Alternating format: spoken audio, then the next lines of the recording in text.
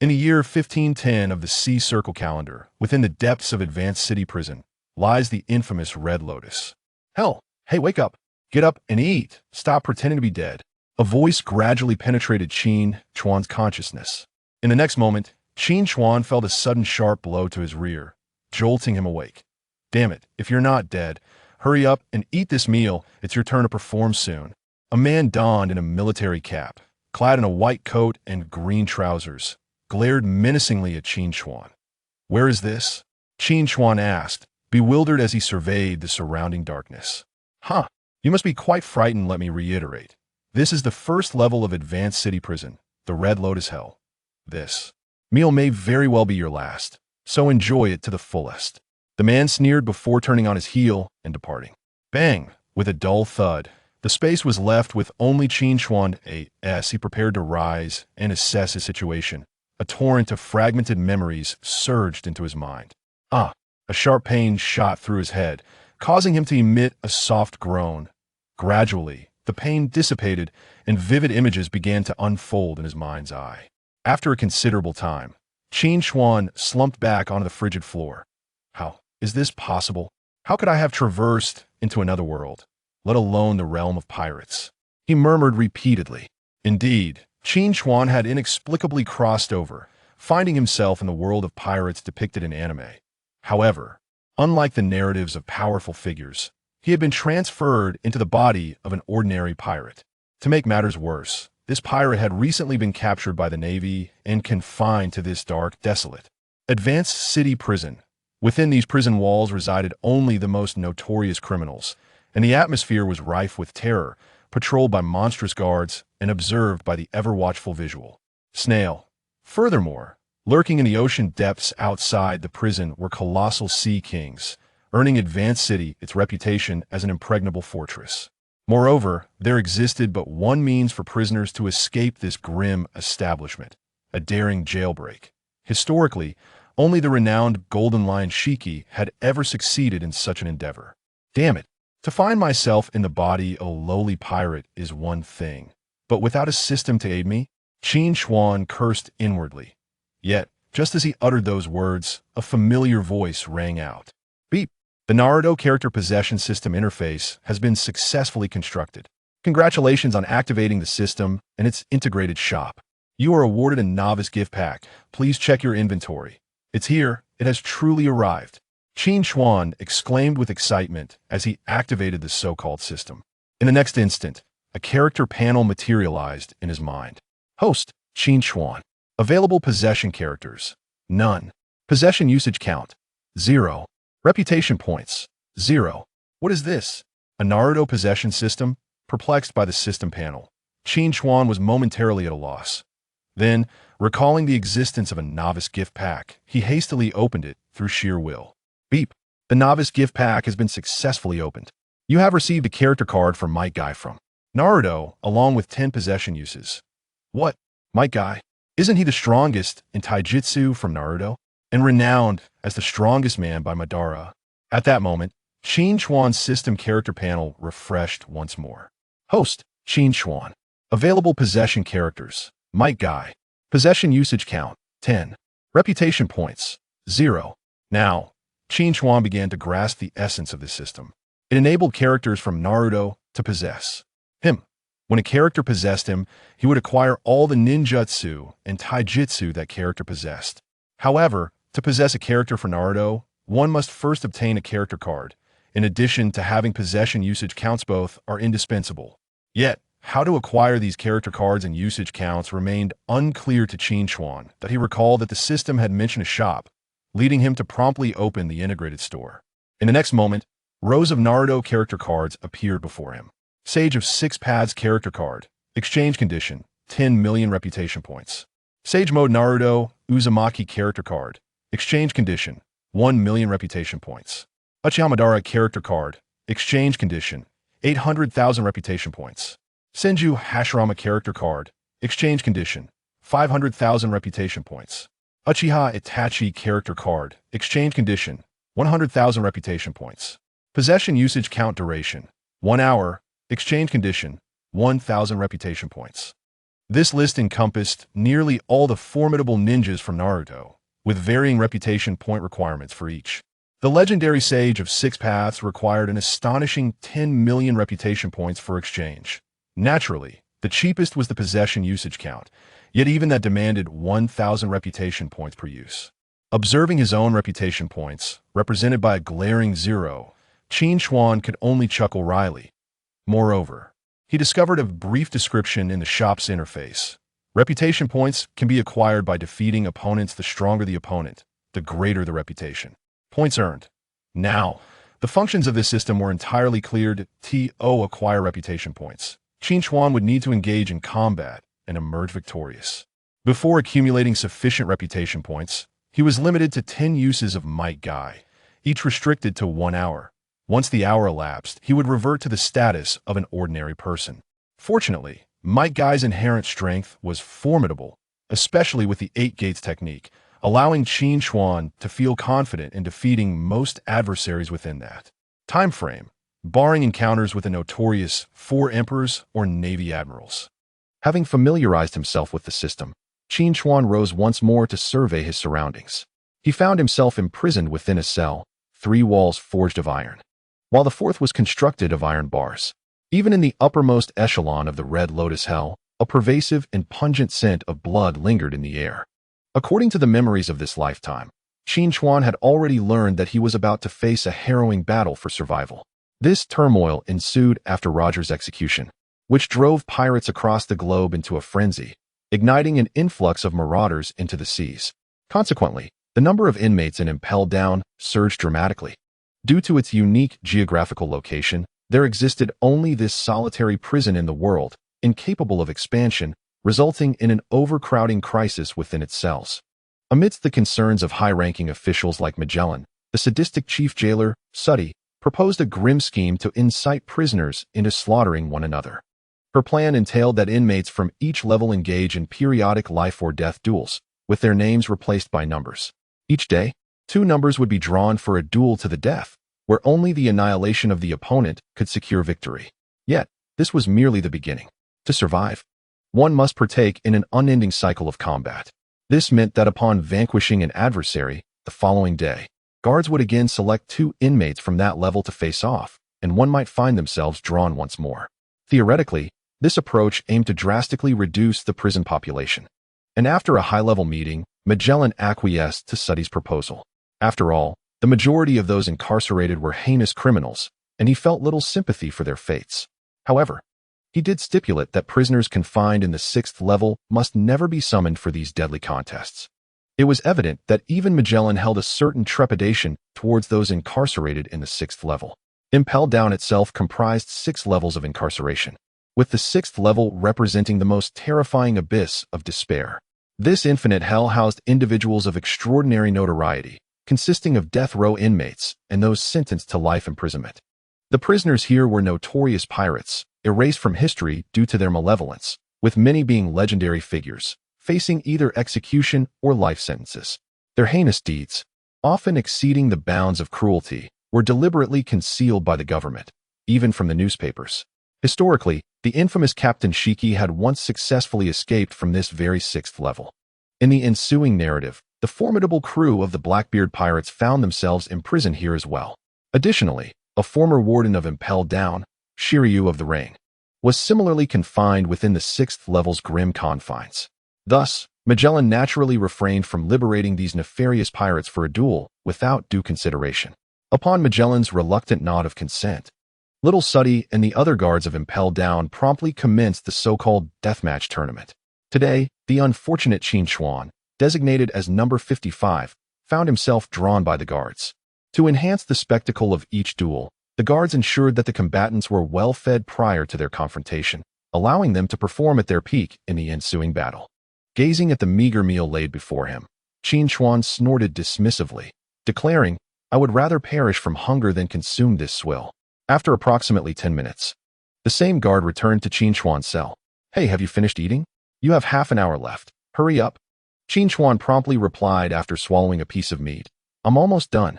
As the half hour elapsed, Qin Chuan finally satiated his hunger. After all, one cannot venture into battle on an empty stomach. When the time arrived, 2 guards approached, unlocking Qin Chuan's cell and escorting him out, shackled with chains on both hands and feet. As he traversed the narrow, frigid stone floor, the clinking of his chains resonated ominously. On either side of the corridor, numerous cells housed prisoners who gathered at the iron bars, watching the day's chosen fighter with morbid glee. "Oh, buddy, you're doomed. Your opponent has set a record for killing 5 in a row, number 38, exclaimed a voice from a nearby cell. "Silence. If you speak again, you'll take his place in the arena," the guard retorted fiercely, silencing the loquacious inmate. Following the warning, the prisoner fell quiet. Yet his gaze upon Qin Chuan resembled that of one surveying a corpse. Clearly, to all present, Qin Chuan was deemed as good as dead. Moments later, Qin Chuan was brought to a makeshift circular arena, centrally located on the prison's first floor. A number of guards had already gathered around the arena, serving as spectators for this life-or-death spectacle. Upon the platform stood several notable figures, including a short man wielding a trident, sporting a diminutive physique and a hat adorned with 2 horns, who fixated intently on Qin Chuan. Recognizing him immediately, Qin Chuan identified this individual as Salutes, the head guard of Impel Down, who also commanded the formidable blue gorilla, Burglar. Burglar was a sentinel within the Grand Prison, tasked with overseeing the first level of hell. Additionally, another figure had already taken position in the arena. Clad in prison garb, this individual exhibited a remarkably robust physique, and a deep, menacing scar etched across his face only heightened his intimidating presence. Upon the first encounter with Qin Chuan, an unmistakable aura of murderous intent emanated from his opponent's gaze. It was no wonder that he had managed to slay 5 individuals. The palpable menace surrounding him was indeed formidable, Qin Chuan mused inwardly. "Advance now." At that moment, a prison guard behind him gave Qin Chuan a shove, prompting him to ascend the arena. As he stepped onto the stage, the surrounding guards erupted into cheers, clearly eager for the impending confrontation. Bet settled. Contestant 38 to kill 55 in 1 minute has odds of 11. In 3 minutes, odds of 13. In 5 minutes, odds of 15, and beyond 5 minutes, odds of 110. As soon as Qin Chuan took his position, a guard began calling out to the others. Following his proclamation, the guards promptly retrieved their berries to place their wagers. "I bet 1,000 berries on contestant 38 to kill 55 in 1 minute. I bet 3,000 berries on contestant 38 to kill 55 in 3 minutes. I bet 5,000 berries on contestant 38 to kill 55 in 5 minutes. Suddenly, an incongruous voice pierced through the air, disrupting the fervor. Instantly, the atmosphere fell into silence as all eyes turned toward Qin Chuan, who stood on the platform with a broad smile. "Kid, are you tired of living?" The opposing contestant, number 38, retorted angrily at Qin Chuan's provocative remarks. "What gives you the right to assume you can kill me? Am I not capable of ending your life? We are here to duel based on our abilities. Are we not?" Qin Chuan replied nonchalantly. "Humph, it seems you possess quite the confidence in yourself, but even with such odds, you lack the funds to gamble." The guard who had established the betting taunted with a sinister grin. "What a pity. I was hoping to earn some money to spend once I leave this prison." Qin Chuan feigned disappointment. This kid must be insane, claiming he will leave here. How absurd. Contestant 55 is quite the jester. What a shame such a humorous individual faces off against contestant 38. The guards chimed in. "I can lend you money. How much do you need?" Suddenly, a deep voice resonated from the second floor. Qin Chuan looked up to see Saradai smiling at him. "Whatever you can lend will suffice. After all, if I lose, I shall simply perish." He laughed. "Good. Do you have odds for 55 to kill 38? Saradai abruptly turned to the guards below. "Yes. The odds for 55 to kill 38 are 1,500, a guard promptly replied. "Very well, place a wager of 10,000 berries for me." Upon Saradai's declaration, the atmosphere erupted with excitement. This marked Saradai's first bet. Until now, he had merely observed the match quietly. Yet this time, he not only placed a bet, but did so in such a peculiar manner. "Humph, kid, I shall tear you apart shortly." The contestant number 38 growled menacingly. Qin Chuan remained silent, immediately accessing his system backpack through sheer will, and selected the character of Might Guy. Ding! The host has successfully utilized the Might Guy character card, with 1 usage remaining. In the next instant, Qin Chuan felt a surge of energy flooding into his body. Simultaneously, A plethora of martial techniques possessed by Might Guy flashed through his mind. Leaf Whirlwind, Leaf Strong Whirlwind, Body Flicker Technique, Dynamic Prelude, and the 8 Gates of Breathing Technique.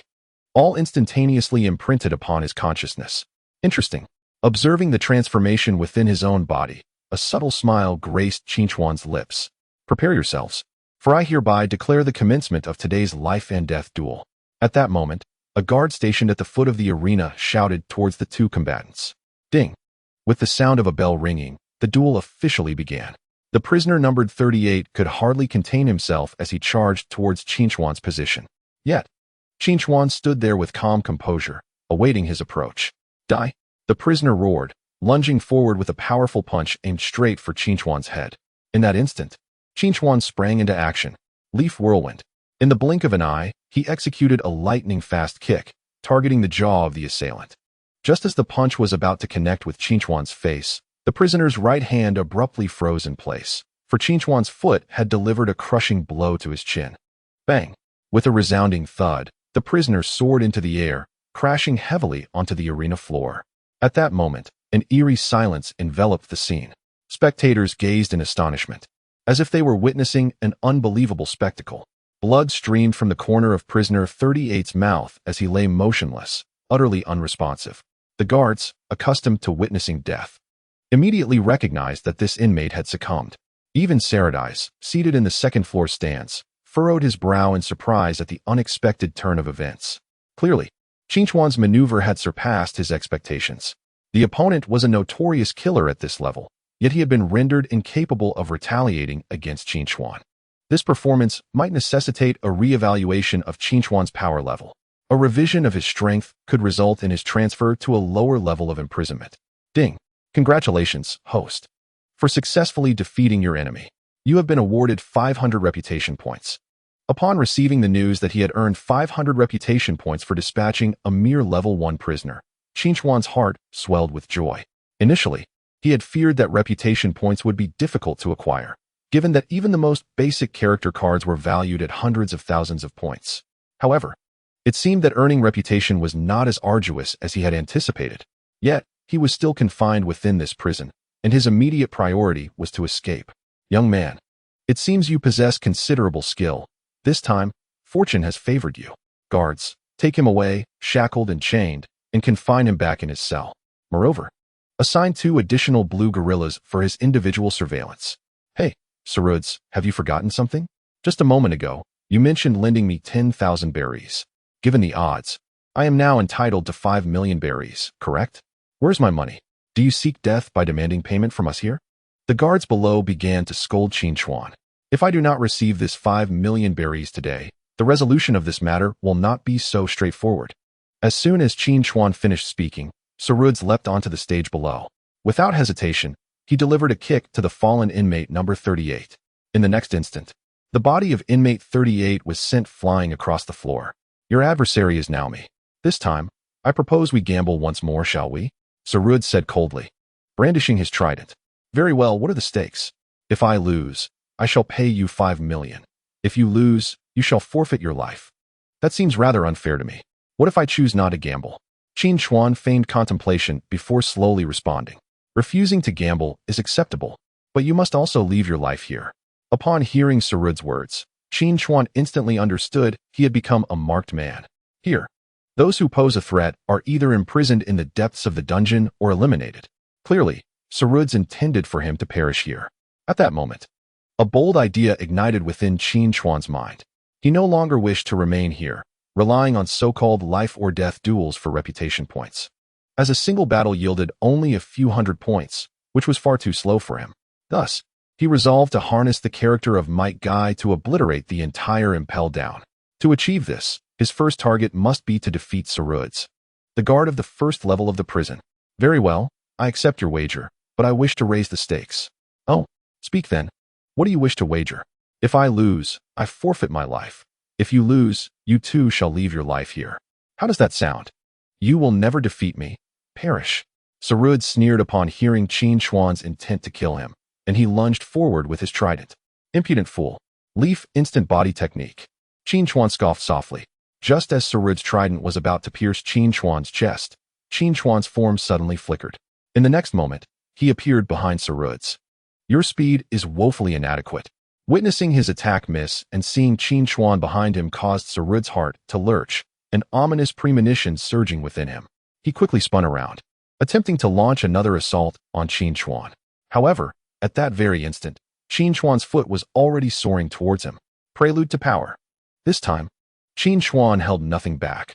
All his strength converged upon his right foot, complemented by an explosive burst of speed. As the kick struck Sarud's, his face contorted in an instant. With a resounding thud, Sarud's was propelled backwards like a kite, hurtling several meters before crashing violently onto the cold floor. At that moment, the inmates in the nearby cells were momentarily stunned upon witnessing Sarud's lying helplessly on the ground. However, in the next instant, a fervent cheer erupted from all the cells. Clearly, every prisoner relished the sight of Sarud's being brutally assaulted. They had long endured his torment within this prison, and now they felt an overwhelming sense of satisfaction. As their leader Sarud's lay defeated, the surrounding guards began to panic. Quick, stop him. Also, hurry and report to Chief Guard Little Suddy. One of the guards exclaimed. All the guards in the advancing city were under Little Suddy's command, while Sarud's had merely overseen the blue guerrillas. However, due to the blue guerrilla simplicity, Sarud's had requested a team from Little Suddy to specifically handle the matter of this life-and-death duel. Thus, instinctively, they sought to inform Little Suddy, who was stationed on the 4th level of the advancing city. Upon witnessing the chaos of fleeing guards, Qin Chuan did not intervene. After all, surveillance phone bugs were ubiquitous throughout the advancing city. These surveillance bugs functioned much like cameras in reality, relaying everything happening in the prison to the monitoring room. Therefore, the scene of Qin Chuan defeating Sarud's had undoubtedly been transmitted throughout the entire prison. Additionally, if he intended to obliterate the advancing city, he would need to gradually defeat all the guards starting from the top level. Thus, it would be more prudent to wait for them to come to him. Just then, the system's voice echoed once more. Ding! Congratulations to the host for successfully defeating the enemy. You have earned a total of 5,000 prestige points as a reward. After vanquishing Sarud's, Qin Chuan astonishingly received a reward of 5,000 prestige points in one go. If he were to eliminate the warden of the advancing city, Magellan, wouldn't that yield tens of thousands of prestige points? Within a mere 10 minutes, Qin Chuan had accumulated 5,500 prestige points, a result he had not anticipated. At this moment, the guards who had rushed in were already lined up, aiming their weapons directly at Qin Chuan. Fire! One of the guards shouted. Bang! Bang! Bang! In the next instant, a flurry of bullets shot towards Qin Chuan. How dare such trivial skills attempt to challenge me? Great might heavenly dragon. Apologies, I misspoke. Let me try again. How dare such trivial skills attempt to challenge me? Leaf instant body technique. This time, Qin Chuan skillfully utilized his high-speed body technique to evade the barrage of bullets flawlessly. Subsequently, he lunged forward, directly confronting the frontline soldiers. At this moment, Qin Chuan had not only inherited all of Might Guy's martial arts, but also fully embodied Guy's physical attributes, endowing him with agility and formidable offensive capabilities. Bang! Bang! Bang! After the resounding clash of fists, the guards at the scene lay sprawled across the ground. Simultaneously, the prisoners within the cells erupted in exhilaration upon witnessing this. Brothers, quickly save us. Let us fight our way out together. A voice rang out from an unknown cell. Upon hearing this, the atmosphere grew even more fervent. Countless inmates began to pound on the iron bars of their cells, the cacophony echoing throughout the entire 1st level of the Red Lotus Hell. Qin Chuan glanced at the surveillance camera on the wall, a slight smile gracing his lips as he declared, "Since you have all spoken, let the revelry commence." With that, Qin Chuan delivered a powerful kick to one of the cell doors. With a resounding crash, the steel door was flung open. Instantly, the prisoners surged forth, eager to seize the keys hanging from the fallen guards. Within mere minutes, every cell on that level had been unlocked. Meanwhile, the guards in the monitoring room, upon witnessing the chaos, rushed to report to the warden's office on the 4th floor. Once freed, the prisoners gathered around Qin Chuan, acutely aware that their collective strength alone could not facilitate their escape. This man before them was their only glimmer of hope. Brothers, if we do not eliminate those advancing into the city below, we shall never escape. Are you willing to fight alongside me? Qin Chuan called out from the makeshift arena. We are willing. Let us slay them. The prisoners shouted excitedly in response. They had been suppressed for far too long, seeing no glimmer of hope in this advancing city. Rather than suffer torment here, they chose to rise in rebellion. In the next moment, at Qin Chuan's command, they began to sprint towards the second underground level. This level, known as the Beast Hell, housed various ferocious creatures, including snake chickens, man-faced lions, and venomous scorpions. Dominating this level was one of the guard beasts, the Sphinx. This creature resembled a lion, yet its face was grotesque, evoking a sense of unease. When Qin Chuan and his entourage reached the second underground level, the Sphinx was lazily sprawled, indulging in a nap. Let us dismantle these guard beasts.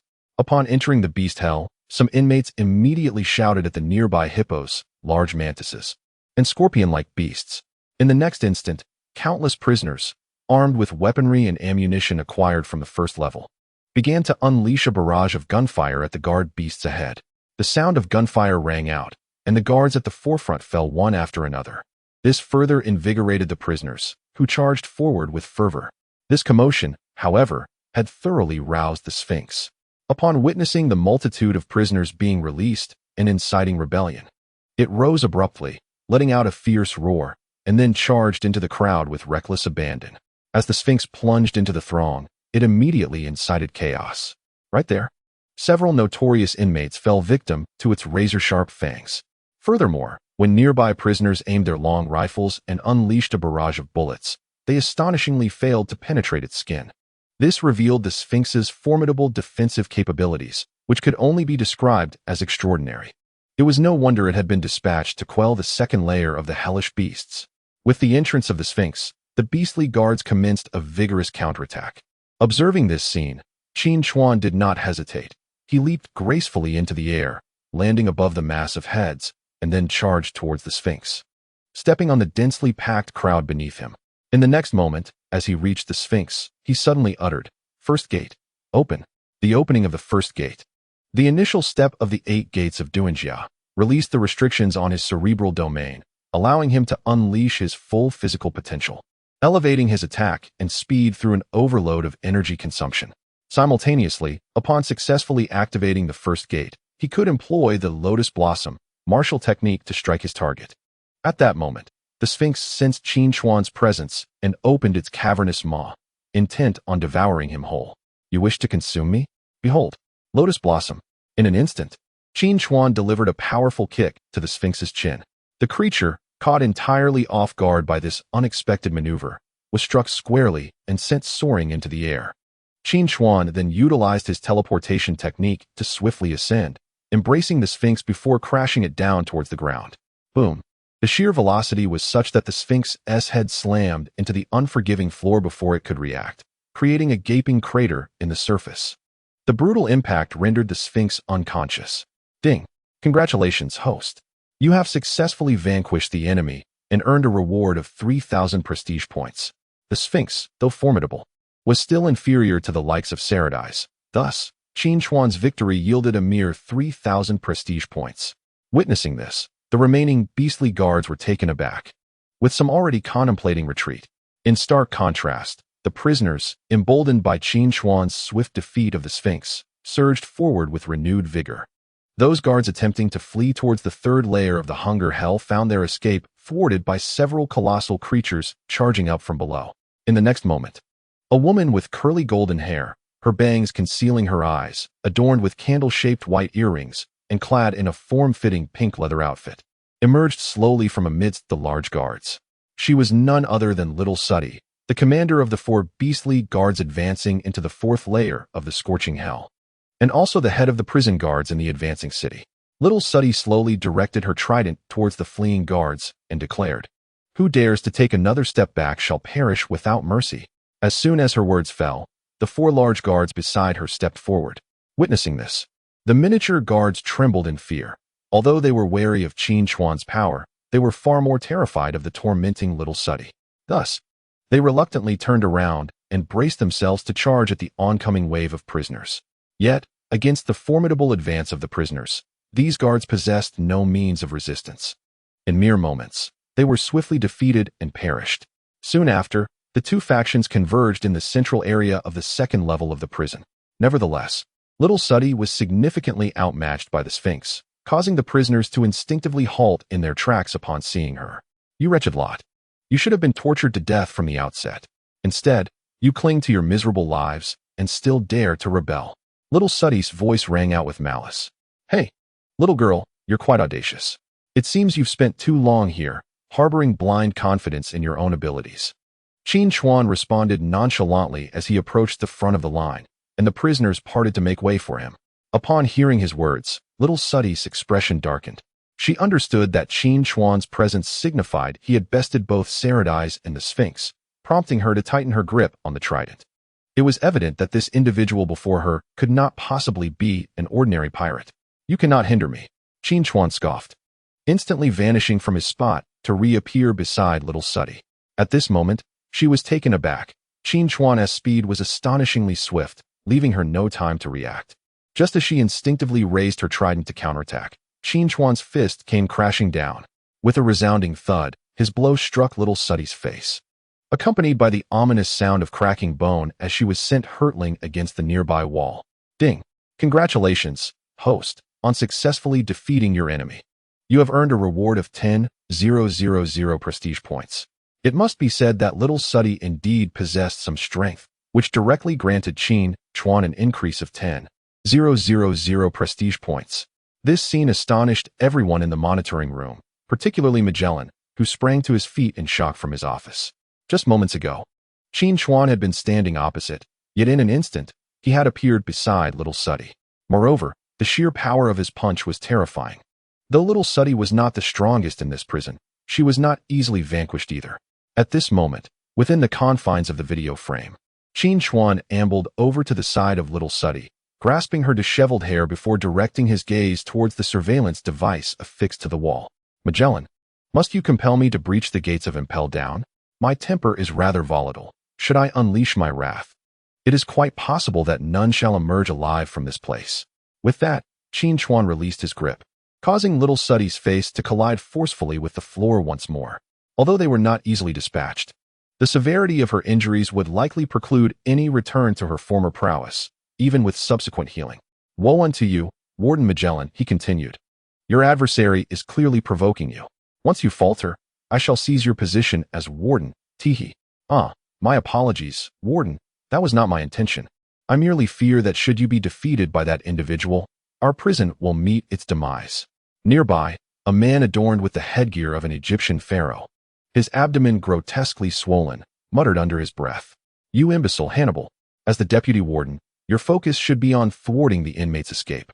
If we fall, the world government will not hesitate to hold you accountable. Hannibal retorted quietly, but you are the warden. I am merely a deputy, so responsibility does not fall upon me. Hannibal, a man of grand ambitions, harbored the desire to usurp Magellan as the warden of the deep-sea prison, and thus he habitually sought to shift the blame onto Magellan whenever trouble arose. Even in the face of Qin Chuan's conquest over several high-ranking prison officials, Hannibal maintained an air of indifference. I command you to lead a substantial force down to the 3rd subterranean level to intercept them. Otherwise, I shall consider your inaction insubordination. Magellan bellowed in fury. Ordinarily, he would not bother to engage in petty disputes with Hannibal, but given the imminent threat of annihilation facing Impel Down, his rage was palpable.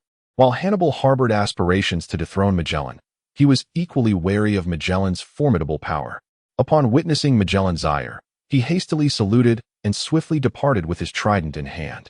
Following Hannibal's exit, a slender woman approached with an air of elegance. She donned reddish-brown sunglasses, a hat tilted to obscure her right eye, and possessed long, wavy golden hair.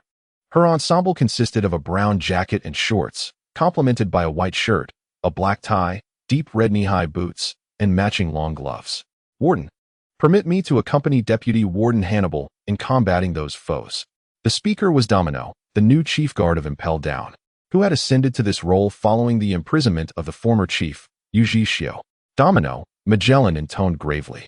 I am entrusting you with a formidable task, one that may determine the very fate of Impel Down. Therefore, you must proceed with utmost caution. What task? She inquired, perplexed. Upon descending to the 6th level, I fixed my gaze intently upon the surveillance feed from the 4th level. Should I be vanquished, I implore you to release the imprisoned Shiru from the 6th level immediately. What? Release him? Warden, this matter is of utmost gravity. The Shiru they speak of is the former chief guard of Impel Down, whose prowess rivals that of Magellan himself. Impel Down has earned its formidable reputation largely due to these two aces. However, due to his penchant for bloodshed, he has often indiscriminately executed prisoners, leading to his death sentence being commuted to life imprisonment at the depths of the notorious prison. The prospect of Magellan releasing Shiru leaves Domino in a state of uncertainty. Regardless of the circumstances, he is one of our own. And considering that his victims were primarily criminals, I believe he will make the most judicious choice at this critical juncture. Moreover, should he indeed achieve great merit in this battle, I shall draft a report to the world government, advocating for his pardon. Magellan spoke solemnly. Warden, is he truly as terrifying as they say? I am uncertain, but I shall exert every effort to thwart him.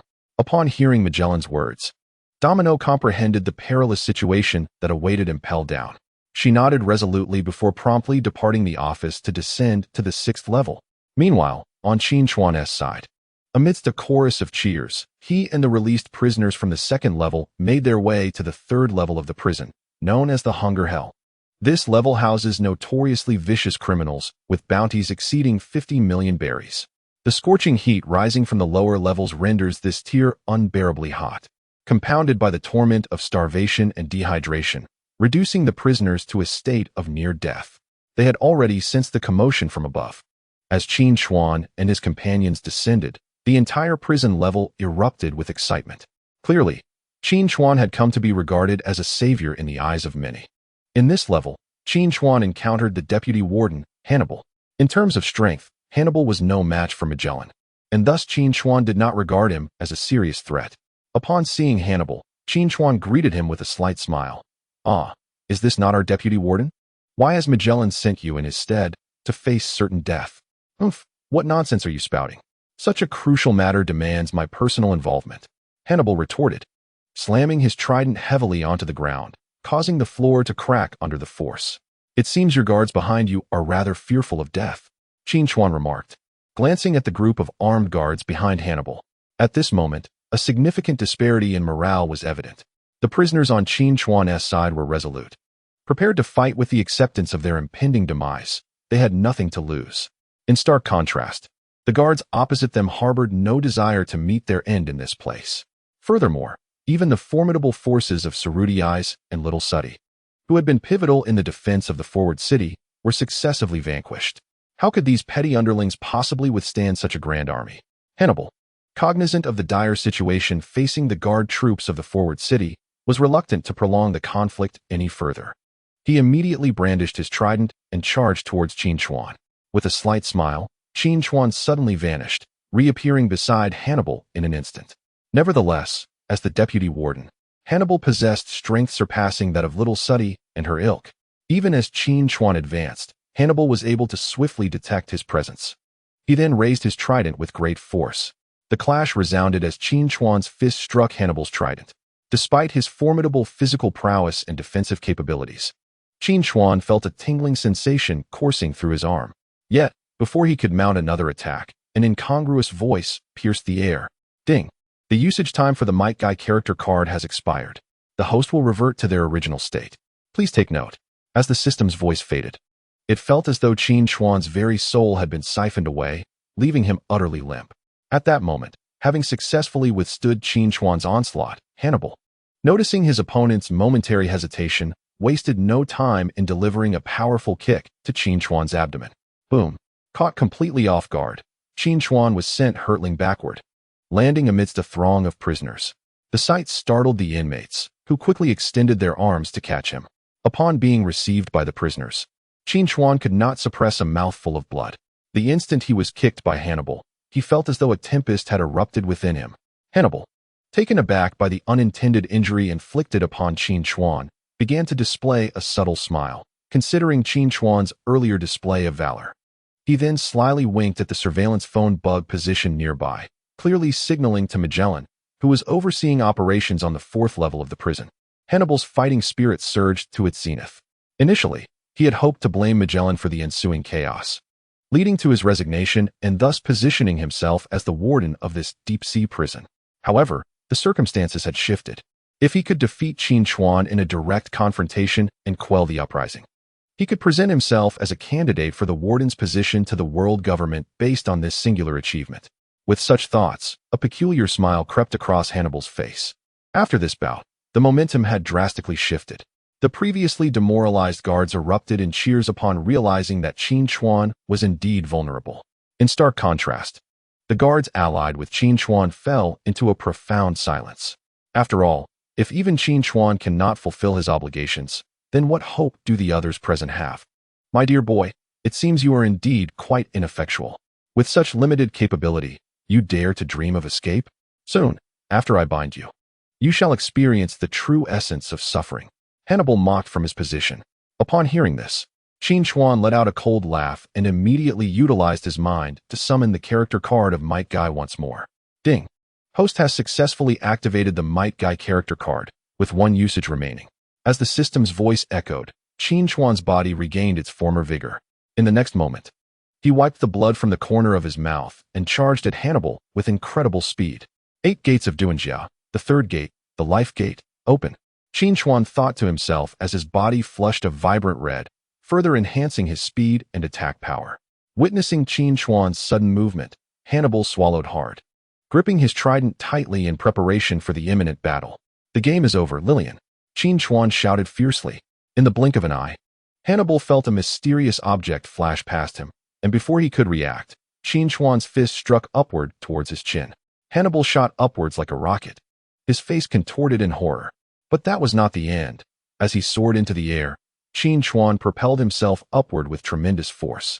Upon reaching Hannibal's side, he raised his right foot and delivered a crushing kick downward. Boom! Hannibal was sent crashing into the ground by this rapid strike. The entire floor cracked and splintered outward from where Hannibal had landed. Ding! Congratulations, host, on your victory over the enemy. You have earned a reward of 15,000 prestige points. With the system's announcement, Qin Chuan knew that Hannibal could no longer rise. Observing this scene from the surveillance feed, Magellan sighed, then stood up to adjust his black suit before exiting the office. Following the successful defeat of Hannibal, the guards of the third-tier prison were thrown into chaos. Numerous guards were brutally beaten to death by the desperate inmates. Likewise, the corridor was littered with the bodies of countless prisoners. Everyone surged forward as if invigorated, racing towards the fourth tier of the prison. The fourth tier was the most crucial level of the entire deep-sea prison, housing not only Magellan's office, but also the kitchen and granary, with an overall oppressive heat. In the center of the fourth tier lay a massive blood pool, resembling a gigantic iron cauldron, filled with boiling flames. However, upon reaching the entrance to the fourth tier, Qin Chuan was taken aback to find countless prisoners sprawled lifelessly on the ground. Simultaneously, the air in this hellish fourth tier was thick with a dense, deep purple gas. Realizing the gravity of the situation, Qin Chuan hurriedly retreated back to the third tier. It is evident that this is a manifestation of the powers bestowed by Magellan's paramecia-type poison devil fruit. This extraordinary fruit enables Magellan to generate a deep purple venom from any part of his body, including sweat, saliva, breath, and even sighs, all of which are toxic gas. The potent venom can paralyze the nervous systems of living beings, inflict excruciating pain, induce hallucinations, and even result in death. Its strength is sufficient to dissolve stone with a single strike. Those afflicted by the poison require Magellan's antidote for salvation. However, there is a drawback. Frequent use of his abilities results in a perpetual state of diarrhea. This is one of the key reasons why Magellan can maintain order in the depths of the great prison and subdue the notorious pirates of legend. Haha, young man. No matter how formidable your attacks may be, it is impossible to counter my toxic assaults. Magellan boisterously laughed upon seeing the panicked Qin Chuan fleeing from the fourth hell. Meanwhile, Qin Chuan was not idle in the third hell. He promptly accessed the system shop to search for options. The formidable nature of Magellan's abilities largely stems from his unremitting poison, so if Qin Chuan hopes to defeat him, he must first select a character capable of resisting toxic attacks. Clearly, Might Guy would no longer suffice for his needs. Initially, Qin Chuan thought of the semi-divine figure, the pufferfish Hanzo. Hanzo possesses the ability to release toxic gas merely through his breath, hence he wears a breathing apparatus to prevent poisoning others. Yet, considering that Magellan's poison can infiltrate the body through mere contact, Even Hanzo would be unable to withstand such toxic onslaught. At that moment, Qin Chuan heard the unmistakable sound of footsteps ascending from the fourth hell to the third hell. Clearly, only one person could return alive to the third hell. Qin Chuan felt a wave of anxiety, but in the next instant, his eyes lit up with excitement. For he discovered a new character within the system shop. It was none other than Scorpion, a member of the Akatsuki, who possesses the art of puppetry. While nearly all characters could potentially be compromised by poisonous gas, puppets would remain unaffected, even if the gas were to invade them. However, upon noticing the exchange condition of 50,000 reputation points, Qin Chuan inwardly cursed, rogue traitor. Although he could not successfully acquire Scorpion, this sparked an idea in Qin Chuan's mind, as there are numerous ninjas in the Naruto universe adept at creating puppets. At that moment, another puppeteer came into view for Qin Chuan.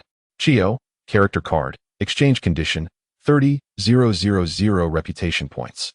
Perhaps due to her advanced age, Chio's exchange requirement was significantly lower than Scorpion's.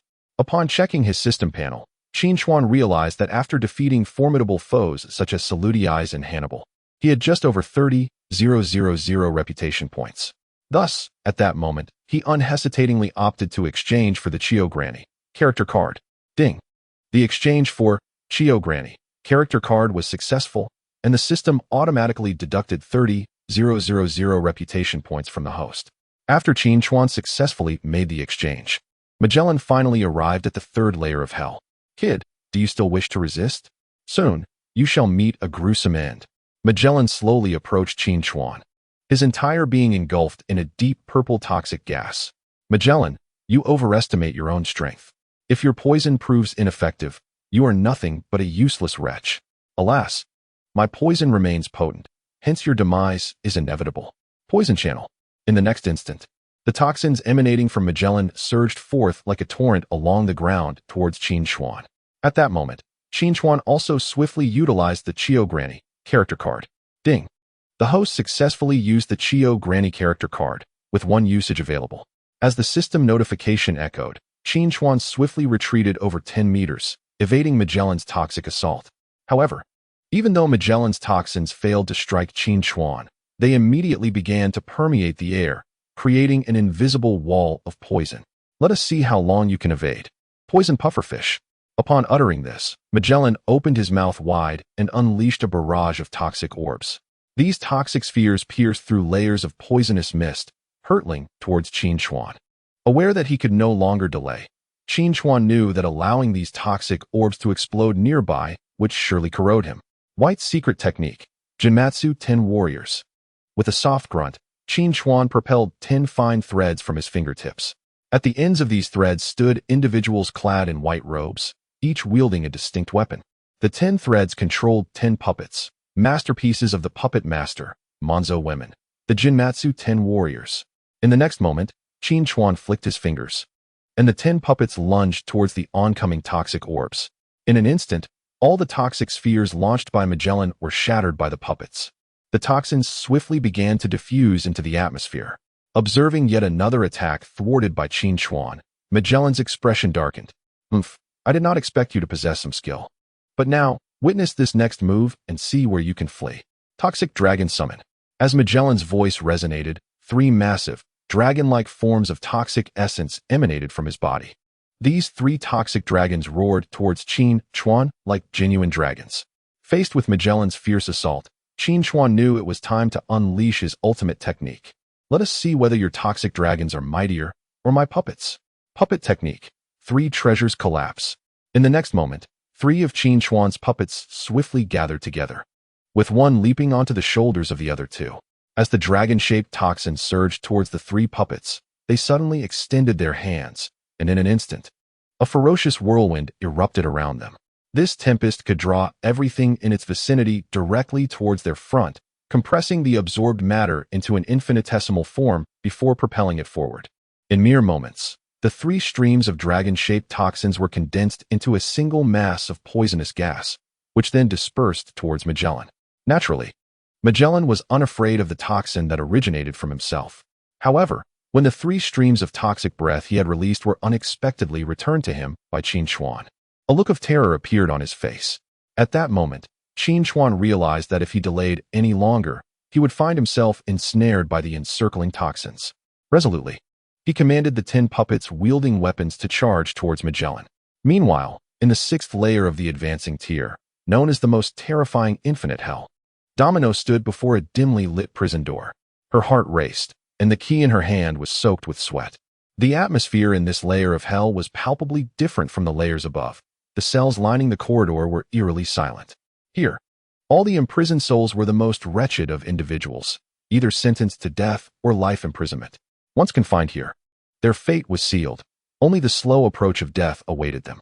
Due to the heinous deeds committed by the inmates in this layer, events of extreme cruelty had been concealed by the government, even suppressed in the newspapers. Thus, it was no surprise that even someone of Domino's stature felt immense pressure standing here. Domino, has something extraordinary emerged above? A familiar voice echoed from the depths of the cell. Yuzixiu, we need you now. Domino spoke gravely after a moment of hesitation. Her tone bore the weight of the fierce battle raging above. Yet her curiosity piqued at the nature of the individual who could pose a threat to the esteemed Warden Magellan. An ordinary inmate in the Crimson Lotus Hell, employing some unknown trick, had managed to defeat Saradise, the cell captain, Sphinx, the guard captain Sati, and even Hannibal, the deputy warden. If all went as expected, Warden Magellan was currently fending off this assault in the 4th layer of hell. How fascinating it was to think that in her lifetime, she would witness someone capable of escaping from this place. At that moment, a sharp female voice pierced the air from a neighboring cell. If Qin Chuan were present, he would see a woman adorned with heavy makeup, dressed in eccentric attire, and possessing a prominent nose. Katerin, you'll never escape alive. Domino retorted vehemently upon hearing the voice. You should be more concerned for yourself. Soon, they will come for you. Katerin replied with an eerie calmness.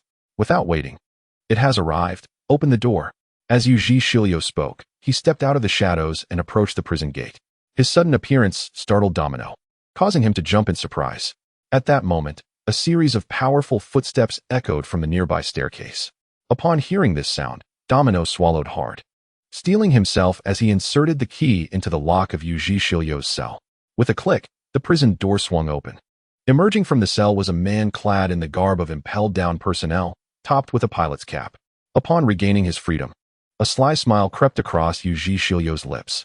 That fellow possesses formidable strength. Please be cautious. Domino attempted to caution, but before he could finish, Yuji Shilio swiftly reached out, seizing him by the throat in the blink of an eye. You, let go. Domino was utterly unprepared for such an assault, finding himself unable to utter a word as he was choked. Spare me the chatter. Hand over my Raijin. Yuji Shilio snorted coldly, snatching the dagger from Domino's grasp. This dagger was none other than Raijin, the famed blade that had accompanied him on his journey. Hey, why are we fighting among ourselves? Just then, Qin Chuan appeared in their line of sight. Noticing Qin Chuan's approach, Yuji Shilio abruptly hurled Domino backward. Kid, I've heard you're quite strong, having even bested Magellan. Mediocre. Really, I'm mainly here to take you all down and then depart. Qin Chuan replied nonchalantly. Ha. While Magellan is indeed powerful, once you nullify his toxins, he becomes utterly ineffective. But I am different. My blade is no trifling matter. A moment's inattention could lead to your demise. Indeed a troublesome situation. But it matters little, for my fists are sturdier than your blade. With that, Qin Chuan immediately exchanged for the Might Guy character card through his system. Ding. Host successfully used Might Guy character card. Possession count 1. Once again enveloping himself in the essence of Might Guy, Qin Chuan felt a surge of vitality coursing through him. The strength of Yuji Shilio was not something an ordinary puppet could contend with, even with 10 puppets at his disposal. Qin Chuan believed that neither they nor their weapons could withstand the lethal prowess of Yuji Shilio. Thus, he resolved to revert to Might Guy and confront Yuji Shilio's swordsmanship with his own physical combat skills. Come, let me witness the extent of your strength. With that, Yuji Shilio brandished Raijin and lunged towards Qin Chuan. 8 gates of Duanjia. Opening of the view gate. Qin Chuan shouted. At that moment, green energy radiated from Might Guy, flooding every inch of his being, rendering him remarkably agile. As this transpired, Yuji Shilio had already closed the distance to Qin Chuan. Die? Yuji Shilio scoffed, and with that, he swung Raijin down at Qin Chuan with blinding speed. The blade, infused with an overwhelming aura of lethality, seemed poised to cleave the very air in twain. At that moment, Qin Chuan sprang into action. He darted aside with a sudden movement. Witnessing the tempestuous blade of thunder slicing horizontally from the edge of his sleeve, the flash of the strike illuminated the entire dungeon, momentarily casting a brilliant light that rendered the abyss itself radiant. The razor's edge was but a mere centimeter away from him, threatening to sever him in two. Concurrently, as the thunderous strike descended, a profound fissure manifested in the floor, with the tiles on either side being violently displaced by the force of the blade. Upon seeing the scar left on the ground, Qin Chuan was immediately drenched in cold sweat. Even though he had already unlocked the sixth gate of the 8 gates of Duanjia, his speed still fell short of matching the opponent's swordsmanship. Meanwhile, the enigmatic Yuji Shilio was equally taken aback. Typically, if two combatants engage from a considerable distance, it would not be surprising for one to evade the other's strike. However, having closed the distance and found himself so close to Qin Chuan, managing to evade the attack unscathed was an unprecedented occurrence in his life. Yet, before he could ponder this anomaly, Qin Chuan's assault was upon him. Peacock Strike. This was a technique unleashed upon opening the 6th gate of the 8 gates of Duanjia, designed to rapidly enhance physical capabilities and unleash a torrent of fists upon the adversary. In the next instant, countless fists surged from all directions toward the near-proximate Yuji Shilio. The velocity of the punches was so astonishing that Qin Chuan's fists ignited through friction with the air, creating flames that radiated brightness akin to the dawn. The fiery display cascaded down like the resplendent feathers of a peacock's tail, hence the name Peacock Strike. Conversely, Yuji Shilio, still grappling with the situation, found himself bombarded by a relentless barrage of blows. The thunderous impacts reverberated through the air. Within mere seconds, he was compelled to retreat over 10 steps, unable to withstand the onslaught of Qin Chuan's fists. His black prison garb, specifically designed for personnel of the Impel Down, was now marred with several gaping holes, and his face bore the marks of soot and ash, rendering him a pitiful sight. Haha, Yuji Shilio. You truly are ineffective. Who would have thought that the illustrious trump cards of Impel Down would fall today to a mere inmate from the infernal prison? This will undoubtedly be the source of great amusement when it spreads. At this juncture, a man donned in a grotesque hat, with a large sausage-like nose and perpetually inebriated demeanor, leaned against the prison bars, leisurely mocking him. Baskerchote, your incessant prattling is unbearable. Yuji Shilio, already infuriated by his passive position in this, his first battle after release, was further provoked by the taunts of this incarcerated spectator. His expression darkened as he abruptly raised the thunderous blade, aiming a fierce strike at Baskerchote, who was unprepared for such an assault and, hindered by the special C-prism stone handcuffs, found himself unable to react swiftly. In the next instant, the blade of Rain's Hiryu swiftly struck his arm. A pained wail echoed through the entirety of the 6th layer of infinite hell. How dare you touch me, Rain's Hiryu? Bellowed Baskerchote in furious outrage. You worthless fool. If I were not confined within this prison, eliminating scum like you would be a trivial task. Release me, and I shall crush you into a pulp with a mere hand. Hey, what are you two shouting about? I'm still here. So, you are Baskerchote, right? I've heard you had quite the reputation. However, given the current circumstances, perhaps you ought to attend to your bleeding arm first. Once I deal with Rain's Hiryu, I shall come to have a word with you. Do try to hold on. I would hate for you to bleed out. As the two exchanged barbs, Qin Chuan's voice resonated through the air. At this moment, it dawned upon Rain's Hiryu that his most formidable adversary was indeed Qin Chuan, prompting him to pivot once more. Get out of my way. Wave. Rain's Hiryu brandished his weapon, Thunderstorm, and then struck downwards with great force. In the next heartbeat, a wave of azure energy shot across the floor, hurtling towards Qin Chuan, who stood a short distance away. 8 gates of Duanjia. The Shock Gate. The Shock Gate is the final of the 8 gates, representing the 7th portal. As Qin Chuan uttered this phrase, his body began to emit a blue vapor, generated by the perspiration evaporating from his skin. In this moment, his speed approached the very limits of human capability. To Qin Chuan, the rapidly approaching azure wave appeared as nothing more than a gentle ripple. With a subtle sidestep, he effortlessly evaded Rain's Hiryu's assault. The force of the attack crashed into a towering wall behind Qin Chuan, creating a massive fissure upon impact. Now it is my turn, Rain's Hiryu. The game is over. Day Tiger. Qin Chuan roared to the heavens, the blue vapor rising swiftly around him. In the next instant, he compressed the surrounding air at an astonishing rate, then released it in one breath, forming an air cannon shaped like a tiger. In the mere blink of an eye, this tiger-shaped air cannon materialized before Rain's Hiryu. Within the span of a single breath, Qin Chuan's fist struck Rain's Hiryu squarely in the face. The impact sent Rain's Hiryu flying like a kite cut from its string. The shockwave from the air cannon exploded outward, forcing even the distant Domino to stagger back several steps. As she regained her footing, blood trickled from the corner of her mouth. The sheer force of a single shockwave had inflicted injury upon her, underscoring the terrifying prowess of Qin Chuan. Following this powerful strike, Qin Chuan promptly received 2 system notifications. Ding. Congratulations, host, for successfully defeating the enemy. You have earned a total of 40,000 prestige points. Ding. Congratulations, host, for successfully defeating the enemy. You have earned an additional 30,000 prestige points. In an instant, 2 notifications heralding victory over foes emerged, leaving Qin Chuan utterly bewildered. Could it be a buy-one-get-one free offer? Clearly, one of these system notifications pertained to Yuji Shilio, yet the other, based on the reward scale, could not possibly involve Domino. Just moments ago, after vanquishing Magellan, he had accrued 50,000 prestige points, and now, receiving an additional 70,000 points in one fell swoop. Qin Chuan had transformed into a millionaire overnight. Given the hierarchy of power, Domino's strength could not possibly rival that of Hannibal. Thus, this system message must be unrelated to Domino. However, as Qin Chuan pondered this perplexity, a pool of fresh blood suddenly seeped from a nearby cell. A swift glance revealed that the source of this blood was Busker Choate, who had just lost an arm to Yuji Shilio. Busker Choate lay sprawled within his confinement, his wide eyes reflecting immense disbelief and resentment. He had never envisioned that his illustrious life would culminate in such a grim manner. After Yuji Shilio severed his arm, his condition had rapidly deteriorated. Later, when struck by the shockwave from Qin Chuan's Day Tiger strike, his internal organs were instantly shattered, leading to his untimely demise.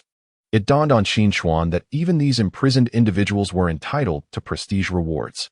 With so many renowned pirates confined on the 6th level, it appeared that a bountiful harvest awaited him today. His heart swelled with joy. Yet, he understood the grave implications of the 8 gates of Duanjia. Theoretically, activating the 8th gate would guarantee no chance of survival, unless one possessed a protagonist's aura. Thus, Qin Chuan dared to open only up to the 7th gate. Even so, upon releasing the state, any slight touch would inflict excruciating pain, posing significant risk to his life. Seizing the moment before the shock gate closed, Qin Chuan approached Domino. Meanwhile, the pirates who had been rattled by a shockwave began to shout. They had witnessed and felt Qin Chuan's formidable strength, and it was evident that he was the sole man capable of leading them out of Impel Down. Years prior, if the Golden Lion Shiki could escape, then surely they too could find freedom. Consequently, the renowned pirates around him began to call out to Qin Chuan. I am Abelo Pizarro. Save me, and I shall become your strongest crew member. A man clad in a long, white and deep brown fur coat, adorned with a light purple necklace and possessing cat-like eyes, earnestly banged on the cell door. Qin Chuan recognized him as the individual who had been rescued by Blackbeard and subsequently joined his crew, possessing strength comparable to the recently deceased Busker Choate. Approaching Domino, Qin Chuan noticed her tense demeanor, beads of sweat trickling down her forehead beneath her hat. It was clear she could not withstand Qin Chuan at this moment. Bring me the keys, he demanded.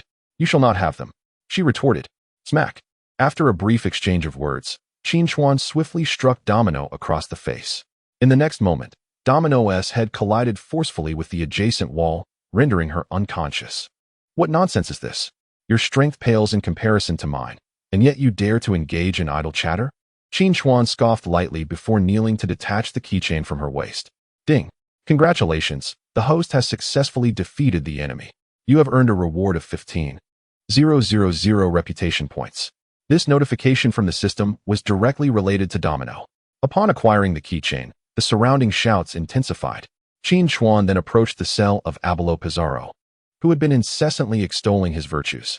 With a decisive click, the cell door swung open. Seeing Qin Chuan, Abelo Pizarro's eyes glowed with fervor as if he had encountered a savior. Buddy, let me out, and I shall assist you in obtaining the legendary treasure. Apologies, my friend, but rather than having you accompany me, I am far more interested in the reputation points you possess. What reputation points? I have nothing of the sort. Search me if you do not believe. Abelo Pizarro exclaimed, utterly bewildered. You did not possess any before, but now you do. Qin Chuan's words were barely uttered when anguished groans echoed from Abelo Pizarro's cell. Moments later, Qin Chuan emerged from the prison. Ding! Congratulations. The host has successfully defeated the enemy. You have earned a reward of 30,000 reputation points. Initially, the inmates of the 6th level of the Infinite Hell were filled with jealousy and excitement. But after Qin Chuan's sudden actions, the atmosphere abruptly fell into an oppressive silence. The entire prison corridor became so quiet that one could distinctly hear the sound of breathing. In the next moment, Qin Chuan approached Catherine, who had been vociferously protesting moments earlier.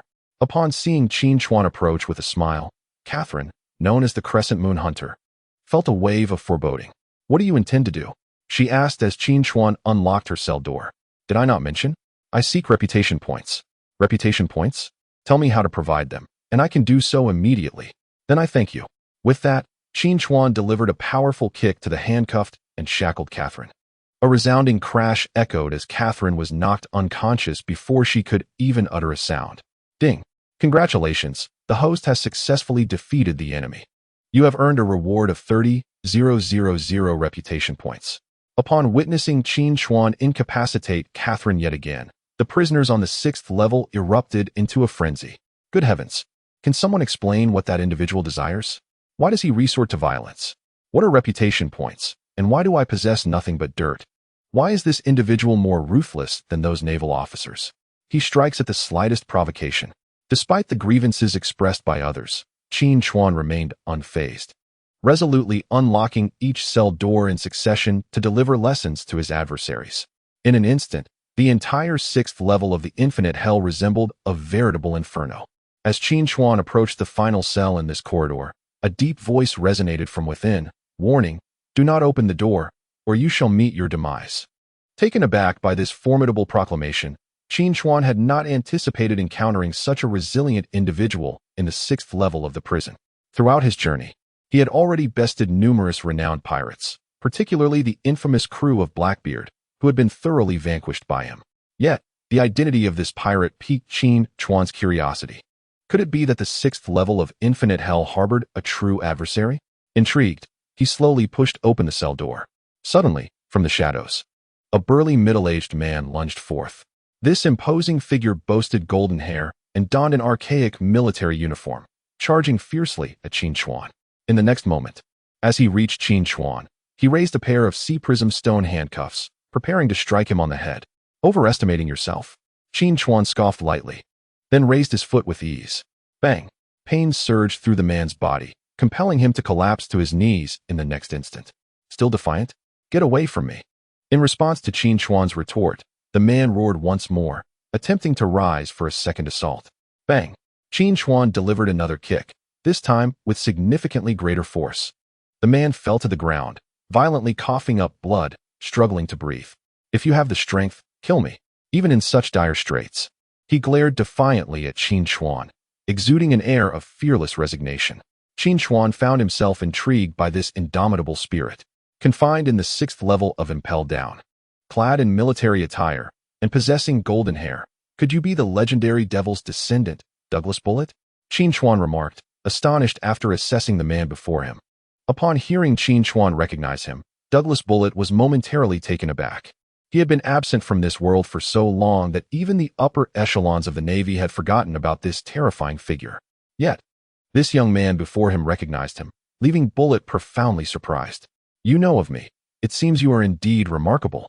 Douglas Bullet struggled to rise, acknowledging his identity. Qin Chuan was equally astonished, having presumed the man to be long deceased. Douglas Bullet was once a member of the Roger Pirates, a formidable force. So much so that even his comrades referred to him as a monster. He had been known as the man who descended from the devil, overpowering others with his overwhelming strength. He possesses strength that rivals that of the Dark King, Rayleigh, making him far superior to other pirates on this level. However, they are all shackled by the unique sea-stone handcuffs of Impel Down, rendering their abilities entirely ineffective. Furthermore, Qin Chuan has employed the devastating 7th gate of the 8 gates of Duanjia, which leads to mutual destruction, to confront them, thus rendering these individuals utterly powerless before him. Douglas Barrett, I am well acquainted with you, and I must admit I hold a certain admiration for you. I now present you with two paths. The first, to follow me, and I shall lead you out of this forsaken place. The second, to be defeated by me and remain imprisoned here eternally, with no hope of redemption. The choice is yours. After much contemplation, Qin Chuan ultimately decided to extend an olive branch. Douglas Barrett's prowess surpasses that of most, and even the Dark King Rayleigh could not vanquish him. Thus, having such a formidable ally by his side would significantly bolster Qin Chuan's strength. Standing in opposition to the world government, he anticipates numerous dangers ahead. Having a powerful individual like Barrett to assist him would alleviate the burden of performing every task personally. How laughable. You little brats think you can command my loyalty? Surely you must be delusional. Douglas Barrett harbored no intention of expressing gratitude towards Qin Chuan. Being a relic of an ancient era, his terrifying strength rendered him obstinate. Although Qin Chuan had bested him, Barrett found himself in a state of incapacitation and thus remained unconvinced. The mightiest pirates venerate strength above all, the one with power holds sway. Therefore, even if Qin Chuan wished to rescue him, Barrett was far from impressed. I know you trust only in your own strength, and you yearn more than anyone to become the Pirate King. However, you are different from the rest. Most aspire to that title for the treasures it promises. But not you. You wish to earn the title through conquest. Even if I revealed to you Roger's treasure, the eternal record pointer to Laugh Tale, you would scorn to tread Roger's path. Your desire is to surpass Roger, to become the strongest in the world, to vanquish the formidable powers of the seas, including all the Yonko and admirals. Am I correct? Qin Chuan's words struck Douglas Barrett's heart like a thunderbolt, leaving him in a state of tumultuous emotion. What Qin Chuan articulated resonated with an unsettling accuracy, as if he were privy to Barrett's innermost thoughts. Were it not for the fact that Qin Chuan emerged from the depths of the prison, Barrett might have believed he was merely hallucinating during a vivid dream. Observing Barrett's prolonged silence, Qin Chuan was reassured that his assertions were indeed correct. If you wish to become the Pirate King and defeat the strongest in the world, then you must follow me. My ambition aligns with yours, to conquer the mightiest and stand atop the world. Thus, you can join me in the battlefield, and once we stand atop this world, we shall engage in our final duel. What say you? Seizing the moment while Douglas Barrett's heart still wavered, Qin Chuan pressed forward. Meanwhile, Douglas Barrett was acutely aware of his predicament. Unlike the formidable Shiki, he utterly lacked the means to escape this dire situation. Moreover, should he fail to flee, the defenses would undoubtedly escalate with the arrival of the Navy government. At that juncture, even Shiki himself might find it impossible to break free. After much contemplation, he ultimately reached a pivotal decision. What is your name? Qin Chuan. Let me out of here, and I shall temporarily follow you, ensuring your safety. However, should we truly ascend to the pinnacle of the world, you must know that I will become your greatest adversary. Douglas Barrett declared with solemnity. Agreed. It's a deal. Qin Chuan responded, extending his hand. In turn, Douglas Barrett slowly reached out, and the two engaged in a momentous handshake, solidifying their alliance within the confines of this fortress. At that instant, a voice echoed in Qin Chuan's mind. Ding! The usage time for the Might Guy character card has expired, restoring the host to their original state. Please be advised. As the voice faded, Qin Chuan swiftly reverted to his initial condition. Although the Might Guy persona had vanished, he bore the repercussions of the Eight Gates technique's toll on his body. After all, it was his own essence that had fought, rendering him susceptible to all substantial harm. As the Eight Gates closed, he collapsed, his body succumbing to excruciating pain due to his inferior physical condition compared to Might Guy. The pain surged through his mind, forcing him to clutch his head and slump to the ground. Across from him, Douglas Barrett was taken aback. The once vigorous Qin Chuan now appeared utterly drained. Qin Chuan, are you all right? I'm fine. Just experiencing some aftereffects from an intense battle. A little rest will suffice. Qin Chuan gritted his teeth through the agony as he tossed a set of keys to Douglas Barrett. In truth, the current Qin Chuan was exceedingly vulnerable. Even a common pirate could easily take his life. Yet, he placed his trust in Douglas Barrett, primarily because the latter had once sailed with Roger, the Pirate King. Such individuals possess a profound sense of conviction, and once they commit to a promise, they are unlikely to waver. Consequently, Qin Chuan felt little concern regarding a potential betrayal.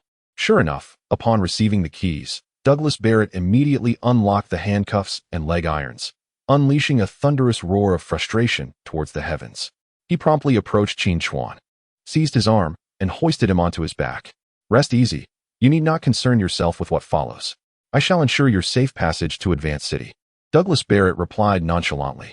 Perhaps it was the immense sense of security provided by Barrett, or perhaps it was sheer exhaustion, but before Qin Chuan could utter a word, he succumbed to unconsciousness.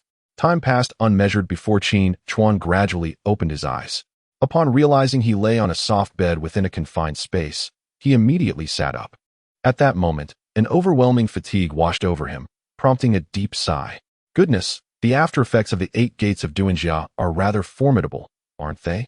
Despite their tremendous power, merely unlocking the 7th gate allowed me to contend with the 2 formidable champions of Advance City.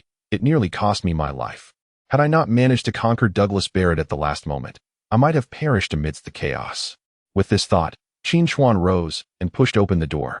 As the door creaked ajar, a brilliant beam of sunlight struck his face, revealing an endless expanse of ocean beyond. Am I aboard a ship? He murmured softly. You are awake, Captain Qin Chuan. At that moment, Douglas Barrett himself stood by the ship's railing. True to his word, he had not only rescued Qin Chuan, but also began to address him with the title of captain. Such a designation was not made lightly, for pirates like them. Calling one another captain signified acknowledgement of strength and leadership. Where exactly are we? Qin Chuan inquired, dragging his weary body closer. In a certain area of the East Sea. To be honest, I'm not quite familiar with this rather insignificant locale. Had I not encountered the Navy's support forces during our escape, I would have taken you directly to the New World, Barrett explained. The Navy's support forces? Who came? Intrigued by Barrett's comment. Qin Chuan was eager to learn the Navy's stance following the recent upheaval. Vice Admiral Garp and Admiral Kazan. The mention of these names startled Qin Chuan. Garp, renowned as the hero of the Navy, held the highest esteem within its ranks and was a prominent figure alongside Roger and Barrett.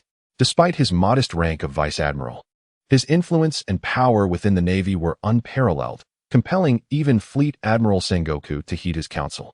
Kazan, known as Akiji, wielded the formidable powers of the Ice Fruit. A formidable adversary and former pupil of the legendary Admiral Zephyr, ranking among the Navy's top 3 powers. The simultaneous dispatch of both the hero of the Navy and its highest combatant underscored the Navy's significant concern regarding Qin Chuan.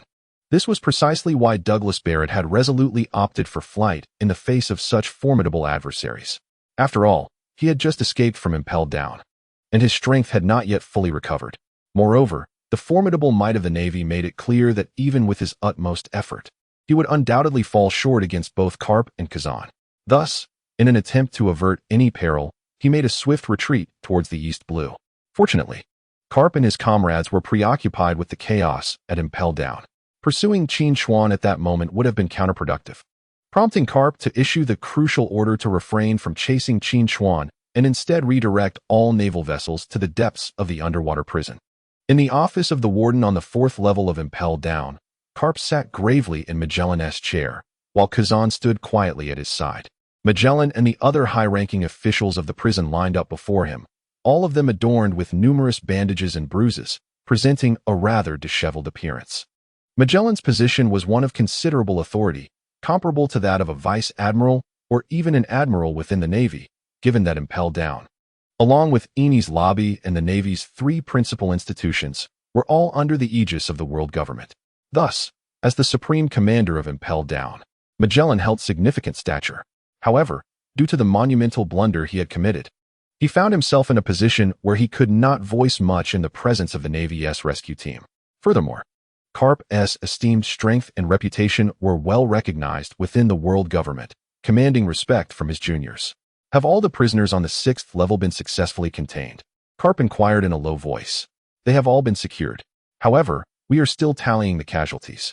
Aside from a few minor figures, Bast Chode has been killed in the 6th level's eternal hell, while the other notorious pirates have sustained severe injuries, reported Domino, the chief guard. Is there anything else? Karp's brow furrowed slightly. Moreover, Douglas Bullet has escaped alongside that inmate named Qin Chuan. What? Douglas Bullet has fled? Upon hearing this, Karp's reaction was akin to a thunderclap, his palms striking the table with force. The tension in the room escalated immediately, particularly for Hannibal, notorious for his formidable strength, whose body trembled in apprehension of potential repercussions. Is that individual particularly strong? Kazan inquired curiously, intrigued by Karp's unusual display of emotion. Indeed, at the tender age of 15, he roamed the seas and became undefeated after engaging in countless battles. It was only when he encountered Roger that he faced his first defeat, subsequently choosing to follow Roger on his adventures across the world. After Roger's demise, he left the Roger pirates to forge his own path, wreaking havoc across the seas. During that time, the Navy found itself utterly helpless against him. It was not until he turned 22, when we acquired intelligence on him, that nearly the entire Navy mobilized, with Sengoku and myself leading a notable confrontation against him. Later, due to his physical exhaustion and the overwhelming strength of the Navy, he was ultimately defeated and imprisoned here by our combined efforts. Although many years have passed, our power has grown formidable, and we have nurtured formidable generals among you. We must remain vigilant. Karp reminisced. Despite the passage of time, the vivid memory of his battle against Douglas Barrett remains etched in his mind, as this individual was one of the few pirates who compelled him to exert his full strength. Upon hearing Karp's account, many present gasped in astonishment. Most of those gathered were quite young. When Douglas Barrett rose to fame, they were likely still in their infancy. Thus, they were not intimately familiar with this notorious figure. Now, hearing the esteemed Vice Admiral Karp speak of the formidable power from that era, they instinctively felt that Barrett's escape would spell disaster. Compounding their concerns was the mysterious Qin Chuan, whose sudden emergence further troubled the assembly. Very well, I shall personally report this matter to the higher-ups. You all should focus on recuperating here. Additionally, I will dispatch several heavily armed warships to remain on guard, prepared for any unforeseen circumstances, Magellan asserted, nodding solemnly after his address. Soon, news of Qin Chuan's jailbreak reverberated across the globe. In the highest-level conference at Navy headquarters, admirals and commanders of the Navy gathered, presided over by Fleet Admiral Sengoku. Can someone enlighten me on the identity of this Qin Chuan? How is it that a prisoner confined in the first level of Hell's Red Lotus could turn Impel Down upside down? Sengoku inquired. Yet, his question seemed futile, as others were equally oblivious to Qin Chuan's background, and none knew from whence he had come. Regardless of his identity or origins, any pirate that poses a threat to the world must be dealt with decisively. I am prepared to lead the Navy myself to apprehend them. At that moment, a man adorned with numerous tattoos, his right arm resembling a sword, and his left arm decorated with roses and cherry blossoms, donned a dark red suit, a navy cap, and black leather gloves, while draping a Navy admiral's coat over his shoulders, calmly remarked while holding a cigar. Akainu, that fellow possesses formidable strength. Even Magellan and Shiryu of the Rain are no match for him. As soon as the man finished speaking, a tall, slender individual with short, slightly curly black hair, sporting sunglasses and a 5 o'clock shadow, dressed in a yellow and white striped suit, a purple tie, and a dark green shirt, replied slowly. These two were none other than the Navy's three great powers, Admiral Akainu Sakazuki and Admiral Kizura Borsellino. The situation is far more complex. They still have Douglas Barrett to contend with, a figure who, despite 2 decades of imprisonment, should not be underestimated. Beside them stood an elderly man with graying hair, styled simply in a shoulder-length ponytail, exposing his forehead, adorned with a pair of emerald earrings. The elderly gentleman, adorned with 2 golden bracelets on his right hand and draped in the coat of a vice admiral, replied with a nonchalant demeanor. She is none other than Admiral Tsuru, a figure who once stood alongside the renowned Sengoku and Garp, and was contemporaneous with the illustrious Douglas Bullet. Having once clashed with Douglas Bullet, she possesses a deeper understanding of his formidable prowess than the younger generation. Admiral Tsuru, times have changed. We are presently in the most prosperous era of our Navy, and even those ruffians from the New World are nothing to fear. Akainu, unfazed by the rebuttals from the two, retorted confidently. Very well, Akainu, since you are so certain, lead a naval force immediately to the East Blue in search of their whereabouts. This will not only intimidate them, but also serve as a declaration of our Navy's stance to the world.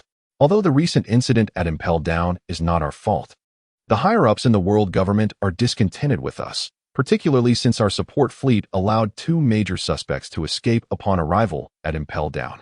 Thus, we must resolve this matter swiftly to appease the public, Sengoku concluded, casting a sidelong glance at Garp, who appeared indifferent as he picked his nose. It was evident that Sengoku was vexed with Garp, who had unilaterally decided to abandon the pursuit of Qin Chuan, resulting in their current predicament. Yet, he found himself powerless against this old friend and could only stew in frustration. I shall see what this outdated individual can stir up. Ghost Spider, Weasel, Doberman. Prepare yourselves and each lead a warship to await me in the harbor of Marineford. Akainu commanded, addressing the individuals nearby. The three named immediately stood up and exited the conference room. All three were vice admirals within the Navy, possessing formidable strength. Thus, Akainu's decision to embark with them promised a significant undertaking. In stark contrast, discussions of Qin Chuan's prison break captivated the attention of individuals across the globe. The uproar at Impel Down undoubtedly attracted the notice of Morgans, the formidable figure of the underworld. Morgans, a user of the bird fruit, model, Albatross, and the president of the World Economic News, primarily engaged in the gathering and publication of news. Renowned for his extensive network, he was dubbed the most well-informed individual. Upon the occurrence of Qin Chuan's escape, Morgans swiftly bribed the surviving guards within Impel Down, acquiring first-hand footage of Qin Chuan's battle. After viewing the footage, Morgans felt as if he had discovered a new continent, promptly penning the sensational headline, "The New Emperor Ascends, a New Era Dawns." In his newspaper, under this title, Morgans depicted, through exaggerated storytelling and footage, how Qin Chuan single-handedly traversed the entirety of Advanced City in a mere half-day, ultimately departing with Douglas Barrett amidst the watchful eyes of the Navy's supporting forces. The contents of the newspaper rapidly disseminated across the globe, inciting widespread panic and discourse. Everyone was abuzz with talk of this enigmatic figure who had suddenly emerged before the world, while Qin Chuan remained blissfully unaware of the commotion surrounding him. Upon docking at a port in the East Sea, the two arrived at a place called Bog Town. As they strolled through the streets of the quaint town, Qin Chuan was momentarily taken aback. He noticed an unusual flag hanging prominently, depicting a pair of interlocking skulls with a sharp-nosed red shark emblazoned in the center. The flag exuded an eerie aura, starkly contrasting with the dignified symbols typically displayed by reputable individuals. Wasn't this under the Navy's jurisdiction? Shouldn't the flag of peace, the seagull, be flying instead? Qin Chuan pondered. Despite being in the East Sea, where numerous islands fell under the sway of pirate crews, this flag clearly belonged to a particular pirate faction. Their audacity to display it so openly indicated that they had undoubtedly established dominance here, Douglas Barrett surmised. It seems the Navy is utterly inept, unable to even control a modest area of the East Sea. There's no way they can conquer the New World, he scoffed. Yet, one cannot entirely blame them. The fault lies with my captain's infamous words before the execution. Since then, countless souls have surged into these waters, embracing the life of piracy. The Navy, with its limited manpower, cannot possibly garrison every island across the globe. Thus, whenever the Navy departs, these roving pirates seize the opportunity. Qin Chuan nodded in agreement, and upon closer inspection of the flag, he felt a flicker of recognition, though he could not quite place it. Given that the East Sea lacked any formidable pirate crews, it was no surprise he was unfamiliar with it. Let us step into that tavern for a drink. After walking a short distance, Douglas Barrett suggested upon spotting the town's lone tavern. The denizens of the pirate world are known for their fondness of libations, and considering their stature as notorious pirates, it was miraculous they had emerged from 2 decades of confinement without ailments. Thus, upon reaching land, Douglas Barrett's first instinct was to seek out the nearby tavern. Qin Chuan, too, harbored a curiosity to taste the spirits of the pirate realm. As they entered the tavern, both Qin Chuan and Douglas Barrett sensed an unsettling atmosphere. The establishment was filled with a considerable number of patrons, all of whom were unmistakably members of the Fishman tribe. The Fishmen bore a striking appearance that was half human, half fish, breathing through lungs on land and gills underwater. Most of the Fishmen reside in the underwater paradise of Fishman Island, located 10,000 meters beneath the sea, making them quite rare in other regions. Due to their physical appearance, they often face discrimination from humans, resulting in infrequent interactions with them. Thus, the presence of so many fishmen on this obscure island perplexed the two individuals. Upon the entrance of Qin Chuan and his companion, the fishmen instantly turned their gazes towards them. This place is rather peculiar, with such a multitude of fishmen, Qin Chuan remarked nonchalantly. Not to worry, they are mere minor players. If you wish, I could eliminate them all in an instant, Douglas Barrett responded. That won't be necessary. Our target is not these insignificant characters. Qin Chuan promptly gestured for Douglas Barrett to refrain from unnecessary bloodshed, as he had no desire to engage in indiscriminate killing. The two then took their seats at the bar. What would you like to order? Inquired the tavern owner with a beaming smile. 2 glasses of rum, Douglas Barrett replied. Casting a glance at the liquor cabinet, Qin Chuan, not particularly familiar with the local beverages, had no objections when Douglas Barrett ordered a rum for him. Just then, as the tavern owner retreated to the back to prepare their drinks, a sharp-nosed fisherman at a nearby table stood up and approached them. Are you two from outside? The sharp-nosed fisherman casually draped an arm over Qin Chuan's shoulder and another over Douglas Barrett's. What's the matter? Is there an issue? Qin Chuan turned to him, puzzled. Haha, do you know whose territory this is? The sharp-nosed fisherman laughed boisterously. Whose territory? Have you heard of the dragon pirates? This is the domain of our dragon pirates. The fisherman declared proudly. Oh, so it's the dragon pirates. No wonder the insignia outside the town seemed familiar. It belongs to that worthless crew. Upon hearing this, Qin Chuan finally comprehended the situation. The leader of the dragon pirates, known as the Dragon, was indeed a fisherman and a former officer of the Sun Pirates. After parting ways with the Sun Pirates, he established his own crew. Upon returning from the Grand Line, the Dragon initiated his plan to dominate the East Sea, swiftly attacking numerous villages and seizing control of over 20, including Nami's hometown of Kokoyashi Village, where he established his own empire. Douglas Barrett, having been imprisoned for 20 years, was unaware of the current state of the outside world. Is the Dragon Pirates truly formidable? Claimed to be the strongest crew in the East Sea. Yet their leader has a bounty of only 20 million berries. What do you think? Upon hearing Qin Chuan's explanation, Douglas Barrett nearly erupted with expletives. 20 million berries? That's less than the value of a single finger of mine. And this is supposedly the crew with the highest bounty in the East Sea, illustrating just how weak the pirates here truly are. Hey kid, what did you just say? To claim that our captain of the evil dragon pirate crew is worthless? It seems you are courting death. The sharp-nosed fisherman, upon hearing such audacious words from what appeared to be an ordinary young man, immediately darkened his expression. Simultaneously, the other fishermen in the tavern, having absorbed Qin Chuan's remarks, rose to their feet in unison. Douglas Barrett, I have yet to witness your prowess. I have heard tales of your might. If it would not be too much trouble, why not demonstrate your skills here? Qin Chuan suddenly proposed. Although he could earn prestige by personally defeating these minor characters, doing so would inevitably deplete his limited opportunities for possession. The exchange condition for each use of possession is a staggering 1,000 points of prestige. And it seemed implausible that he could acquire such a sum merely by vanquishing these insignificant foes, despite having amassed over 400,000 points of prestige in Impel Down. It was still insufficient to exchange for a character card of Hashirama Senju. Thus, he was naturally disinclined to engage in such thankless endeavors. Additionally, he was curious about the capabilities of the legendary figure he had recruited, rumored to rival the likes of the Dark King, Rayleigh. Upon hearing Qin Chuan's words, Douglas Barrett let out a cold laugh. You are insulting me. Without waiting for a response, he charged forward, closing the distance to the sharp-nosed fisherman in an instant. Before the fisherman could react, Barrett's hands transformed into a glossy black sheen. In the blink of an eye, his seemingly indomitable fist struck the fisherman's face with a resounding thud. Boom. With a dull sound, the fisherman was sent flying out of the tavern. Kill him. The surrounding fishermen shouted in alarm. Yet, before they could take action, Douglas Barrett had already plunged into the throng of fishmen. Moments later, the tavern was filled with silence, as all the fishmen lay sprawled on the ground, devoid of any signs of life. This shocking scene left the tavern owner, who had just emerged with 2 cups of rum, frozen in disbelief. As Douglas Barrett returned, he took the beer from the tavern owner's hands and handed it to Qin Chuan. Hey, isn't this a bit excessive? Using hockey against a few minor characters? Qin Chuan remarked with a smile as he accepted the beer. Armament hockey, one of the 3 types of hockey, enhances both defensive and offensive capabilities and can harm those with Logia-type devil fruits. This indicates the sheer terror of possessing such power.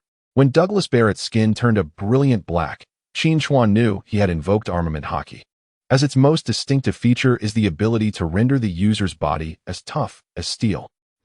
It seems you are aware of armament hockey. Since you requested a demonstration of my strength, I shall oblige, allowing you to glimpse the might of those from my era. Douglas Barrett took a hearty gulp of his drink and casually remarked, Humph, I know much more than you think. For instance, it won't be long before that so-called dragon and his band of scoundrels come looking for trouble. After finishing his words, Qin Chuan took a sip of rum, only to find it nearly searing his throat. Goodness, is this stuff really that potent? He exclaimed. Haha, it seems you're still quite inexperienced. Rum is one of the strongest spirits in the world, but I was downing several cups of it by the time I was 15. Seeing Qin Chuan's reaction, Douglas Barrett could no longer contain his laughter. TCH, how dull. After attempting another sip, Qin Chuan concluded that the local Moutai was far superior and promptly set his glass down on the table. At that moment, the tavern owner, regaining his composure, hurriedly interjected. Gentlemen, you ought to leave quickly. The Dragon Pirates officers will be here soon, and you won't be able to escape.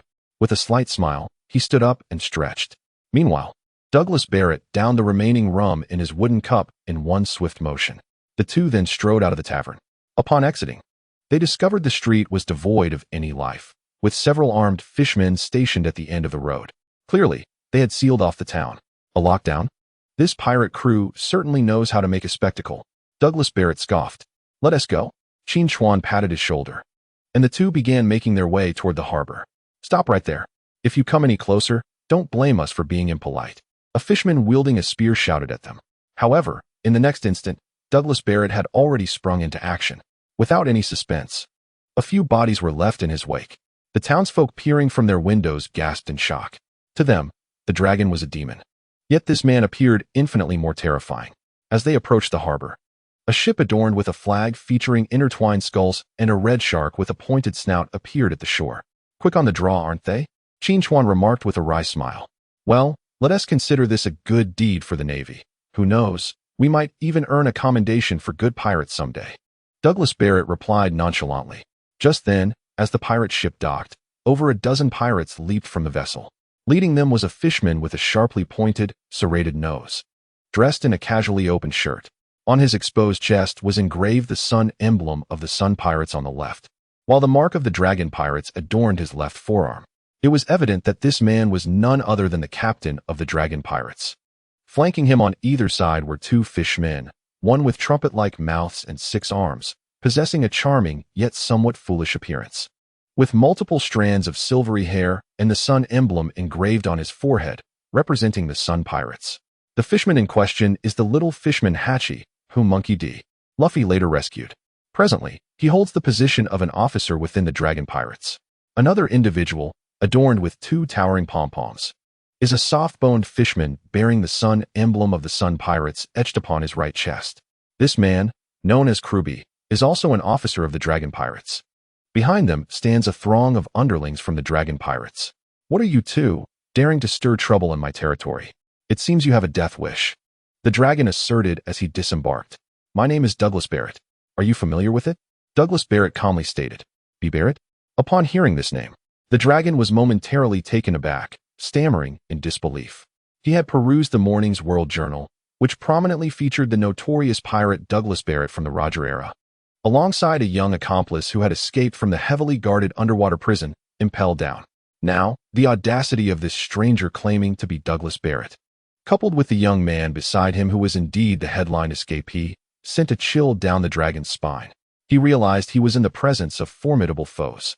Though he had thrived in this locale, the absence of any powerful adversaries had allowed him to flourish. However, facing 2 individuals of undeniable strength made him uneasy. Boss, should we eliminate them? Kruby, ever brash, remarked coldly upon noticing the dragon's hesitation.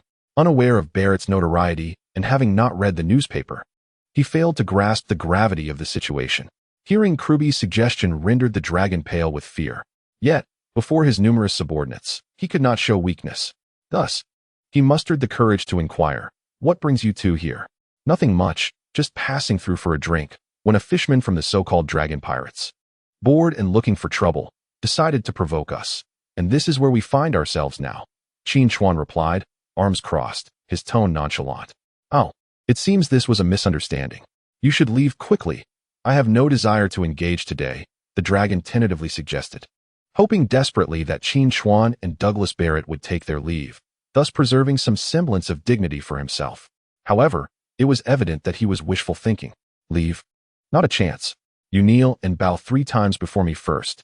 Qin Chuan retorted with fury, unable to tolerate the dragon's previous misdeeds. The audacity of demanding such a submission was nothing short of an affront to both Qin Chuan and Douglas Barrett. The dragon's expression fell as he processed the demand, while Kruby could no longer contain his impatience. In an instant, he lunged towards Qin Chuan, his right fist poised to strike. Yet, Qin Chuan remained stationary, a smile gracing his face, seemingly unfazed. As Kruby's fist was poised to strike Qin Chuan, it suddenly halted mere 10 centimeters from his face. This minuscule distance transformed into an insurmountable chasm for him.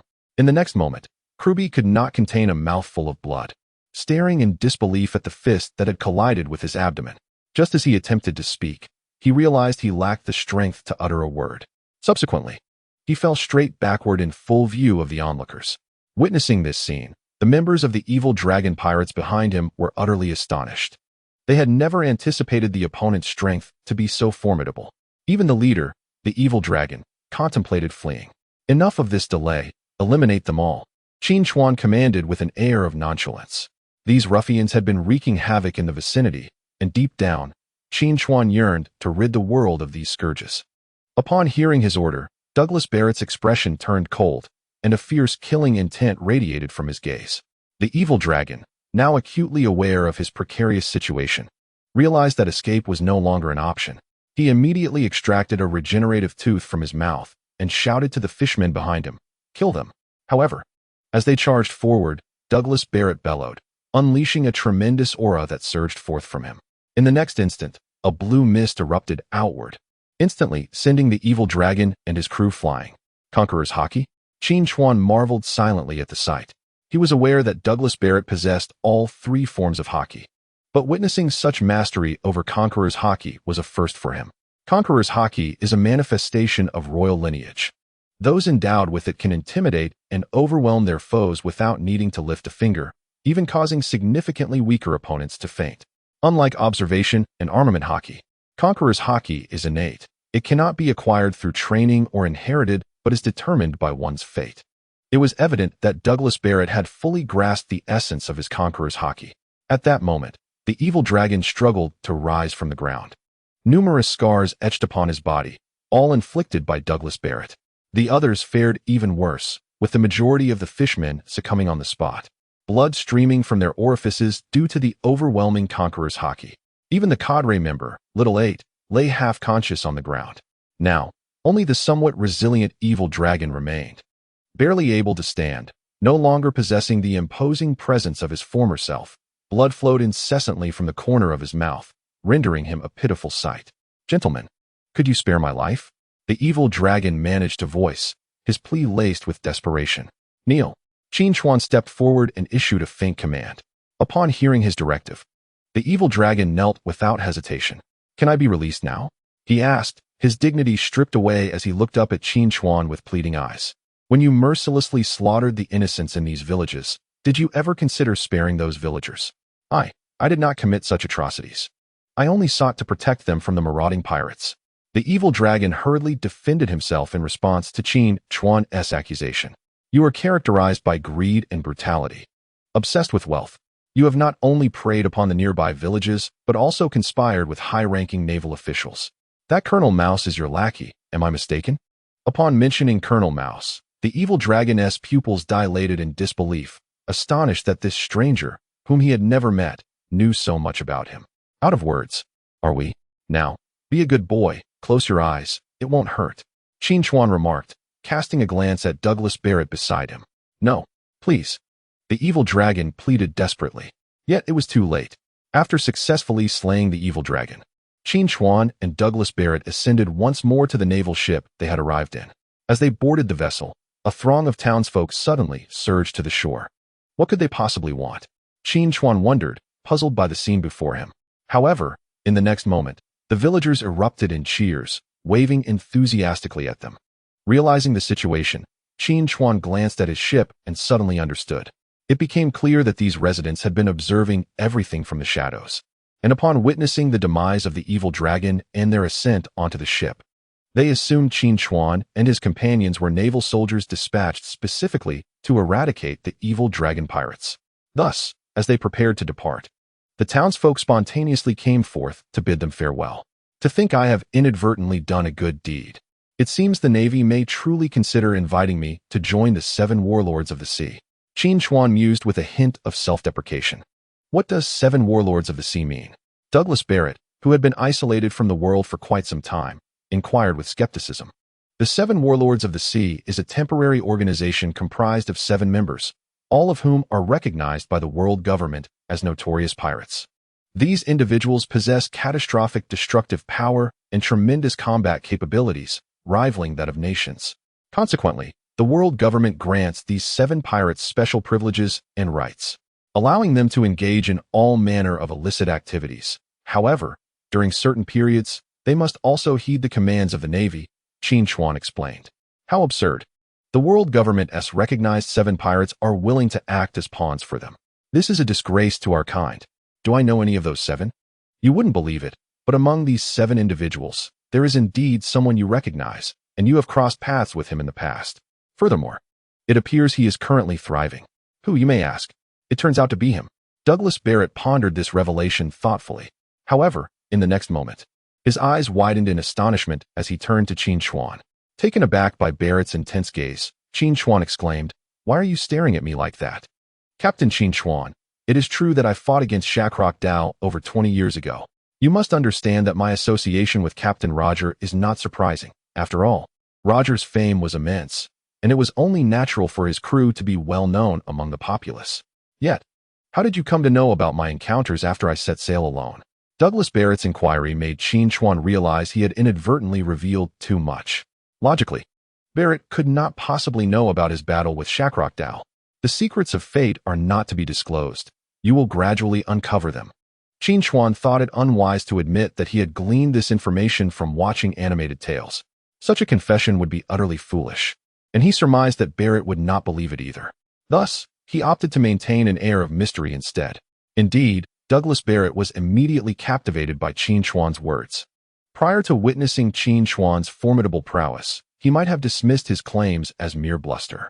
However, having observed Qin Chuan's terrifying strength in Impel Down, he began to entertain the possibility that Qin Chuan possessed an extraordinary ability to perceive all things. If that were the case, it would be truly daunting. At that moment, Douglas Barrett felt a burgeoning reverence for Qin Chuan, stemming from a fear of the unknown identity that Qin Chuan harbored.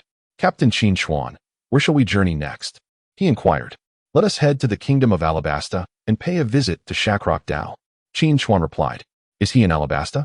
What do you intend to do with him? Barrett questioned. I plan to confront him and propose he join us. If he declines, I shall not hesitate to create a vacancy among the 7 warlords of the sea. Qin Chuan responded nonchalantly. Do you intend to usurp his position as a pawn of the world government? Douglas Barrett retorted, his suspicions aroused. Although he had acknowledged Qin Chuan as his captain, it did not imply he would bow to the world government. You are overthinking this. The title of a mere warlord of the sea holds little significance. The individuals of the New World often mobilize dozens of pirate ships at a time. If it were just the 2 of us, we would surely tire ourselves out in battle. Therefore, I intend to recruit new members and form a pirate crew of our own. Does that man possess the strength to collaborate with us? Douglas Barrett questioned skeptically. He still harbored reservations about Shakrok Dao, recalling their inconclusive encounter. The sudden suggestion of cooperation with him did not sit well with him. The strength is quite respectable. After all, he is one of the 7 warlords of the sea, and he possesses a Logia-type devil fruit. You must be aware of the formidable nature of Logia-type devil fruits, correct? In the world of pirates, devil fruits are categorized into 3 major types: Logia, Paramecia, and Zoan. Consuming one grants certain superhuman abilities. Among these, the Logia type is universally acknowledged as the most potent. Its defining characteristic is the ability to transform one's body into an elemental form, rendering physical attacks ineffective. Aside from specific countermeasures that can affect certain Logia entities, only Haki and the powers of the Yami Yami Nomi can touch them. Furthermore, if the user's Haki is not sufficiently strong, they will find it nearly impossible to harm a Logia user. Thus, those who possess a Logia-type devil fruit inherently wield considerable power. Even the formidable Douglas Bullet only possesses a Paramecia-type combined devil fruit. This Paramecia type allows him to rearrange and combine all objects, merging them with his own body. He can fuse inorganic materials with himself and not only integrate them, but also recombine them to forge new weapons. Therefore, despite not having a Logia-type devil fruit, Douglas Bullet is certainly not at a disadvantage against those who do. Humph, Logia types are inconsequential. During our next encounter, I shall personally defeat him, Douglas Bullet stated coldly. In the ensuing hours, guided by Qin Chuan's recollections, the warship set sail towards the kingdom of Alabasta. After drifting across the vast ocean for a full 2 days, Qin Chuan suddenly spotted a massive vessel looming not far ahead. It appeared to be a pirate ship. Should we intercept it? Douglas Bullet inquired. Qin Chuan glanced over and noticed that the ship's prow was adorned with a red dragon, while the twin masts displayed a skull emblem, crossed by 2 sharp swords. No way. I encounter familiar faces once again. Qin Chuan chuckled helplessly. My acquaintance. A former shipmate of yours, though they were likely still apprentices back then. Perhaps you don't recall. Who? Red-haired Shanks, who is currently one of the most prominent pirates in the New World. In the near future, he is likely to dominate the New World, making him one of our targets as well. Qin Chuan elucidated.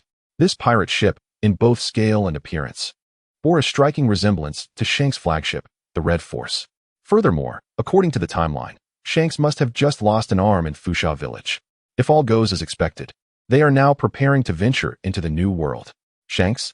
I do recall someone by that name being aboard, though at the time, his strength seemed rather limited. I never anticipated the passage of time would bring such transformation. Although Captain Roger has passed, his former crewmates are now beginning to shine. Douglas Barrett exclaimed, Let us go meet this individual, and I wish to commandeer his vessel, for this warship is rather diminutive. Qin Chuan chuckled in response. Indeed, I share your sentiment.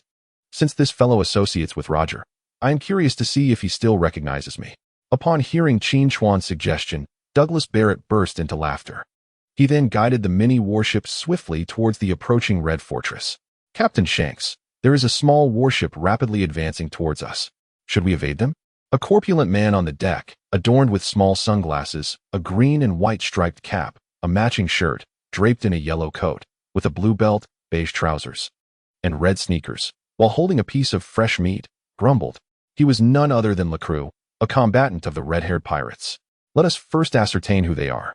If they are of the caliber of an admiral, we shall reconsider, stated a man on the deck with red hair, clad in a black cloak, wearing brown 3/4 pants embellished with patterns, and flip-flops, wielding a sword named Griffin at his waist. His left arm was conspicuously absent. In this world, only one man could become a captain despite losing an arm, and that was the legendary red-haired Shanks. The warship bore only 2 men, yet their identities remained obscured, as they did not don naval coats, suggesting they were not part of the Navy. Lakiru replied, Captain, it appears those 2 are akin to us. They have merely seized this vessel.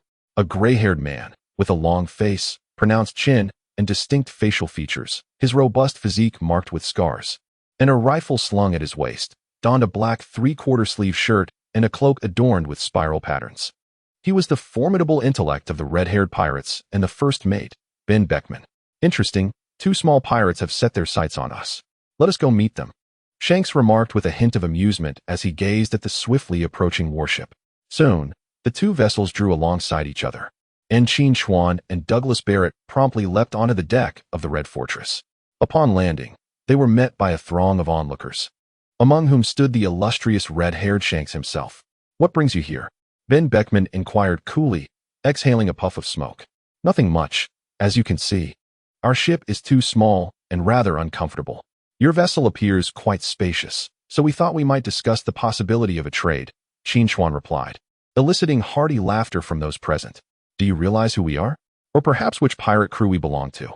A man clad in a cloth collar shirt and long trousers, with a metal rod at his waist and a long gun on his back, could not help but scoff. Jesus, your son Usopp is as foolish as you, Qin Chuan suddenly exclaimed after casting a glance at his opponent. The moment his words fell, the atmosphere in the vicinity turned gravely serious.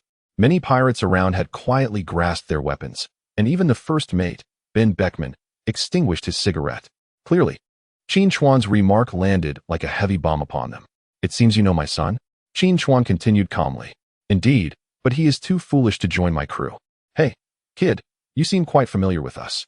Since you are aware of our background and yet dare to approach us, it demonstrates your confidence, Shanks said. Gripping his famed sword, Griffin, with a solemn tone. If you have lost a hand, you should retire in peace. Why venture into the new world? Leave the ship behind, and you can remain in the East Blue. As Qin Chuan's words echoed, before Shanks could act, Ben Beckman had already taken action. In an instant, he had raised a rifle from his waist. Bang! Without any warning, the bullet erupted from the muzzle of the rifle.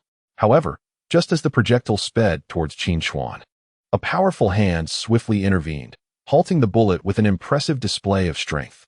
Witnessing Ben Beckman's attack being thwarted left the onlookers in utter astonishment.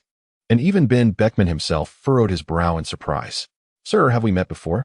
Shanks, recognizing the gravity of the situation, realized that the individual beside Qin Chuan was no ordinary person. The swift and formidable defense against Beckman's bullet suggested an alarming level of power. In contrast, the brash young man beside him appeared to lack any remarkable ability, prompting Shanks to shift his focus to Douglas Barrett.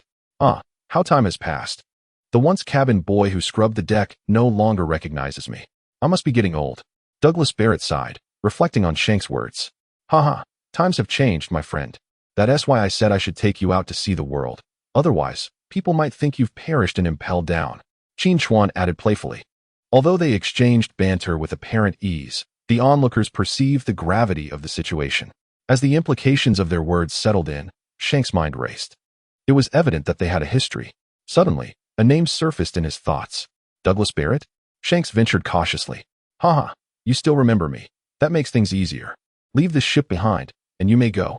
Since you are from the Roger Pirates, I shall spare you today. Upon hearing Douglas Barrett's audacious declaration, Shanks' expression darkened instantly. The others surrounding him also displayed expressions of indignation. Unlike Shanks, the name Douglas Barrett remained unfamiliar to them. Was it truly the same Douglas Barrett who once ventured alongside Roger? At this moment, the elderly Ben Beckman, taken aback, remarked that he recalled certain events from those days, having lived through them himself. Indeed, you seem quite out of touch. Has today's newspaper not reached your hands? Qin Chuan could not help but mock. In the world of pirates, there exists a unique method of delivering news. Seagulls that transport newspapers to individuals across the globe. After all, many sailors spend years adrift at sea. If they were to rely solely on landing to acquire the latest news, it would be far too late. Thus, Morgans, the president of the World Economic News Agency, trained a breed of seagulls specifically for this purpose. These birds would grasp the latest newspapers and embark from land, soaring over the seas to deliver fresh news directly to the decks of pirate ships. As soon as Qin Chuan finished speaking, a seagull appeared overhead, landing precisely on the deck and dropping the newspaper onto the ground.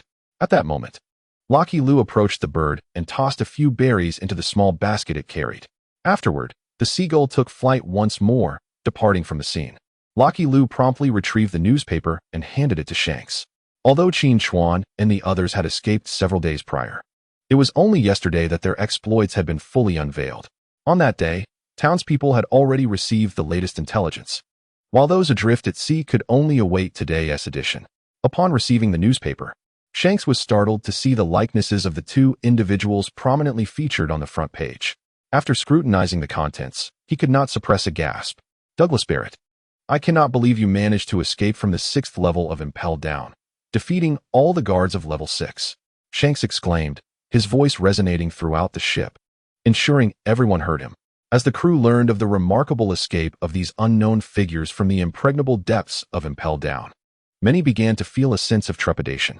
Mr. Douglas Barrett, while I hold you in high regard, it seems unrealistic to expect me to relinquish this ship. This vessel embodies not merely my aspirations, but the dreams of the entire red-haired pirates. Shanks explained with a gravitas that commanded respect. Although Douglas Barrett was considered a senior and had a history with him, that did not instill fear in Shanks. His strength had ascended to a level where surrendering the Red Force was simply out of the question. Your aspirations? Do you wish me to reveal the dealings with the Gorosei before your crew? If it truly comes to that, I fear the world of pirates may no longer accommodate you. Qin Chuan suddenly spoke in a tone filled with intrigue. If the preceding remarks had left everyone astonished, this statement rendered the atmosphere utterly silent. For Qin Chuan had not only mentioned Shanks, but also the 5 elders. The 5 elders are, in fact, 5 venerable men who stand at the pinnacle of global power, constituting the highest leadership of the world government. They serve as the very backbone of this organization. their status far surpassing that of the supreme commander of the world government, Kong. Once Qin Chuan linked Shanks with the five elders, it inevitably sparked a flurry of thoughts among all those present. At this moment, beads of sweat, akin to peas, began to form on Shanks' forehead. Qin Chuan was only the second man to instill a sense of dread in him since his youth. The first had already met his end, publicly executed by the Navy due to a terminal illness. Mr. Qin Chuan, who exactly are you? With your remarkable skills and strength, why have you set your sights on me? Or rather, what do you truly desire? Shanks did not directly respond to Qin Chuan's statement, but sought to deflect the conversation with a question of his own. I have already stated, leave your ship. As for why I focus on you, I apologize, it is merely a coincidence. Qin Chuan shrugged nonchalantly. Do me a favor, and let today's events be forgotten. I can promise to assist you in procuring a brand new warship. At that moment, Shanks made an astonishing proposition. Even his crew members looked at their captain in disbelief. After years of navigating these treacherous seas, they had never witnessed Shanks plead for leniency. Yet, here he was, making such a request of an obscure young man. Huh? Do you believe you possess the fruit of favor? Expecting me to grant you face so easily? If you desire respect, earn it yourself. Qin Chuan scoffed. In this era of survival of the fittest, the notion of face was utterly absurd, leading Qin Chuan to dismiss Shanks' plea outright. In truth, besting one's opponent is the highest form of respect one can show to a heroic figure. Then, I too wish to test my mettle. Just how formidable is someone who has been imprisoned in Impel Down for 2 decades? After declaring this, Shanks unsheathed his sword with a flourish. In the next instant, a brilliant flash of light illuminated the deck of the ship, while the sky above darkened ominously. You shall contend with me. I am Shanks. At that moment, Douglas Bullet, witnessing this spectacle, could hardly contain his eagerness. He yearned to gauge the strength of this individual who had once been merely an intern. As he enveloped himself entirely in hockey in an instant, Douglas Bullet surged forward, closing the distance to Shanks with remarkable speed. Upon seeing the oncoming charge, Shanks' expression shifted, and he swiftly raised his sword, Griffin. In the next heartbeat, a crimson arc of light erupted from his blade. Upon witnessing the glimmer of the sword's edge, Douglas Barrett exhibited no inclination to evade, instead positioning his hands before him in a futile attempt to deflect the impending assault. Yet, he gravely underestimated the prowess of Shanks. As one of the 4 emperors, Shanks commanded a staggering bounty exceeding several billion berries, rendering his strike immensely formidable. The clash resounded with a thunderous boom as the sword's radiance collided with Barrett's arms, which were already enveloped in the armor of hockey. However, in the next instant, Barrett was propelled several steps backward, nearly toppling over the edge of the ship before he managed to regain his footing. At that moment, the hockey that had once shielded his arms dissipated entirely, revealing skin now stained with copious amounts of blood. In this confrontation, Shanks emerged victorious. Goodness, brother. These are not the novice foes you can merely confront head-on, shouted Qin Chuan from a distance, startled by Barrett's apparent overconfidence. He had not anticipated that Barrett would underestimate his opponent so gravely. Even the most resilient hockey struggles to withstand absolute power. Haha.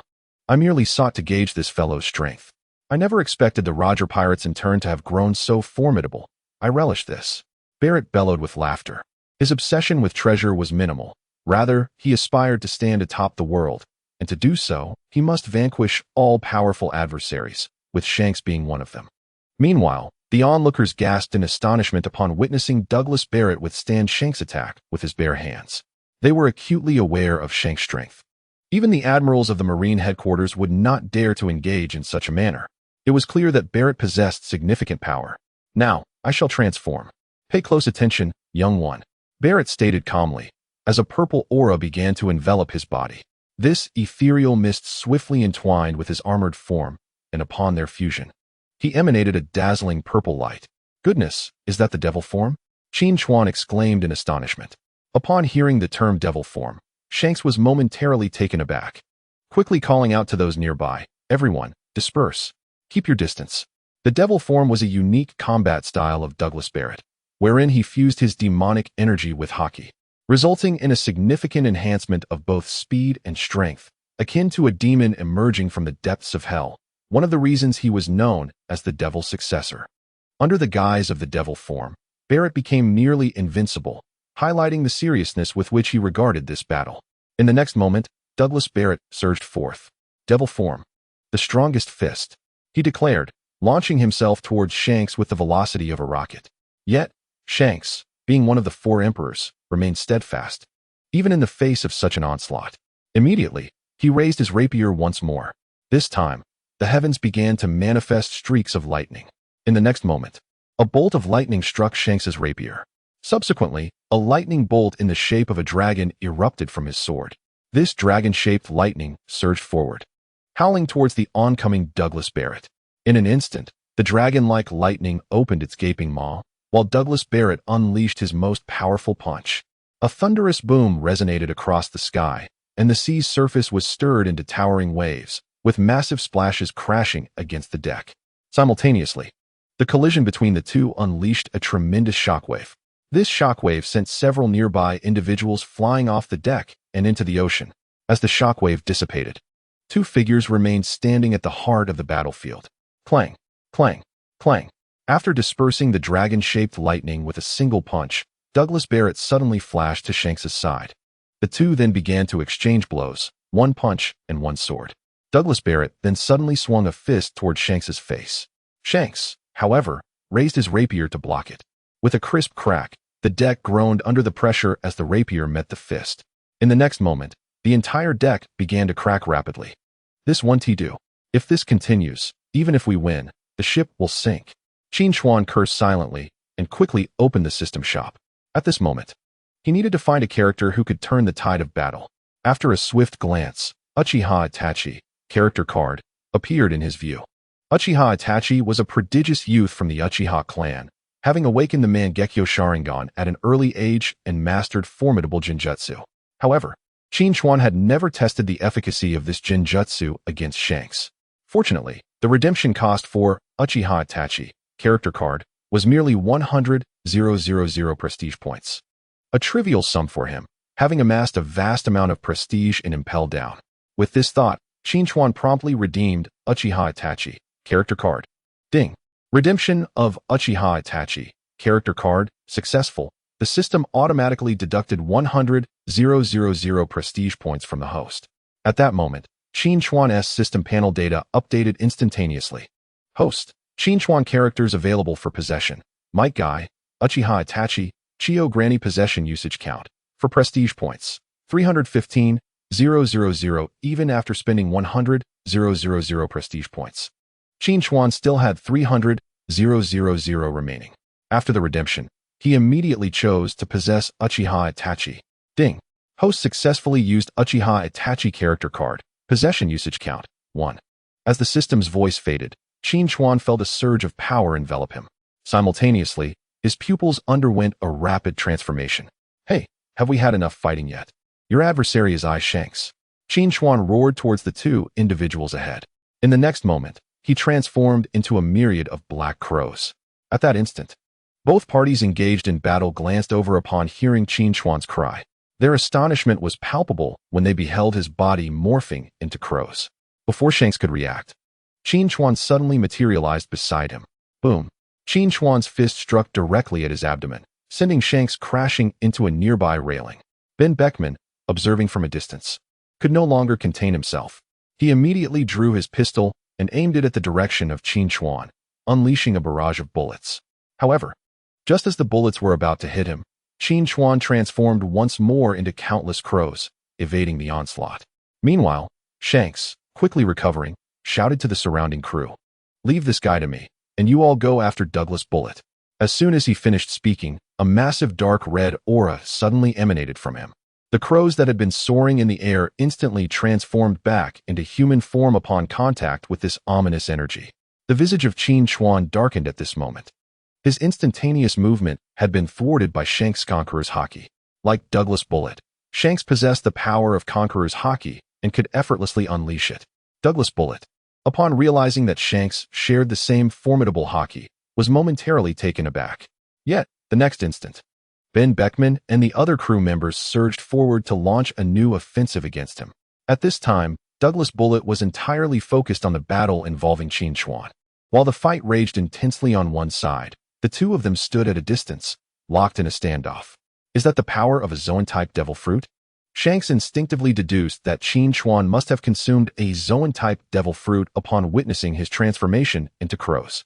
Haha, I haven't consumed any devil fruit. So how could I possibly eat that? Only a rookie would indulge in such things. Qin Chuan replied nonchalantly. Nearby, Douglas Bullet, facing multiple opponents, nearly spat out blood upon hearing Qin Chuan's words. After fending off another wave of attacks, he shouted toward Qin Chuan, "My devil fruit hasn't even been utilized yet." Not a devil fruit. To possess such strength at such a young age, it seems that East Blue truly breeds talent. Indeed. How do I compare to that lad who severed your arm? Is it truly wise to place all your hopes upon him? Upon hearing this, Shanks was once again taken aback. How could he possibly know about Luffy? Had this individual been stealthily tracking him all along? After all, in the vastness of the sea, what were the odds of such a coincidental encounter without deliberate following? My friend, this game is truly over. Prepare to witness fear. Tsukuyami. In the next moment, the depths of Qin Chuan's pupils suddenly revealed 3 interlinked tomo, converging from various directions, taking on a razor-like form. Just as Shanks was immersed in confusion, the scene before him abruptly plunged into darkness. Upon regaining consciousness, he found himself inexplicably bound to a wooden stake, ensnared by thick chains forged from sea stone. As he surveyed his surroundings, Shanks realized he was ensconced in the midst of an endless ocean, its hue not the azure he was accustomed to, but a bizarre crimson reminiscent of blood. Moments later, dozens of crows descended around him, seamlessly transforming into the silhouette of Qin Chuan. Where's this place? Shanks feigned composure and inquired. You may perceive it as a new realm of my own creation, wherein you find yourself imprisoned. Shanks attempted to break free from the robust iron chains, yet found himself utterly powerless. It was evident that he was ensnared. In my domain. Even if you possessed celestial prowess, escape is futile. Refrain from your futile struggles. Qin Chuan spoke once more. Ridiculously absurd, if I am not mistaken. This must be a fictional virtual space of your design. Though I may be unable to exit, you cannot inflict harm upon me. Once the battle outside concludes, my crew will swiftly eliminate you, and at that point, this virtual space shall collapse without a fight. True to his reputation as one of the 4 emperors, Shanks managed to maintain his composure and rationality even in dire peril.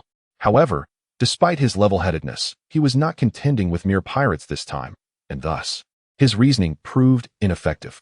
The Tsuki no Mi is an illusion technique activated by the Kaleidoscope Sharingan, drawing the minds of any foe who gazes upon Qin Chuan into the realm of illusion. The instant one beholds the Kaleidoscope Sharingan, they fall prey to its grasp. Within the world of Tsuki no Mi, all factors, including time, location, and mass, are under the control of the caster, subjecting the adversary to immense physical and mental torment. This is regarded as the most potent form of mental assault. Typically, Tsuki no Mi cannot be countered unless the power of the Sharingan surpasses that of the caster or the target possesses extraordinary mental fortitude. Clearly, Shanks could not possibly possess any semblance of Sharingan prowess. Concurrently, to diminish Shanks's mental strength, Qin Chuan swiftly constructed an ocean in the chains of sea stone, intending to evoke a more visceral sense of reality in Shanks. Yet, despite Qin Chuan's meticulous efforts, Shanks discerned at first glance that this was an illusion. Aware that mere words would not suffice to dismantle Shanks's resolve, Qin Chuan was compelled to escalate his efforts. In the next instant, a long sword materialized in his hand. Upon seeing this blade, Shanks gasped in astonishment. Griffin. At this moment, the western sword in Qin Chuan's hand was none other than the renowned sword Griffin, formerly wielded by Shanks. Similarly, this was merely an illusion conjured by Qin Chuan's own will, and he alone was fully aware of the entire charade. If you possess the ability, then slay me right here, Shanks bellowed. At that instant, a tinge of despair began to seep into him, a sensation he had never experienced in all his years. Even the formidable Roger had not instilled such fear and helplessness within him. Well, I have never encountered anyone making such a request in my lifetime, but for your sake, I shall acquiesce. Qin Chuan replied. Is this truly for my benefit? Shanks was utterly bewildered by Qin Chuan's words. Just moments ago, he had requested a favor, which Qin Chuan had denied, yet now, upon a casual mention, he took it seriously. However, as Shanks was lost in thought, the western sword in Qin Chuan's grasp plunged into his chest. Despite possessing an extraordinary physique and formidable armament hockey, the moment he was pierced by his own sword, An overwhelming wave of pain surged throughout his body. All he could feel was agony. "You are bleeding." Qin Chuan feigned surprise, pointing at Shanks' abdomen. Upon glancing down, Shanks realized that fresh blood was indeed flowing from the wound. Although everything here was illusory, the pain felt achingly real. As he watched his blood trickling, doubt began to creep into Shanks' mind. "Damn it, what in the world is happening?" He cursed inwardly. Meanwhile, Qin Chuan was also beginning to sweat profusely. Although the Kaleidoscope Sharingan allowed him to activate the powerful Jinjutsu known as Tsukimi, the caster must also endure the significant side effects of wielding the Sharingan. According to the lore of Naruto, excessive use of the Kaleidoscope Sharingan could lead to blindness. After previously activating the 8 gates, Qin Chuan was acutely aware that while his body was currently possessed by Uchiha Itachi, all bodily functions remained his own. In other words, frequent usage could lead to his own eyesight deteriorating. If he were to go blind, then possessing any ninja character would not restore his vision. Thus, his body would become akin to a vessel, and if shattered, there would be no usable container left. Consequently, Qin Chuan was beginning to feel the effects of prolonged usage of the Kaleidoscope Sharingan. "I must subdue him swiftly," he thought resolutely. With that, he yanked the sword free with a fierce motion. Simultaneously, Shanks instinctively let out a cry of anguish. Yet, even so, he showed no inclination to yield. Realizing this, Qin Chuan understood he had to employ a trump card. The opponent's strength rendered his mental fortitude exceptional, making concession unlikely. With this in mind, Qin Chuan focused his will. In the next moment, 5 elders suddenly appeared beside Shanks. 5 elder stars. Shanks gazed in astonishment at the elderly figures surrounding him. At that moment, an elder clad in a black suit, with a head of white curls and a voluminous white beard, wearing a flat cap and bearing a scar on his left cheek, slowly spoke. "Shanks, you have greatly disappointed us. To lose your arm for the sake of a child is inexcusable. Indeed, you have become a mere shell of your former self. A man without an arm holds no significance." As his words fell, another elder, dressed in a deep blue suit with long, straight white hair and a lengthy beard, immediately interjected, "Enough of this chatter. Let us take action and send him on his way. Our time is precious, and we cannot afford to waste it here." Finally, a bald elder in a dark green suit, sporting a pair of distinctive mustaches and a birthmark on his forehead, added, "Indeed." After he spoke, the others nodded in agreement.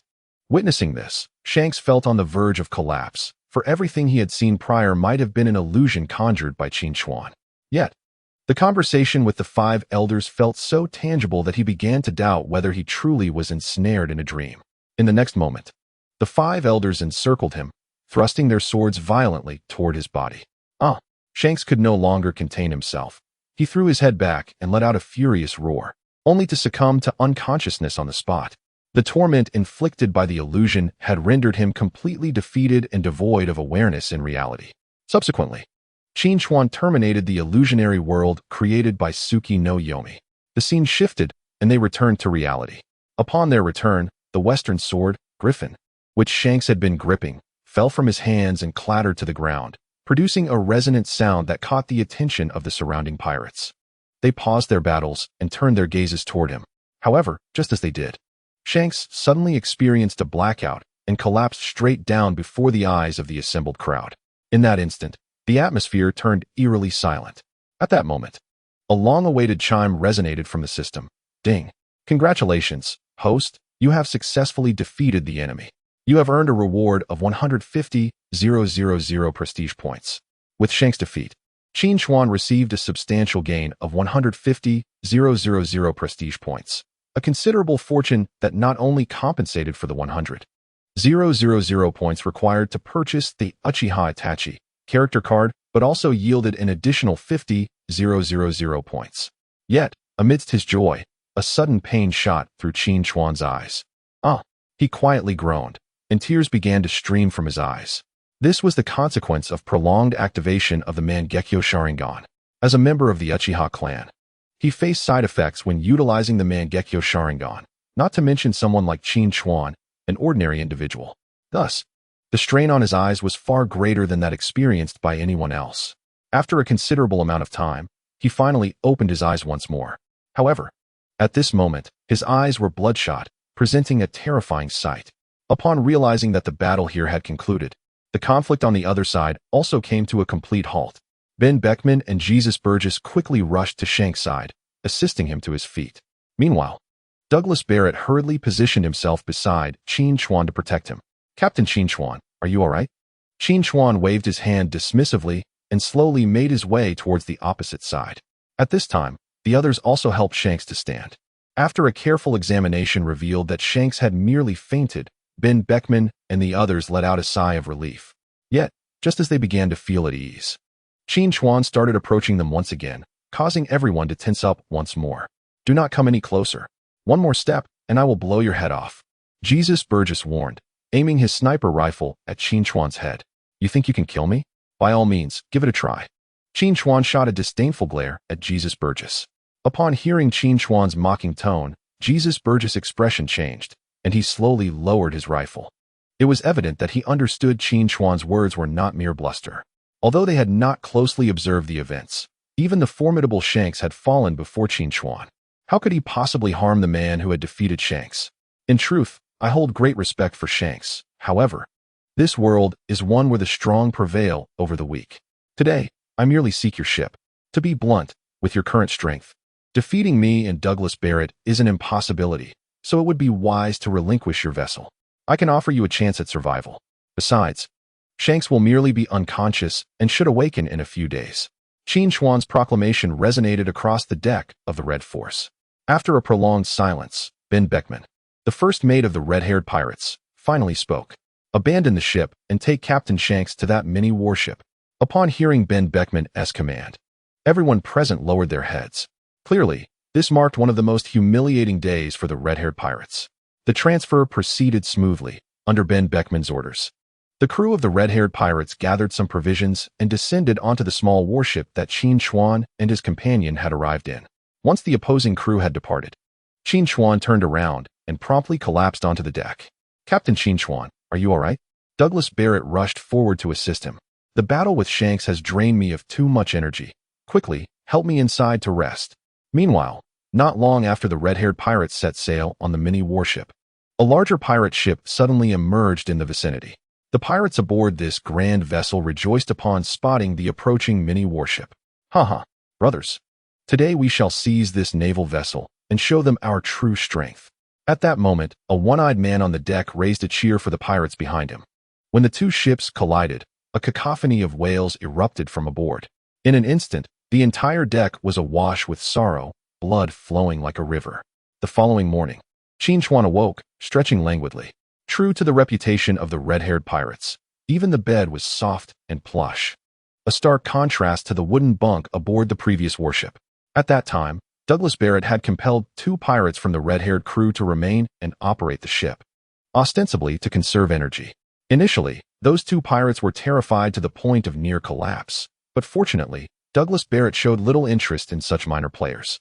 Moreover, he had plans to rely on these 2 laborers to transport them to Alabasta, so there was no question of harming them. Just then, Douglas Barrett entered, holding a newspaper. "You've made the headlines again, and the world government has issued your bounty notice. You are now a wanted criminal." Qin Chuan had anticipated being labeled an enemy of the world government. Thus, he was not particularly concerned about the bounty. Upon receiving the newspaper, he was taken aback. Morgan's was truly formidable. Within just one day, he had uncovered so many details. Firstly, regarding the world government's news. 3 days after Qin Chuan and Douglas Barrett's escape, the world government finally released arrest warrants for the 2. Beneath Qin Chuan's photograph was a staggering bounty of 1 billion, while Douglas Barrett's bounty soared to 18 billion. The stark disparity in their bounties was primarily due to Douglas Barrett's long-standing notoriety, whereas Qin Chuan was merely an up-and-coming figure. Ultimately, he had only escaped from Impel Down and had not yet committed any other acts that posed a threat to society. Hence, his bounty had not significantly increased. Additionally, the Navy headquarters had issued a global warrant for the capture of the Qin Chuan pirates, with Admiral Sakazuki leading a fleet of justice that had departed from Marine Ford, heading towards the East Sea. It was evident that this luxurious fleet, led by an admiral, was targeting Qin Chuan himself. On another page of the newspaper, reports detailed the encounter between Qin Chuan and Douglas Barrett's warship and the red-haired pirates, led by Shanks, in the East Sea. The article indicated that a fierce battle ensued on the deck of the Red Force, with chaos reigning supreme. Ultimately, the battle concluded with a resounding defeat for the red-haired pirates, compelling them to abandon ship and retreat from the Red Force. After their retreat, they encountered another large pirate vessel, which they subsequently seized, landing on an island in the East Sea by evening to recuperate. Furthermore, the newspaper revealed reliable reports that during the fierce battle, Qin Chuan single-handedly vanquished the formidable Shanks. Clearly, it was after the red-haired pirates landed on a certain island that the news swiftly leaked out. The moment this information spread, it sent shockwaves throughout the world. The world government had just issued a global bounty, and yet Qin Chuan had directly defeated the renowned pirate Shanks. At this juncture, although Shanks had not yet been officially designated as one of the four emperors, his prowess was already acknowledged by various factions. Suddenly, an unknown individual emerged, first defeating the guards of Impel Down, and subsequently confronting and overcoming the powerful red-haired pirates. This compelled all factions across the globe to take Qin Chuan seriously. At the Marine headquarters in Marineford, within the office of the Fleet Admiral, Sengoku sat gravely at his desk. On the table lay today's newspaper. That same individual, after escaping, was so brazen as to disregard the Navy. At that moment, Admiral Fujitora reclined comfortably on the sofa, crossing his legs. This situation has become intriguing. This person not only bested the guards of Impel Down, but has now also dealt with the illustrious pirate, thereby alleviating a considerable burden from us. I hope he continues his momentum and defeats more individuals from the New World. This way, we might find ourselves in a somewhat more comfortable position. Garp, with arms crossed, stated earnestly, "Does your remark imply that you hold some admiration for him?" Sengoku queried, looking at Garp with curiosity. "Is it so strange for me to admire him? In my view, if we could recruit him into the 7 Warlords of the Sea, it would be most fitting." "What? You wish to recruit him into the 7 Warlords of the Sea?" Upon hearing Garp's suggestion, Sengoku's brow furrowed tightly. The world government and the Navy had just jointly announced a bounty for Qin Chuan, and now Garp suggested recruiting him, which undoubtedly would be a slap in the face to both the world government and the Navy. As the highest commander of the Navy, he was naturally unwilling to entertain such an idea. The 7 Warlords of the Sea is inherently an unreasonable system.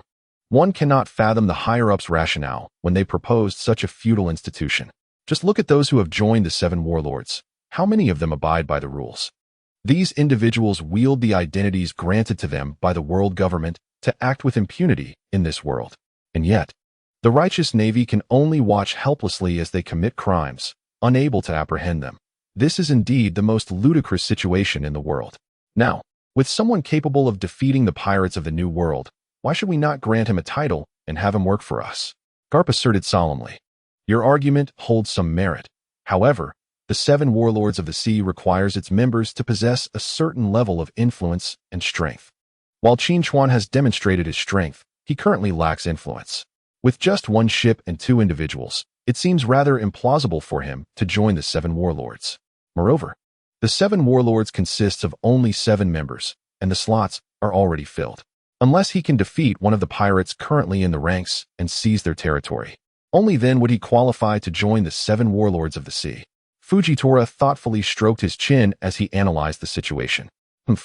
It is still premature to consider his induction into the 7 Warlords of the Sea.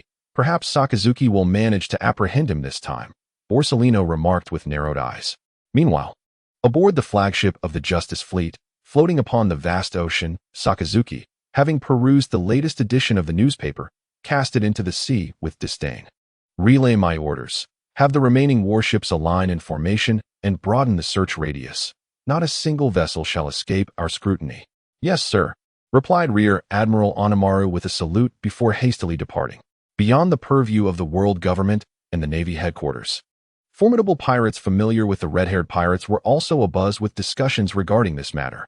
On a rather secluded island, a middle-aged man, rugged in appearance, missing several teeth, with a robust physique, dark skin, and wild hair, adorned with a headscarf and multiple necklaces, sat beneath a tree, guffawing heartily as he read the newspaper. This fellow is quite amusing. He seems to possess a formidable devil fruit. I sincerely hope our paths do not cross. Lord Marshal D. Teach. We have spotted a merchant vessel ahead, accompanied by a military escort. Shall we proceed with the plunder? A pirate rushed forward, addressing him with respect. Upon hearing this news, Blackbeard's eyes narrowed, and he replied slowly, "Seize the merchant ship. As for the warship, let us sink it." Ha! On an island composed of towering cakes and cream.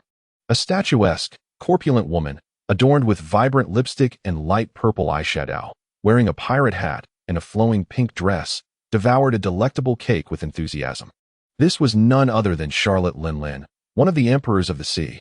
"Mother, a formidable individual has emerged in the East Blue, having defeated the red-haired pirates led by Shanks," exclaimed Perispero, the eldest son of the Charlotte family, resplendent in a top hat decorated with lollipops. Slender in stature with a long nose and tongue, and wielding a candy cane. "Mother, when did Shanks become so weak? It is a disgrace to our new world. When that brat dares to enter our territory, I shall teach him a lesson." Charlotte Linlin's excitement mounted. "Moreover, there are far too few cakes here. Send more at once." "Quickly." "Yes, mother, I shall prepare more cakes for you immediately." Perispero, sensing her rising ire, turned and fled in haste.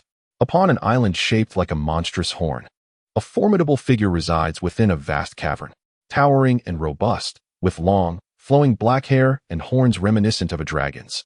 He sports a lengthy beard akin to the whiskers of a mythical beast.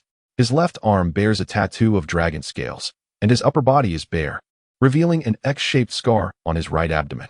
Draped in a purple garment with 2 golden chains hanging from its hem, he wears loose, dark green trousers cinched with a shimenawa, complemented by a purple fur cloak. This imposing middle-aged man, reminiscent of a demon, drinks deeply from a tankard of beer. Did he defeat Shanks? It seems the new world is about to gain another reckless soul, he muses. But it matters not. Once my legion of artificial devil fruit users is assembled, the entire world shall bow before me. The speaker is none other than Kaido, the Beast King and one of the emperors of the sea. After finishing his drink, he hurls the tankard to the ground and releases a thunderous roar that reverberates through the island, causing its inhabitants to shudder in fear. On the deck of a colossal pirate ship adorned with a whale's head, a man with a crescent-shaped white mustache, clad in a white pirate hat, sits with an air of authority. However, his current condition is far from robust. He is attached to numerous foredrips, and an oxygen tube is inserted into his nose. Behind him stands a cadre of young women dressed in pink nurse uniforms, not crew members, but his medical team. This man is Edward Newgate, known widely as Whitebeard, one of the emperors of the sea and widely regarded as the man closest to the title of Pirate King. Following Roger's demise, he has been acknowledged as the world's strongest man, possessing the formidable Tremor fruit, which Fleet Admiral Sengoku deems a world-ending power. His weapon, the renowned Supreme Great Blade Kongo Yo, is equally legendary. However, Edward Newgate has entered the twilight of his years, having endured countless battles, and his health has significantly declined due to aging. Nevertheless, the Whitebeard pirates remain the most fearsome and the most dreaded by the world government in the New World. "Old man, there's an intriguing lad. Shall I go and meet him?" A man with deep brown skin, sporting a hairstyle reminiscent of a pineapple's crown, and adorned in a loosely buttoned gray-white jacket revealing a cross emblem on his chest, stands before him. He is Marco, the 1st Division commander of the Whitebeard Pirates, known as the Phoenix. Possessing the rare mythical Zoan-type devil fruit, the Phoenix fruit, he is rightfully recognized as the 2nd strongest member of the Whitebeard Pirates. Do not rush. If this young man's ambition is the treasure of the New World, our paths will inevitably cross. However, what perplexes me is the current activities of Shanks. How could he lose an arm in the feeble East Blue and subsequently be defeated by an unknown adversary? Whitebeard spoke solemnly. "While he may lack fame, I believe you, Captain, are quite familiar with his crew." Upon hearing Marco's words, Edward Newgate's countenance darkened instantly. To speak of it, he and Douglas Bullet were sworn enemies. Before the rise of the Roger Pirates, there existed a formidable pirate crew, the Rocks Pirates, of which Edward Newgate was a part. Captain Rocks D. Zebek had already dominated the seas over 40 years ago. Simultaneously, his crew members were equally illustrious. Among the 4 emperors, aside from Shanks, Kaido, Charlotte Linlin, and Edward Newgate were all part of his crew. Historically, apart from Qin Chuan, the only other individual to breach Impel Down was the Golden Lion Shiki, who was also one of his crew members. With such a powerful assembly, the Rocks Pirates briefly basked in glory, becoming an unstoppable force across the globe. However, their overwhelming strength prompted Navy hero Garp to ally with the Roger Pirates to bring them down. This ultimately led to the complete annihilation of the crew, scattering its members across the world, where they evolved into regional tyrants. Thus, if one were to delve deeper, Edward Newgate should harbor a profound hatred for Douglas Bullitt. More than 20 years have passed. We have all grown into old men. Your words have sparked a sudden anticipation within me for our encounter. Father, do you mean we should seek them out personally? There is no need for a search. I am confident these two do not wish to remain in that diminutive East Blue. Should they dare to venture into the waters of the New World, I would not hesitate to vanquish them. Upon finishing his statement, Edward Newgate seized the formidable sword, the Murakumo, and struck it fiercely upon the deck. In an instant, the entire deck trembled, causing many weaker pirates to fall to the ground. Conversely, while the world believed Qin Chuan was en route to Fishman Island, they instead found themselves in the waters of the Alabasta Kingdom. Initially, based on Akainu's assessment, Qin Chuan's vessel was expected to sail from the East Blue to Fishman Island. In the pirate world, the Red Line divides the Grand Line into two segments, the latter known as the New World. To reach the New World, one has two possible routes. One can petition the world government and traverse the Holy Land Mariawa at the summit of the Red Line, necessitating the abandonment of their ship. Though this path incurs significant costs and consumes time, it is undeniably safe. One proposal involves enveloping the vessel with resin from the Yarkimian red tree, plunging 10,000 meters deep to traverse a colossal cavern beneath the Crimson Continent, journeying through the underwater passage to Fishman Island, ultimately reaching the New World, albeit fraught with peril. As for Qin Chuan and Douglas Barrett, who have recently been marked with bounties by the world government, it is abundantly clear that their aspirations of traveling from the Holy Land Mariawa to the New World are utterly unattainable. Thus, they find themselves with only one viable path, that of the Fishman Island, which boasts an underwater tunnel. However, when Admiral Sakazuki's Justice Fleet intercepted the critical route leading to Fishman Island in the East Blue, no suspicious vessels were detected. Meanwhile, on Qin Chuan's end, after several days adrift, he and Douglas Barrett finally set foot upon the mainland of the Alabasta Kingdom. Alabasta is home to several major cities, yet Rainland is renowned as the City of Dreams. Here lies the stronghold of Crocodile. Consequently, Qin Chuan and his companion hastened directly to this location. Upon arrival in Rainland, Qin Chuan instructed the two crew members to remain aboard the ship while he and Douglas Barrett ventured into the heart of the city. Alabasta, a superpower situated in the first half of the Grand Line, is expected to possess formidable strength.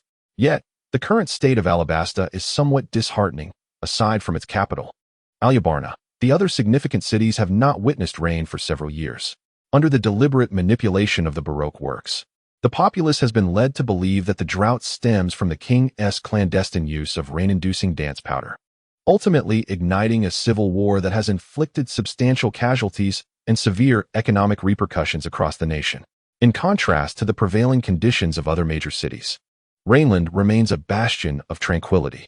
The residents here enjoy a significantly better quality of life, and it is home to the largest casino in Alabasta, the Rain Banquet, which is among the richest controlled by Crocodile.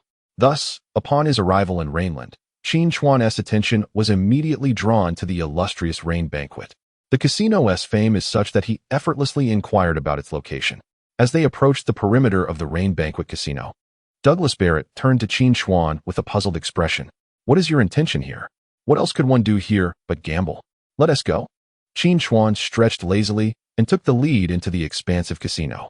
Upon entering, they were promptly approached by two alluringly attired bunny girls. "Ladies, are you here to indulge in some games?" "Indeed. Since we've come to Rainland, we must try our luck."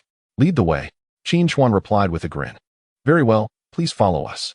The two bunny girls guided Qin Chuan and Douglas Barrett to a gaming table featuring a large spinning wheel, adorned with various numbers and a substantial pointer indicating the direction. The gameplay is quite straightforward. Gamblers can place bets on any number, as well as wager on the size of the numbers and whether they are odd or even.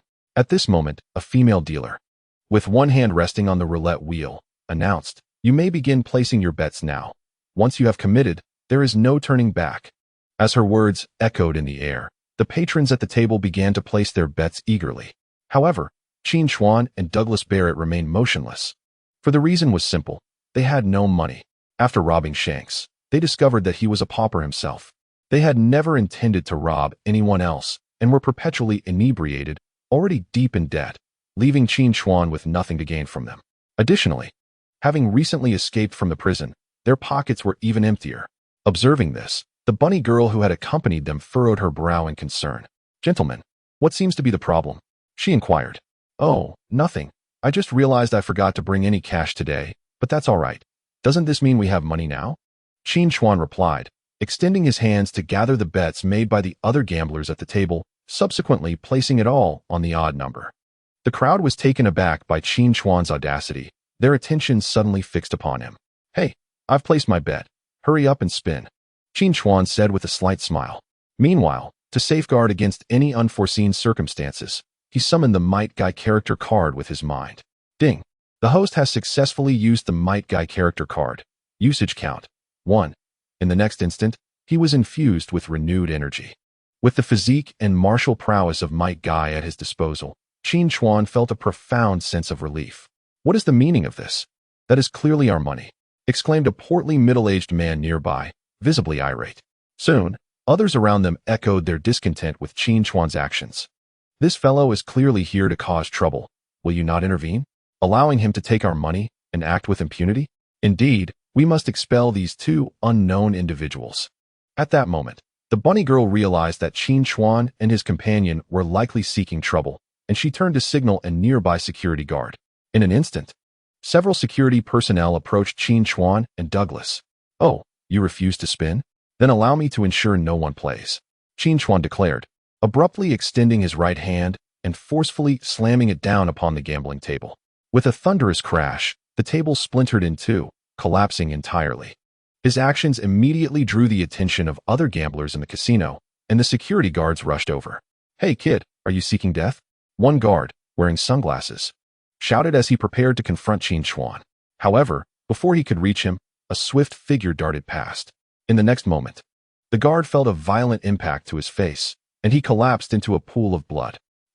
Upon witnessing an individual collapse, chaos erupted throughout the casino, as numerous patrons hastily fled towards the exit.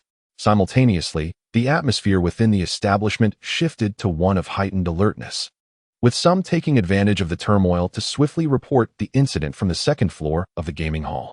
"Eliminate them all," Qin Chuan commanded, his tone devoid of urgency.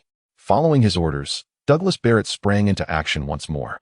Faced with these minor adversaries, he expended no effort, dispatching several nearby security personnel in the blink of an eye. Such terrifying prowess rendered those around him momentarily frozen in place. Particularly the bunny girl who had initially escorted him, now rendered speechless by fear. At this juncture, Qin Chuan placed a hand on her shoulder while grasping the roulette wheel. Addressing the dealer with a haunting query, "May I place my bet now?" The dealer's heart raced, instinctively nodding in response to his inquiry. "Precisely. Earlier, I spoke to you with civility, yet you chose to respond with aggression. Is this truly your standard of hospitality?" Just then, heavy footsteps echoed from the staircase leading to the second floor. Thud, thud, thud. Instinctively, all eyes turned towards the source of the sound. In the next moment, a man with a slicked-back hairstyle, clad in a black fur coat, bearing a long scar across his face, adorned with an earring on his right ear, a golden hook on his left hand, and smoking a cigar, descended the stairs at a leisurely pace. Initially taken aback by reports of a disturbance, he quickly made his way down, for few dared to cause trouble in his domain. Yet, upon his arrival, his expression darkened, and his brow furrowed as he recognized both Qin Chuan and his former rival, Douglas Barrett. "Long time no see, Crocodile," Douglas Barrett remarked, a slight smirk gracing his lips. Upon hearing his name, he boldly approached the two, the distance between them shrinking. Aware that the first to strike would gain a significant advantage, the surrounding crowd held their breath in anticipation. "You two possess remarkable audacity. Are you not aware that I am one of the 7 warlords of the sea, sanctioned by the world government? I wield the power and duty to apprehend pirates wanted by them," Crocodile stated coldly, exhaling a puff of smoke. "Come now, the 7 warlords of the sea? How impressive. What do you propose, Douglas Barrett? Shall we kneel before your old adversary?" Qin Chuan quipped with a playful tone. Upon hearing this, a palpable wave of murderous intent emanated from Crocodile. "What is it you truly seek by coming here?" Crocodile, being a man of considerable intellect, understood that Qin Chuan and his companion had not traveled such a distance merely for a handful of berries. Moreover, based on his speculation, Qin Chuan must be aware that this is his territory, which renders their motives rather dubious. It's nothing much. In fact, I find you quite appealing. Which is why I deliberately ventured to this Alabasta to challenge you to a gamble. What do you think? Haha, if you wish to wager with me, that is acceptable. But what do you intend to take from me? Crocodile sneered upon hearing this. It's nothing. I currently require a henchman, and since you possess a Logia-type devil fruit, I propose that you join me. Qin Chuan stated earnestly. Upon the conclusion of Qin Chuan's words, Crocodile was initially taken aback, then burst into laughter. Is it truly that amusing? Qin Chuan retorted on the spot. Qin Chuan, why should I become your henchman? Is it merely because you defeated that so-called Shanks pirate crew? Crocodile, being a user of a Logia-type devil fruit, would never concede that he could be outmatched by those from the New World. Thus, even after hearing that Qin Chuan had confronted and vanquished the captain of the red-haired pirates, Shanks, and seized his flagship, Crocodile exhibited no signs of fear. There is no need for me to disclose the sordid deeds you have committed in Alabasta, is there? Once I defeat you and expose both you and your Baroque works for your treachery against the king here, your aspirations to acquire information regarding the ancient weapon Pluton will be dashed, and your title as one of the 7 warlords of the sea will be swiftly revoked by the world government. At that point, it seems you will only be able to meet your end in the depths of Impel Down. Qin Chuan articulated each word with precision. Upon finishing his statement, beads of sweat began to form on Crocodile's forehead. Not only that, but even Douglas Bullet, who stood beside Qin Chuan, gazed at him in astonishment. Their surprise stemmed from the fact that Qin Chuan had just mentioned the ancient weapon Pluton. Pluton is one of the 3 ancient weapons revered as divine in the pirate world. It is not a weapon in the conventional sense, but rather deemed the most fearsome battleship in shipbuilding history. Constructed in Water 7, its destructive power is such that a single cannon shot can obliterate an entire island. Currently, it lies dormant somewhere in the world, with its location decipherable only to those who comprehend the true history. How intriguing. Are you also after Pluton? Crocodile inquired solemnly, his right hand now caressing the poisoned hook on his left hand. Clearly, since Qin Chuan had mentioned the ancient weapon Pluton, it seemed that a confrontation was inevitable today. I have no interest in Pluton. In these times, relying on battleships is rather shameful, wouldn't you agree? Furthermore, I have already stated that my purpose for coming here is solely you. So shall we gamble? Then I shall accept your challenge. But to be honest, I haven't encountered someone as intriguing as you in quite some time. Moreover, from what I can observe, you do possess some capabilities. Otherwise, Douglas Bullet would not be so willingly in your shadow. The words of Crocodile were clearly intended to mock Douglas Barrett for becoming Qin Chuan's subordinate, aiming to provoke him into internal strife. However, Douglas Barrett remained unmoved by this taunt. Ever since Qin Chuan had defeated Shanks in his presence, Barrett had developed a genuine respect for him. After all, he had personally clashed with Shanks and was acutely aware of the latter's formidable strength. Had it not been for Qin Chuan intervening, Barrett would likely have faced an ignoble defeat against the entire red-haired pirates. All right, the rules of this wager are simple. I will spin the wheel, and you will guess the number. Qin Chuan said leisurely. What are the stakes? If you lose, you will accompany me. Should you win, I will personally defeat you and expose your underhanded dealings to the world. What do you say? Upon hearing Qin Chuan's wager, Crocodile felt a surge of murderous intent. He could not fathom how Qin Chuan had come to know about his affairs. A meticulous planner, Crocodile had established Baroque works with everyone in the organization using code names, rendering it exceedingly difficult for members to conspire or uncover each other's secrets. Thus, he was perplexed as to how this newcomer, freshly emerged from Impel Down, had acquired knowledge of his dealings. Moreover, it seemed that Qin Chuan had come prepared today. Crocodile had already felt a twinge of concern in facing Douglas Barrett, especially since they had previously fought to a standstill. Yet now, it appeared that Qin Chuan was even stronger than Barrett, and with his subordinates scattered, Crocodile found himself facing 2 adversaries alone. Are you in or out? This opportunity only comes once, Qin Chuan urged as he observed Crocodile's hesitation. Fine, I will play this round. I bet 7. Spin the wheel. Crocodile declared with resolve. Once you place your bet, there is no turning back. That is the rule here. Let us begin. With a decisive command from Qin Chuan, he exerted force with his right hand, sending the wheel spinning rapidly. As all eyes were fixated on the wheel, Crocodile suddenly lunged forward at Qin Chuan. Being adults, they understood that the spinning wheel was meaningless. In this world, only strength mattered. When Crocodile charged, Qin Chuan effortlessly sidestepped with a swift movement. In the next instant, Crocodile's poison hook slashed through the air, tearing the wheel apart. Hey, that is not right. The outcome of this wager hasn't been decided yet. Qin Chuan remarked coolly as he evaded. Humph, the outcome is already clear. You are destined to lose today. Crocodile scoffed, extending his right hand. In the next moment, a sandstorm materialized in the palm of his hand. Humph, a mere trick, daring to flaunt it before me. The third gate of the 8 gates of Duanjia. The life gate, open for me. As Qin Chuan began to emanate a verdant energy from his entire being, the sandstorm conjured by Shacklock Doll whirled into a frenzied spin. Die, sandstorm. Without waiting for Qin Chuan to make a move, Shacklock Doll swiftly cast the fully formed tempest towards him. The rapidly rotating sandstorm surged towards Qin Chuan with a deafening roar, scattering all debris in its wake. Many onlookers were left squinting against the force of the storm. Shacklock Doll not only controlled its trajectory, but also ensured that the storm grew in ferocity as it advanced. In close quarters, it could even shatter rocks and topple buildings, demonstrating formidable lethality. Yet, despite this overwhelming force, as the sandstorm bore down on him, Qin Chuan let out a mighty roar and charged headlong into the tempest. Witnessing this audacious act, everyone present was taken aback, especially Douglas Barrett, who had once clashed with Shacklock Doll and understood the latter's formidable prowess.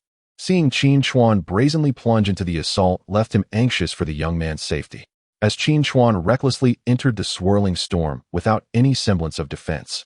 A peculiar smile crept across Shacklock Doll's lips. However, the unexpected soon unfolded. Qin Chuan burst forth from the eye of the raging sandstorm, his green aura even more resplendent than before. Observing this spectacle, Shacklock Doll furrowed his brow and extended his right hand, intent on seizing Qin Chuan by the throat. But at that moment, Qin Chuan was already in a state of rapid motion, rendering him nearly impossible to catch. As he closed the distance to Shacklock Doll, he abruptly planted one hand on the ground and launched a kick aimed squarely at Doll's chin. The speed was such that Shacklock Doll had no time to mount any defense. Just as Qin Chuan believed he had struck a decisive blow, his foot met what felt like nothing but air when it connected with Shacklock Doll. In an instant, Shacklock Doll's visage transformed into a cascade of fine sand, elementalization. At that moment, Douglas Barrett's brow furrowed anew. In the world of pirates, only sufficiently potent haki could inflict true harm upon those capable of elemental transformation. His haki was undoubtedly powerful, but he remained uncertain whether Qin Chuan possessed similar abilities. After all, from the outset, there had been no indication that Qin Chuan bore any devil fruit powers, let alone the mastery of haki. Qin Chuan never anticipated that his attack could be evaded by his opponent. Although the adversary possessed the ability to elementalize his body, he believed that with sufficient speed, he could inflict damage before the transformation occurred. However, it appeared that his strategy had not yielded the desired effect. Before he could retreat, the mound of fine sand returned to Crocodile's neck, subsequently recreating an identical head. Boy, it seems you lack the ability of haki. In that case, you are truly doomed. Crescent sand dune. Crocodile remarked with a cold smile, as he instantly enlarged his arm, shaping it into a crescent moon-like blade of sand. Upon witnessing this, Qin Chuan was taken aback. This dreadful technique would siphon every drop of moisture from his opponent upon contact, ultimately rendering them powerless and transforming them into desiccated mummies. When Crocodile's sand blade swung toward him, Qin Chuan found himself unable to utilize his instant movement technique, forcing him to instinctively bend down in an attempt to evade the attack. Although he successfully dodged the sand blade thanks to the speed granted by the third gate of the 8 gates of opening, he still left an opening for Crocodile's counterattack. In the next moment, Crocodile delivered a powerful kick directly to Qin Chuan's waist. Bang! Qin Chuan was sent flying out of the casino hall, landing on the sandy ground outside.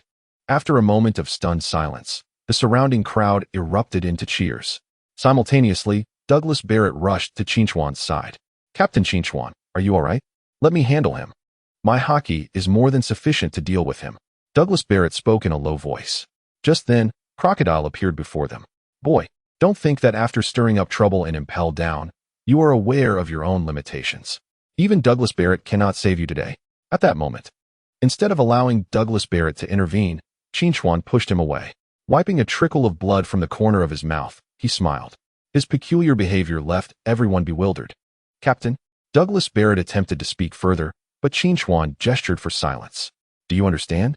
Your physical attacks are ineffective against me. No matter how swift or powerful your strikes may be, they hold no significance. Thus, even if you can defeat the red-haired pirates, you cannot conquer me. So perish. Crocodile declared ominously. With that, he transformed his arm into a sand blade and unleashed it instantly. In the next moment, a bolt of purple lightning shot forth in a straight line, cleaving the ground in two as if it were an unstoppable force. The game has not yet concluded. It has only just begun.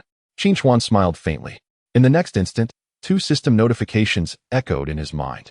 Ding! The exchange of Terumi Mei character card was successful, and the system automatically deducted 300,000 points of reputation from the host.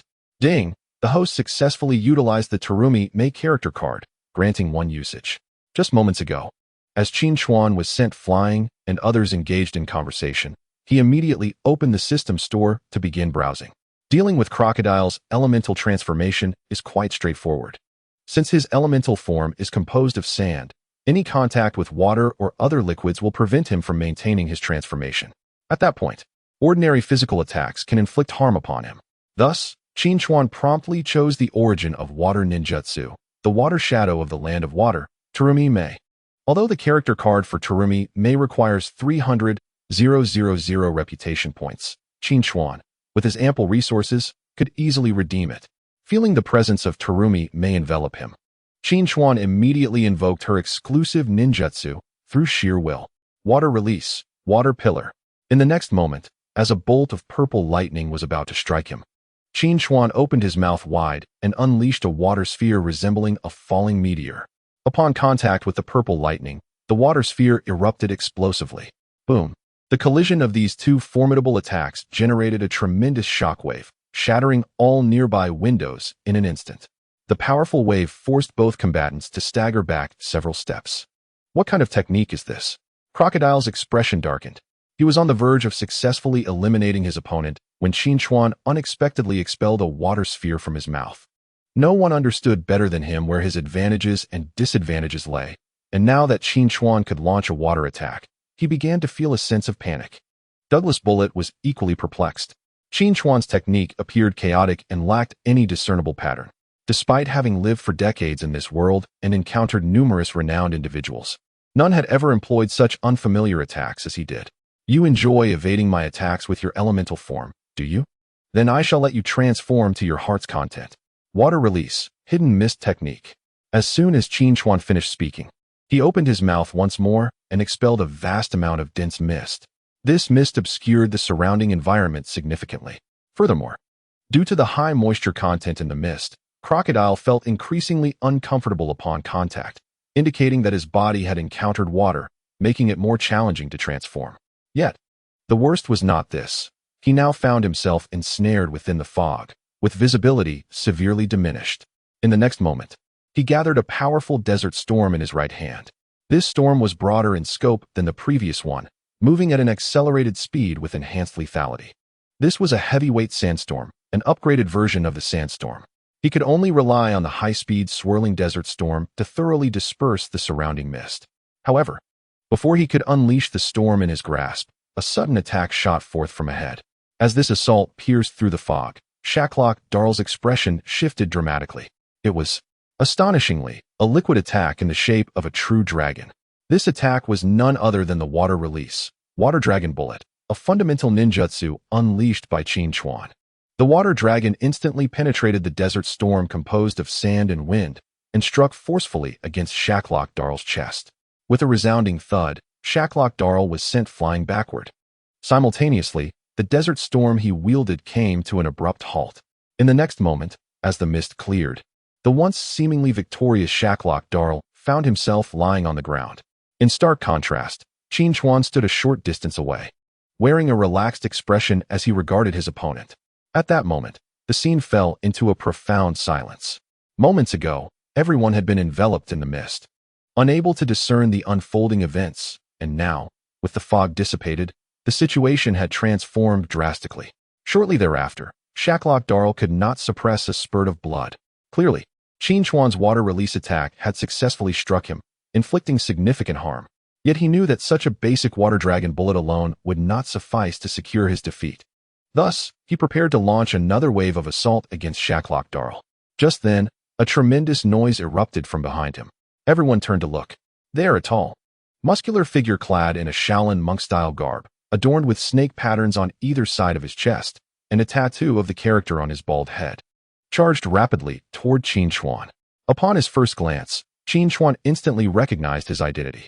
He was Das Bonus, the senior agent of the Baroque Works, codenamed Mr. One. Within the Baroque Works, a lower codename number signifies a greater strength. Undoubtedly, Das Bonus, codenamed Mr. One, represented the most formidable force aside from Shaklok Darl. Mastering the art of slashing, Das Bonus transformed his fingers into razor-sharp claws as he surged forward, intent on engaging Qin Chuan in close combat. Close combat with me? A fanciful thought. Boiling release, missed technique. Upon seeing Das Bonus charging directly at him, Qin Chuan felt no fear. Rather, he was invigorated. It was evident that he relished the prospect of his opponent charging at him mindlessly. In the next moment, Qin Chuan exhaled a cloud of vapor once more. But this was no ordinary mist. It was a boiling vapor, capable of freely adjusting its acidity. This high-temperature mist could gradually evaporate objects, its intensity surpassing that of dissolution. And its acidic transformation could even melt any material. Upon witnessing Qin Chuan unleash this attack, Das Bonus was immediately taken aback. Subsequently, he found himself compelled to halt in his tracks, letting out a low grunt. Cut them down. In an instant, he assumed a stance, transforming his body to possess a hardness akin to steel. Das Bonus wielded the powers of a paramecia-type devil fruit, granting him the ability to turn his entire being into blades as unyielding as iron, rendering his defenses nearly impenetrable. Ordinary attacks could scarcely harm him. Even the formidable slashes of Mihawk, one of the world's most powerful swordsmen, were unable to breach his defenses, as he could sever anything that came into contact with him. However, this time, he faced Qin Chuan, and against Qin Chuan's assault, no matter how resilient his form, it would prove utterly futile. Thus, in the next moment, as the mist enveloped him, he emitted a harrowing wail. The vapor swiftly infiltrated his iron-like skin, the intense heat scorching him to the point of speechlessness. Within mere seconds, Das Bonus collapsed onto the sandy ground, his entire body flushed red, as if he had just plunged into scalding water. Ding! Congratulations, host, you have successfully defeated your opponent. You have earned a reward of 15,000 prestige points. As the system's voice resonated, Qin Chuan realized that his adversary would surely be unable to rise again. This strike had thoroughly astonished those around him, particularly those who had harbored fantasies of stealthily ambushing Qin Chuan amidst the chaos. Even Shaklok Das, standing before him, began to perspire, a bead of cold sweat forming on his brow. To expel such a volume of matter from his mouth. This fellow is terrifying. Douglas Barrett, witnessing the scene, felt a chill of trepidation. He was acutely aware of Das Bonus's formidable defense, and even with the enhancement of his haki, he doubted his ability to withstand Qin Chuan's onslaught. Your subordinate seems on the verge of collapse. What will you do? He is a crucial asset of your Baroque works.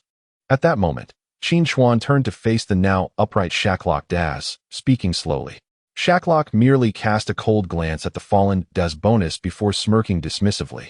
Since he has been defeated, he is nothing but refuse in my eyes.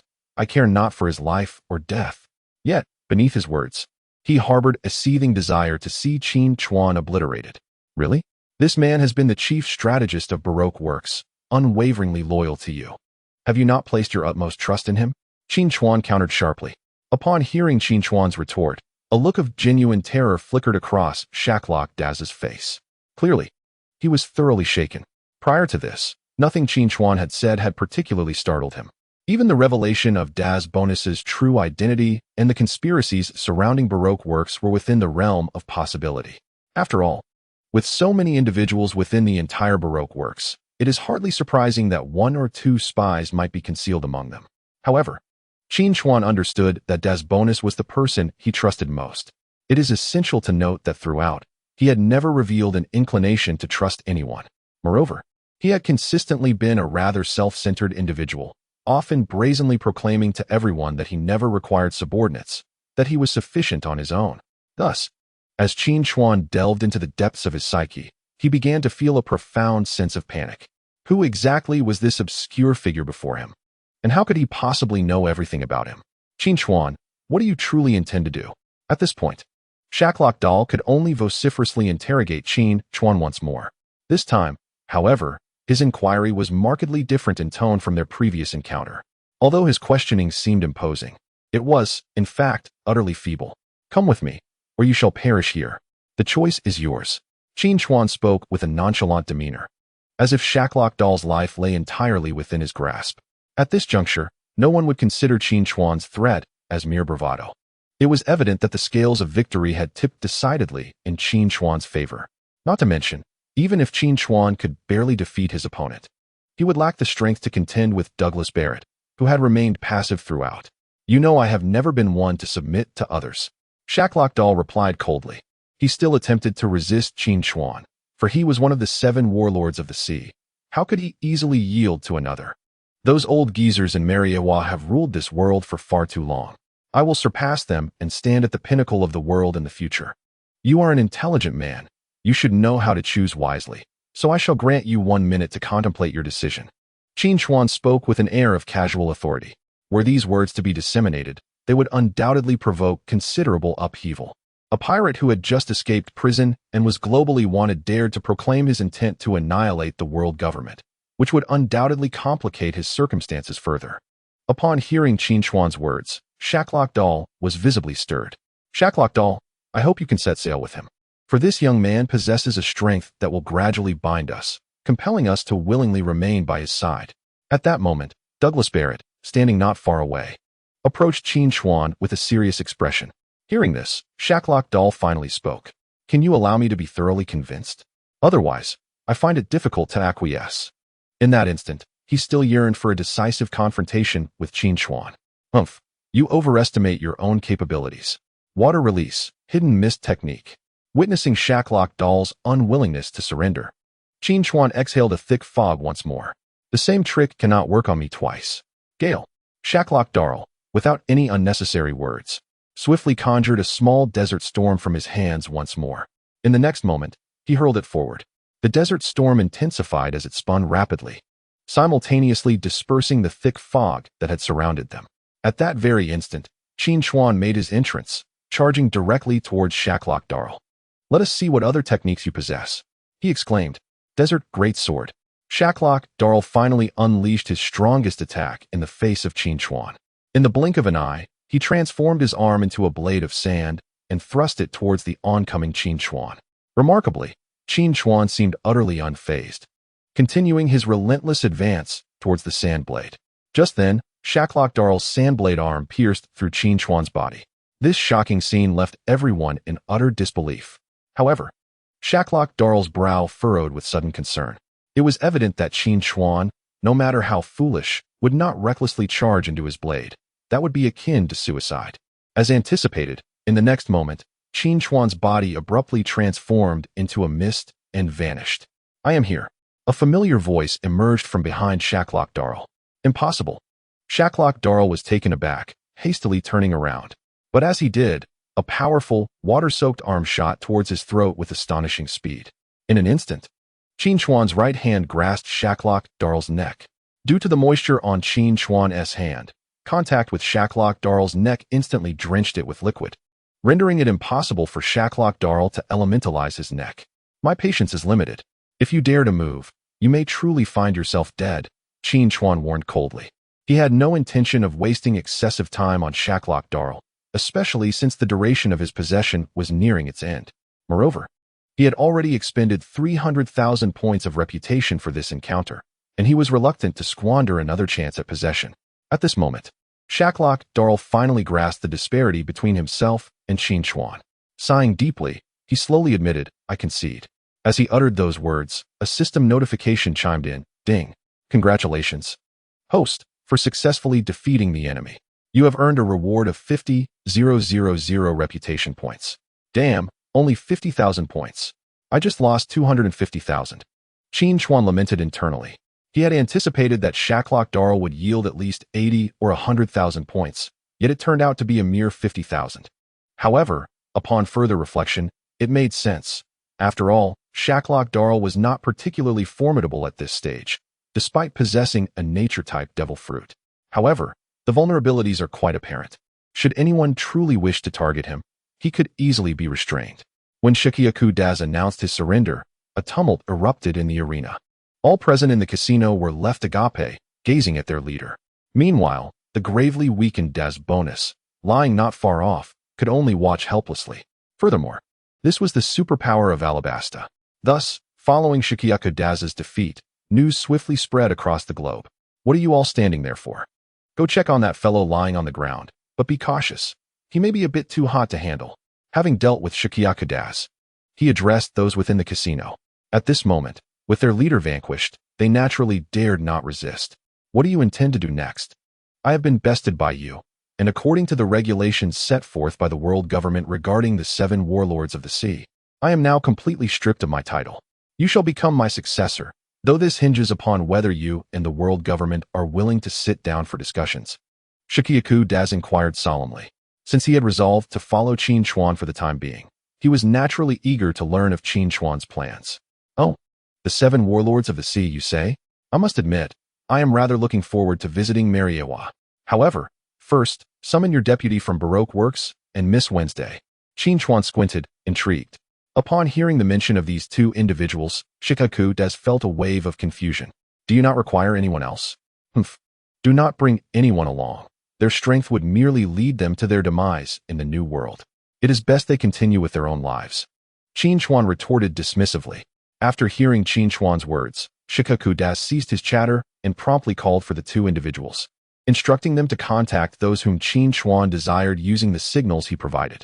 The following morning, indeed, Qin Chuan's name once again graced the headlines of the World Economic News Daily. Marineford Marshal's office. Haha, I told you, that fellow would not remain idle. I did not expect him to defeat yet another warlord of the sea in such a short span. According to the regulations, it was now time for discussions with the world government regarding this individual, as the naval hero Karp reclined with his legs crossed, casually perusing the newspaper headlines. Humph, does he aspire to become a warlord of the sea? His transgressions are considerable. Merely causing upheaval in Impel Down is sufficient to warrant his death sentence. Would the world government easily allow him to ascend as a warlord? Sengoku remarked, brow furrowed. Those old fools, they are loyal only to the celestial dragons, and their sole objective now is to stabilize the world. Thus, as long as it contributes to the stability of this world, they are capable of committing any act. Have you perhaps forgotten the events surrounding the Demon Extermination Order? Upon hearing those 3 words, Karp finally ceased his jovial demeanor. The Demon Extermination Order was a military operation, a brutal and merciless assault aimed at annihilating everything in its path. The personnel involved comprised 5 vice admirals from the Navy headquarters, 10 rear admirals, thousands of elite naval forces, and 10 top-tier warships. Many years ago, the architect behind the O'Hara demon extermination was none other than the then Admiral Sengoku. However, the true mastermind of the O'Hara incident was the world government. O'Hara, renowned as a sacred archaeological site in the West Blue, was also the birthplace of Nico Robin. The world government, considering the peril of the historical texts being interpreted, primarily to prevent the truths of 800 years ago from being unveiled, initiated the Demon Extermination Order when Nico Robin was merely 8 years old, leading to the destruction of O'Hara. She was the sole survivor of the entire island. Thus, Sengoku, as an admiral, was unjustly burdened with the blame. Consequently, during the subsequent selection for the position of Fleet Admiral, Sengoku triumphed over his peers and ascended from the rank of Admiral to Fleet Admiral. Let us not dwell on the past. Since we are part of the Navy, we must resolutely pursue the justice we believe in, Karp stated solemnly after folding the newspaper. Your understanding of justice differs from mine, and you are well aware of that. It matters not. We are both old bones. Perhaps you are indeed correct. Now, let us observe how those old codgers in the world government perceive matters. Meanwhile, the sole survivor of the O'Hara demon extermination, Nico Robin, stood in a VIP box at the Rain Banquet Casino. Seated on the sofa before her was none other than Qin Chuan himself. The box contained only the 2 of them. Not even Douglas Bullet or Crocodile were permitted entry. I heard you were looking for me. What is it? At this moment, Nico Robin had begun to grasp the origins of the man before her. Harboring no affection for Crocodile, but rather a deep disdain. Therefore, upon Qin Chuan's defeat of Crocodile, she did not feel sorrow. Instead, She was immensely pleased. You are both fortunate and unfortunate. Unfortunate in that your homeland was obliterated in an instant, yet fortunate to have escaped a calamity, Qin Chuan remarked nonchalantly, holding a glass of champagne. Upon hearing his words, an expression of astonishment flickered across Nico Robin's previously calm visage. Simultaneously, her heart raced in that instant. Do not be anxious. I do not intend to silence you. On the contrary, I wish for your assistance in investigating the so-called historical texts. You are aware of the historical texts? Who exactly are you? Upon the mention of such a sensitive topic, Nico Robin could no longer remain seated. You need not know my identity, but I can assure you unequivocally that I mean you no harm. Additionally, there exists a historical text regarding the ancient weapon Pluton in the underground mausoleum of Alabasta. You may take a look, but I implore you to keep this secret forever. At least refrain from divulging it to anyone before confiding in me, Qin Chuan stated calmly after taking a sip of red wine. Upon hearing Qin Chuan mention the ancient weapon, Pluto, Nico Robin's body trembled involuntarily. After all, she was more knowledgeable about the historical texts than anyone else. Being one of the last remaining O'Hara scholars in the world, how can you be so certain that I will find the ancient weapon, Pluto, and refrain from disclosing it to others? Nico Robin hesitated before speaking, for no particular reason, other than the fact that you understand all too well that should these artifacts fall into the wrong hands, they could wreak havoc upon the world. And you, more than anyone else, comprehend the taste of despair, so I trust you would not be foolish enough to engage in such folly, Qin Chuan retorted. Since you already grasp my intentions, how can you be so sure that I will reveal the secrets I uncover about the historical texts to you? Nico Robin pressed on. For no particular reason, except that I will be the one to alter this world. The antiquated figures of the world government cannot achieve this. Nor can the high-ranking officers of the Navy, or even the pirates of the New World. When I stand atop the pinnacle of the world, you will see my true self and make the most prudent choice at that moment, Qin Chuan proclaimed with unwavering confidence. After listening to Qin Chuan's seemingly nonsensical words, Nico Robin fell into deep contemplation. While his words appeared absurd, they possessed profound implications. The fact that he was so aware of her background indicated that his identity was undoubtedly complex. It is all right if you cannot fathom many things now. Take your time to ponder them later. Additionally, do not act recklessly. Had I not arrived, it would not be long before you fell victim to crocodile. Qin Chuan reminded her once more. In her past, Nico Robin had been shielded by the protagonist, Monkey D. Luffy, which had kept her safe. Now, Luffy was still playing in Fusha Village, while she had managed to defeat Crocodile. Thus, the entire narrative arc of the pirates had been irrevocably disrupted, leaving Qin Chuan uncertain of what fate awaited everyone in this world.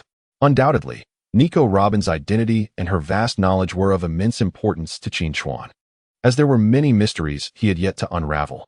However, he could not bring her aboard his ship, for he would soon face the onslaught of various powerful factions. Having such a fragile companion by his side would not only jeopardize her safety, but could also lead to her untimely demise. Therefore, Qin Chuan ultimately decided against allowing her to board, viewing it as a form of protection for her. After hearing Qin Chuan's words, Nico Robin nodded absently. He then instructed her to leave the private room and summon Miss Wednesday. Moments later, a young woman with large, watery eyes and long, aquamarine hair cascading past her waist cautiously entered the room. Did you call for me? Naruto Character, do not be anxious. I am here to assist you. Qin Chuan spoke with remarkable calmness. Upon hearing Qin Chuan utter her name, Naruto Character gasped in fright and instinctively took a step back. Let us be succinct. You are aware of the current state of this nation, all of which has been orchestrated by that fool outside.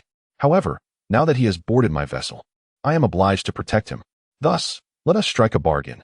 I shall aid your father in quelling the civil unrest in Alabaston, and in return, you must safeguard this secret for eternity. What say you? Qin Chuan declared resolutely. Upon hearing his proposition, a flicker of conflict crossed Naruto Character's countenance. After a considerable pause, she finally spoke, her voice trembling. What if I refuse? If you decline, I regret to inform you that this nation will vanish from the world map. Bear in mind, I am not seeking your consent. You have but two choices. Accept my proposal and remain the princess of Alabaston, or become a deposed princess. At this juncture, Qin Chuan's demeanor shifted, his gaze sharp and icy as it bore into Naruto Character. Witnessing his demeanor, Naruto Character's expression darkened. After a moment's contemplation, She lifted her tear-streaked face and declared, "I accept your proposal on behalf of the Alabastan royal family." Upon hearing her words, Qin Chuan felt an immense weight lift from his shoulders. In truth, he was not one to revel in the slaughter of innocents. Had he chosen to depart with Xitloctl, without the support of the Baroque works, the insurgents would have been unable to establish a foothold in this land. Consequently, the Nefertari royal family would reclaim their power, and the truth would ultimately come to light. At that juncture, Xitloctl's reputation would be irrevocably tarnished. Thus, should Xitloctl serve as his crew member, Qin Chuan would inevitably bear a share of the blame and responsibility, a fate he wished to avoid. Hence, he feigned a threat to compel Nefertari's acquiescence. Fortunately, this young lady was rather easy to persuade, and based on the storyline he had observed in the animations, she appeared to be quite trustworthy, alleviating his concerns regarding her potential betrayal. After concluding his discourse with the two, Qin Chuan embarked on a series of decisive actions. He first ordered Xitloctl to disband his Baroque works entirely. Subsequently, with his influence dismantled, the kingdom of Alabastan was finally graced with a torrential downpour. As the rain cascaded upon the arid desert, the people across the nation beheld a glimmer of hope. Simultaneously, the insurgents hastily announced their surrender. After all, they had been waging their struggle on the premise that the royal family was manipulating events from the shadows, causing the prolonged drought. Now that the Baroque works had fallen and the rain had come, they found themselves devoid of any justification to continue their fight. Soon, King Nefertalib of the Alabasta Kingdom regained control of power. Meanwhile, Qin Chuan and others, including Crocodile, boarded the Red Force and departed from Alabasta entirely. After drifting at sea for 2 days, Qin Chuan had not received any information from the newspapers regarding Alabasta and Crocodile, which indirectly indicated that the Nefertalib royal family had honored their agreement with him, allowing Qin Chuan to finally relax. "Captain Qin Chuan, where shall we head next?" inquired Douglas Barrett and the others as they gazed at the increasingly distant Alabasta Kingdom from the deck. "We're making a stop at Logue Town. I wish to seek out someone," Qin Chuan replied after a moment of contemplation. Logue Town. Upon hearing this name, Douglas Barrett's brow furrowed. After all, he was more familiar with Logue Town than anyone else. The reason was simple. Logue Town was known as the town of beginnings and endings. It is situated in the East Sea, near the entrance to the Grand Line. Moreover, the former pirate king, Joel D. Roger, was born there and met his demise in that very location. Thus, Logue Town held extraordinary significance for him. Seeking someone there with just the two of you seems rather inadequate for a trip to Mariawa, Qin Chuan remarked, turning to the two with a slight scoff. "You intend to go to the Holy Land, Mariawa? You truly are fearless. Your combined bounties now exceed 20 billion, exclaimed Crocodile, taken aback by Qin Chuan's audacity. "Have you not been there before? Why are you so fearful now? My last visit was an invitation to attend a ceremony, but what purpose do you have for going? How do you know I am not going for an invitation to the ceremony? It is quite possible they are already discussing my matters there." As he spoke, Qin Chuan squinted towards the direction of the Holy Land, Mariawa. At that very moment, in Mariawa, just as Qin Chuan had anticipated, the five elders summoned Admiral Sengoku immediately after Crocodile's defeat. "Sengoku, the world has been rather tumultuous lately. The last incident concerning his escape has stirred global discourse regarding our world government. Not only have we failed to apprehend that individual, but he has also begun causing chaos, even defeating the warlords of the sea appointed by us. Shouldn't you bear some responsibility for this?" One of the five elders, an elderly man clad in a deep green suit with a balding head and a distinctive mustache, interjected sternly. "Humph, one cannot place blame so easily. The Impel Down prison does not fall under the jurisdiction of our Navy. If you insist on associating it with us, then our Navy headquarters shall certainly dispatch formidable individuals to oversee Impel Down," Sengoku replied coldly. His words held some truth. Although the Navy served as the authority to uphold justice in the world, in reality, they were on par with Impel Down, and their relationship often was merely one of cooperation in numerous matters. The Navy headquarters has not dispatched any personnel to the deep-sea prison, thus they are, in essence, two distinct entities. At this juncture, the five elders utter these words with the sole intention of shifting the burden of responsibility onto someone else. Having served for many years, Sengoku is well aware of the ulterior motives of these five old men, prompting him to retort sharply. "Humph, the events in Impel Down are not your concern. Yet the matter of Crocodile surely must be of relevance to you?" At this moment, Another elder, clad in a white robe, bald-headed and bespectacled, the only one among the 5 elders not dressed in a suit and sporting a beard, interjected with displeasure. This has nothing to do with me. The warlord system was not established by me, and besides, these individuals are all notorious pirates. Is it not more advantageous for us to let them eliminate one another? Sengoku explained once more.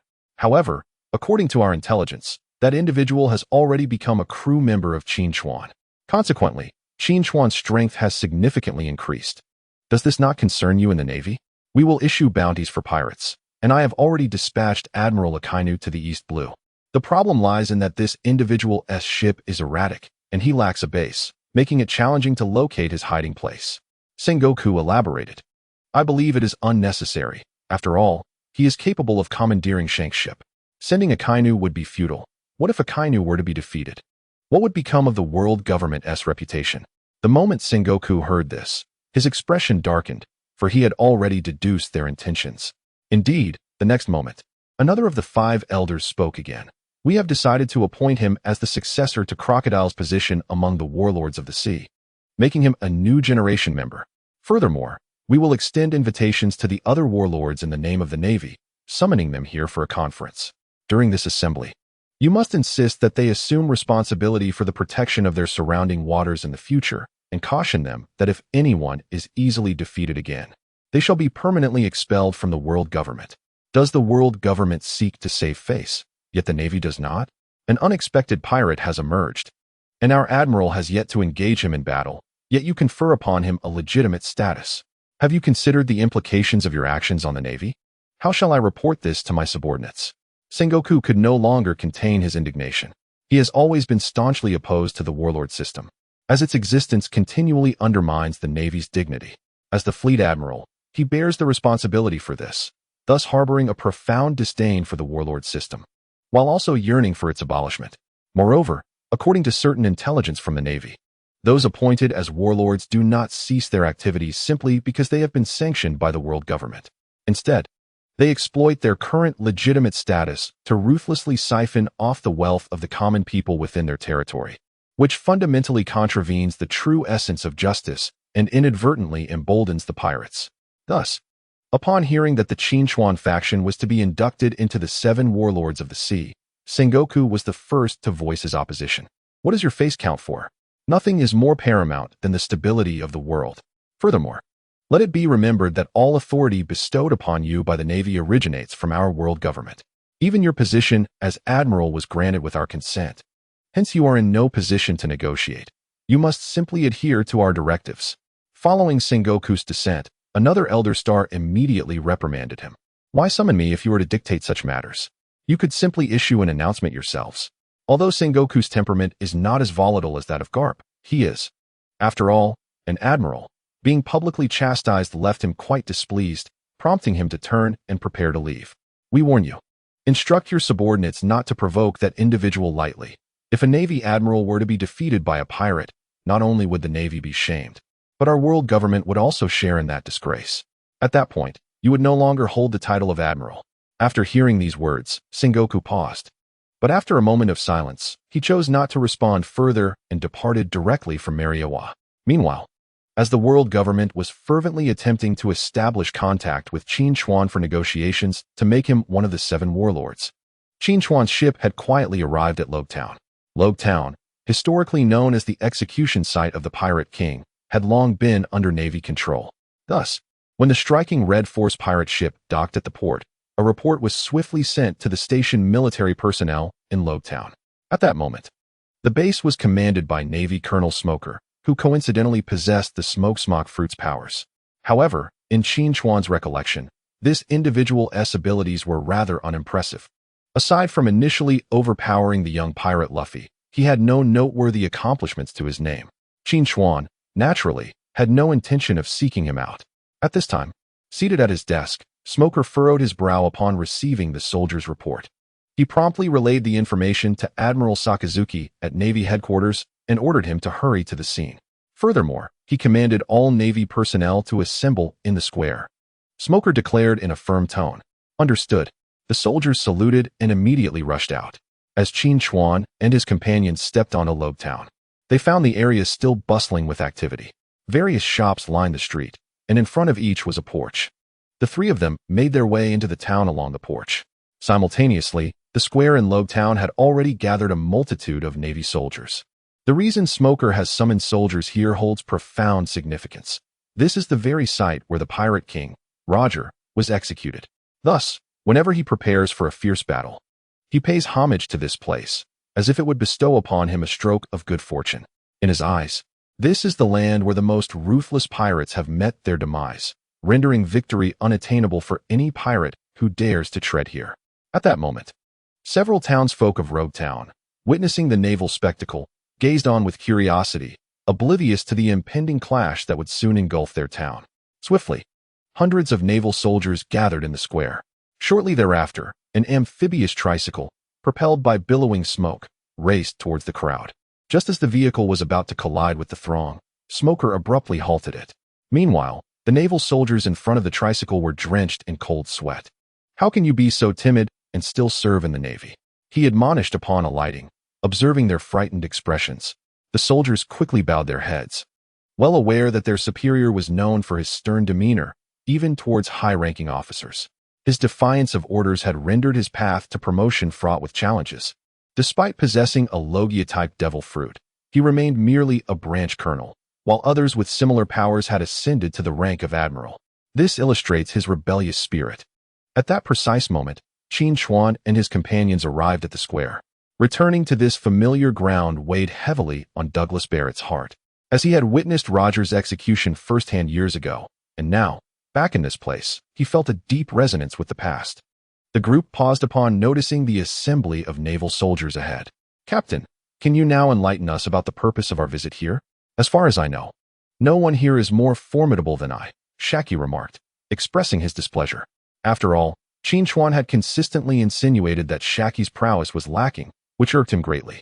"Look at that silver-haired figure ahead, clad in a coat emblazoned with the word justice and sporting goggles around his neck.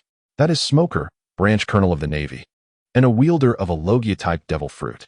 If you can take him down, I will acknowledge your strength," Qin Chuan declared, pointing towards Smoker. At the same time, Smoker had noticed them as well. Upon seeing Qin Chuan's gesture, he regarded them with a serious expression. A Logia-type devil fruit user, yet merely a branch colonel? Is the value of such powers diminishing? Douglas Barrett pondered curiously upon hearing Qin Chuan's words. After all, the devil fruits are already exceedingly rare, and among them, the Logia-type devil fruits are the most precious. Even he has never possessed one. Witnessing a mere branch colonel wielding a Logia-type devil fruit, he could not help but feel a sense of disparity. How could a mere colonel be worthy of my attention? Crocodile mused nonchalantly. The disparity in strength and rank between a colonel of the Navy headquarters and that of a regional Navy branch is indeed significant. Should a branch colonel return to serve at Navy headquarters, they would correspond more closely to the rank of a lieutenant at headquarters, signifying a gap of several ranks between the two. However, if it were a branch in the Grand Line, the scenario would differ. Such branches are directly under the jurisdiction of Navy headquarters, with the highest rank being Vice Admiral, maintaining an equivalent rank system. Coincidentally, Smoker would later ascend to the rank of Rear Admiral in the Navy's G5 branch. Yet, at present, he remained an inconspicuous branch colonel. It is no wonder Crocodile looked down upon him. After all, he was already a notorious pirate renowned across the seas. Even the world government could only seek to recruit him and bestow upon him the title of a warlord of the sea. Had it not been for Qin Chuan's interference, he would still be living comfortably within the kingdom of Alabasta. Do not underestimate this fellow. His strength is roughly on par with that of a Rear Admiral or even a Vice Admiral at Navy headquarters, Qin Chuan remarked. "Huh, what does a Vice Admiral of the Navy headquarters amount to?" Crocodile retorted, flicking the hem of his coat before leisurely lighting a cigar and stepping forward. Coincidentally, Smoker was also an avid smoker, with his devil fruit powers linked to smoke, leading him to produce a cigar of his own at that moment. The surrounding Navy soldiers, though of lower rank, had heard of the title Warlord of the Sea, thus they recognized Crocodile. Upon seeing him appear in the square, the soldiers were momentarily frozen in place. Subsequently, Crocodile strode directly up to the group of Navy soldiers. "Crocodile, are you now a lapdog for that fellow?" Smoker then approached the ranks, pointing at Qin Chuan as he questioned. "Humph, do you think you are worthy of questioning me? A mere branch colonel. Do you not know that even the marshal of your Navy headquarters must speak to me with deference? Crocodile replied, well aware that his opponent was deliberately trying to provoke him into anger. Is that so? It seems your master has summoned you to deal with us, does it not? It is quite laughable that a dignified warlord of the sea has been reduced to a mere lackey. By this measure, you are beneath me, a branch colonel. After all, in this territory, no one can command me to do anything. Smoker scoffed. Enough of this banter. You should be aware that I too am a user of a Logia-type devil fruit. Unleash your haki and let me witness the true capabilities of a Navy branch colonel. After Shacklock Darl finished speaking, a crimson gas swiftly enveloped his body. This was a manifestation of the armament haki, known as wrapping. The armament haki encompasses various techniques, which can be categorized into hardening, wrapping, external release, and internal destruction. Hardening is the most common and fundamental application of armament haki in the New World. It involves enveloping the body with this power. This technique can render the user's body harder than steel, thereby enhancing both defensive and offensive capabilities. Additionally, it can be applied not only to one's own body, but also to objects. Wrapping, on the other hand, involves surrounding the user with gas-like armament haki, which can also be applied to weapons, endowing them with a certain degree of offensive power. External release entails gathering armament haki onto the hands or weapons and unleashing it, transforming it into tangible offensive or defensive force. It can deliver a powerful impact to repel enemies or form a protective barrier, even guarding against intangible attacks. Internal destruction allows the user to penetrate an object's surface with armament haki, directly inflicting damage to its interior, and can be used in conjunction with hardening, wrapping, and external release. Although there are varying levels of proficiency in employing armament haki techniques, this does not necessarily reflect the strength of the haki itself, nor does it indicate the overall prowess of the individual. Thus, it is possible for two individuals to be in a state of hardening simultaneously. Yet one may possess a greater intensity of armament haki, along with superior strength. Consequently, the opponent, despite being in a hardened state, may find themselves unable to contend with the stronger individual. When Shacklock Darl unleashed his red armament haki upon their encounter, it signified his preparedness. Smoker, being a user of a Logia-type devil fruit, was acutely aware of the advantages and disadvantages that such powers entail. Without hesitation, he immediately imbued his large weapon, embedded with sea stone, with a faint red hue of armament haki. His haki was perceived to be less intense than Shacklock Darl's, and many considered this a measure of haki strength. In the eyes of onlookers, a deeper color of released armament haki indicated greater intensity and personal might. Upon witnessing Smoker's armament haki, Shacklock Darl let out a scornful smile and charged directly at him. Stay put. No one is to act without my command, Smoker bellowed, brandishing his weapon as he rushed forward. In reality, the ordinary soldiers behind him were already trembling in fear, let alone stepping in to assist him. In the next moment, the poison hook in Shacklock Darl's hand collided with Smoker's weapon, unleashing a tremendous wave of armament haki. Bang! In the instant of their clash, both were propelled backwards several steps, with Smoker retreating further than Shacklock Darl. This detail clearly indicated that Shacklock Darl held a distinct advantage in their initial confrontation. Humph! Your strength is truly wasted as a mere captain in this division. At this moment, Crocodile retracted his previous disdain, realizing from the collision that Smoker was not so easily vanquished. White Fist. Smoker, acknowledging the disparity in their haki skills, bellowed decisively. In an instant, his arms and legs transformed into smoke. Once his limbs were fully enshrouded in vapor, he extended his smoke-formed appendages, launching a fierce barrage of punches and kicks towards Crocodile. In a flash, for smoke-infused attacks hurled towards Crocodile. Sandwall. Crocodile, exhibiting no sign of panic, swiftly spread his right hand and pressed it against the ground. The moment the four smoke attacks were about to reach him, a small wall of sand swiftly rose before Crocodile. The four smoke attacks collided with this sandy barrier, causing it to crumble in an instant, while simultaneously, the smoke attacks rebounded back toward Smoker. Once again, the two were evenly matched. From a distance, Qin Chuan could no longer contain himself and shouted towards Crocodile. Hey, his Logia fruit is smoke. Your sand can disperse it.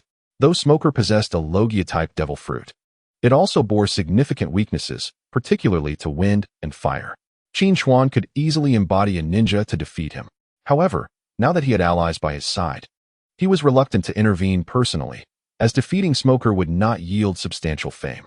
Upon hearing Qin Chuan's words, both combatants in the arena paused momentarily. Smoker, in particular, displayed a flicker of concern on his face. It was evident that Qin Chuan had discerned his vulnerability. Conversely, upon hearing Qin Chuan's remark, Crocodile immediately extended his right hand. In the next moment, a miniature desert storm coalesced upon his palm. "I hear you fear the wind. Prepare to meet your demise." "Desert storm," Crocodile bellowed, hurling the rapidly swirling storm towards Smoker. As the desert storm raced towards Smoker, the wind's speed intensified, and its range expanded infinitely. Realizing he could not evade this attack through elemental transformation, Smoker understood that if he attempted to shift into smoke, the fierce winds would tear him apart. Thus, he swiftly sidestepped. However, in doing so, the naval soldiers behind him were left completely exposed to the approaching desert storm. Unprepared for their superior's command to evade, they initially hesitated to flee. But as Smoker darted aside, panic ensued among the ranks. In the next instant, the desert storm collided ferociously with the fleeing naval soldiers. Immediately, dozens of naval soldiers were swept away by the fierce desert storm. Not only that, as the tempest surged towards the naval forces, the imposing figure of Crocodile emerged behind it. After unleashing this sandstorm, Crocodile seized the opportunity to conceal himself, preparing to strike at any moment. Observing that Smoker's attention was diverted towards the naval soldiers behind him, Crocodile promptly seized this rare opportunity, brandishing his poisonous hook and dashing forward. Upon noticing this, Smoker quickly entwined his cross-shaped weapon with his haki once more, ready to confront his opponent. However, after their weapons clashed again, a sly smile crept across Crocodile's lips. In the next moment, he magnified his arm, transforming it into a crescent-shaped sand blade that he directly slashed towards Smoker. This was no ordinary attack. It was imbued with a significant amount of haki. This was due to the fact that his arm was already enveloped in haki, and the sand blade was merely a magnified form of his arm, thus naturally inheriting the haki's potency. At that moment, Smoker attempted to retreat, but his cross-shaped weapon was firmly ensnared by Crocodile's poisonous hook. Consequently, he lost the perfect opportunity to escape. Realizing he could not evade the attack, Smoker had no choice but to raise his left hand in a desperate attempt to block Crocodile's strike. The sand blade made contact with Smoker's body almost instantaneously, yet it did not inflict any immediate harm. A frown creased Smoker's brow. He understood that the sand blade had genuinely struck him, yet he felt no reaction. However, in the next moment, he sensed something amiss. Within mere seconds after the sand blade strike, he felt the energy within his body rapidly dissipating. Simultaneously, his throat began to dry out. Alarmed by this unusual sensation, Smoker was taken aback and, disregarding all caution, he delivered a swift kick aimed at Crocodile's abdomen. Crocodile released his grip on Smoker's weapon, effortlessly stepping back to evade the attack. "Are you feeling quite parched?" Crocodile taunted, standing his ground with a cold smirk. "What kind of technique is this?" Smoker realized that the moisture within him was evaporating at an alarming rate, which was particularly detrimental for him, as his body required moisture to utilize his smoke-based attacks. Without it, he would be unable to elementalize at all. Finally, beads of cold sweat began to form on his forehead. "Well then, I shan't waste any more of your time. The game is over," Crocodile sneered, raising his poisonous hook once more to charge at Smoker. Meanwhile, aboard a large warship docked some distance from Rogue Town, Sakazuki clenched his fiery fist. Upon receiving Smoker's report, he immediately sensed that he had been outsmarted by a mere child. He had wasted several days guarding the route to the Grand Line. Even now, if they rushed there at full speed, it would take them a day to arrive. Sakazuki was well aware of Smoker's strength, as he had often been at odds with him, consistently defying his orders. Thus, he had kept Smoker under pressure. At present, it was inconceivable that Smoker could withstand a day against the Qin Chuan pirates alone. Leaving Sakazuki to hope that Qin Chuan and his crew would delay their departure from Rogue Town after dealing with Smoker. Just then, Rear Admiral Weasel rushed in. "Admiral Sakazuki, the Navy headquarters has sent an urgent telegram," he exclaimed, handing over the dispatch. Upon glancing at the telegram, Sakazuki's expression darkened instantly. The surrounding admirals exchanged puzzled looks upon witnessing his demeanor. "What is it? Has something happened at headquarters?" Rear Admiral Ghost Spider inquired. The Navy headquarters has sent a telegram stating that the upper echelons of the world government have issued orders to appoint Qin Chuan and his pirate crew as the new warlords of the sea. Sakazuki replied coldly, "We have already announced to the world our intention to condemn the Qin Chuan pirates. To call for a halt now is nothing short of a joke. What will that do to the Navy's reputation?" Rear Admiral Doberman could not help but voice his complaint. However, Ghost Spider interjected, considering Crocodile's defeat. A position has opened up among the warlords of the sea. If Qin Chuan willingly accepts and ceases his activities, it might not be entirely detrimental for us. Now that I have stepped onto this path, I cannot turn back. To concede without even engaging in battle is a disgrace I cannot afford. Sakazuki retorted icily, clearly rejecting Ghost Spider's perspective. Admiral Sakazuki, are you suggesting? Ghost Spider cautiously ventured, noticing Sakazuki's disapproval. Yet, Sakazuki did not respond immediately. Instead, he clenched his right hand. In the next moment, a red flame ignited in his palm, instantly reducing the urgent telegram to ashes. Admiral Sakazuki, you cannot destroy that telegram. We need it to reply to headquarters. Weasel exclaimed in shock at Sakazuki's actions. Communication between the Navy's various branches relied heavily on telegrams. And when a telegram was received from headquarters or other divisions, the recipient was expected to sign their name on it before sending a response. The purpose of this action was precisely to inform the other party that they had received the telegram.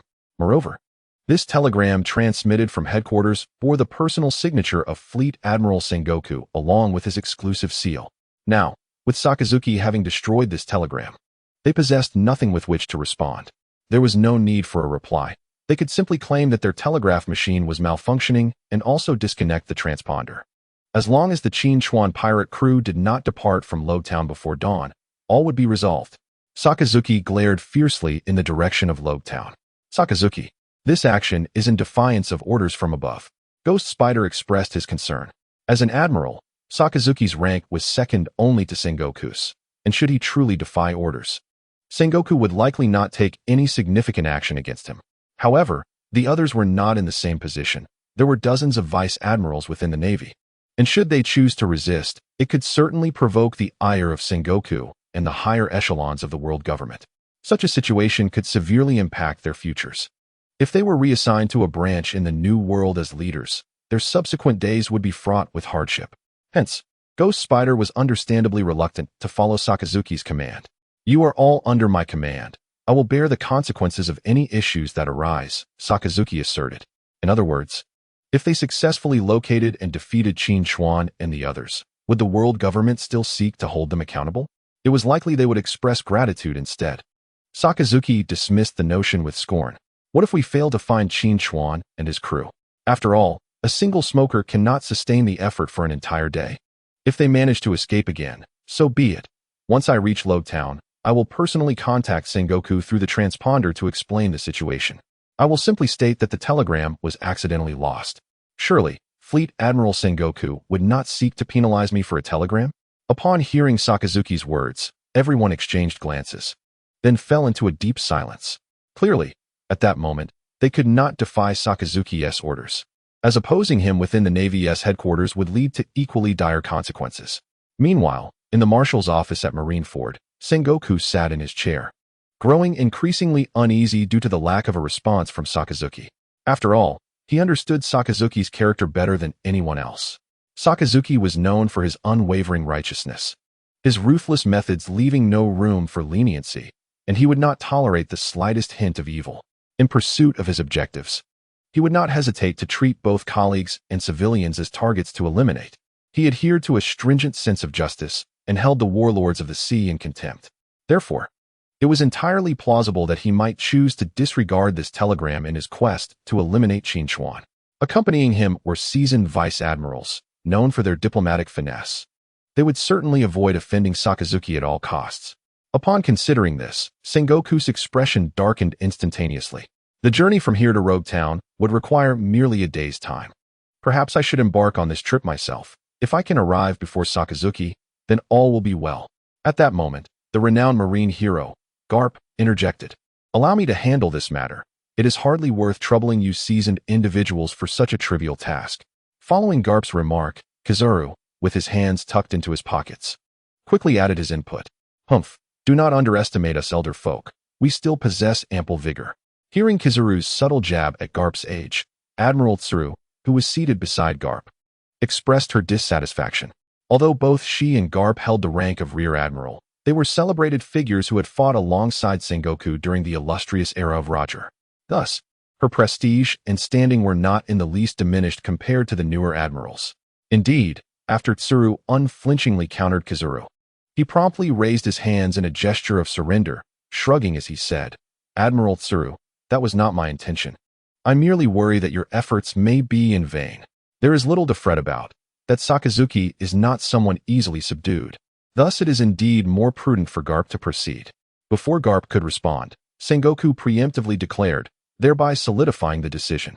Witnessing the marshal's firm stance, Kizaru opted to relinquish his concerns, leaning against the wall with his hands once more in his pockets, falling into silence. The reason Sengoku chose to send Garp to Rogue Town to find Qin Chuan, rather than dispatching another admiral of Sakazuki's caliber, stemmed from his lack of trust in these other admirals. Sakazuki was inherently domineering. Should another admiral join him, the likelihood of allowing Qin Chuan to escape would diminish significantly. Furthermore, if any violent incidents were to arise during an attempt to capture Qin Chuan, and this were to reach the upper echelons of the world government, it would spell disaster for all involved. As the fleet admiral, Sengoku had to prioritize the greater interests of the Navy. In recent years, the world government had deliberately bolstered the CP-9 secret intelligence agency, stationed at Judicial Island, to undermine the Navy's authority. This CP-9 agency was reputedly formidable, tasked with executing the will of the world government and engaging in various clandestine operations, such as assassinations of revolutionary leaders. Even Sengoku, as fleet admiral, had only a limited understanding of the internal composition of CP-9. Therefore, should the situation concerning Qin Chuan provoke the ire of the world government, the Navy's standing would plummet. After a moment's hesitation, he resolved to dispatch the relatively stable and formidable Garp, who could effectively subdue Sakazuki, as the most prudent course of action. "I wish to accompany you. I, too, am eager to witness the prowess of this young man who has managed to command the respect of the formidable beings of our era." At this moment, Vice Admiral Crane expressed her sentiments as well. Her curiosity towards Qin Chuan was piqued, not only due to his successful escape from Impel Down, but also because he had managed to bring Douglas Barrett to his side. Douglas Barrett, a notorious pirate, had crossed swords with Crane on countless occasions in the past. Without further ado, you must set forth promptly, ensuring that unnecessary conflicts do not arise. Since the world government has made its decision, let us strive to persuade Qin Chuan and his allies to join us. Sengoku added as a final reminder. Shortly thereafter, Garp departed the office alongside Crane, making their way towards a formidable warship docked at the port of Marineford. Approximately half an hour later, a vessel carrying two high-ranking vice admirals gracefully sailed away from the port. Meanwhile, in the eye of the storm that was Rogue Town, a monumental upheaval was unfolding. As the commanding officer of the Marine branch in Rogue Town, Colonel Smoker, the strongest figure in the town, found himself barely clinging to consciousness on the ground. Before him stood Qin Chuan and his companions. "What do you want?" Smoker spat a mouthful of blood, mustering the last vestiges of his strength to speak through gritted teeth. At that moment, he was not afraid of death. Rather, his anger stemmed from the humiliation of being bested by a few pirates. However, as soon as he finished his words, Qin Chuan delivered a powerful kick to his chest. "You truly speak too much, lacking any real strength, yet enjoying the chatter. Allow me to enlighten you. This is the weakest sea, the East Blue. Your perceived prowess here is not a testament to your strength, but rather a reflection of the weakness surrounding you. If you truly wish to broaden your horizons, venture into the new world. There, you will come to understand what it means to confront true strength." After delivering this declaration, Qin Chuan watched as Smoker succumbed to his extreme weakness and fainted. Colonel Smoker. The nearby Marine soldiers gasped in shock at the sight of their leader's defeat. Yet, paralyzed by fear of Qin Chuan's might, they could only shout anxiously from a distance. "Is he not going to kill him?" remarked Crocodile, raising his poisoned hook in inquiry. "What purpose does it serve to eliminate such a minor character? If word reaches the new world, those individuals will think we delight in preying upon the weak." Qin Chuan replied nonchalantly. In truth, had it not been for necessity, he would not wish for Smoker's demise. After all, Smoker was relatively principled, though he often misjudged his own capabilities, leading him to frequent near-death experiences. Additionally, the naval forces in the East Blue were already sufficiently feeble. If he were to eliminate their commander, the region would undoubtedly transform into a haven for pirates, a scenario Qin Chuan was keen to avoid. Furthermore, facing the prospect of negotiations with the world government and the naval headquarters, he found himself in a precarious situation after having just eliminated an opposing general. It was clear that such an act would not be met with goodwill from the other side. After much contemplation, he resolved to let Smoker go. However, the question lingered. If he spared this individual, would the rest of the subordinates also be spared? Upon hearing that Qin Chuan did not intend to take action against Smoker, Crocodile expressed his disappointment. His reputation was already tarnished. Here he was, a once respected warlord of the sea, now affiliated with an obscure pirate crew. He could only imagine that the other warlords were mocking him behind his back, having finally captured a marine officer with a Logia-type devil fruit, albeit a mere kernel. He yearned to slay him. Even a morsel of meat, however small, could bolster his reputation if he succeeded, allowing him to salvage some semblance of honor. Do not harm them. They still hold value for me, Qin Chuan warned coldly, striding towards the group of naval soldiers. The soldiers, upon noticing his approach, were instantly gripped by anxiety, many trembling visibly. Assist me in a task. Should you succeed, your esteemed Smoker shall remain unscathed. Fail, and the entire marine presence in Lo Town shall meet the same fate as Roger, Qin Chuan declared, each word resonating with chilling certainty. The atmosphere fell into a suffocating silence, leaving no room for doubt regarding the gravity of his words. At that moment, a middle-aged man, seemingly the makeshift leader among the naval soldiers, summoned his courage and spoke. What is it that you require of us? If it involves any unlawful activity, we would rather perish than comply. Although he trembled at the thought of Qin Chuan and his crew, his naval uniform instilled a sense of duty that prevented him from capitulating to the pirates' demands. How dare you? Crocodile seethed, ready to teach the man a lesson, but Qin Chuan restrained him with a hand. I shall not make things overly difficult for you. After all, your capabilities are limited. I merely need you to locate an individual in Lo Town. Locate someone. Who? The man's tone softened upon realizing that Qin Chuan was only seeking to find someone. He continued, his name is Bartolomeo. He is characterized by his green rooster comb hairstyle, an eye tattoo beneath his right eye, and a nose ring. He has a fearsome appearance, with a black wing-like tattoo on his chest and a purple coat adorned with a skull design, complemented by checkered trousers and a short sword at his waist. He speaks with a regional accent, often adding "b" at the end of his sentences, and his distinctive laughter is "eh-ha-ha-ha." If you encounter such a peculiar figure, it is undoubtedly him. Upon learning that Qin Chuan sought this Bartolomeo, the two men beside him exchanged glances, their brows furrowing in unison. Clearly, this individual was unfamiliar to them. Since even Shakrok Dal does not recognize him, it indicates that this individual is likely not of significant stature. Given this, it is perplexing that Qin Chuan would go to such lengths to seek him out. Are we to capture him and bring him forth? It is impossible for you to apprehend him. To speak candidly, even if your esteemed Smoker were to intervene personally, I fear he would struggle to inflict any harm upon him. Therefore, I require you to convey a message. I shall remain at this tavern throughout the day, and should he fail to come and seek me out before midnight, he and his subordinates shall not see the light of tomorrow. Qin Chuan suddenly narrowed his eyes and spoke slowly. His tone was remarkably calm, yet his gaze conveyed a multitude of underlying meanings. Upon hearing Qin Chuan's words, the middle-aged man swallowed hard and immediately turned to the naval soldiers, commanding, from this moment forth, scour the entirety of Rogue Town. We must locate that fellow. Yes. The remaining naval soldiers echoed in unison before dispersing. In the next instant, the naval commander rushed to Smoker's side to assist him. Observing this, Qin Chuan chose not to elaborate further and promptly led the way into the nearby tavern. The tavern owner, having witnessed the entire scene, was so startled by Qin Chuan's approach that he collapsed to the ground in fear. What are you panicking for?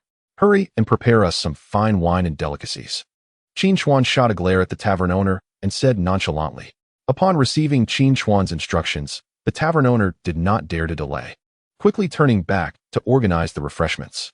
After entering the tavern and beginning to drink, Shakrok Dal could no longer contain himself.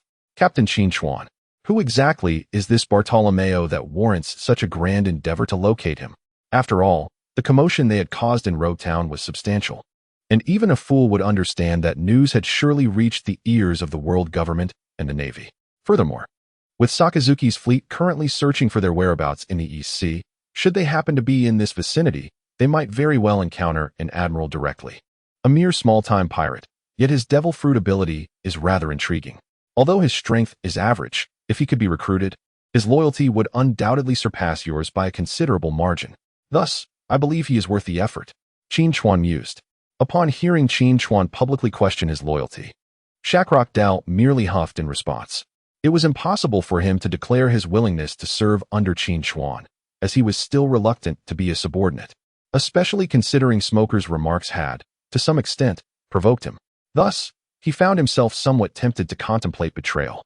However, he was acutely aware of the evident disparity in strength between himself and Qin Chuan, leading him to remain patient for the time being.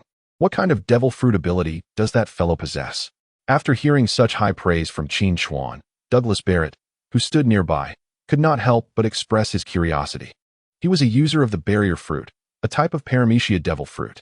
One should not underestimate this devil fruit's ability, as it grants the power of absolute defense.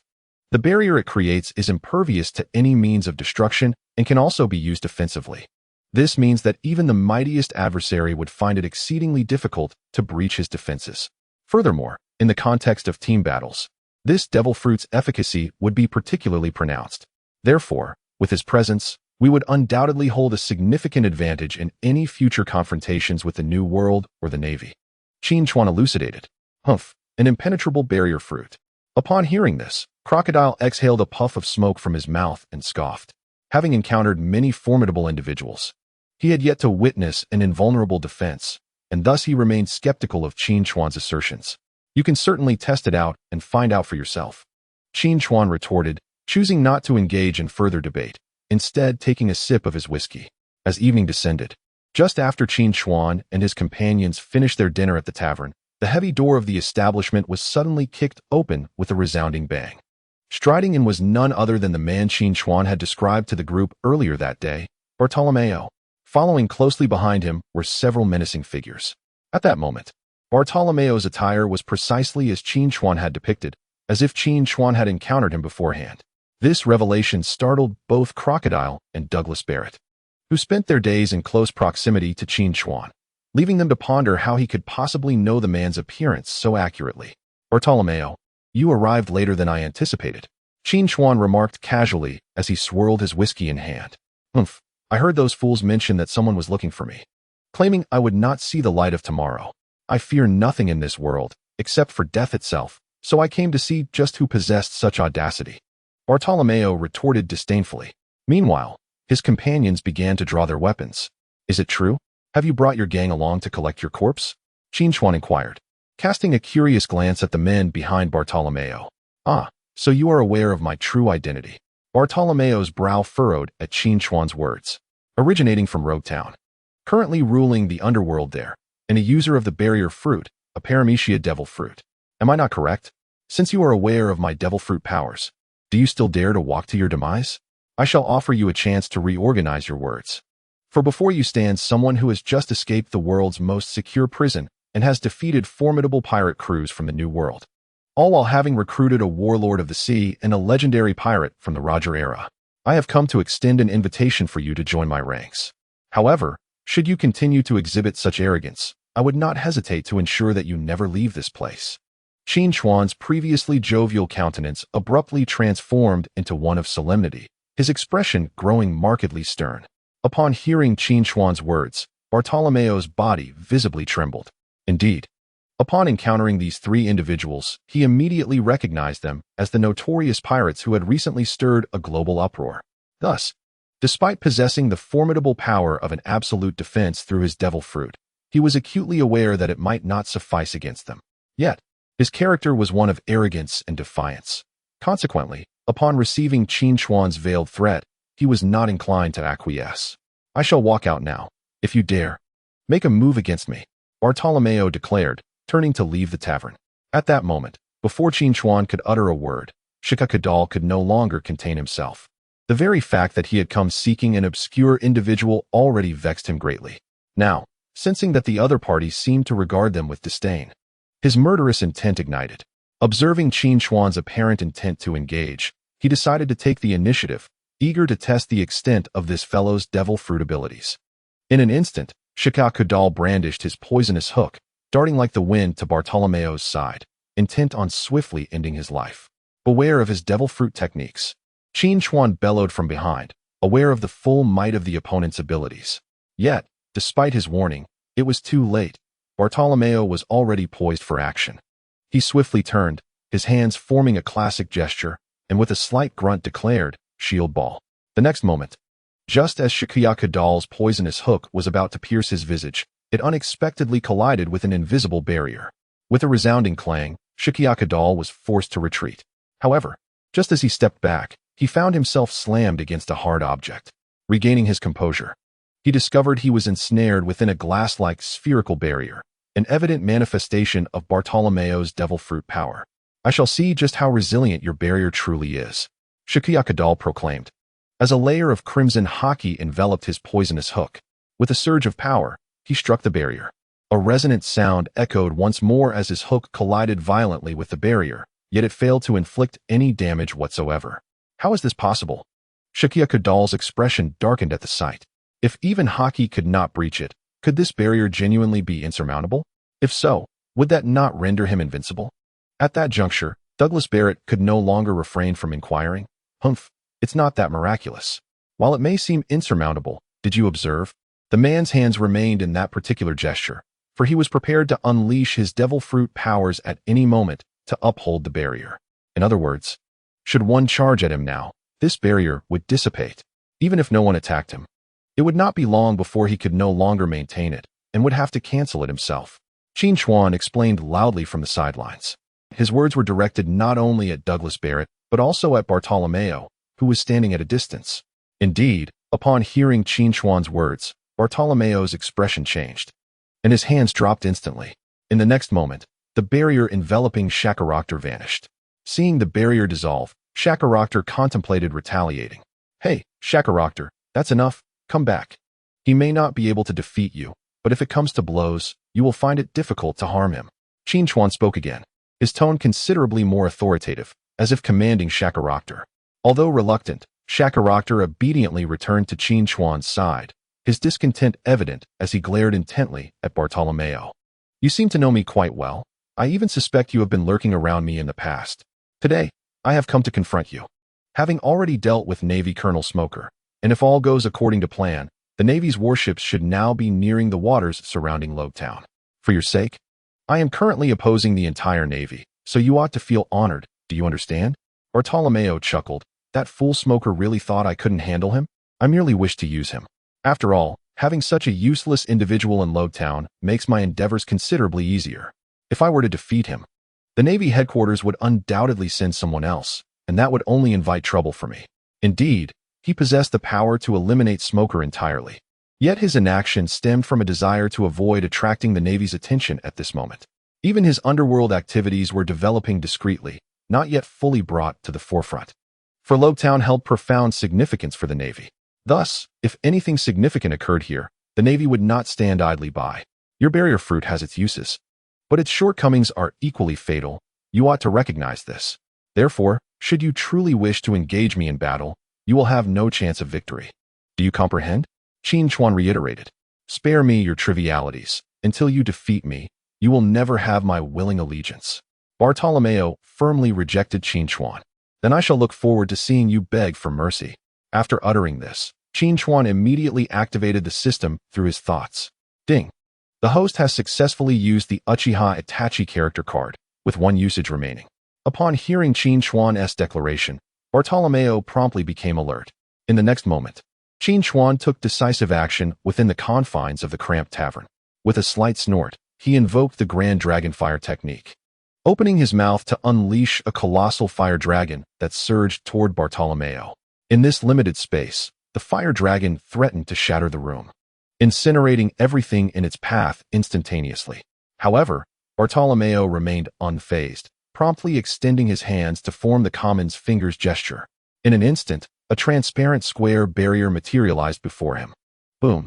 The flaming dragon collided with the barrier, yet, as Qin Chuan had anticipated, it inflicted no damage whatsoever.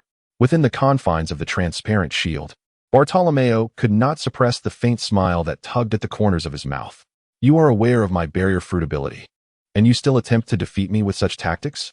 How amusing. With a haughty scoff, he declared, that was merely an appetizer. Now the real challenge begins. Bird clone technique. In the blink of an eye, Qin Chuan transformed into a swarm of black crows. His earlier use of the Grand Dragon Fire technique had merely been a test to ascertain whether the ninjutsu of this world could breach the powers of the devil fruit. The answer was a resounding no, compelling Qin Chuan to exploit the weaknesses of Bartolomeo's barrier instead. Surprised by the sudden transformation, Bartolomeo watched as the crows encircled him, circumventing his absolute shield and closing in swiftly. Consequently, his once impenetrable defense became utterly futile. Realizing his predicament, Bartolomeo hastily deactivated the barrier. Yet, the moment he did, the flock of crows converged behind him. You are finished. Super strength attack. Qin Chuan sneered, unleashing a powerful punch aimed directly at Bartolomeo's back. With a resounding thud, Bartolomeo was propelled forward, crashing into the bar and obliterating it in an instant. The super strength attack was a martial technique conceived by Hashirama Senju, which Itachi Uchiha had also mastered. It involved precise chakra control, concentrating it in a specific part of the body before unleashing it for devastating physical damage. At that moment, Qin Chuan had gathered all the chakra brought by Itachi into his fist, releasing it with tremendous force. However, he held back just enough at the last moment. Otherwise, such close proximity could have resulted in severe injury, an outcome he wished to avoid, as his ultimate goal was to recruit Bartolomeo. Once Bartolomeo was incapacitated, the surrounding gang members were taken aback, exchanging glances before hastily fleeing the scene. Humph, it seems your underlings have abandoned you. Your tenure as leader appears rather dismal. Is it truly worthwhile to linger in this minuscule place? If you do not mind, I could introduce you to the grand stage of the new world, where, leveraging your unique devil fruit abilities, I am confident you would shine brilliantly. At that moment, Qin Chuan persisted in his persuasion. Bartolomeo, unlike Crocodile, was a reckless youth. While both were headstrong, Crocodile was shrewd and possessed the art of patience.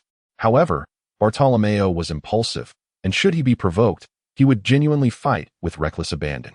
Thus, Qin Chuan's strategy was to thoroughly undermine his confidence from the front and seize the opportunity to offer him assistance. Indeed, after rising and brushing off the dust, a flicker of struggle appeared on Bartolomeo's face. Like Crocodile, he fancied himself exceptional, and the prospect of submitting to another was not particularly agreeable. You should feel honored to be allowed entry. Our renown and strength far exceed yours. Seeing Bartolomeo hesitate, Crocodile could not refrain from admonishing him. Bartolomeo cast a sidelong glance at Crocodile and retorted coolly, had it not been for the captain's intervention today, you would likely still be trapped within my barrier. Begging for mercy, are you courting death? Upon witnessing Bartolomeo's defiance, Crocodile prepared to strike again. Enough of this bickering. We shall all be comrades from now on. Let us retire early tonight. Tomorrow we shall face some formidable adversaries. Qin Chuan interjected promptly.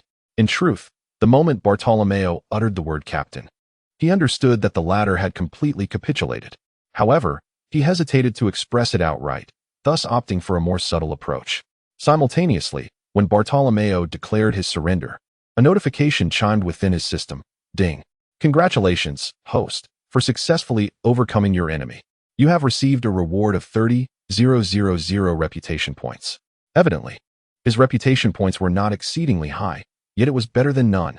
Since Bartolomeo had consented to join his pirate crew, there was no need for further conflict. After all, the surrounding seas were unlikely to remain tranquil. Based on Qin Chuan's estimation, the Navy would arrive no later than tomorrow morning. Since the Navy is bound to come knocking, shall we not make a hasty retreat tonight? I have several inconspicuous vessels ready for our departure. Bartolomeo suggested immediately upon hearing Qin Chuan's words. You may flee on your own. I would not mind taking down a couple more Navy commanders. Crocodile seized the opportunity to mock. Running away is unnecessary. I am quite eager to pay a visit to Marineford and assess the capabilities of those old-timers. Qin Chuan replied with nonchalance. What?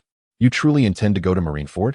At present, with the combined strength of the four of us, it seems we might face a perilous journey with no return.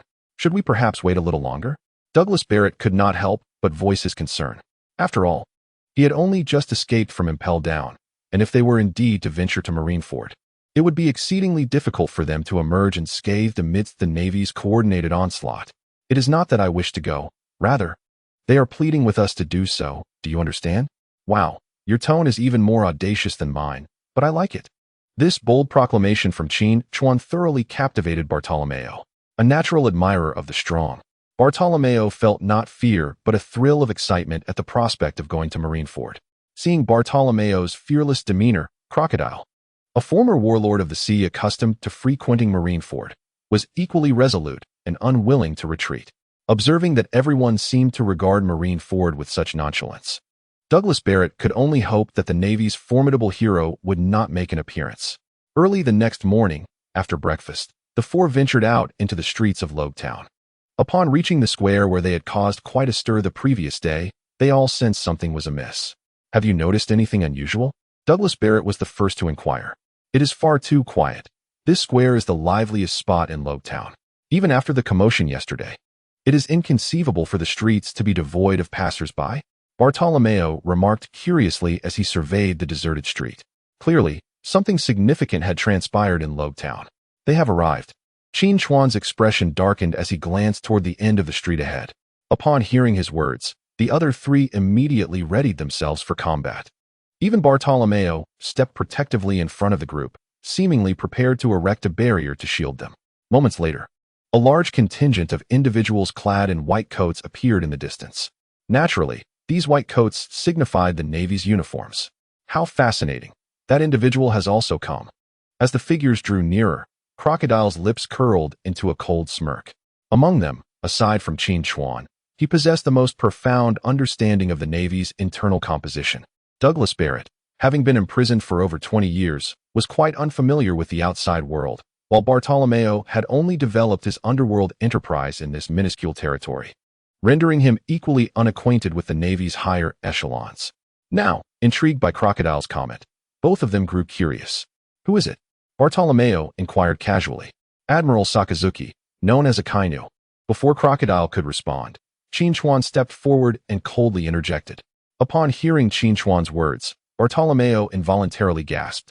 Though he had never faced an admiral, he had certainly witnessed their prowess, never doubting the formidable strength they wielded. The admirals at the naval headquarters epitomized the pinnacle of naval power, standing as invincible entities within the confines of the Marine Command. The thought of engaging in combat with an admiral naturally instilled a sense of trepidation within him. His hands formed the gesture of Kamen's fingers, poised for defensive maneuvers at any moment. In the next instant, the naval forces led by Sakazuki approached and halted before them. Behind him stood three rear admirals, thus creating a 4 versus 4 confrontation. At this juncture, Sakazuki, cigar in mouth, surveyed Qin Chuan before fixing his gaze upon Crocodile, who stood behind him. Crocodile, you are truly a worthless wretch. Bestowing upon you the title of Warlord of the Sea was an act of goodwill, yet here you are, reduced to the status of a mere lapdog. After exhaling a puff of smoke, Sakazuki commenced his scathing ridicule. Upon hearing these words, Crocodile nearly spat blood. This marked the second time within a mere 24 hours that he had been subjected to such derision. However, facing an admiral, a figure of an entirely different caliber from Smoker, he could merely retort with words. What business is it of yours whom I ally with? Since the world government has already stripped me of my title, I am no longer affiliated with you. Haha, utterly laughable. Do you think teaming up with another worthless individual will enable you to challenge the world government and our Navy? Today, I shall eradicate your ragtag group right here in Logetown. Sakazuki coldly admonished. Hey, little red dog, didn't you receive a message from the world government for me? At that moment, Qin Chuan interjected with a startling remark. The people behind him were taken aback, while the four adversaries, including Sakazuki, momentarily froze, quickly reverting to their usual demeanor. Though they regained their composure swiftly, Qin Chuan keenly detected this shift. In truth, after defeating Crocodile, he surmised that the world government would consider extending an offer of allegiance to him. After all, he had not only subdued the former warlord of the sea, but was also adrift with a notorious fiend. Thus, if Qin Chuan were indeed to become a warlord of the sea, it would be an exceedingly advantageous arrangement for the world government. A single position ensnaring three formidable pirates. A veritable trifecta. The world government has indeed sent an official notice, Sakazuki announced once more. As he spoke, the expressions of the three individuals behind him shifted dramatically, their gazes locking onto him, recalling that they had collectively agreed to keep this matter under wraps. Oh, what did they say? The world government demands that our Navy must rigorously punish the two criminals who escaped from the underwater prison, and furthermore, they insist on the complete eradication of the disgraceful former warlord of the sea. Sakazuki articulated each word with precision. Haha. To falsely convey orders from the world government is no trifling matter. Are you three admirals not fearful of the consequences that may befall you from above? Upon hearing Sakazuki's remarks, Qin Chuan found it utterly implausible. He understands the machinations of the world government all too well. First and foremost, the system of the 7 warlords of the sea was devised by them, with a singular aim, to mitigate the chaos engulfing the world. Yet, ironically, the prevailing disorder is a product of their own making. In essence, they prefer a world fraught with turmoil, thus bestowing a semblance of legitimacy upon notorious pirates.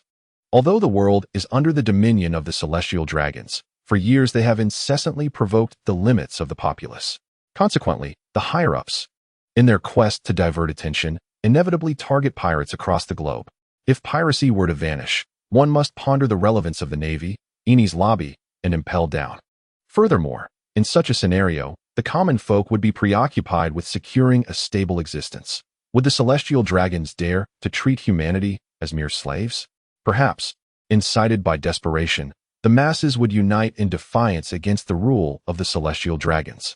Thus, for the celestial dragons and the world government, the existence of pirates is indispensable. Should Qin Chuan rise to become one of the 7 warlords, it would align perfectly with their overarching interests. Sakazuki, they may have already received intelligence ahead of us. Perhaps we ought to retreat? At this juncture, sensing that Qin Chuan had prior knowledge of certain developments, the timid ghost spider, who had consistently opposed Sakazuki on this matter, could not restrain himself from voicing dissent in front of others. What did you say? Upon hearing his subordinate contradict him in front of Qin Chuan and the others, Sakazuki's expression darkened, and he turned, clenching his fists as he glared at Ghost Spider. Startled by Sakazuki's fury directed towards him, Ghost Spider broke into a cold sweat. Despite the minor difference in their ranks, their strength was worlds apart. Ghost Spider's words only served to reinforce Qin Chuan's convictions. As far as I am aware, the Navy headquarters is poised to create an additional admiral position. You three have lingered in your ranks for several years. Should today's incident incite the ire of the world government, rest assured, the position of admiral will elude you.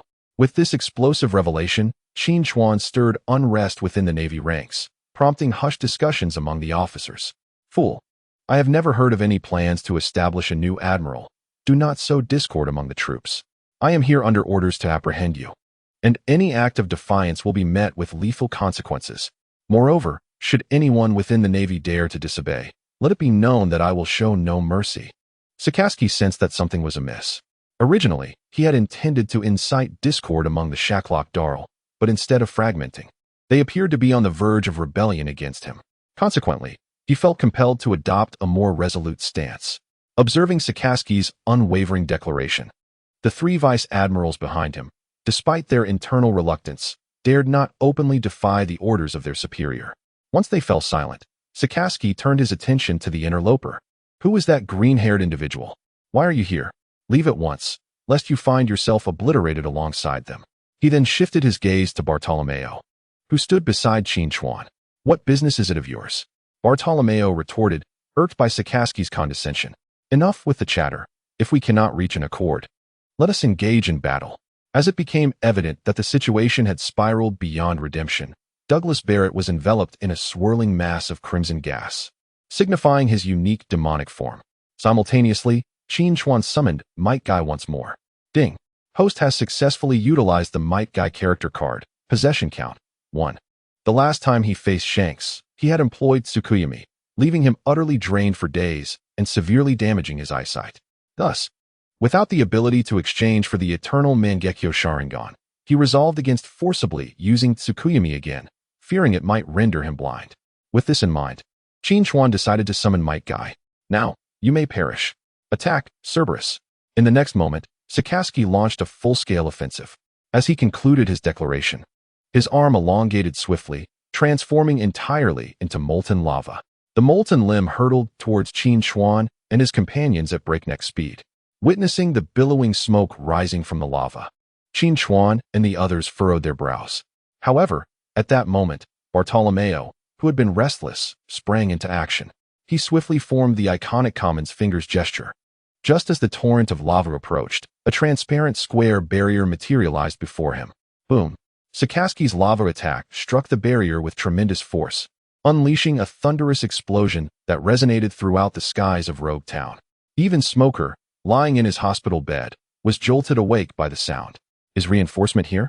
He weakly inquired upon seeing the Navy soldiers nearby. Indeed, Captain Smoker, Admiral Sakazuki is leading the charge against the Qin Chuan pirate crew. That's reassuring. With them, victory should be within reach, Smoker sighed, closing his eyes once more to rest.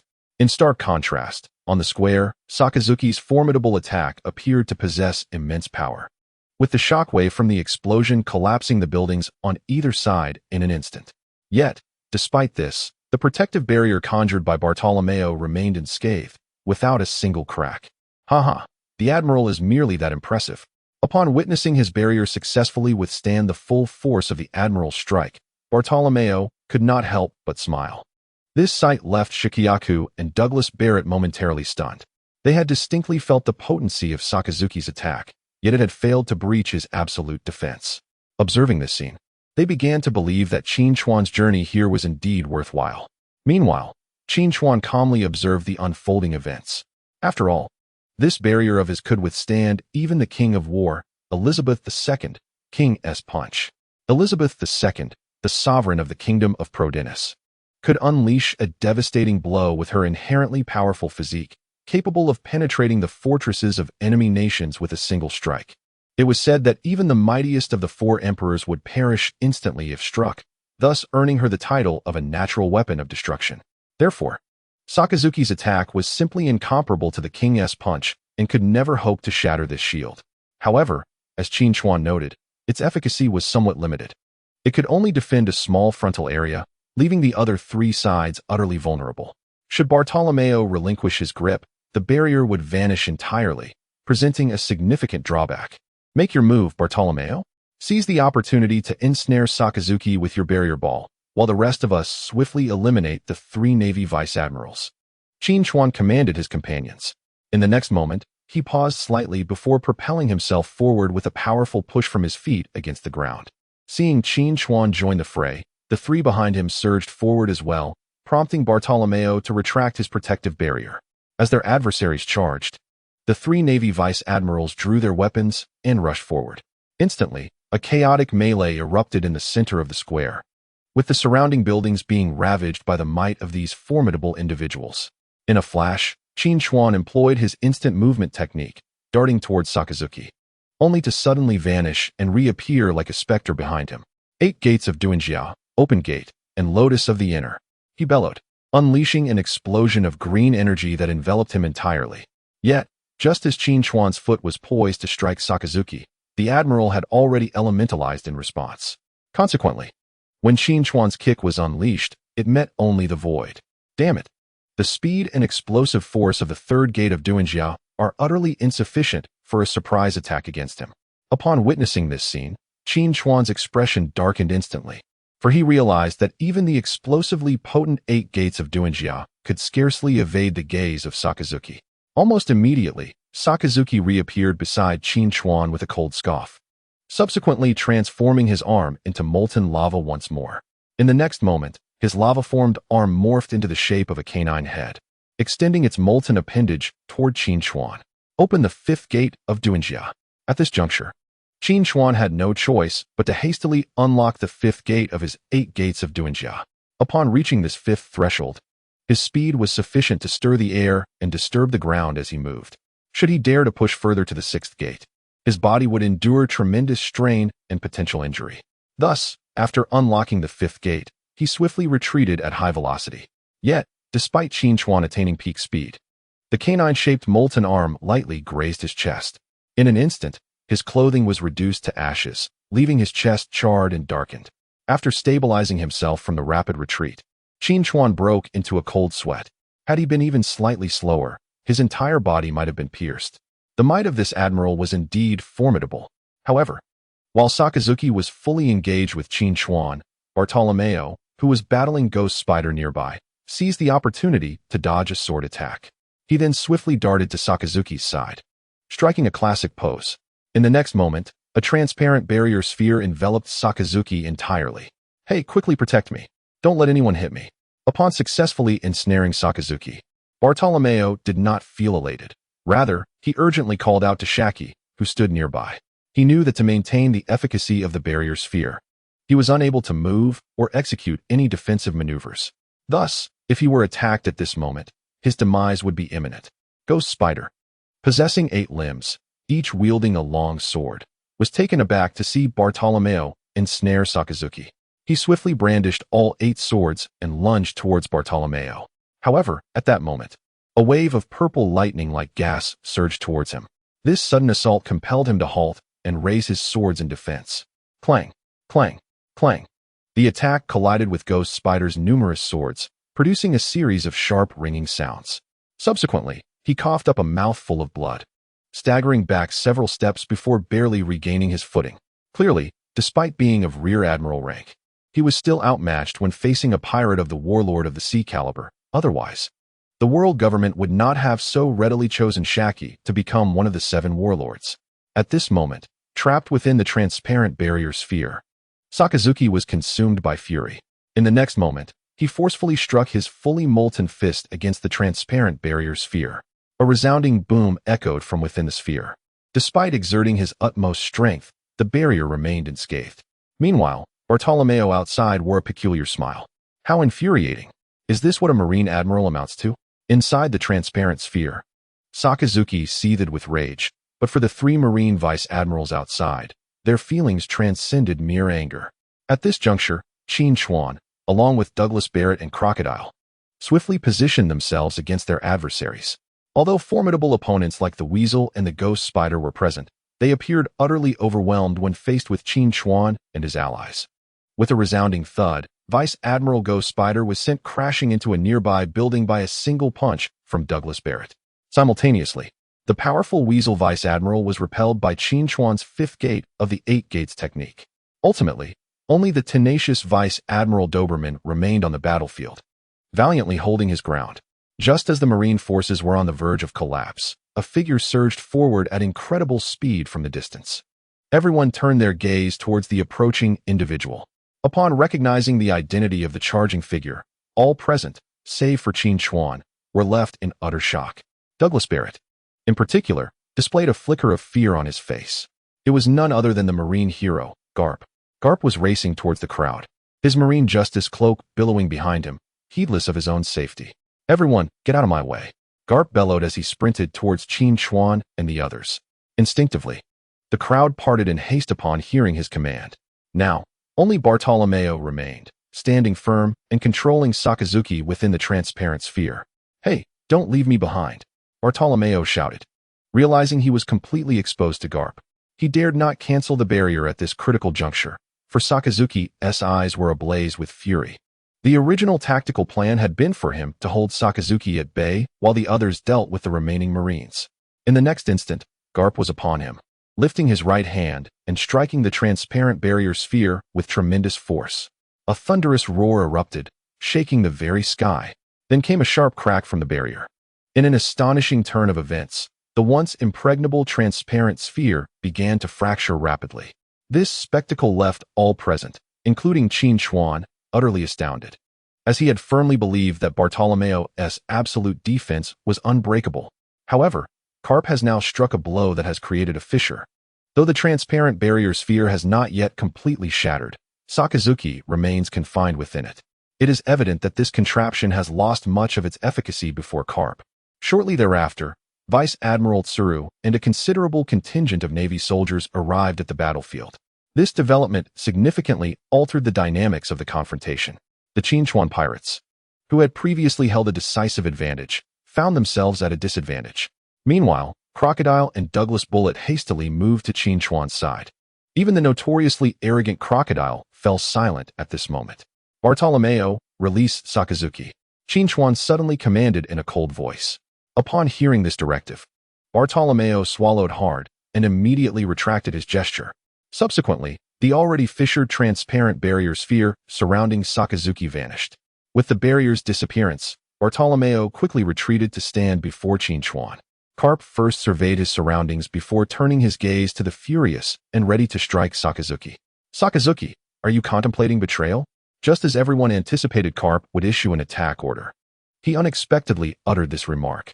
The moment he spoke, the expressions of the three other Navy admirals present shifted dramatically. Clearly, their little ruse could not escape the notice of the two seasoned veterans at Navy headquarters. Vice Admiral Carp, I do not comprehend your words. Sakazuki, despite the gravity of the situation, responded with remarkable composure, befitting his rank as an admiral. Admiral Sengoku issued orders yesterday to cease the pursuit and apprehension of the Qin Chuan pirates, yet you all blatantly disregard the directives from Navy headquarters. How do you justify this? I have received no such orders. I only know that the Navy must uphold absolute justice. If we were to continually bow to a few formidable pirates, what purpose would our Navy serve? We might as well leave the management of the Navy headquarters to those fellows in the New World. Sakazuki retorted forcefully. Although Carp is renowned and possesses considerable strength, Sakazuki, as an admiral, holds a higher rank and status. Thus, even when confronted by Carp's inquiries, Sakazuki stood unfazed. Sakazuki, Navy headquarters has now decided to suspend your admiral position and requires you to cease all current endeavors and return to Navy headquarters for a detailed report to Admiral Sengoku. This is a suspension order. Take a look for yourself. Tsuru interjected, directly tossing a piece of white paper towards Sakazuki. This time, upon grasping the paper, Sakazuki refrained from incinerating it again. Instead, he clenched it in his hand and cast a cold glance at Qin Chuan and the others. You lot wait for me. There will come a day when you will pay the price. After uttering that harsh remark, Sakazaki strode away from the square. Meanwhile, the remaining three admirals gathered around. You three should return with Sakazaki and reflect on your actions. Crane understood that their compliance was born of hardship, yet they had defied orders, leaving her no choice but to send them back. Very well, thank you. The Weasel and his companions still held a degree of respect for the two elder admirals. Thus they expressed their gratitude before departing the scene. Once everyone had left, Carp slowly approached Qin Chuan and the others. At that moment, the effect of Qin Chuan's Might Guy transformation had dissipated, meaning that if Carp had intended to launch a surprise attack, a single punch could have rendered him severely injured. However, it was evident that Carp harbored no intentions of engaging in combat with Qin Chuan and his companions. Thus he refrained from wasting another transformation opportunity. The three individuals beside him, however, remained on high alert, particularly Bartolomeo, who once again assumed his classic defensive posture, ready to react at any moment. The world government has recently issued an appointment letter concerning you and your crew. From now on, you are officially recognized as one of the 7 warlords of the sea. Congratulations, Carp stated nonchalantly. Upon hearing Carp's words, everyone present, except for Qin Chuan, gazed at him in astonishment. Clearly, they had always regarded Qin Chuan's intentions to journey to marry Geos as mere jest.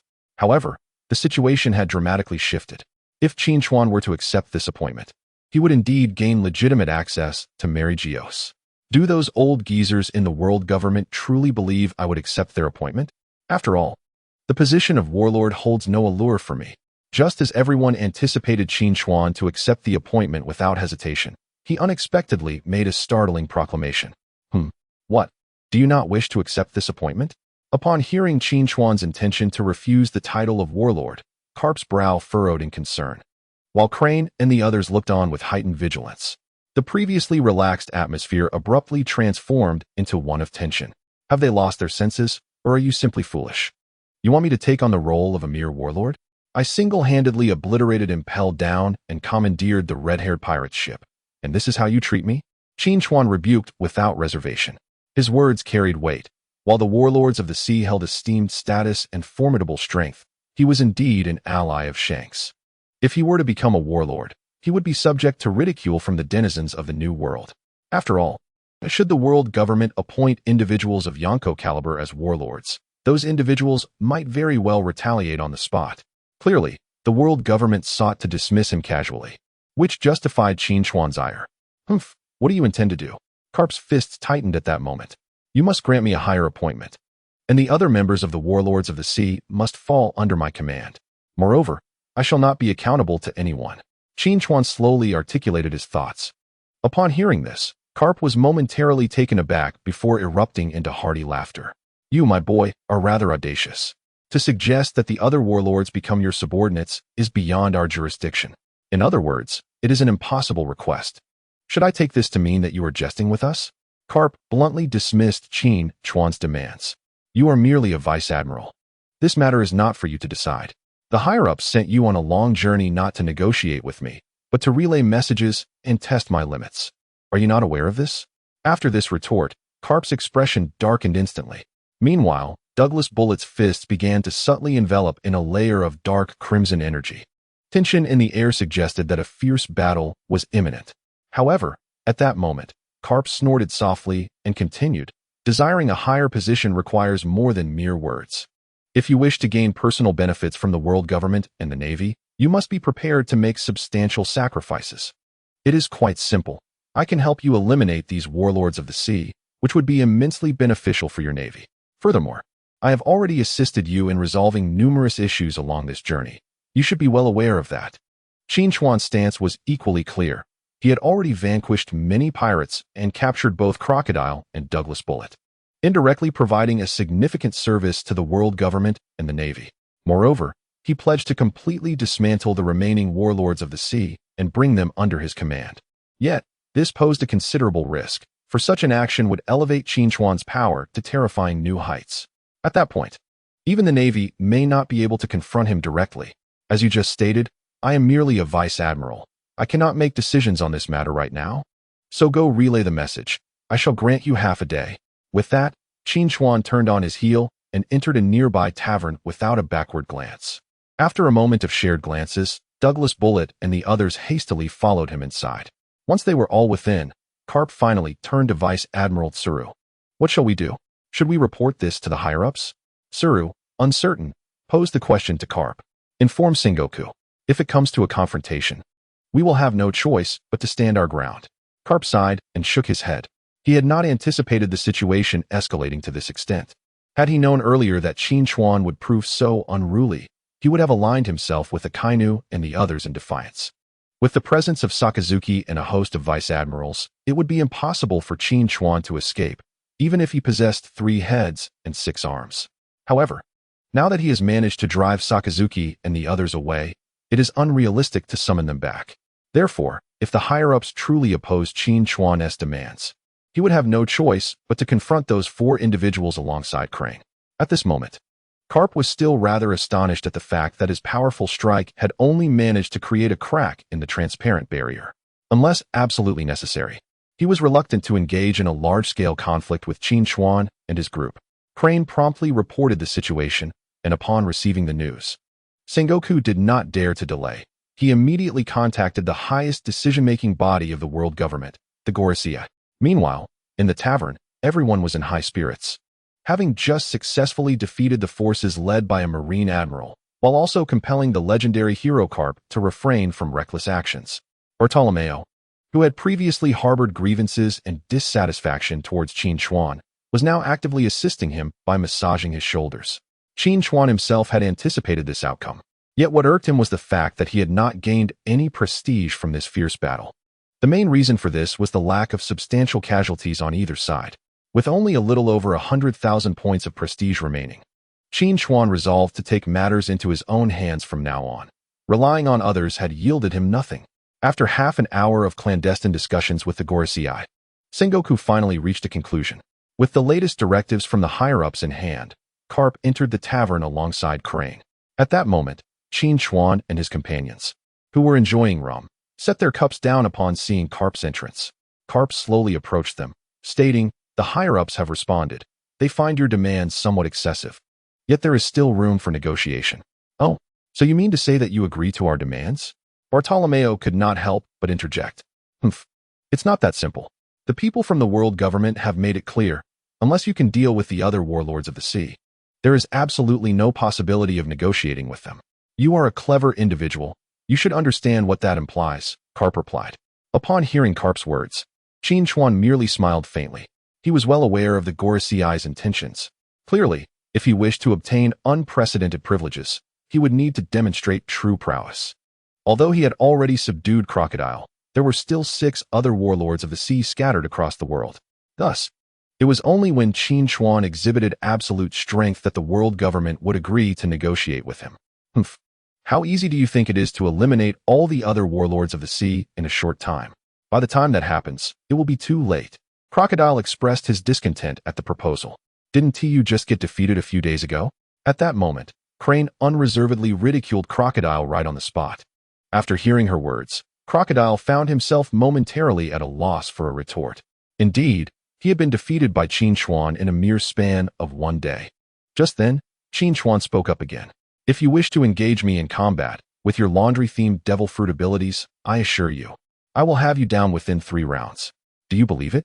Witnessing Crocodile being mocked, Qin Chuan felt compelled to defend his crew. After all, he was the unequivocal leader of this team. Upon hearing Qin Chuan's words, Crane was momentarily taken aback, then turned to him with a serious expression. She understood that Qin Chuan's strength undoubtedly surpassed her own, for she had no confidence in facing the monstrous beings within the deep-sea prison alone. Thus, being confronted by Qin Chuan left her in an equally awkward position as Crocodile. Feeling grateful for Qin Chuan's defense, Crocodile's heart warmed, and he began to develop a sense of admiration for him. Enough of the idle chatter. Eliminate the 3 remaining warlords of the sea, and we shall personally escort you to Mariehua. At that juncture, how you negotiate with the world government will depend on your abilities. As the banter resumed, Garp laid his cards on the table. In truth, this statement had been previously agreed upon by the world government and Sengoku, although he had not intended to disclose it all at once. From his perspective, he hoped Qin Chuan could decisively defeat the other 6 warlords of the sea in one fell swoop. However, Qin Chuan and his companions were not naive. They would never acquiesce to such stringent demands. Had you mentioned this earlier, none of this would have transpired, and your comrades would not have been subjected to my mockery. Qin Chuan scoffed, downing the rum in his hand. He then strode confidently past Garp and Crane. Crocodile and the others glared at Garp before closely following him out. You could have intervened earlier. Once Qin Chuan and his party exited, Crane suddenly inquired in a low voice. Her tone was not one of inquiry, but rather of skepticism. I indeed contemplated taking action, for no one in this world has dared to be so insolent before me. Yet, I ultimately restrained myself, for he is Qin Chuan, a man I scarcely understand. Moreover, the secrets he harbors remain unclear to us. Should I act rashly and fail to subdue him, it would mean irrevocably severing ties with him. Garp murmured as he gazed after the departing Qin Chuan and his companions. Once outside the tavern, Qin Chuan took a deep breath. The atmosphere within had been stifling, despite his system. It required immense courage to engage in verbal sparring with the formidable Garp at such close quarters. Fortunately, Garp had been relatively straightforward, never once indicating an intention to strike. Or else leaving this place would not have been so simple. Captain Qin Chuan, your earlier display of authority was truly impressive, confronting him so boldly. And he dared not retaliate. Bartolomeo exclaimed with excitement upon exiting. Simultaneously, both Douglas Barrett and Crocodile gazed at Qin Chuan with admiration. Despite their own notable achievements and interactions with figures like Carp, even they would never presume to act defiantly in Carp's presence. The consequences of such folly could be dire if he were to strike unexpectedly. Captain, if a confrontation had ensued, would you have been confident in your abilities? Douglas Barrett inquired, aware of Carp's strength from their prior encounters and collaborations. However, he remained uncertain about the upper limits of Qin Chuan's capabilities, especially considering he had narrowly escaped injury from Akainu during the recent battle. It is difficult to ascertain, but the most formidable individual in the Navy headquarters is not him. Qin Chuan replied. Are you referring to Sengoku? Crocodile interjected. No, I speak of Akainu, the one we faced today. What? Akainu? The man who could not even breach my transparent barrier, cannot be compared to that old man in the tavern. You underestimate him greatly. Should he unleash his full potential, his strength would be incredibly formidable. Moreover, while you have temporarily confined him, if I am not mistaken, maintaining that protective barrier requires a continuous flow of your internal energy, does it not? Therefore, even if he remains passive, you cannot imprison him indefinitely. What will you do when your barrier eventually dissipates? Qin Chuan retorted. Indeed, Bartolomeo's barrier was remarkable, yet it could be easily circumvented by those knowledgeable of his abilities, who would simply rest until the barrier naturally deactivated. Thus, in the face of such overwhelming power, Bartolomeo's barrier would only serve to momentarily hinder the opponent's advance. Furthermore, Akainu is the only individual in the pirate world to have defeated another admiral in direct combat, a feat unmatched even by the legendary Roger, Rox, or the current Yonko. None have succeeded in incapacitating a Navy admiral in such a manner, underscoring the terrifying potential Akainu possesses when fully unleashed. It appears the Navy's strength is as formidable as ever. What shall our next course of action be? Should we proactively seek out the other warlords of the sea? Douglas Barrett asked. Indeed, old Croc, you should be able to reach Morgan's, correct? Qin Chuan suddenly turned to Crocodile. What do you intend? I do know him, but he is a titan of the underworld and has no ties to the warlords of the sea. I am aware that it is of no concern to him. I merely wish for you to disseminate the news of my intention to challenge the 7 warlords of the sea and negotiate with the world government. What? You intend to proactively disclose this matter? Such an action would not serve our interests at all. If those warlords were to learn of our intentions to seek them out, would they not evade us or conspire against us? Haha, if they choose to unite against us, that would be splendid. It would save me the trouble of seeking them out individually. Upon hearing this, Qin Chuan remained unconcerned. Very well, but might this provoke the world government? Shacklock Doll expressed his apprehension. What is there to fear? They are the ones desperately seeking to offer us positions. Moreover, if they dare to establish these so-called warlords, what dignity do they have left? Qin Chuan's resolute stance stems from the knowledge that the world government is indifferent to such matters. A crucial point to consider is that the world government's demands for negotiation entail that Qin Chuan eliminate the other warlords, which would ultimately benefit the populace of the world. Thus, even if the news were to leak, at most it would incite complaints from those warlords. Yet, they could only grumble, for if they truly wished to abandon their positions, the world government would swiftly turn its weapons against them. Very well, I shall contact Morgan's. However, who shall we target first? How many warlords remain? At this juncture, Douglas Bullet finally found an opportunity to interject. Having been confined in Impel Down for far too long and utterly unaware of the so-called warlords, nor the current pirates in this realm, there are 6 others as formidable as myself. The first is widely regarded as the world's strongest swordsman, known as Dracul Mihawk. Although he resides alone in a castle on Kuragina Island, no one has dared to trespass upon his territory, rendering him a formidable and enigmatic figure, making him potentially challenging to confront. The second is Bartholomew Kuma, the former king of the Sorbet Kingdom, nicknamed the Tyrant. He was once a ruthless pirate, but has since been entirely transformed by the Marine headquarters scientist, Dr. Vegapunk, losing his self-awareness. Thus, he is now a pawn of the Marines. The third is Jinbe, the captain of the Sun Pirates and the protector of Fishman Island. However, it is said that he has recently allied himself with Whitebeard, Edward Newgate. Thus engaging him might draw Whitebeard's attention. The fourth is Gecko Moria, captain of the Thriller Bark Pirates. He delights in summoning countless corpses to battle, making him a rather grotesque individual. The fifth is the only female among the warlords, Boa Hancock. She is the empress of Amazon Lily, the kingdom of women, and also the captain of the Kuja Pirates, often referred to as the Pirate Empress. However, this island is situated in the calm belt adjacent to the Grand Line. The doldrums are inherently treacherous waters, making it exceedingly difficult for vessels to navigate. Moreover, the presence of formidable sea kings renders the vicinity around Daughter Island perilous for ordinary ships, let alone for any attempts to land and capture individuals. The last and most notorious figure in this narrative is none other than Don Quixote da Flamingo. This man, the king of Dressrosa, has long been in the limelight, and any endeavor to eliminate him would necessitate a journey to the New World and a confrontation with the entire nation of Dressrosa. At this juncture, former warlord of the sea, Crocodile, began to elucidate the details regarding these individuals. As you mentioned, Bartholomew Kuma is certainly not a viable option. As he has reformed his ways, pursuing him would be a blatant affront to both the Navy and the world government. Among the remaining candidates, we must select 3 individuals, though the final decision rests solely with the captain. Douglas Bullet interjected, and upon his remark, every gaze in the room converged on Qin Chuan. It matters not. Let us initiate action on a more accessible target. After all, we are all men aboard this ship and find ourselves rather bored. Wouldn't you agree? Qin Chuan suddenly squinted and chuckled. That very evening, Carp and Tsuru took residence in the Navy branch base at Rogue Town, where they also paid a visit to Smoker. Although Smoker could not vanquish the Qin Chuan pirate crew, it was hardly a reflection on his capabilities. Given that even Admiral Akainu and his Justice Fleet had failed to subdue them, let alone a mere branch commander, it was evident that once Smoker recovered, a promotion awaited him. The following morning, a newspaper swiftly landed in their hands. However, upon glancing at the headline, Carp was so enraged that he hurled the newspaper to the ground. What is the matter?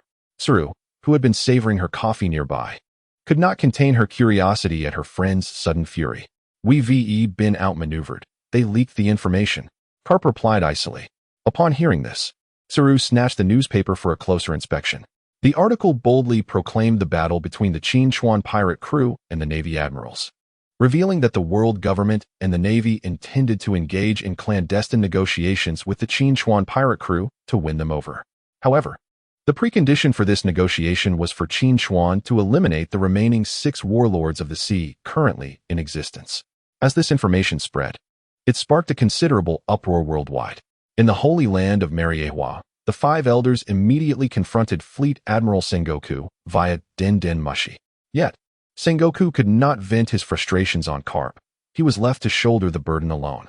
Meanwhile, aboard the warship returning to Marineford, Akainu, upon reading this news, felt not anger but rather elation. These fools, they thought to restrain me from eradicating them. Now, they shall await the scorn and derision of the world.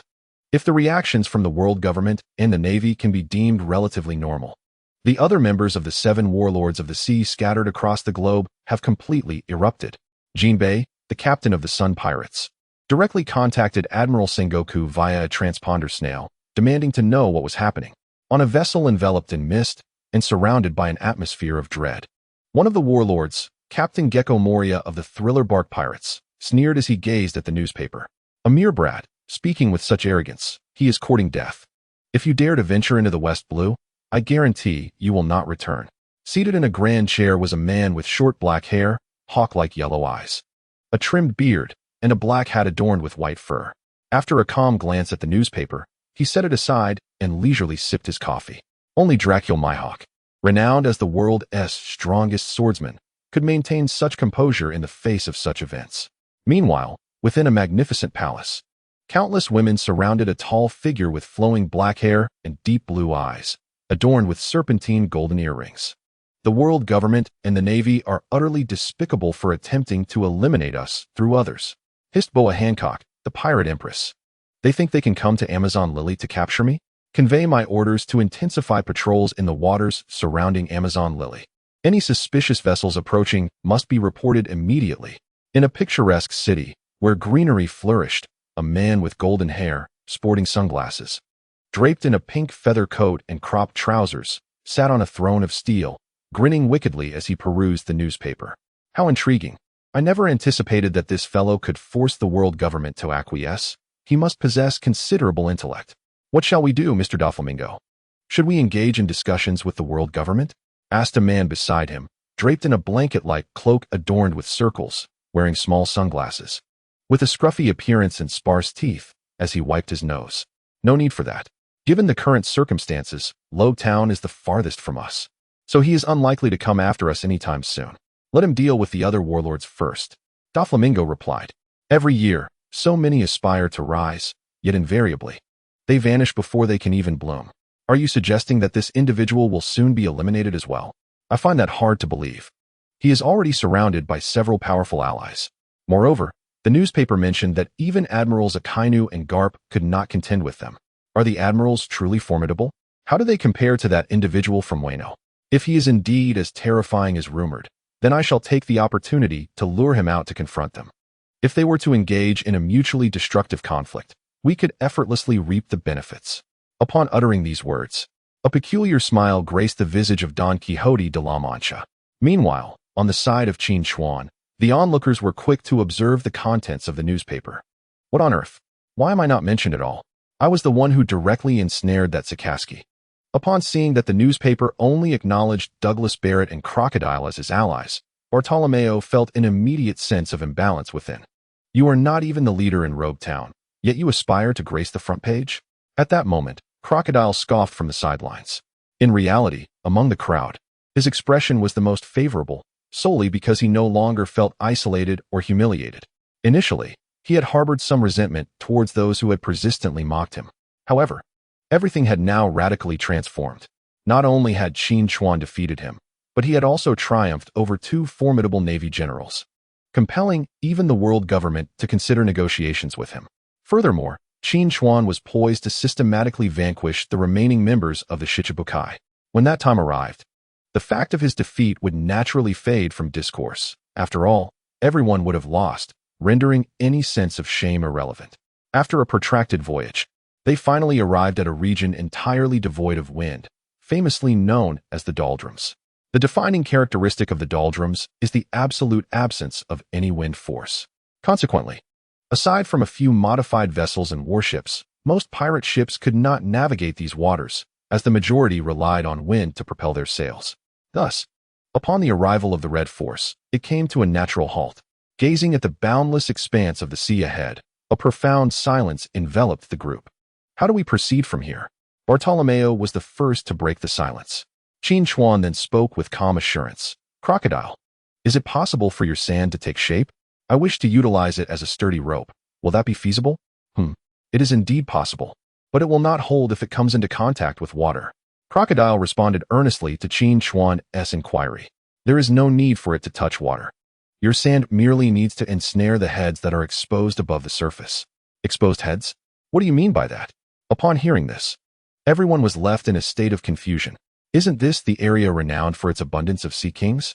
Why not capture a few sea kings here and ride them to our destination? Qin Chuan asserted with conviction. Goodness, Captain, you truly have a knack for this. Treating fearsome sea kings as mere pets. Bartolomeo couldn't help but express his admiration. The sea kings represent the most powerful species within the pirate world's oceans. They are not merely a single species, but rather a collective term for numerous species sharing similar characteristics. They inhabit the oceans across the globe, earning the title of sea kings due to their dominion over the waters. Majestic in size, diverse in species, numerous in population, and varied in appearance. These formidable creatures possess astonishing longevity and an intellect akin to that of humankind. They are the most dreaded beings encountered by sailors in the vast expanse of the sea. Yet, at this moment, Qin Chuan intends to treat them as mere playthings, much to the surprise of even Shacklock Doll. However, how shall we lure them out? I am a user of the devil fruit, and you cannot possibly expect me to plunge into the depths, Shacklock Doll remarked warily. After all, Qin Chuan is known for his ingenious ideas, and if he were to suggest descending into the water, it would not be entirely unexpected. However, those who have consumed a devil fruit share a common trait. They are utterly incapable of swimming. Thus, should he venture into the sea, not only would his powers be rendered useless, but he would also face the peril of drowning. Moreover, everyone present, apart from Qin Chuan, is also a user of the devil fruit. Fear not, you need only observe my performance. Wait a moment while I draw forth the sea kings and old Shah. You must act swiftly, Qin Chuan declared, a smirk curling on his lips. In the next instant, a voice from the system echoed forth. Ding! The host has successfully activated the character card for Kazuki Odin. Usage count 1. As Kazuki Odin is a water shadow, Qin Chuan swiftly summoned her. He then stepped onto the deck and bellowed, water release. Chaos of 10,000 waves. In an instant, the sky erupted with a thunderous roar, and a torrential waterfall plummeted from above with ferocity. The other three individuals on the deck were left utterly awestruck by the spectacle. What sort of devil fruit ability is this? It is terrifying. Captain Qin Chuan can summon the forces of nature. What other secrets does this man harbor? As the three speculated, the waterfall crashed onto the surface of the water. In a heartbeat, the once tranquil sea transformed into a tumultuous maelstrom. Shortly thereafter, a fearsome sea monster, roughly a third the size of the ship, erupted from the depths. Act now. Qin Chuan urgently called out to Shacklock Doll behind him. At that moment, Shacklock Doll was already prepared. As the Sea King breached the surface, he sprang to the edge of the deck and raised his right hand. Binding sands. In the following moment, a barrage of fine sand shot forth from his hand, striking the Sea King's head and adhering firmly to it. Simultaneously, this fine sand coalesced into a rope-like structure, which Shacklock Doll grasped tightly at one end. Thus, he was able to exert control over the Sea King. Despite the creature's initial attempts to struggle, the sandy tether held it firmly in place. Thus, it was utterly impossible for the Sea King to approach Shaklok Darl. Consequently, this majestic creature could only contemplate its escape. Quickly, restrain it and direct it towards that verdant island in the distance, Qin Chuan urged. Upon hearing this, Shaklok Darl nodded and began to exert his power through his right hand to gain dominion over the Sea King. Fortunately, Shaklok Darl's formidable strength compelled the creature to relinquish its struggle after a brief resistance. Following this, it surged toward the island under Shaklok Darl's command. As they neared the island, a large vessel suddenly emerged in their vicinity. "They've spotted us," Bartolomeo exclaimed, quickly identifying the presence of the opposing ship. "It must be a patrol ship from the Amazon Lily Kingdom. Are they preparing to engage?" Douglas Barrett inquired. "Leave a survivor. Let them guide us to their king." Qin Chuan narrowed his eyes. "Understood," Douglas Barrett responded, leaping to the edge of the deck. With a powerful push, he launched himself into the air. At that moment, several female soldiers aboard the ship, armed with spears, had yet to call out to Qin Chuan and the others when they witnessed a figure hurtling toward them. "All hands, prepare for battle. We have intruders," cried a golden-haired woman with a slight curl. However, the instant Douglas Barrett landed heavily on the deck, the entire structure trembled. In an instant, the wooden planks around him began to splinter. "Kill him," commanded Margaret, one of the nation's defenders. Yet, at that moment, Douglas Barrett was enveloped in a layer of red hockey. He did not underestimate these individuals. Rather, he was still assessing their capabilities. As two female soldiers lunged at him with their spears, Douglas Barrett remained steadfast, allowing them to strike. Clang, clang.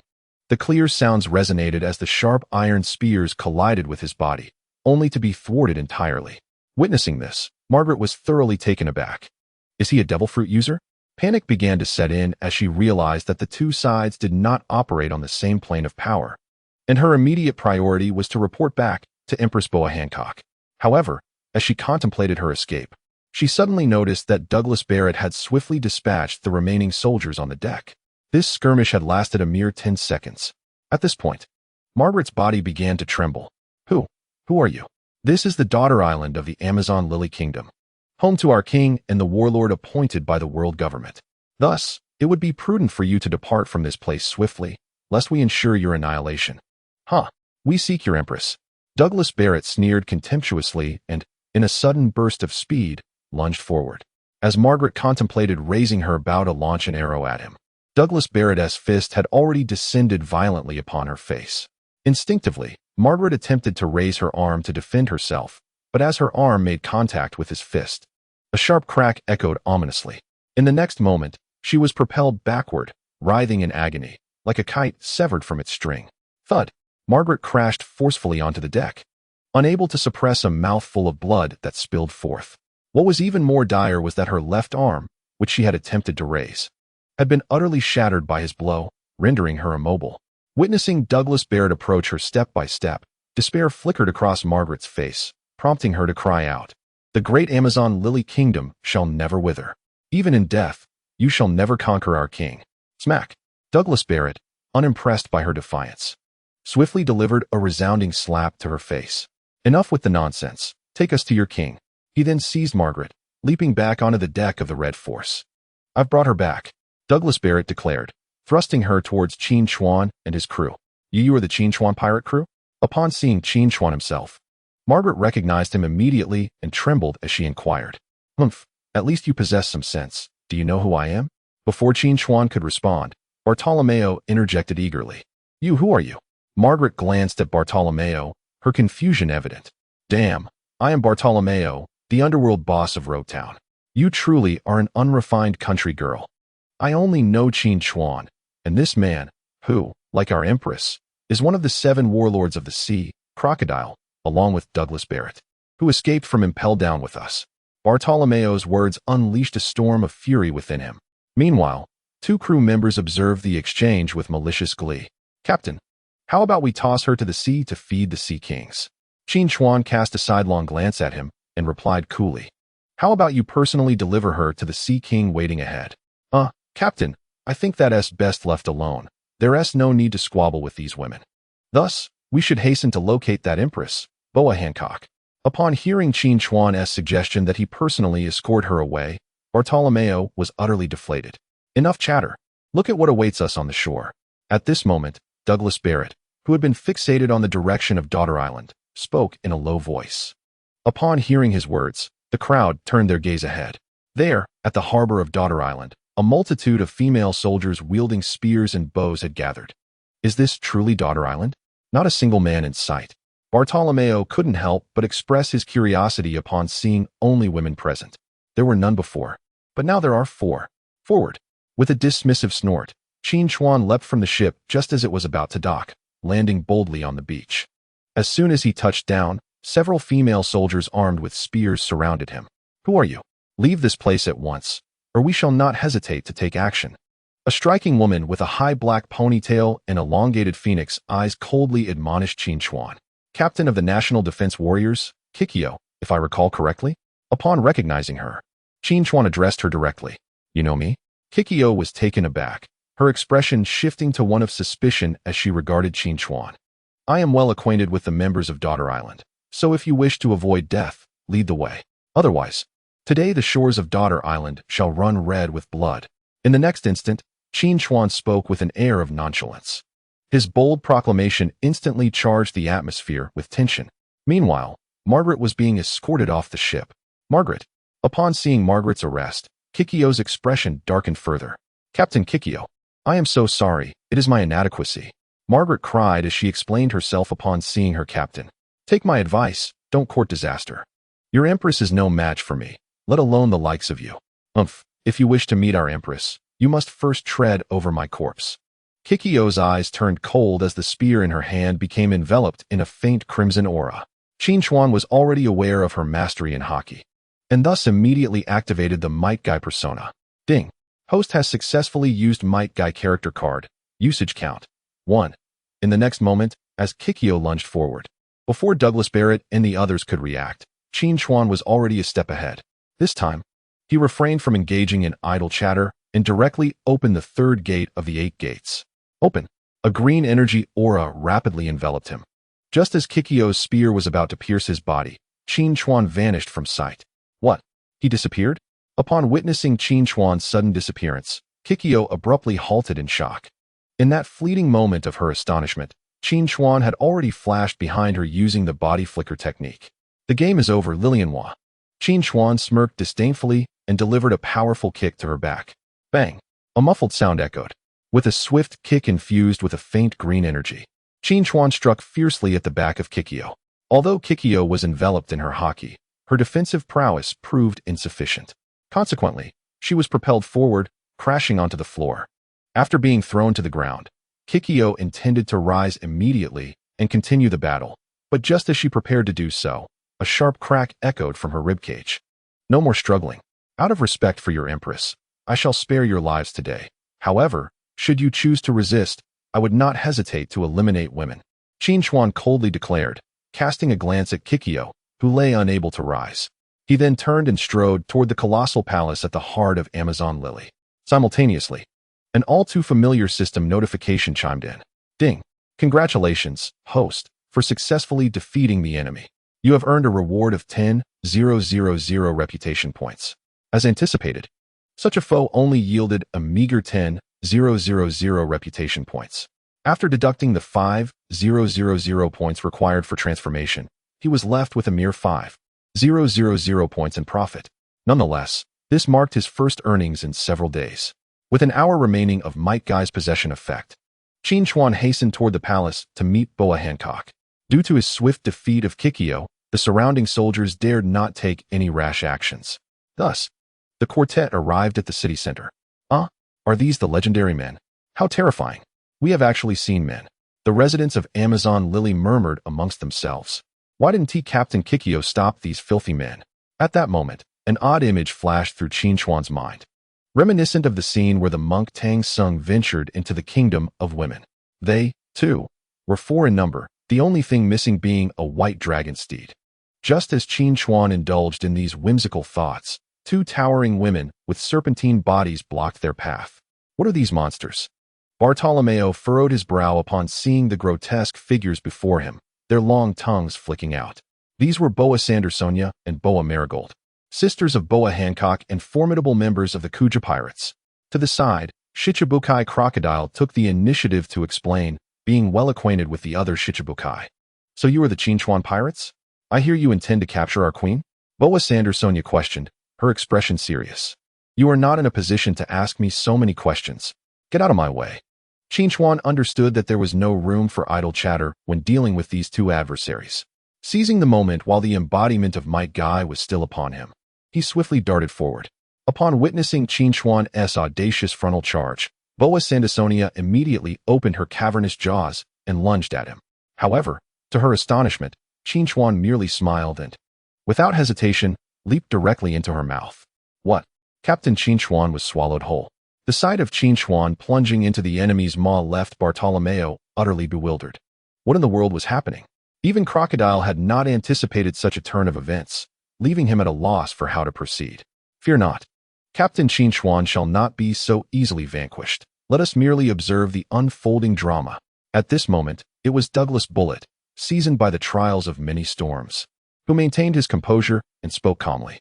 Indeed, as his words fell, the previously triumphant expression on Boa Sandersonia's face morphed dramatically. The next instant, her visage contorted in agony. Sister, what is wrong? Observing the pained expression on Boa Sandersonia's face, Boa Marigold grew anxious. Just then, Boa Sandersonia opened her mouth once more. Simultaneously, a familiar figure propped himself against the interior of her mouth. Incredible. Seeing Qin Chuan emerge unscathed after jumping into her mouth only deepened Bartolomeo's admiration for him. But the spectacle did not end there. Qin Chuan then leaped back to the side of his companions. As he landed, before Boa Marigold could speak again, her sister, Boa Sandersonia, collapsed to the ground in torment. This scene left all the inhabitants of Amazon Lily utterly astonished. Initially, they believed victory was assured after Qin Chuan was consumed. Yet in the blink of an eye, the tides had dramatically shifted. The foe they thought had been slain, Boa Sandersonia, had fallen silently. Meanwhile, Qin Chuan's system chimed with a new notification. Ding. Congratulations, host, on your triumph over the enemy. You have earned a reward of 15,000 reputation points. Damn it. I will fight you to the end. Seeing her sister felled, Boa Marigold prepared to attack Qin Chuan and the others. At that moment, a thunderous female voice resonated from the palace not far ahead. All of you retreat. Captain Qin Chuan, I await you within the palace. Upon hearing this proclamation, all the residents of Amazon Lily shifted their gaze to the grand hall of the palace. Simultaneously, Boa Marigold cast a venomous glare at Qin Chuan and his companions. However, since her sister had spoken, she had no choice but to heed the king's command. Thus, the soldiers guarding the nation parted to grant passage to Qin Chuan and his companions. Humph, at least you are sensible. Let us proceed. With a dismissive snort, Qin Chuan strode towards the magnificent palace ahead. After a while, they finally entered a grand hall. In the center, upon a raised dais, sat a woman of breathtaking beauty. Tall and graceful, with cascading black hair adorned with serpentine golden earrings, she was entwined with a massive red python, her demeanor serious as she regarded them. Initially, Qin Chuan had not found this Boa Hancock particularly stunning in the anime. However, upon witnessing her in the flesh, he was undeniably captivated. Are you here to see me? Boa Hancock flicked her lustrous hair and spoke in a sweet, honeyed tone. This moment left not only Qin Chuan and his companions somewhat enamored, but also rendered the other soldiers of Amazon Lily momentarily spellbound. After all, Boa Hancock was irresistibly alluring. Her long, fair thighs were exposed, complemented by her naturally enchanting visage, making it nearly impossible not to attract the gaze of the opposite sex. You are far more beautiful than on television. Qin Chuan could not help but exclaim. Television? Boa Hancock paused, taken aback by the strange words of this unfamiliar man. Nothing. I merely complimented your beauty. Qin Chuan quickly clarified. At this moment, aside from Crocodile, who had already exchanged glances with her, Bartolomeo and Douglas Barriette were encountering her for the first time. Particularly Bartolomeo, being a young man full of vigor, was understandably excited to meet such a stunning female pirate. As for Douglas Barriette, despite being taken by her striking beauty, he maintained a stoic expression, unyielding to emotion. Greetings, I am Bartolomeo, a key crew member of the Qin Chuan pirate ship. Would you be interested in getting to know one another? Just as Qin Chuan was about to speak again, Bartolomeo unexpectedly interjected. Upon hearing his words, all the inhabitants of Amazon Lily cast their eyes upon Bartolomeo, their faces betraying a hint of anger. What is that expression? Did I say something wrong? Bartolomeo, noticing their peculiar looks, was momentarily taken aback. To stand before our queen without kneeling is already a crime. And you dare to insult her with your words? At that moment, Boa Sandasonia could no longer restrain herself and chastised him, having felt intimidated by these men outside. Her confidence surged now that her elder sister was present. Is this what you call verbal insult? Truly a bunch of unsophisticated women. Bartolomeo scoffed disdainfully in response to her rebuke. You dare to speak? Do you believe I want to kill you right now? Enough, sister, let them be. Just as Boa Sandasonia was about to act again, Boa Hancock intervened, clearly aware that the individuals before them were rather formidable. After all, even Crocodile, who stood on the same level, had willingly chosen to endure. Thus it was evident that Qin Chuan would not be easily underestimated. Observing her companions, it appeared that none, aside from herself, could stand against the adversaries. Therefore, should a confrontation arise, even with her utmost effort, she would struggle to match them. Upon hearing her sister's words, Boa Sandasonia reluctantly huffed and retreated, her eyes still fixed intently on Bartolomeo. Have you all caused enough trouble? I do not welcome any men here. So what exactly do you intend to accomplish by coming? Boa Hancock paused momentarily before coldly interrogating Qin Chuan. Are you truly ignorant of the news? Or are you merely pretending not to know the purpose of my visit? Seeing Boa Hancock feigning ignorance, Qin Chuan promptly exposed her deceit. Indeed, upon being questioned, Boa Hancock's expression darkened, emanating a chilling aura. You think you can defeat me, the ruler of the Amazon Lily Kingdom? My kingdom is a member of the world government's United Nations, protected by both the world government and the Navy. Please, have you not grasped the situation? Those old geezers in the world government only care about whose fists are stronger. The weak are never within their consideration. Let me share a secret with you. The plan to eliminate the 7 warlords of the sea originated from them. This means they have no desire to play with you any longer. As for the fate of your Amazon Lily Kingdom, does it truly matter to the world government? Frankly speaking, your territory lies in a windless zone, surrounded by numerous sea kings, making it utterly unsuitable for trade. Thus, whether this land exists or not is of no concern to them. I trust you understand my point. Qin Chuan mercilessly ridiculed Boa Hancock in front of everyone present. His words bore a harsh truth. The Amazon Lily Kingdom had always aspired to be an isolated nation, devoid of interactions with others. Boa Hancock had accepted the title of Warlord of the Sea bestowed upon her by the world government to shield her nation from external threats. Yet, the current circumstances were evident. With the emergence of the formidable Qin Chuan pirate crew seeking to displace these entities, the world government had assumed the role of arbiter. Whosoever triumphed in this contest would earn the favor of the world government's high-ranking officials, thereby receiving an invitation to marry geos for negotiations and ultimately being granted a legitimate status. This had become a familiar tactic of the world government, a fact of which Boa Hancock was well aware. Even if your assertions hold merit, I still possess the opportunity to overturn the situation.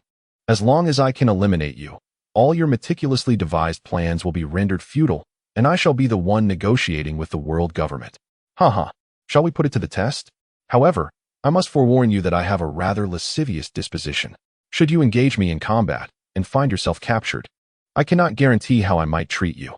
Qin Chuan spoke with a tone of levity, and his words immediately startled those around him. Douglas Barrett, who had always remained by Qin Chuan's side, could not suppress a look of skepticism. Clearly, he did not perceive Qin Chuan as one prone to such behavior. Bartolomeo was even more astonished. He had initially believed that once Boa Hancock boarded, he could draw closer to her. Yet now, hearing Captain Qin Chuan's words, it seemed that she had already caught his eye, leaving him with no hope. Captain Qin Chuan, be cautious. Her devil fruit is particularly effective against lecherous individuals. Upon hearing Qin Chuan's declaration, Shaki was taken aback and quickly offered this warning. He had witnessed Boa Hancock in action, knowing her powers could petrify a person instantly. Thus he believed it prudent not to underestimate her. What do you mean her devil fruit is specifically aimed at lechers? Bartolomeo inquired with curiosity. The sweet fruit, a paramecia-type devil fruit, allows its user to turn those infatuated with her to stone, and it can directly petrify opponents as well. Before Shaki could elaborate, Qin Chuan, wearing a smile, interjected. It was evident that he was already well acquainted with the extraordinary beauty's powers.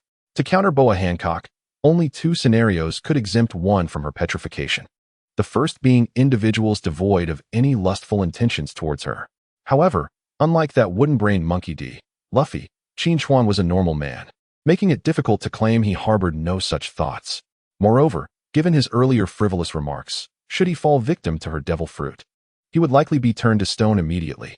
The second scenario involved individuals whose attention was not focused on her, which, as depicted in the anime, enabled a certain major squirrel to inflict pain upon himself to divert his focus, thus evading petrification. Nevertheless, Qin Chuan had no inclination towards self-harm, so such a method was not an option for him. Thus, what lay before him was the necessity to employ ninjutsu to counter Boa Hancock's devil fruit abilities. Coincidentally, an hour had elapsed, and the effects of the Terumi Mei possession had completely faded, prompting Qin Chuan to once again utilize the Itachi Uchiha character card. Ding. The host successfully employs the Itachi Uchiha character card, with one usage of possession remaining. Just as he activated the character possession again, Boa Hancock could no longer contain her impatience. Initially, she had intended to bide her time and use her unique devil fruit powers to ambush this group of men, for they all appeared to be nothing more than a pack of lecherous scoundrels. Her devil fruit was specifically designed to counter individuals like them, so she had never considered that her abilities would fail. However, it was no longer just Crocodile who was aware of her powers. Even Qin Chuan seemed to possess a profound understanding of her abilities. Thus, it was impossible for her to patiently bide her time. She had to seize the moment while her opponent was still somewhat unguarded and launch a surprise attack. At that instant, Boa Hancock emitted a soft hum, then formed her hands into a heart shape. "Be careful, she's about to strike," Qin Chuan shouted urgently, but it was too late, sweet wind. In the next moment, a dazzling pink beam erupted from the heart shape formed by Boa Hancock's hands, hurtling towards Qin Chuan and the others. Just as the beam was about to collide with Qin Chuan, he transformed his body into countless crows and swiftly dispersed in all directions. Meanwhile, Douglas Bullet, who had little understanding of this devil fruit ability, instinctively attempted to shield himself with his haki. However, when the beam struck his red haki, he was instantly petrified. Clearly, the attack of this devil fruit was impervious to haki. On the other hand, Crocodile, who had a fair grasp of Boa Hancock's abilities, promptly transformed his body into sand. This rendered him a mere collection of grains, allowing him to evade the attack, which had no effect on inanimate objects. Simultaneously, Bartolomeo instinctively formed his signature common's fingers gesture, conjuring a transparent barrier before him. When the beam collided with this barrier, it also failed to produce any effect. Consequently, Boa Hancock's sudden onslaught only managed to strike Douglas Bullet. With a surge of anger evident on his face, Crocodile re-emerged from his elemental form, ready to act with his hook in hand. At that moment, Qin Chuan transformed back from his crow form. Yet, in the next heartbeat, Boa Hancock launched another strike. It was evident that she understood that relying solely on her initial surprise attack would not suffice to petrify them. Thus, her first move was merely a feint. She then lightly touched her lips with her finger, conjuring a massive pink heart-shaped projectile, drawing it back like a bow. In the next moment, a flurry of pink arrows surged forth, targeting everyone in their path. Fearing that no one would escape, she unleashed an extensive array of arrows, filling the grand hall with a dense swarm of pink projectiles. This time, Shacklock Doll and Bartolomeo still intended to employ their old tactics. However, as Shacklock Doll transformed his body into elemental form, the moment the pink arrow made contact with the fine sand that constituted his essence, the sand astonishingly petrified midair. Simultaneously, when the arrow struck Bartolomeo's transparent barrier, the barrier too was instantaneously encased in stone. Once this transparent shield faltered, a barrage of arrows surged directly towards him. In that moment, Bartolomeo was utterly unprepared for such an eventuality, failing to take any evasive action. In truth, there was nowhere for him to escape. Consequently, in the next instant, he too was completely petrified. On the other hand, Qin Chuan exhibited no reaction whatsoever. He stood rooted in place, allowing the arrow to pierce him and render him stone. If someone as formidable as Qin Chuan could be petrified, one could only imagine the fate of the other soldiers from Amazon Lily. In an instant, the scene was left with only Boa Hancock. Upon witnessing the petrification of everyone around her, Hancock finally exhaled a sigh of relief. She then raised an eyebrow, her expression brimming with pride as she prepared to stride towards the direction of Qin Chuan and the others, now encased in stone. This time, she intended to eliminate them in their petrified state. Should she succeed in annihilating the Qin Chuan pirate crew single-handedly, it was conceivable that she could negotiate with the world government in the future. At that point, the standing of her Amazon Lily Kingdom might soar to unprecedented heights.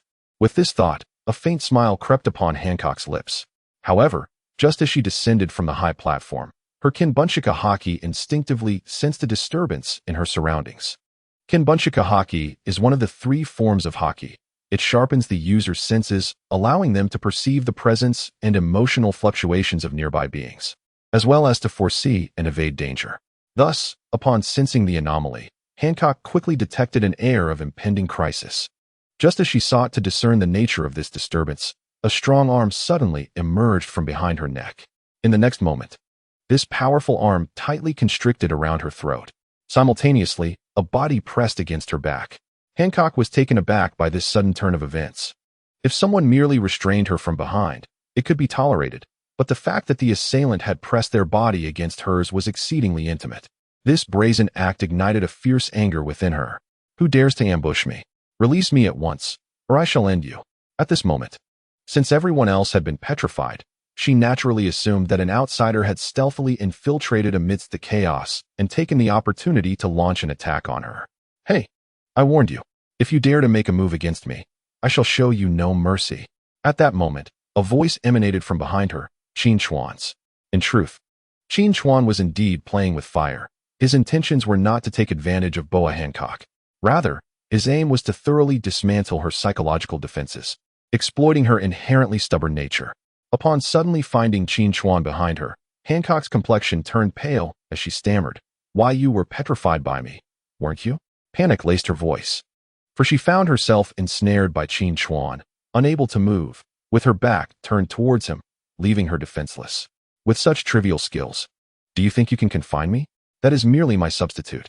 If you doubt it, release its petrified state and see for yourself. Don't you have the ability to kiss your weapon? Just fire a bullet. Qin Chuan not only revealed the truth, but also provided her with a solution. Upon realizing he was aware of her devil fruit powers, Hancock momentarily froze. Then her expression shifted as she instinctively touched her lips with her finger. In the next instant, a diminutive, peach-shaped substance appeared on her fingertip. She then aimed it at the petrified Qin Chuan, using her finger as a gun, and released it. As expected, the peach-shaped bullet struck Qin Chuan, instantly breaking the petrification, but a gaping hole appeared in his chest, devoid of any liquid. Qin Chuan stood there, expressionless, before he abruptly transformed into a piece of wood suspended in midair, which then fell to the palace floor. This was reminiscent of the substitution technique commonly found in the world of Naruto. In actuality, when Qin Chuan had transformed into a crow, he had swiftly restored his original state. However, he had concealed himself in the shadows, as everyone else was focused on the other individuals, thus momentarily overlooking him. At that moment, he had created a substitute and reappeared before the crowd while he himself remained hidden, waiting for Hancock to reveal her vulnerabilities. What are you? She asked, her confusion deepening as all his techniques, including the transformation into a crow, were utterly foreign to her, instilling a sense of fear within her. I am the one sent to bring you aboard, Qin Chuan replied, his tone laced with amusement, pressing closer against Hancock. At that moment, she felt an overwhelming embarrassment, wishing to vanish into the ground. Thankfully, those around them were petrified, otherwise, she might have succumbed to her shame. I would never board your ship. You might as well kill me now, Hancock declared, resolutely, for she was no mere Shichibukai. Shacklock Doll is neither the king of Alabasta, nor does he concern himself with the lives of others. Thus, when Qin Chuan threatened him, he hesitated only for a moment before making the wisest choice. In contrast, Boa Hancock bears the solemn responsibility of safeguarding the entire Amazon Lily Kingdom.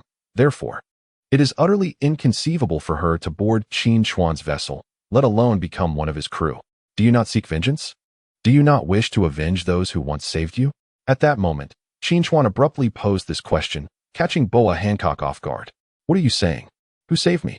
She retorted after a brief pause, her body visibly beginning to tremble.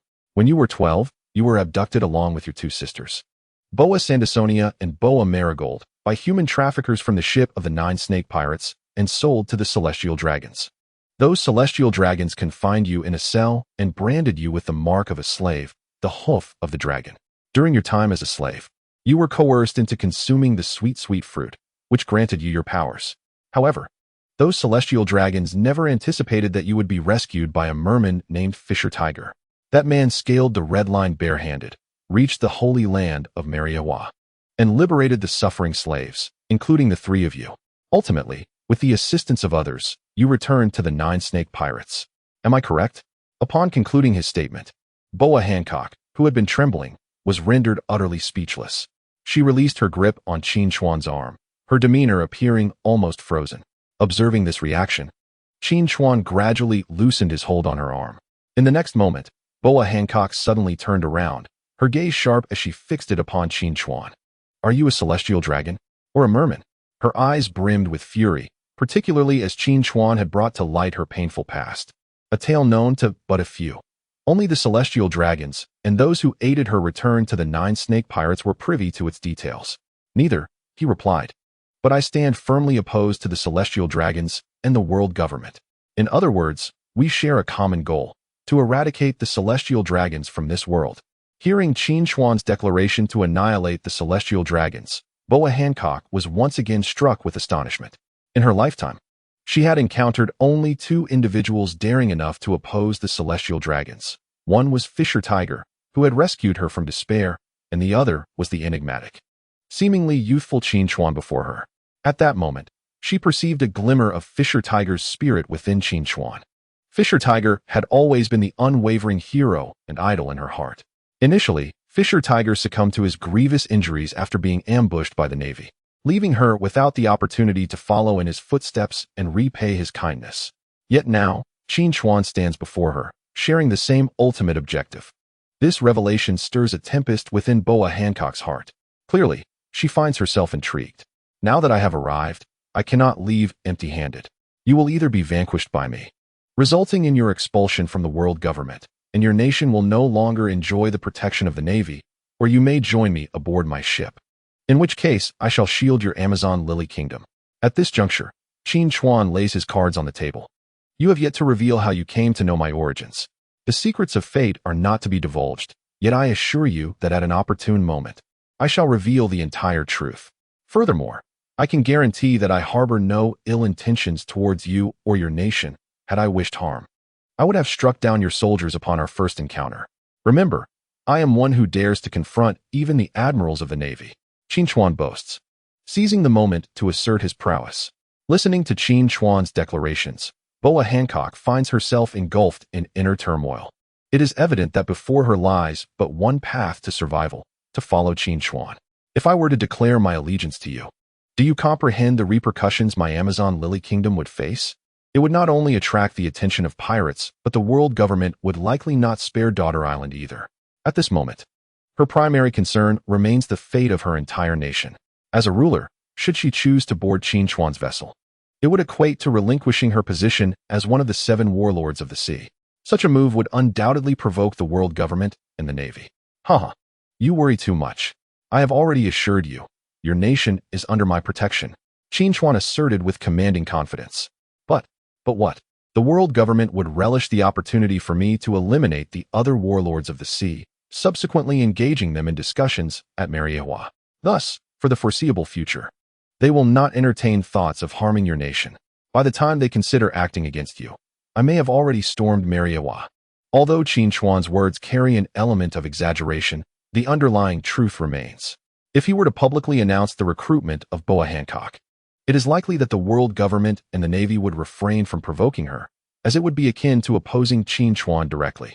Additionally, Daughter Island resides in a windless zone, deterring ordinary pirates from approaching. The more formidable pirates are either in the New World or among the 7 warlords of the sea. With Qin Chuan planning to confront them, they would hardly dare to roam freely. Hence, Daughter Island would likely remain untroubled for a considerable time, at least until a rupture occurs between Qin Chuan and the world government. This assurance contributes to Qin Chuan's confidence. Indeed, after hearing Qin Chuan's impassioned words, Boa Hancock finds herself irrevocably swayed. I am willing to follow you. However, This matter concerns the fate of our entire Amazon Lily Kingdom, and thus I cannot make a decision alone. Summon Gloria OSA. After Boa Hancock expressed her concerns, Qin Chuan suddenly interjected with this remark. You know Gloria OSA?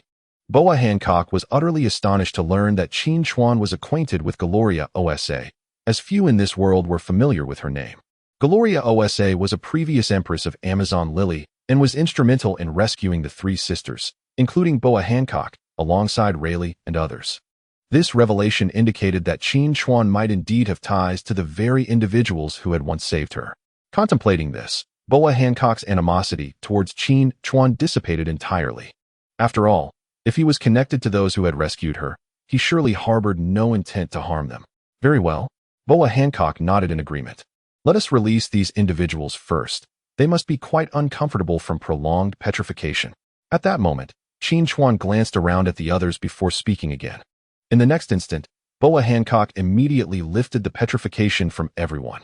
Once they regained their freedom, they noticed that Qin Chuan was standing alongside Boa Hancock.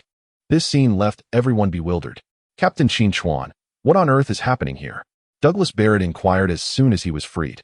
Come, let us congratulate Boa Hancock on joining our team. Qin Chuan smiled gently, resting a hand on Boa Hancock's shoulder. As he touched her, Boa Hancock trembled slightly, contemplating how to shrug off his hand when she heard his soft voice beside her. Give me a little face. Let me play along. Qin Chuan wore a broad smile as he looked at the gathering. Upon hearing his words and considering that he might be a descendant of her benefactors, Boa Hancock surprisingly refrained from resisting. The ease with which Qin Chuan draped his arm over Boa Hancock's shoulder astonished not only Douglas Barrett and the others, but also left the women of Daughter Island in stunned silence. Especially her two younger sisters, who gaped at their sister in disbelief. They had not anticipated such a transformation in their sister within such a brief span of time. Someone, go summon Gloria OSA. Boa Hancock spoke calmly, though a faint blush crept onto her cheeks. Yes, one of the soldiers nodded and promptly exited. Captain, what is going on here? At that moment, Bartolomeo could no longer contain his curiosity. He found it hard to believe all that was unfolding, particularly since Boa Hancock had previously shown them no mercy. How is it that after merely a brief moment of being petrified, Qin Chuan has managed to place his arm over her shoulder? This is truly the essence of charismatic allure. Do you comprehend? He is, after all, the sovereign of a nation. Initially, there was some obstinacy on her part. However, following your transformation into stone, I engaged in a profound dialogue with Boa Hancock. Subsequent to our exchange, she found herself irresistibly drawn to my charisma, leading her to naturally desire to join our collective.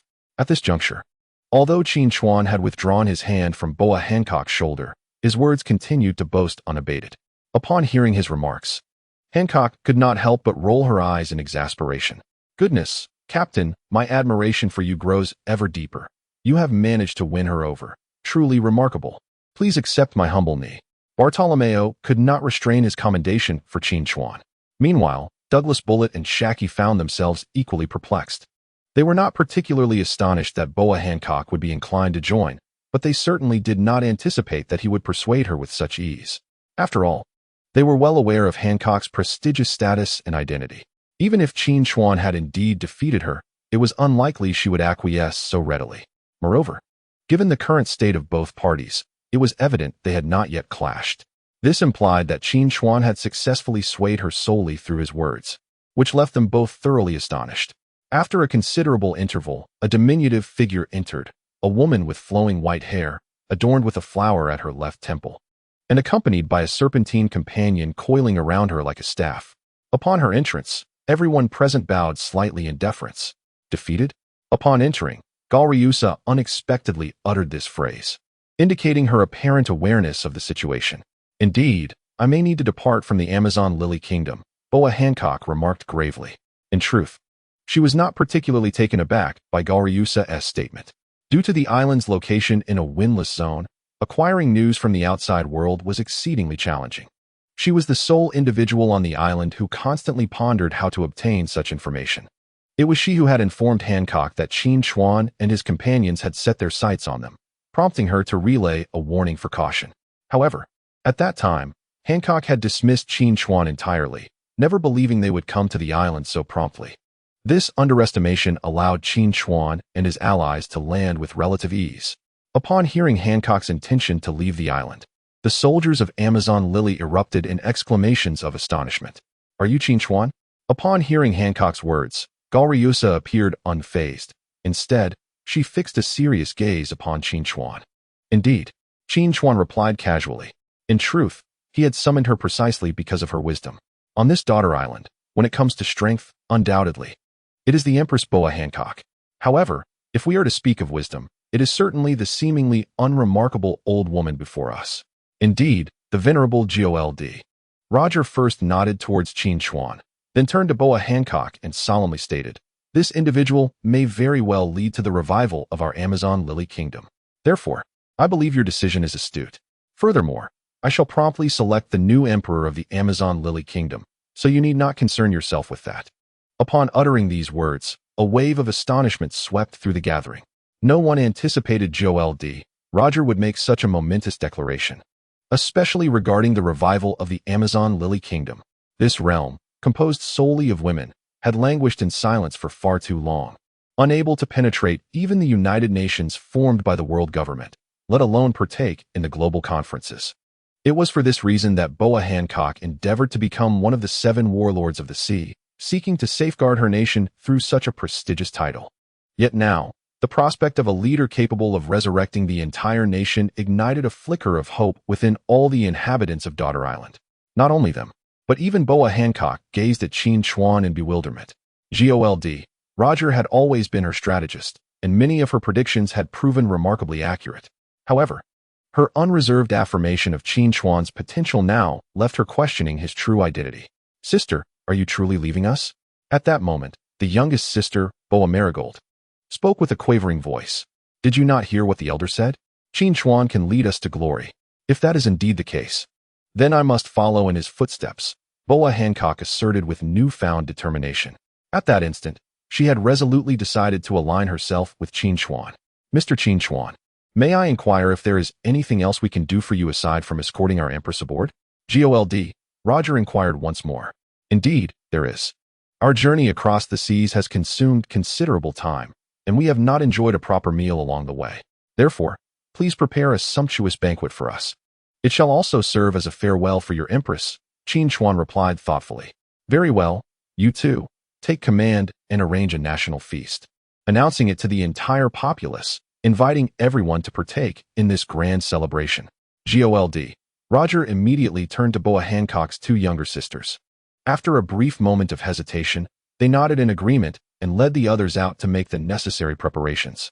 Soon after, the news of Boa Hancock's abdication and departure from the Amazon Lily Kingdom fell upon Daughter Island like a heavy bombshell. Initially, the gathering was engulfed in fury, feeling as though Boa Hancock had abandoned them. However, upon understanding that her actions were aimed at the revival of the entire nation, their anger gradually dissipated. As night fell, the grand hall of the palace radiated with brilliance, drawing together the esteemed members of the Amazon Lily Kingdom. Among them were those who had previously suffered injuries at the hands of Qin Chuan, including the likes of Kikyo. However, in this moment, they had become allies, and past grievances were laid to rest. The evening banquet unfolded with joyous revelry, where all indulged in feasting and merriment. The illustrious Guruliosa even orchestrated a series of captivating dances. Bartolomeo found himself entranced, his gaze fixed upon the graceful movements of the women from the Island of Daughters. In that instant, he might have wished to remain there forever. As the soiree drew to a close, the attendees found themselves pleasantly inebriated. Seizing this opportunity, Guruliosa, on behalf of Boa Hancock, announced several significant decisions. She formally accepted Boa Hancock's request to abdicate the throne, representing the will of the entire populace of the Amazon Lily Kingdom. Furthermore, she appointed Hancock's 2 sisters as the left and right guardians of the kingdom, while she herself assumed the role of interim protectorate mage, overseeing national affairs. Upon Hancock's eventual return, the throne would automatically revert to her. The following morning, Qin Chuan and his companions embarked on a new journey. This time, they chose not to rely on sea kings for guidance, for they had acquired a superior companion, the serpents of the island. These majestic creatures, native to the Island of Daughters, were enormous, with mature specimens capable of towing ships. In a bold move, Boa Hancock summoned 8 serpents to pull the grand vessel, Red forth. Before her departure, Hancock personally dispatched a letter to the world government, announcing her complete abdication. She declared that she was now merely an ordinary citizen of the Amazon Lily Kingdom, making it clear that she was no longer a king nor a warlord of the sea. Henceforth, her actions would no longer be associated with the kingdom. Upon receiving this news, Morgans was promptly informed, thanks to his extensive network of informants, even within the sacred grounds of Mariehua, before the world government could react. The announcement of Boa Hancock's abdication and her joining Qin Chuan's pirate crew sent shockwaves across the globe. Once again, the Qin Chuan pirate crew re-entered the public's consciousness, creating another sensational headline within the span of a mere month. If Hancock's willingness to follow Qin Chuan was not explosive enough, her decision to abdicate in favor of joining his crew ignited a seismic shift. People worldwide buzzed with discussions about this rapidly ascending pirate crew, while curiosity surrounding Qin Chuan's identity grew ever more fervent. Indeed, Qin Chuan possesses remarkable prowess, having even managed to subdue the illustrious Boa Hancock.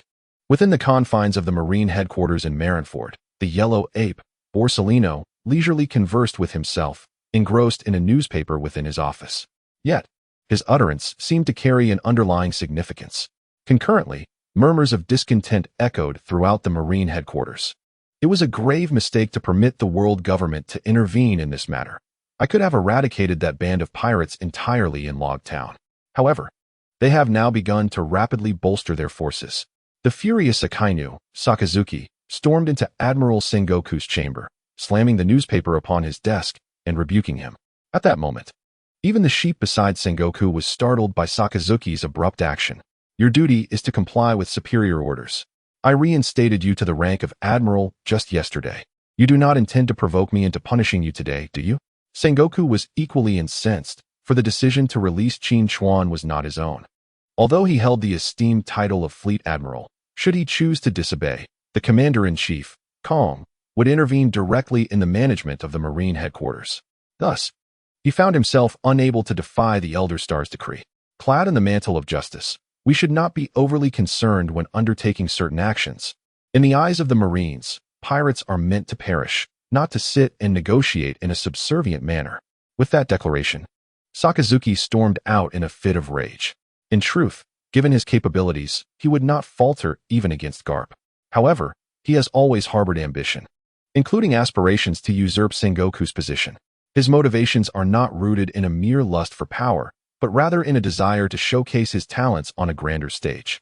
Thus, he often refrains from excessive actions, for even if Sengoku were to abdicate, his chances of ascending to prominence would be slim.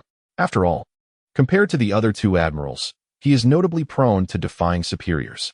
Meanwhile, Smoker, renowned for his own rebelliousness and impressive strength, has made a full recovery.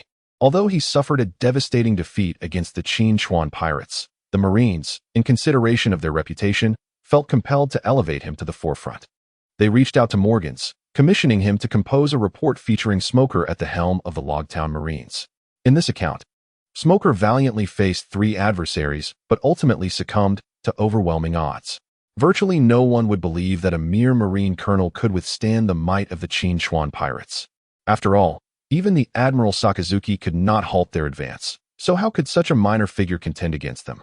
Nonetheless, during the high-level meeting at the Marine headquarters, Karp and others nonetheless nominated Smoker for the rank of Rear Admiral. Furthermore, in accordance with his own wishes, he was reassigned to the G5 branch. The G5 branch of the Marines, situated in the New World, is one of the few Marine divisions in that region, serving as the front line of the Navy's operations in the New World seas. The geographical significance of the G5 branch is particularly pronounced, as it stands resolutely on the front lines, perpetually beset by crises. Consequently, the naval soldiers stationed at the G5 branch differ markedly from their counterparts in other naval divisions. They resemble pirates more than they do the Navy itself. Frequently, they exhibit a tendency to disregard directives from naval headquarters, resorting instead to the brutal annihilation of pirates captured in the New World. As a result, the G5 branch is often embroiled in scandals involving the merciless slaughter of pirates. Nevertheless, the naval headquarters has refrained from imposing any penalties on the G5 branch, fully aware that survival in such a perilous environment necessitates a certain degree of ruthlessness. Otherwise, they risk being devoured by the infinitely more savage pirates of the New World. Due to its notorious reputation and inherent dangers, many naval leaders are reluctant to be stationed at G5. Initially, the higher-ups at naval headquarters did not intend for Smoker to be assigned to the G5 branch. However, he was spurred into action by Qin Chuan's taunt, challenging him to venture into the New World. Upon learning of his promotion to the rank of Rear Admiral, he promptly expressed his desire to be stationed at the G5 branch. The superiors, recognizing that he had outgrown his previous post and noting that he was one of the few officers possessing the powers of a Logia-type devil fruit, acquiesced to his request. Thus, he set forth with a contingent of naval soldiers aboard a warship, making their way to the New World with great fanfare. While aboard the vessel, Smoker encountered the contents of the newspapers. Qin Chuan, I await you in the New World. In contrast to the naval hierarchy, the pirate factions began to take serious notice of Qin Chuan, particularly among the remaining warlords of the sea. Two pirate crews, the Sun Pirates and the Thriller Bark Pirates, had commenced heightened vigilance in Fishman Island and the West Sea during the first half of the Grand Line. Their captains are none other than Jinbei, one of the current warlords, and Gecko Moria. Among the 7 warlords, aside from the 2 already defeated, 3 among the remaining 5 are certainly formidable adversaries. Geographically speaking, Dracula Mihawk and Don Quixote da Flamingo are both stationed within the New World. The journey from the Grand Line to the New World is extensive, suggesting that Qin Chuan cannot afford to focus on them at this moment. Furthermore, Bartholomew Kuma has been subsumed by the world government, currently residing in Mariewa, making it unlikely for Qin Chuan and his crew to stir unrest there. Thus, the 2 remaining warlords in the early stages of the New World naturally become the primary targets for Qin Chuan's pirate crew, especially considering that, on paper, these 2 pirate crews exhibit relatively weaker strengths. In the present moment, Jinbei, situated within the Sun Pirates on Fishman Island, wore a grave expression. Upon learning of the defeat of Boa Hancock, he sensed that the Qin Chuan pirates had set their sights on him. The geographical significance of Fishman Island is paramount. It lies 10,000 meters beneath the Sea of Mariewa and serves as an indispensable waypoint to the New World. Typically, pirates must coat their vessels at Sabeti Archipelago and navigate the currents to safely reach this location. Subsequently, they must traverse the underwater tunnels to arrive in the New World. Thus, if the Qin Chuan pirates aspire to venture into the New World, they must either petition the world government or arrive at this juncture themselves. To gain favor with the world government, they must first become one of their own. Reports from earlier indicated that the world government required Qin Chuan to subjugate over half of the 7 warlords of the sea before they could engage in negotiations.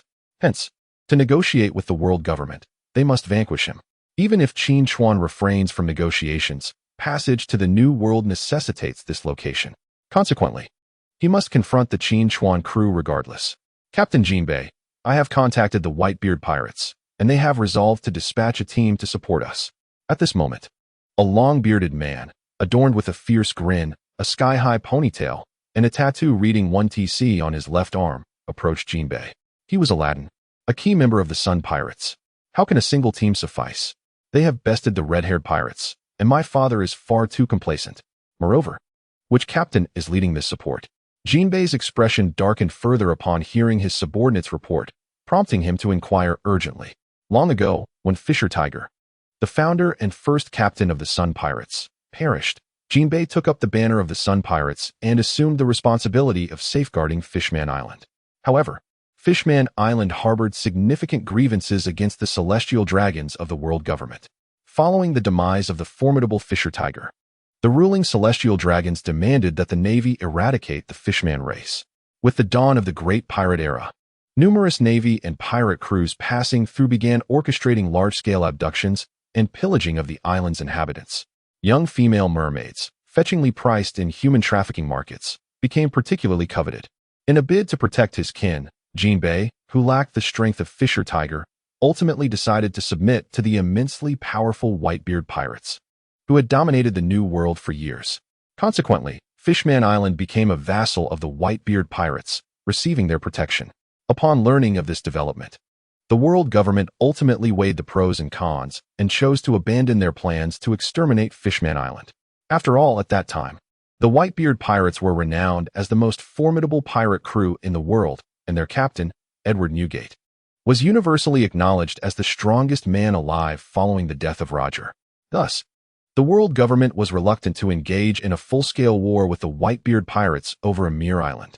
Presently, the Sun Pirates found themselves under immense threat, compelling them to once again send a distress signal to Edward Newgate.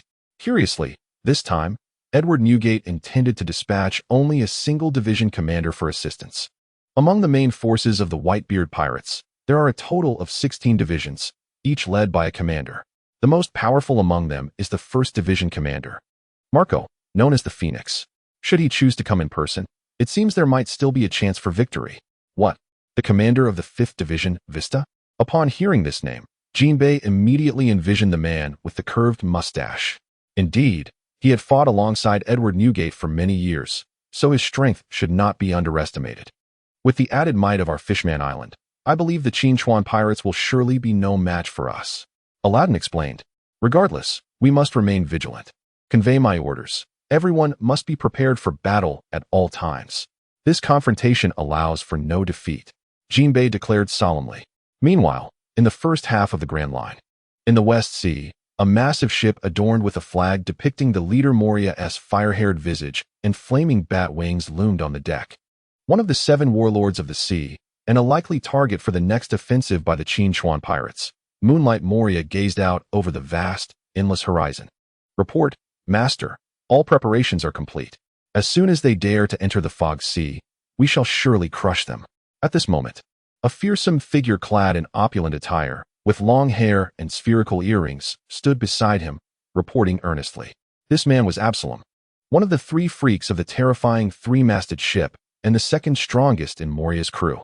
Now, the entire world perceives us as soft targets. Even that Doflamingo looks down on me. However, it matters not. Should they dare to set foot in the West Sea, I shall ensure they meet their demise here. At that time, I will stand atop the heads of the other warlords of the sea. Ha ha ha.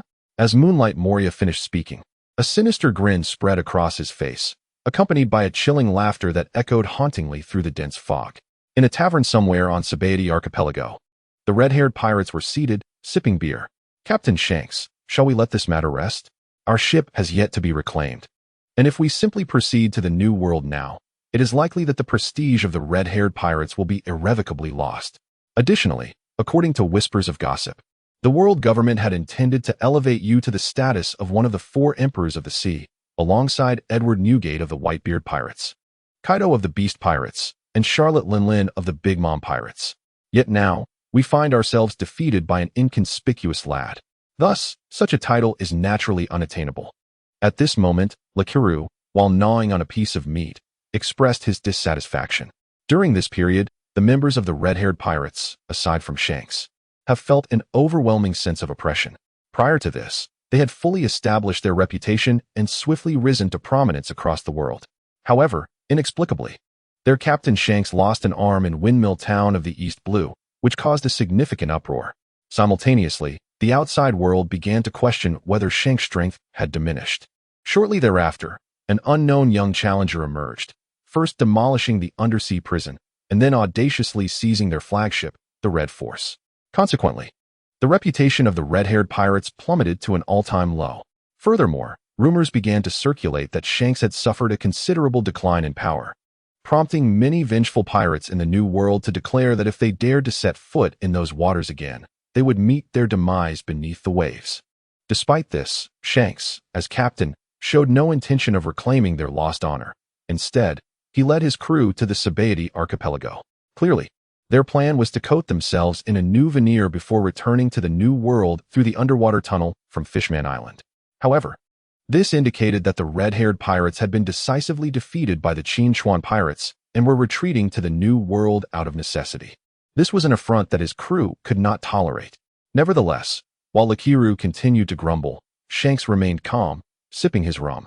His unflappable demeanor and lack of desire to confront Qin Chuan stemmed from a profound understanding of his adversary's capabilities. When he had initially fallen into Qin Chuan's illusions, he had seen through the ruse at once. Yet, ultimately, his inner defenses had crumbled.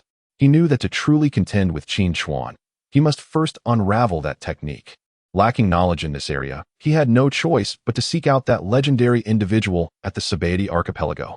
At that moment, a man with long, curly hair, a distinctive white beard on his chin, silver whiskers, glasses, and a scar running vertically across his right eye, slowly entered the tavern. Upon seeing this man, Shanks immediately stood up. The other crew members were taken aback by this sudden action. "What is the matter, Shanks?" questioned the first mate, Ben Beckman, as he extinguished his cigar and looked at him with curiosity. Meanwhile, the man who entered the room had already caught sight of the red-haired Shanks and his companions at first glance. What brings you here?" The man instinctively adjusted his glasses and then calmly began to speak. "Mr. Rayleigh, there is a matter I wish to consult you about." As soon as Shanks uttered that name, the atmosphere erupted with excitement. All members of the red-haired pirates turned their gazes toward the man. Clearly, the name Rayleigh was tremendously impactful.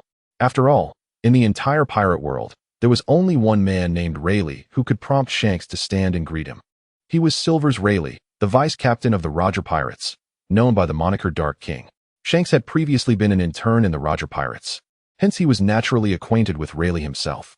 Moreover, in recent years, as the most prominent figure of the post-Roger era, he had certainly garnered Rayleigh's attention.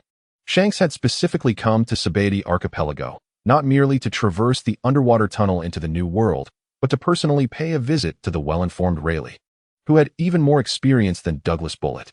"Rayleigh, these folks have been waiting for you for quite some time." At that moment, the bar's owner, a stunning woman with short black hair, spoke as she approached Rayleigh at the door. She was Shockey, the proprietor of the establishment.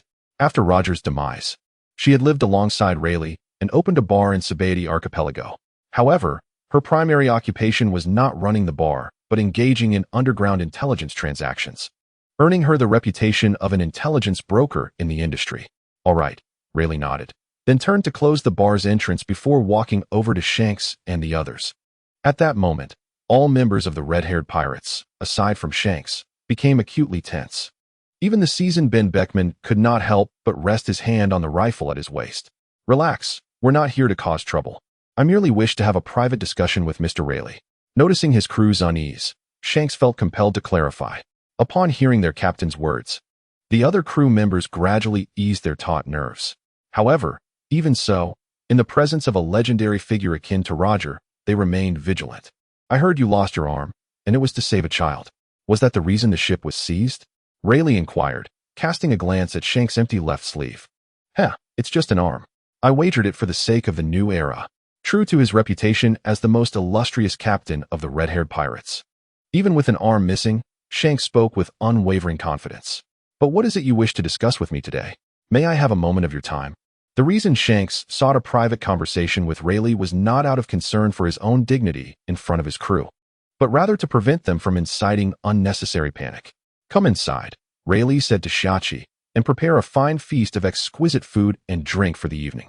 I wish to extend a grand hospitality to the intern from the ship." After speaking, Rayleigh led Shanks into a small room at the back of the tavern. Once inside, Shanks laid his cards on the table. "Mr. Rayleigh, are you familiar with illusions?" "Illusions?" Upon hearing this term, Raleigh's brow furrowed slightly. "Indeed, that individual possesses the ability to conjure illusions. When I battled him, he crafted an extraordinarily realistic virtual world. In that realm, I was utterly powerless to resist. Even my hockey was rendered ineffective. He could torment me at will within that fabricated reality, even after many days removed from the conflict." Recalling that experience still sent shivers down Shanks' spine. So formidable. But if it is an illusion, could you not simply dismiss it as a mere mirage? Initially, I held that belief as well. However, the vividness of his illusionary world was so intense that I could genuinely feel the pain.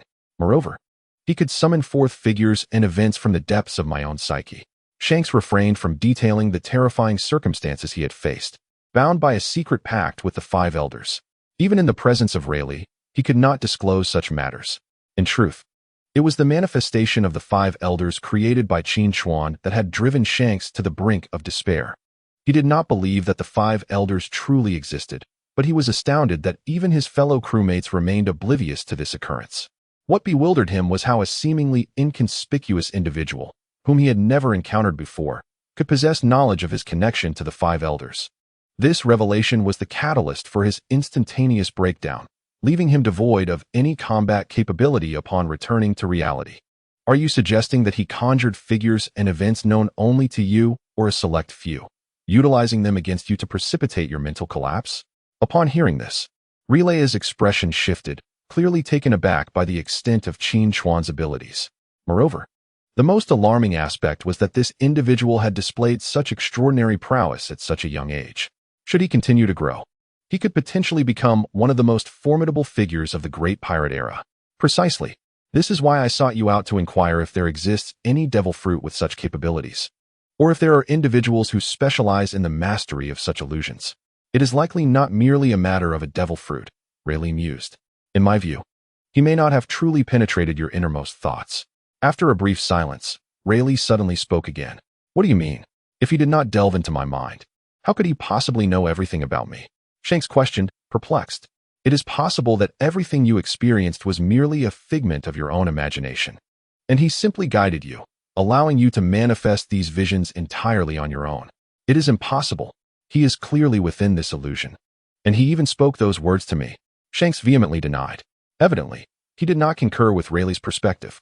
I believe that even he is merely a product of your own imagination, which implies that the entire illusion has been conjured by you from the very beginning.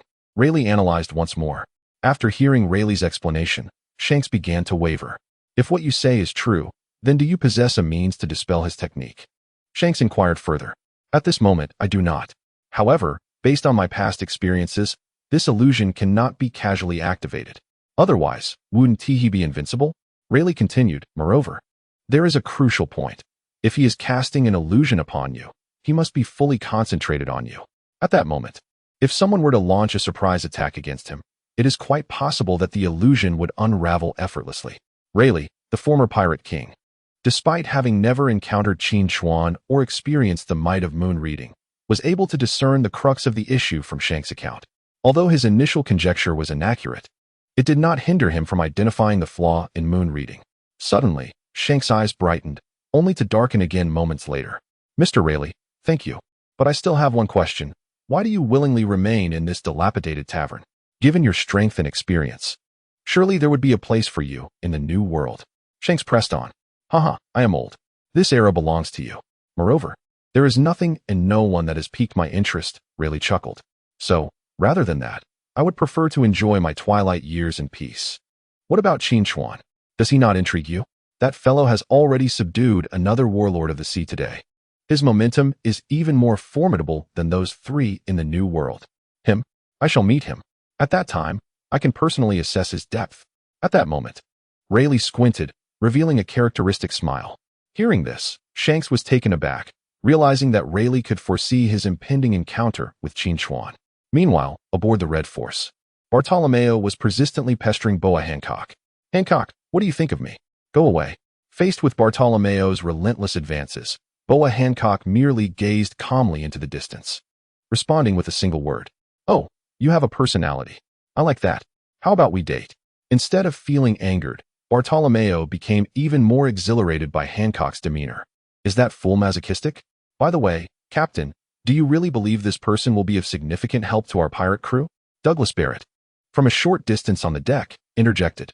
Although he had witnessed Bartolomeo's strength, he had also learned from Qin Chuan about the weaknesses of Bartolomeo's devil fruit ability. Since discovering these vulnerabilities, he no longer regarded Bartolomeo with such esteem. Do you know why I have gathered all of you here? Qin Chuan did not answer directly, but instead posed a counter-question. Because we possess exceptional abilities that can assist you. Douglas Barrett replied without hesitation. Incorrect. It is because your backgrounds are clean. I can feel at ease recruiting you. In this world, there are many powerful pirates, yet most have other factions lurking behind them. I aim not only to establish a pirate crew, but also to cultivate one that is distinctly mine. That individual may be of average strength and rather youthful in demeanor, yet he is quite loyal, which gives me a sense of security. As for strength, I am not particularly concerned, for in a true battle, your roles will merely serve to divert firepower, nothing more. Qin Chuan stated bluntly. His assertion that they would only serve to distract firepower caused even Shaki to furrow his brow. Clearly, Qin Chuan had yet to genuinely acknowledge their capabilities, which left them feeling quite displeased. At that moment, a sudden commotion arose nearby. Bartolomeo was still persistently bothering Boa Hancock with his incessant chatter. However, in the next instant, Boa Hancock unexpectedly smiled at him. This smile led Bartolomeo to believe she was finally willing to converse, causing him to lower his guard. After all, they were on the same ship. It was unlikely she would resort to violence against him. Yet, he had miscalculated. Die. Perfumed feet. Boa Hancock suddenly raised her right foot and kicked Bartolomeo with tremendous force. Caught off guard, Bartolomeo was taken aback and, as he attempted to evade, her foot struck him squarely in the abdomen. In the next moment, his body became petrified, and he was propelled overboard, crashing into the vast ocean with a resounding splash. Witnessing this, Qin Chuan and the others were utterly astonished. Bartolomeo was a devil fruit user, and such individuals were incapable of swimming. Douglas Barrett immediately shouted, "Are you insane? He is a devil fruit user." "I know, and so what?" Boa Hancock replied, unfazed even in the presence of the renowned Douglas Barrett, maintaining a demeanor of nonchalance. "Damn it. Everyone on this ship is a devil fruit user. How are we supposed to rescue him now?" Meanwhile, Shaki's expression turned solemn. "On this vessel, all aboard are wielders of devil fruit abilities. Thus, at this critical juncture, no one can plunge into the sea to rescue another. Moreover, Bartolomeo has already sunk beneath the waves, leaving no alternative but to leap into the depths to retrieve him." Upon witnessing Boa Hancock's murderous intent, Qin Chuan's expression grew cold. Clearly, while it was one thing to torment Bartolomeo, contemplating his demise crossed a line for Qin Chuan. However, he had no time to engage in further discourse with her. Bartolomeo was someone he had personally chosen and rescued at great risk of being besieged by the Navy, and he could not allow Bartolomeo to perish. With this thought igniting his determination, Qin Chuan suddenly dashed towards the spot where Bartolomeo had fallen, and without hesitation, he leapt into the sea. The remaining three on the deck were taken aback by this spectacle. "Damn it, if Captain Qin Chuan encounters any misfortune, none of you shall leave this ship alive." Douglas Barrett glared at Boa Hancock, his face aflame with fury. It was evident that, at this moment, he had fully recognized Qin Chuan as his captain. Unbeknownst to him, it remained uncertain whether Qin Chuan possessed any devil fruit powers. If he did, this leap might not only fail to save Bartolomeo, but could also cost him his life. More crucially, despite his formidable strength, he felt utterly powerless at this moment.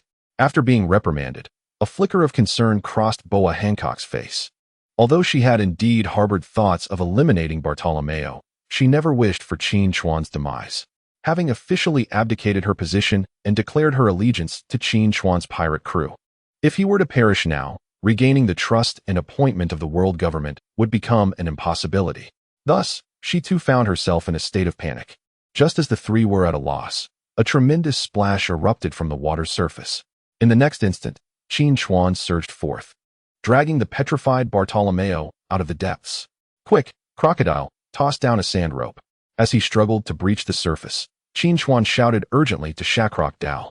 Without delay, Shakrok Dao cast down a sand rope, akin to the one that had ensnared the Sea King. When the rope reached Qin Chuan, he seized it with determination.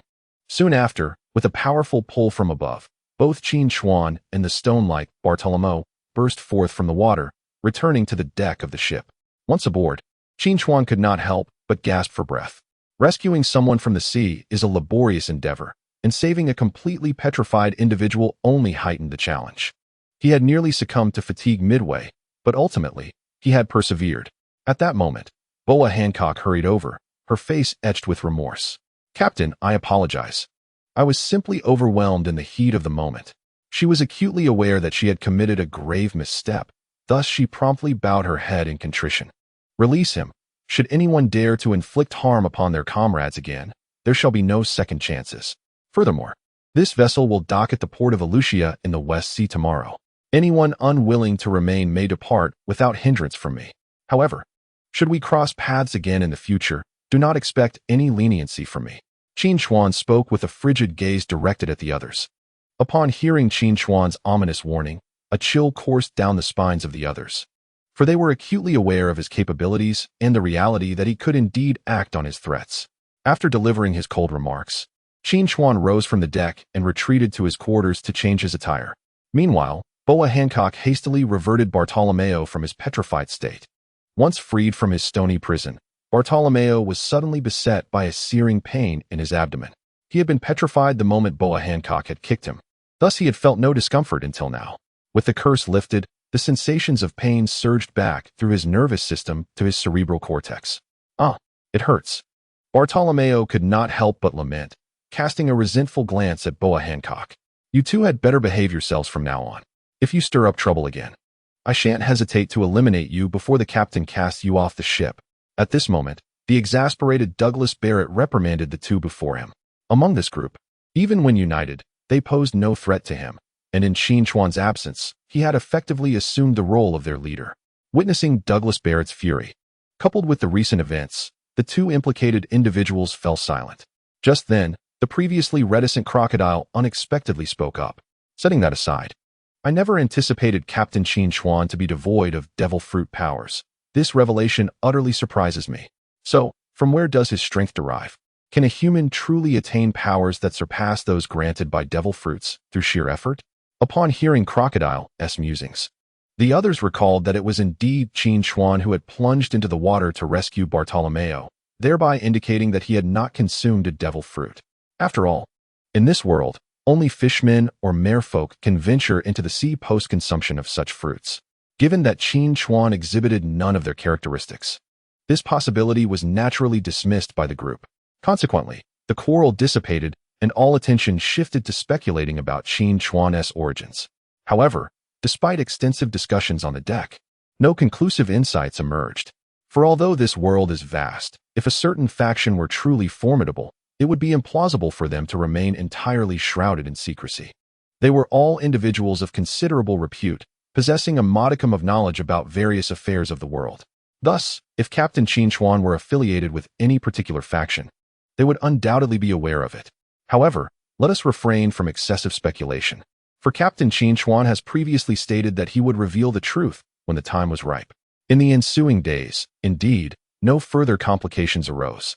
After recognizing his missteps, Bartolomeo exhibited a notable change in demeanor, while Boa Hancock occasionally sought out conversations with Qin Chuan. Yet, their dialogues predominantly revolved around the paths they should pursue in the future. Time swiftly passed, and the five of them finally arrived at the largest port in the West Sea, the illustrious Elusia port. Here lay the most expansive and bustling city of the West Sea, Elusia town. The very essence of prosperity, however, often invites greater peril. Although Elusia town was home to a naval garrison, akin to the branch stationed in Logue Town of the East Sea, it was merely a subsidiary. The highest-ranking officer within this branch was but a commander. A naval commander might manage to contend with pirates boasting bounties in the millions. Yet when faced with notorious figures like Crocodile, who commanded bounties in the thousands or even millions, they were rendered insignificant, akin to mere ants. Fortunately, as the most vibrant metropolis of the West Sea, Elusia City received special attention from the world government and the Navy, which typically deterred any ill-fated pirates from causing disturbances. Upon docking, the group promptly disembarked from the Red Force. After several days at sea, they felt a sense of weariness, leading them directly to the most renowned restaurant in the town, where they settled down. One cannot help but remark on the splendor of the West Sea, which far surpasses that of the East Sea. It is no wonder that the pirates of this region exhibit greater strength. The opulence of the restaurant's interior was immediately apparent upon their entrance. The lofty ceilings created an expansive atmosphere, adorned with elegant chandeliers that hung gracefully above. The seating was embellished with ornate clocks, complemented by leather chairs and dark wooden accents, bestowing the entire establishment with a lavish and extravagant ambience. As Qin Chuan surveyed the surroundings, he noted that, while many patrons were present, they predominantly appeared to be well-dressed civilians, devoid of the unmistakable presence of pirates. Perhaps the exorbitant prices deterred them, or perhaps they felt out of place dining in such an establishment. Just then, a restaurant attendant approached them promptly. "Good sirs, would you care to dine here?" he inquired. "Indeed, a party of 5. Please lead the way," Qin Chuan replied nonchalantly. "Fortunately, we have a large table available. Please follow me," the attendant responded, guiding them toward a spacious round table set aside for their gathering. At that moment, a cacophony erupted from the entrance of the restaurant behind them. Qin Chuan and his companions turned to behold a group of men clad in black suits and sporting sunglasses, striding into the hall in succession. In the next instant, a diminutive figure wearing a hat and scarf, dressed in a pinstriped suit and holding a cigar, reminiscent of a gangster, slowly entered the hall. Upon seeing this man, Qin Chuan was momentarily taken aback. He had not anticipated encountering this individual here. It seemed that the situation was becoming increasingly intriguing. He mused with a cold snort. This man was none other than Capone Becky, the captain of the fire tank pirates. One of the 11 rising stars from the West Sea, who had landed on the Shambadi archipelago prior to the significant events that transpired. Although his bounty was not extraordinarily high, surpassing only 100 million, it still indicated considerable strength. However, at this juncture, Capone Becky was not particularly renowned. But judging by the imposing presence of his entourage, it was evident that he was faring well in this locale. Indeed, as he stepped into the hall, the atmosphere immediately grew tense. Many patrons began to lower their heads and murmur among themselves, clearly aware of the weight Capone Becky held in their eyes. Shortly thereafter, a man who appeared to be the restaurant's floor manager hurried over to him, bowing respectfully as he inquired, "Mr. Capone Becky, are you here to dine?" Upon hearing this question, Capone Becky not only displayed no hint of a smile, but also turned to glare at the manager. In the next moment, he raised his foot and delivered a swift kick to the manager's abdomen. With a resounding thud, the manager fell to the polished wooden floor. "Isn't that obvious? Am I here to conduct business instead of eating? Hurry up and lead the way." Capone Becky replied coldly, his face twisted in disgust. Despite the pain, the floor manager grit his teeth and rose, once again donning a fawning expression. "I apologize, please follow me," he said, quickly turning to search for an available table. At that moment, he spotted the vacant table in front of Qin Chuan and his companions. He hastened towards them. Witnessing this, everyone furrowed their brows. It was clear that he intended to claim the table they had just secured. As expected, when the floor manager approached, he promptly stated, "My apologies. This table has already been reserved. We are fully booked today. Please come earlier next time." At this point, Boa Hancock had already taken a seat, and upon hearing the manager's words, she shot him a cold glare. Despite his words, she showed no intention of rising. Similarly, Qin Chuan and his companions remained steadfast, unmoving. "Everyone, I have made it quite clear that this table is taken." The floor manager, seeing the seemingly amicable individuals still standing their ground, grew increasingly displeased, his tone becoming more forceful. "Upon our arrival, the waiter failed to inform us that this table was occupied. How is it that just as we settled down, you rushed over to inform me that this table had been reserved by another?" In the bustling city of Shihai, Qin Chuan had no desire to cause a ruckus. After all, he had an agreement with the world government, allowing him to create disturbances on Daughter Island and to defeat other members of the 7 warlords of the sea.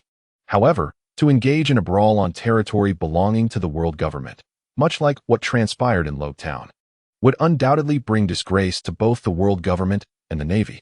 Such actions would clearly signify a lack of respect, and in turn, they would not receive a favorable response. At this moment, Qin Chuan calmly spoke up. Observing his composure, Douglas Bullitt, who had been preparing to take action, restrained himself. In truth, none of those present were individuals to be trifled with. Had Qin Chuan not intervened, they might have already turned the restaurant upside down. The waiter, oblivious to the gravity of the situation, hastily attempted to rectify his mistake, but before the manager could finish speaking, he suddenly lunged forward and crashed into the opposite side. It was none other than Capone Beach who had sent him flying. "How reckless. It seems you have a death wish." After kicking the waiter, Capone Beach remained unsatisfied and drew his pistol, aiming it at his opponent. Witnessing this, the restaurant manager was paralyzed with fear, hastily rising to kneel and plead for mercy. "Are you looking to create chaos?" At that moment, Qin Chuan directed a calm inquiry towards Capone Beach. Only then did Capone notice Qin Chuan and his entourage. Upon turning to face Qin Chuan, his previously stern expression froze, and as he took in the formidable figures surrounding Qin Chuan, Douglas Bullitt, Crocodile, and Boa Hancock, he realized the gravity of the situation. The only pirate capable of gathering such a formidable crew was none other than Qin Chuan, who had recently garnered much attention and was rumored to be negotiating with the world government. Realizing he had provoked the Qin Chuan pirates, Capone Beach swallowed hard, momentarily at a loss on how to diffuse the tension. Before he could articulate a response, a man behind him charged forward. "Father, stop wasting time with these scoundrels. Let me take them out, so they understand the might of the flame tank pirates." This man, also clad in a suit, prepared to draw his own pistol to aim at Qin Chuan and his companions.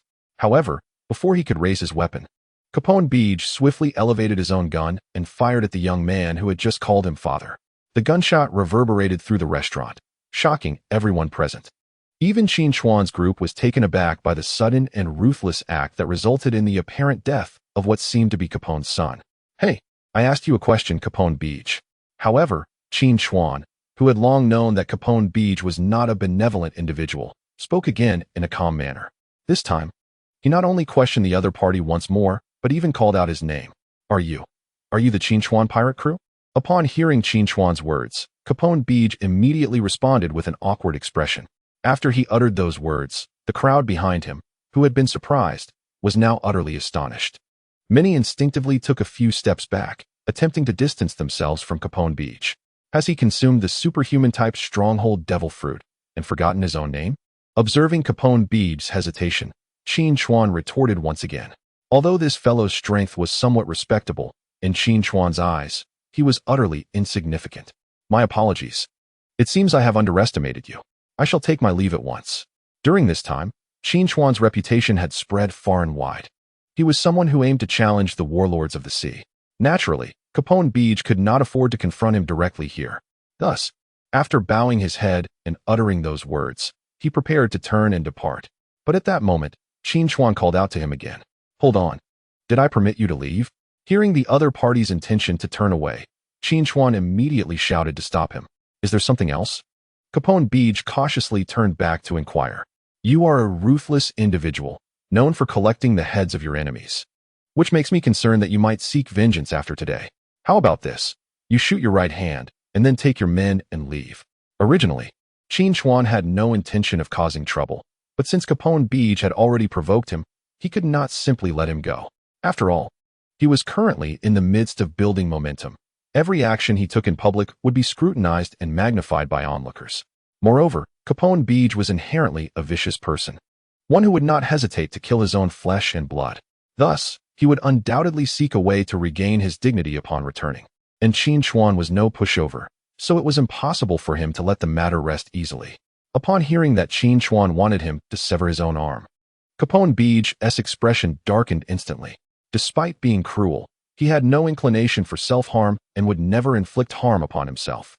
"Can we discuss this further? After all, I still have some standing in the West Blue. If this escalates, it won't end well for anyone involved. Furthermore, I am aware of your purpose here. If you engage in conflict, there may be those who will immediately become vigilant and prepare defenses. At that point, wouldn't your efforts be in vain?" Capone Beach, true to his role as a gang leader, demonstrated a stark contrast to Bartolomeo, who was also a figure of the underworld. While Bartolomeo relied solely on brute force to conquer others, Capone Beach commanded the underworld of Illusia through both strength and extraordinary wisdom. Smack! As soon as he uttered those words, Qin Chuan swiftly delivered a resounding slap, followed by a cold snort. "What qualifications do you possess to negotiate with me? Merely crippling one of your hands is already a considerable concession. Do you comprehend?" The individual referred to by Capone Beach was undoubtedly none other than the notorious Moonlight Moria, one of the 7 warlords of the sea. At this juncture, anyone with a modicum of sense would recognize that he was indeed Moonlight Moria, rendering the risk of alarming him inconsequential. Furthermore, to strategize against a mere Moonlight Moria would be a disgraceful endeavor. Additionally, Qin Chuan harbored no affection for Capone Beach. Though both were pirates, there existed a fundamental distinction between them. Capone Beach relished in tormenting the innocent. His earlier desire to kill without provocation was viewed with utter disdain by Qin Chuan. Thus, he felt compelled to eradicate the repugnant elements plaguing this piratical realm. After being publicly slapped, 5 distinct fingerprints instantly adorned Capone Beach's face. Despite his awareness of the evident disparity in strength, he could not swallow his pride. Realizing that his adversary would not let him depart unscathed, he resolutely threw open his suit jacket. Observing this, Qin Chuan understood that Beach was preparing to unleash his devil fruit powers. Familiar with the nature of those powers, Qin Chuan quickly focused his thoughts and murmured quietly, "Ding. Host has successfully activated the Kizuru character card. Usage count 1. In the next moment, before anyone could react, Capone Beach bellowed, "Castle, full-sized head honcho." Suddenly, darkness enveloped the surroundings, and they found themselves standing on a stone platform. Simultaneously, Beach's crew materialized before Qin Chuan and his companions. This unforeseen turn of events startled several members of Qin Chuan's pirate crew. "What is happening?" Bartolomeo was the first to inquire. "This is a castle. We are now trapped here. Qin Chuan remarked, gazing at the figures in black ahead of him. What? How could we possibly be in this castle? Exclaimed Boa Hancock, unable to contain her astonishment. Even the seasoned Shichibukai, Crocodile, and Douglas Bullet furrowed their brows in concern as they turned to Qin Chuan. This brings us to the nature of his devil fruit.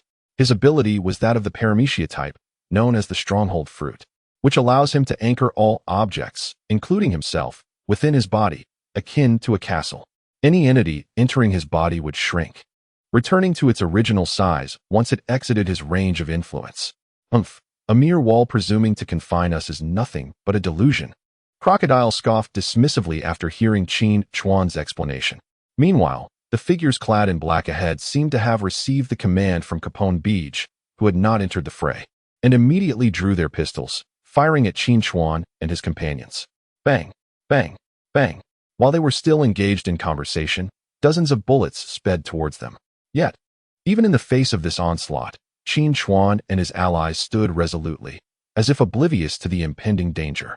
Just as the bullets were about to strike, a transparent barrier materialized before them. Clang, clang, clang. The bullets collided with the barrier, producing a metallic resonance before they swiftly fell to the ground. The black-clad assailants were taken aback by the sudden appearance of this translucent shield, contemplating another attack. At that moment, Bartholomew, forming the common's fingers gesture, let out a soft grunt. Barrier, charge forth.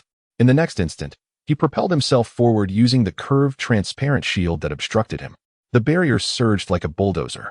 Witnessing this, the black-clad figures had no choice but to flee. They possessed no devil fruit abilities, merely functioning as gangsters, utterly powerless against formidable pirates. As they saw the advancing attack, they scattered in all directions. However, the barrier's speed was astonishing, akin to a rampaging bull, and it soon barreled towards them. With a thunderous roar, the barrier launched all the black-clad individuals standing before Qin Chuan and his companions into the air. They fell to the ground like rain, and it was evident that they had met their demise. Just as everyone thought they could easily escape the castle, the structure within began to undergo a tremendous transformation. The once solid floor began to ooze a murky liquid. Simultaneously, Qin Chuan and his companions found their feet ensnared, rendering them immobile. What is happening? Bartholomew exclaimed in astonishment. This is his unique devil fruit technique. Castle Quagmire. He manipulated the castle's structure within him, turning it into a swamp to torment those trapped inside. At this moment, Qin Chuan coldly warned, "Damn it, even with my hockey, I cannot free my legs from this mire." Douglas Barrett lamented after his attempts. Soon, Shaky, Crocodile, and Hancock also tried their abilities to escape, but all efforts proved futile. Furthermore, the surrounding walls began to ooze a viscous green liquid. Clearly, Capone Beej aimed to ensnare them completely. Observing this, Qin Chuan scoffed, "Such petty tricks. You are not worthy to kill us." Boiling escape, missed technique. In the next moment, Qin Chuan unleashed a torrent of scalding vapor from his mouth. This vapor immediately came into contact with the viscous green liquid seeping from the walls, which was swiftly consumed by the mist. Simultaneously, the vapor surged toward the formidable copper walls. Upon contact with the castle's fortifications, the intense heat of the vapor began to gradually evaporate and melt the once unyielding structure. This astonishing spectacle left the others utterly astounded, except for Shacklock Dahl and Douglas Barrett, who had witnessed Qin Chuan's prowess in Alabasta. The other two had never before encountered such terrifying power. They gazed at Qin Chuan in sheer amazement. After all, the ability to corrode copper walls with mere vapor indicated that this was no ordinary mist. Moreover, considering that Qin Chuan did not possess a devil fruit ability, it was remarkable that the vapor emanating from his mouth could be stored intact within his body. Curiosity about Qin Chuan intensified among them. Not only were they taken aback, but also Capone Beej, who was observing everything from outside, was equally astonished. Consequently, he was compelled to seal the castle and release Qin Chuan and his companions. However, upon returning to reality, they found that due to Beej activating fortress mode earlier, the opulent dining hall had been reduced to ruins. Additionally, a sizable crowd had gathered outside, including several soldiers clad in white naval uniforms. Yet, at this critical juncture, these minions dared not intervene in the unfolding conflict. It was likely that they had already notified headquarters and were now awaiting reinforcements. Meanwhile, on the front lines, Capone Beej's body had weakened considerably. The castle had essentially been a part of him, and after being eroded by Qin Chuan's vapor, he had sustained significant damage. Water release, mist concealment technique. Qin Chuan then exhaled a vast quantity of dense fog. This thick mist enveloped the surrounding environment, rendering it indistinct, and soon shrouded his own teammates as well. Shacklock Doll initially intended to disperse the fog with a desert storm, but he suddenly realized that this was a tactic deliberately crafted by Qin Chuan to confound the enemy. To thwart his allies' efforts would undermine Qin Chuan's strategy. With this thought, he opted to harness his armament haki to guard against any imminent threats. Simultaneously, Douglas Barrett and Boa Hancock, both possessing armament haki, quickly activated their defenses. Bartolomeo, lacking such enhancements, resorted to his signature gesture and encased himself within a transparent barrier. This maneuver was a stroke of inspiration he had conceived. In moments of peril, secluding himself within this protective sphere would allow him to evade lethal strikes. In contrast, on the side of Capone Beach, a sense of panic began to wash over him as the thick fog enveloped the surroundings. He had always relied heavily on his devil fruit abilities, but now, with his powers rendered utterly ineffective against his opponent, he pondered what means he had left to fight. Contemplating this dismal reality, the thought of fleeing took root in Capone Beach's mind, prompting him to hastily escape in a random direction through the mist. Yet, he had scarcely taken 2 steps when he caught a glimpse of a shadow darting past him. Startled, Capone halted abruptly and drew his handgun, aiming it in the direction of the perceived threat. However, just as he was about to fire a blind shot, a water column, shaped like a dragon, surged toward him with a ferocious roar. With a thunderous impact, Capone was violently propelled backward. Simultaneously, the fog dissipated entirely, revealing Qin Chuan standing resolutely in place, and Capone Beach sprawled on the ground at a distance. Witnessing this scene, Crocodile felt a familiar sensation wash over him. Even though Qin Chuan had employed the same technique against him for the second time, he remained at a loss for how to counter it. At that moment, Capone was overwhelmed by excruciating pain that twisted his insides, leaving him breathless. Just then, Qin Chuan received a long-awaited notification from the system. Ding. Congratulations, host, for successfully defeating the enemy. You have earned a reward of 15,000 prestige points. This outcome aligned with Qin Chuan's expectations, as he recognized that Capone would not ascend to the status of a supernova for several years. For now, he was merely a gang leader with a devil fruit ability, and his strength paled in comparison to Bartolomeo, which justified the modesty of the prestige points awarded. With the system's announcement, Qin Chuan understood that Capone Beach had undoubtedly lost all combat capability. At that moment, the local naval forces finally arrived, albeit belatedly. The leading figure, a middle-aged man clad in a naval coat, gasped in shock upon seeing Qin Chuan and his crew alongside the incapacitated Capone Beach. Upon realizing that Qin Chuan's pirate crew hailed from the West Sea, he fervently hoped to avoid any confrontation with them. After all, he represented the Navy, and a skirmish with Qin Chuan's crew could spell disaster. Engaging them would likely result in his swift defeat and possibly jeopardize his very life.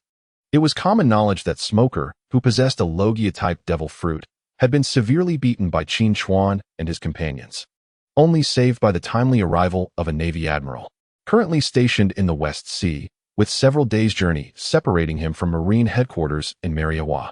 He understood that engaging in a conflict today would be tantamount to a death sentence. Yet, if he chose to turn a blind eye, the disgrace would tarnish both the Navy's and his own reputation. It is essential to acknowledge the presence of reporters at the scene, necessitating utmost caution in every action taken. At this critical juncture, he found himself at a loss regarding how to proceed. Qin Chuan, having noticed the gathering naval soldiers, addressed them with a composed demeanor. This individual is a notorious local crime lord by the name of Kapanabeki. Today, while he was poised to commit heinous acts in a restaurant, I happened upon him. Driven by a sense of justice, I intervened decisively, defeating him thoroughly, and I hope the Navy will take him into custody for proper confinement. Furthermore, I urge a comprehensive search operation throughout the city of Alusia to eliminate his remaining followers, thereby ensuring a happier and more secure life for the local populace. Upon hearing Qin Chuan's declaration, the onlookers were momentarily stunned. The infamy of Kapanabeki and his gang was well known, and now, it appeared that Qin Chuan had acted in defense of the community. This revelation sparked a flicker of admiration for the Qin Chuan pirate crew among the crowd. The naval commander, upon hearing these words, exhaled a sigh of relief. As Qin Chuan had articulated, despite the commotion he had caused, his intentions were not to provoke the world government or the Navy, but rather to rid the community of a menace. Given his intricate connections with the higher echelons of the world government, the commander realized he had no justification for opposing him. With this thought, the naval commander stepped forward, stating, "Mr. Qin Chuan, I am the local security chief, and on behalf of all the citizens of Alusia, I extend our heartfelt gratitude to you. We will wholeheartedly endeavor to eradicate this criminal element." His words elicited a wave of astonishment from the crowd. At present, Qin Chuan operated as a pirate, making the public praise from a naval officer unprecedented. Yet here he was, achieving a transformation of his reputation in the eyes of the people. Previously, Qin Chuan's actions elsewhere had no bearing on them, and thus, they harbored no animosity towards him. Suddenly, applause erupted from the surrounding crowd, gradually growing louder, accompanied by chants celebrating the valor of the Qin Chuan pirate crew. Seizing the moment, a bold reporter, microphone in hand, rushed to the forefront, accompanied by a cameraman. It was evident that he was indeed a journalist. And given the global context, only a reporter from the World Economic News Agency, a formidable entity founded by Morgans, would dare approach so audaciously.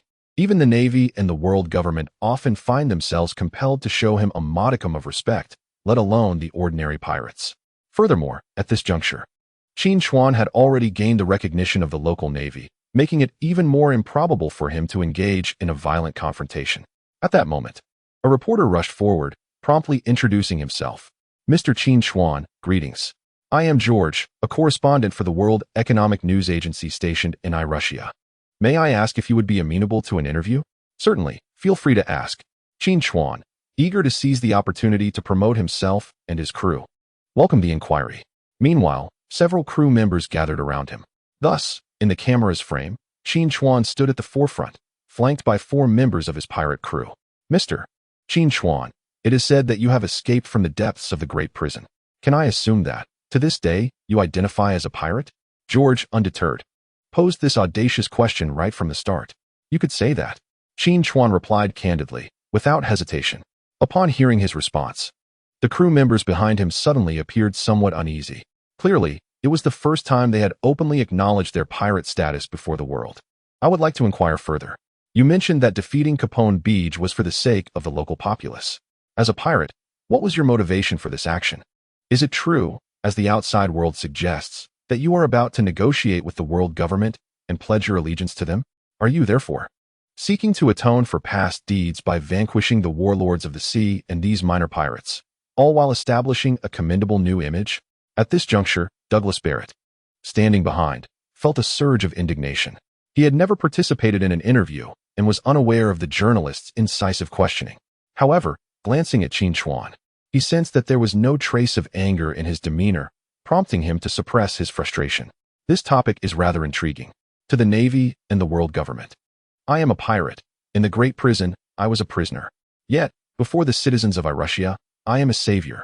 This illustrates that I embody different roles in the eyes of different individuals. Although my identities may vary, it does not hinder us from undertaking righteous actions. Who says a pirate cannot eradicate evil and uphold justice? Most pirates are merely in pursuit of the fabled treasure and are not inclined towards indiscriminate slaughter and pillaging. Moreover, is the Navy and world government truly blameless? Under the guise of justice and serving the people, what underhanded deeds do they commit in secrecy? If we are to speak candidly, I would assert that I surpass them in moral standing." At this moment, Qin Chuan unexpectedly unleashed a bombshell statement. The naval commander, upon hearing Qin Chuan's words, broke into a cold sweat and hastily instructed his subordinates to escort Capone Beach away from the scene. Thus, Qin Chuan unabashedly condemned the Navy and the world government, asserting that their affairs were of no concern to him. At the same time, the journalist was taken aback by Qin Chuan's audacity. Although his words were outrageously rebellious, they presented an explosive topic in the eyes of the reporter. "Are you perhaps aware of any scandals involving the world government and the Navy? Could you kindly elucidate on this matter?" The journalist then resumed his probing, eager to extract more sensational revelations from Qin Chuan. However, Qin Chuan was not naive. He understood the peril of divulging too much. If he were to expose all the sordid details surrounding the world government and the Navy, the world would be thrown into chaos. To illustrate, the Demon Slayer order alone was sufficient to incite public outrage. Therefore, Qin Chuan paused momentarily before he spoke slowly. Everything I am doing now is to rectify their wrongs. The 7 Warlords of the Sea is fundamentally a flawed system, and my journey to the West Sea is aimed at defeating the captain of the notorious 3-masted pirate ship. One of the 7 warlords, Gecko Moria, who has been wreaking havoc in the West Sea. Qin Chuan boldly announced this matter before the entire world. Upon hearing Qin Chuan mention Gecko Moria, the journalist's interest was piqued once more. How did you come to know that Gecko Moria has been causing chaos in the West Sea? Weren't you imprisoned for many years? It is well known that he is a user of the shadow fruit, a power that can forcibly steal another's shadow. If the original owner is exposed to sunlight, they will completely vanish, forcing these individuals to dwell in darkness. Gecko Moria can create a so-called zombie army from these stolen shadows. Subsequently, he uses his zombie army and the 3-masted ship to capture passing vessels, plundering them of their riches and causing numerous deaths. Whether these claims hold any truth can be easily verified, and your newspaper's president should be quite familiar with this situation. If you dare, you might inquire with Morgans about the veracity of my statements. Hearing Qin Chuan implicate Morgans left George somewhat astonished. He realized that delving further into the matter could lead to dire consequences for himself and his president, Morgans. He then spoke again. Now that you have revealed your target and whereabouts, do you not worry that Gecko Moria will be fully prepared to confront you? Haha. We are not the sort to engage in underhanded tactics. We have nothing to fear if we walk with integrity. My only concern is that upon learning of my quest, that scoundrel might choose to flee with his subordinates. This would leave me at a loss as to where to find him. Qin Chuan provocatively taunted Gecko Moria in front of the journalist. Given the character of Moonlight Moria, it is quite inconceivable that he would flee upon hearing such words. After all, he once battled against one of the 4 emperors, Kaido of the Beasts, in Wano country, and thus would never easily retreat when faced with Qin Chuan and his associates. Therefore, I would like to extend our collective wishes for your triumphant return. Moreover, is there anything you would like to convey to the camera at this juncture? I would like to add that I shall reside here for a couple of days, and at dawn the day after tomorrow, I shall set sail from the port of Irussia. Those who are willing to lend their strength to the Qin Chuan pirate crew may gather at this port, and together, let us unite to topple that notoriously wicked 3-masted pirate ship crew. As he concluded, Qin Chuan became fervently impassioned. His previously mundane words transformed into something profoundly inspiring and impactful. Even the illustrious pirates standing behind him were nearly moved by his impassioned speech. Once George departed, Bartolomeo, bewildered, asked, "Boss, have we become righteous individuals now?" In this world, where exists absolute darkness or pure light, everything is relative, Qin Chuan replied. Thus, we cannot claim to be just. After all, I did upheave the entire deep-sea prison and released such a notorious demon. However, it matters little, as history is written by the victors. As long as we act with a clear conscience, that suffices. He then cast a glance at the formidable demon, Douglas Bullet, who feigned ignorance, gazing elsewhere. I have another question. With our current strength, we could easily overpower Moonlight Moria and his crew. So why the ostentatious recruitment of allies before the reporters? Wouldn't that lead others to believe we fear him? At this moment, Sir Crocodile could not help but interject. Being one of the 7 warlords of the sea, he was well aware of Moonlight Moria's true capabilities. In fact, he had heard rumors long ago that the world government was dissatisfied with Moria's strength and had considered replacing him as one of the 7 warlords. However, Moria had always remained cautious, firmly rooted in his territory in the West Sea, thus denying others the opportunity. My intention is not to seek external assistance, but to firmly establish our banner through this endeavor. If numerous individuals are willing to support us, capturing Moonlight Moria would undoubtedly enhance our influence with the world government. Furthermore, it would reshape the public perception of you few, creating a win-win situation, Qin Chuan elucidated. He recognized that the reputation of those aboard his ship, himself included, was rather tarnished. Therefore, to exert influence over the world's affairs in the forthcoming period, it was imperative to possess not only strength, but also the people's endorsement. Otherwise, one would be relegated to a life akin to that of the 4 emperors, coiling into their own territories. Upon hearing Qin Chuan's words, everyone finally comprehended his intentions. After spending a night in the town of Irussia, the following morning witnessed a renewed wave of discussion across the globe. This time, the protagonists remained Qin Chuan and his pirate crew. Unlike before, he not only graced the newspapers, but also had the scenes of his battle with Qin Chuan meticulously documented and rapidly disseminated. Consequently, the enigmatic veil surrounding Qin Chuan was partially lifted. Moreover, while his triumph over the gang leader Qin Chuan did not create an overwhelming uproar, what followed was astonishing. He publicly denounced the world government and the Navy in front of the entire world. Furthermore, he called upon all capable individuals in the West Sea to join his cause against the notorious Gecko Moria. His public denunciation of the world government was already a grave transgression, compounded by his audacity to recruit soldiers externally, bypassing the Navy headquarters. To the higher echelons of the Navy, it was evident that Qin Chuan sought to bolster his forces through this endeavor. Yet, despite this, the world government and the Navy headquarters showed no inclination to defend themselves. The primary reason for their silence was their inability to counter the situation effectively. At present, Qin Chuan was in a position of strength, having vanquished Qin Chuan, which raised global scrutiny regarding the Navy's capabilities. Why had the Navy, stationed in Irusha for years, failed to eradicate the local gang?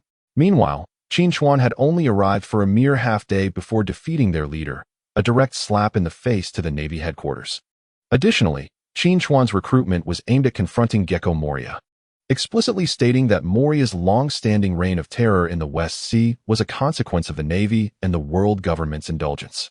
Should the Navy assert that they did not condone Moria's actions, they would be compelled to explain why, over the years, they had not dispatched troops to eliminate him, instead granting him a legal identity.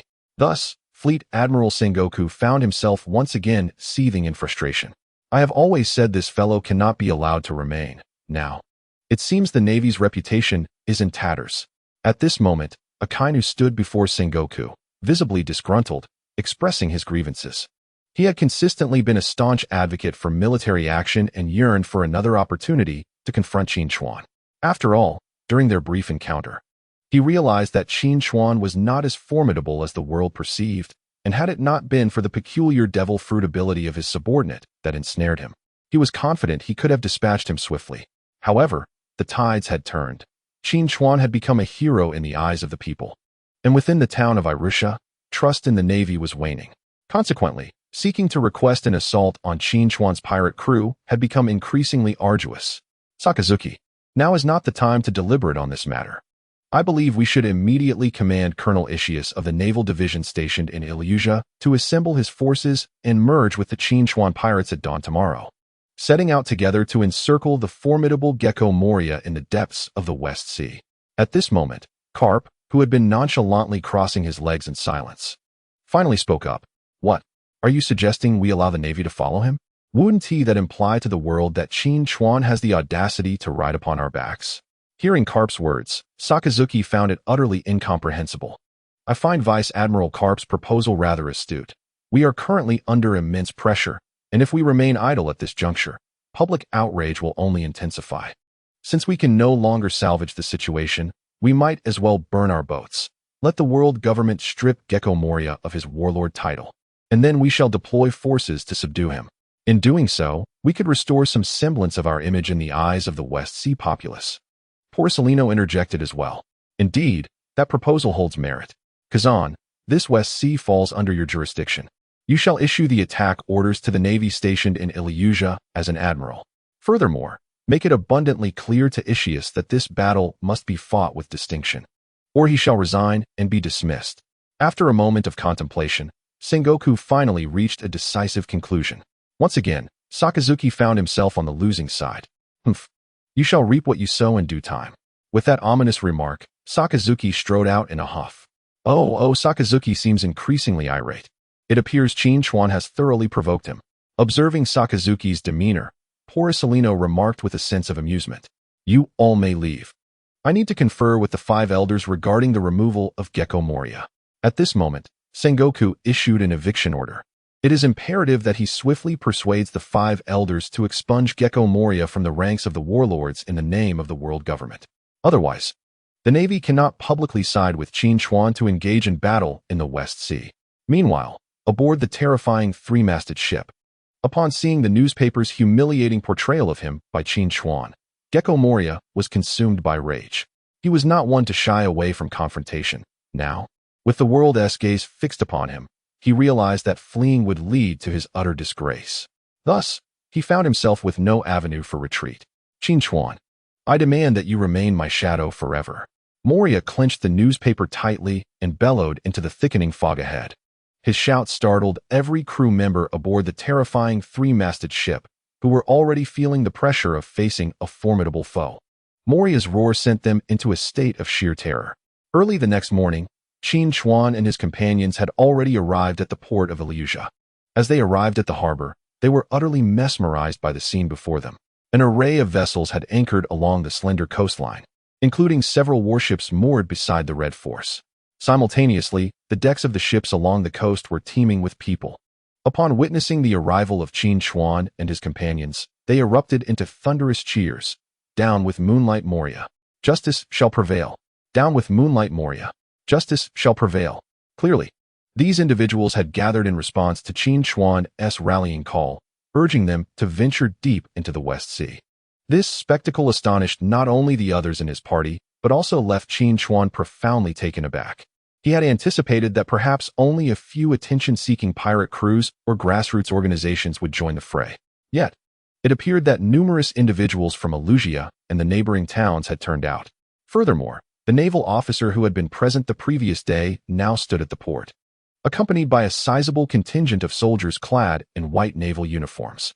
As Qin Chuan and his group approached, he stepped forward to greet them. Greetings. I am Colonel Izias of the 25th Naval Division stationed in Ilyusha. May I inquire as to the purpose of your visit? Qin Chuan nodded and, intrigued, responded with a question of his own. I have received orders from superiors regarding the notorious three-masted sail pirate crew, led by Moonlight Moria, which has not only violated its agreement with the world government, but also posed a significant threat to the surrounding waters. Consequently, the world government issued an announcement early this morning, declaring that Moonlight Moria, one of the 7 warlords of the sea, has been officially removed from his position. He is no longer a warlord of the sea, and thus, my division must now embark on a mission to the depths of the West Sea to confront the three-masted sail pirate crew in the name of the Navy. At this, Izias promptly elaborated. After absorbing Izias's explanation, Qin Chuan nodded thoughtfully. The individuals behind him were equally astonished. It was already surprising to garner such widespread support in a single day, but even more unexpected was the fact that the world government had refrained from publicly denouncing Qin Chuan's statements. Instead, they seemed to embrace his path, swiftly stripping Moonlight Moria of his title and openly dispatching the Navy to support Qin Chuan's endeavors. This was undoubtedly a proclamation to the world that Qin Chuan had gained the recognition of the world government, and the Navy was beginning to rectify its previous missteps. As anticipated, numerous journalists had appeared around them, evidently summoned by Izias to cover this pivotal event of the expedition. With the Navy now aligned with Qin Chuan, they naturally wished for the world to be informed of these developments. Once aboard the deck of the Red Force, gazing at the nearly 100 vessels surrounding them, Qin Chuan felt an exhilarating sense of power coursing through him. This was the first time he truly experienced the seductive allure of authority. Due to the presence of Qin Chuan, this operation rendered Navy Colonel Izias merely a backdrop. The 3 fully armed naval vessels under his command now awaited Qin Chuan's orders in solemn silence. Meanwhile, countless cameras positioned along the shore focused intently on the figure of Qin Chuan standing upon the deck of the Red Force. At that moment, it seemed as if the entire world had come to a standstill. Then, Qin Chuan unleashed a thunderous roar that resonated through the air. Set sail. Let us denounce the pirate Moonlight Moria. Upon this command, the surrounding ships erupted in fervent cheers. In the next instant, the Red Force surged forth from the harbor, followed closely by the 3 naval vessels. This formidable coalition marked a historic first in the West Sea, led by none other than a recently escaped pirate. Soon, under Qin Chuan's leadership, the United Fleet arrived at the periphery of the fog-laden sea in record time. At this juncture, a thick mist enveloped everyone, obscuring visibility entirely. Captain, this fog bears a striking resemblance to the tactics you employed against me and that gang leader, exclaimed Shaklok Dar, unable to contain his words. His intent to gauge Qin Chuan's response evident. Humph, it is different.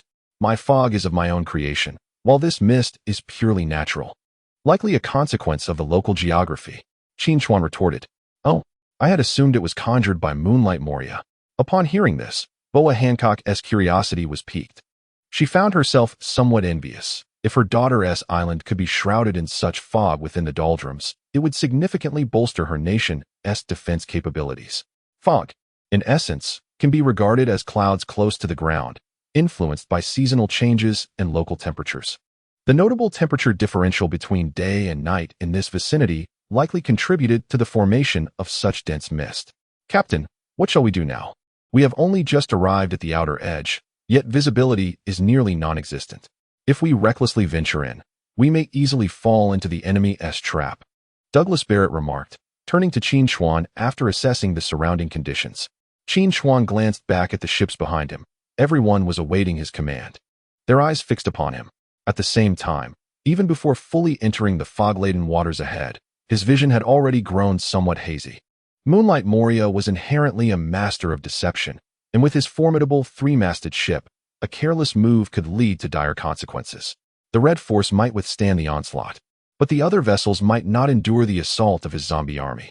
Since this united fleet fought under his banner, significant casualties would not only tarnish his reputation but also diminish his standing. Thus, after careful consideration, he resolved to open his system shop. At this moment, after a prolonged accumulation of efforts, his reputation within the system store had once again surged to 230,000. He was now intent on seeking a ninja proficient in wind release techniques. After much contemplation, his gaze fell upon the character card of Shimura Danzo. Clearly, within the world of Naruto, the most formidable wielder of wind release was none other than Shimura Danzo. Moreover, upon a cursory glance, Qin Chuan noted that the exchange requirement for the Shimura Danzo character card was a mere 100,000 reputation points, a trivial sum for someone as relatively affluent as he. Thus, without a moment's hesitation, Qin Chuan redeemed the Shimura Danzo character card. Ding. Redemption of Shimura Danzo character card successful. The system has automatically deducted 100,000 reputation points from the host. At this juncture, Qin Chuan's instances of possession had been entirely depleted, compelling him to opt once more for an exchange of possession instances. Ding. Redemption of possession instances x10 successful.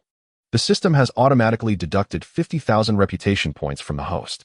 As a result, Qin Chuan's reputation points dwindled to a 5-digit figure, yet at present, he was unconcerned by these numerical fluctuations. Ding. Host successfully utilized the Shimura Danzo character card. Possession instances remaining. 1. Upon immediately activating the character card of Shimura Danzo, Qin Chuan felt an extraordinary aura surge within him. In the next moment, he approached the bow of the ship, spread his arms wide, and proclaimed loudly, "Wind release, great windstorm." As he uttered these words, a fierce gale suddenly erupted around the Red Force, swiftly spiraling into a formidable hurricane. Witnessing this tempest, all aboard the various ships were momentarily rendered speechless, their expressions a mixture of astonishment and horror directed towards Qin Chuan. The atmosphere was palpably eerie. Eyes filled with shock and trepidation collectively turned towards him. Even the crew members who had accompanied him were left aghast at the spectacle. Damn it! How can he conjure a storm as well? Shaki murmured to himself upon observing the scene. The hurricane summoned by Qin Chuan was of a vastly superior magnitude compared to the desert storm he had previously conjured, and its power was evidently incomparable. It was apparent that the breadth of Qin Chuan's hurricane was extensive, and its might was correspondingly formidable. Could he truly summon water, fire, and wind? Was this the fabled power of nature itself? Even Captain Roger had not possessed such transcendent abilities, had he? Was he truly a denizen of this world? Even the self-proclaimed worldly wise Douglas Barrett was left utterly bewildered at this moment. He had never witnessed anyone capable of effortlessly summoning the forces of nature. It was simply beyond his comprehension.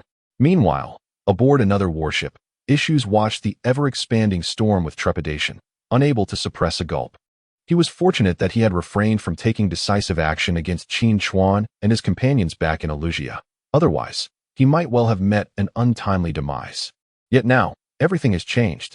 Should his naval forces excel in this battle, he would not only redeem himself, but also potentially earn a promotion.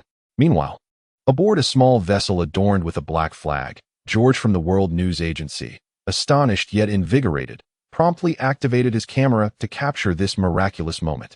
Miracles continued to unfold. In the next instant, Qin Chuan spread his arms and thrust them forward. Whoosh! In a heartbeat, a tempest surged forth, roaring through the dense fog ahead. The momentum swept in all directions, rapidly expanding.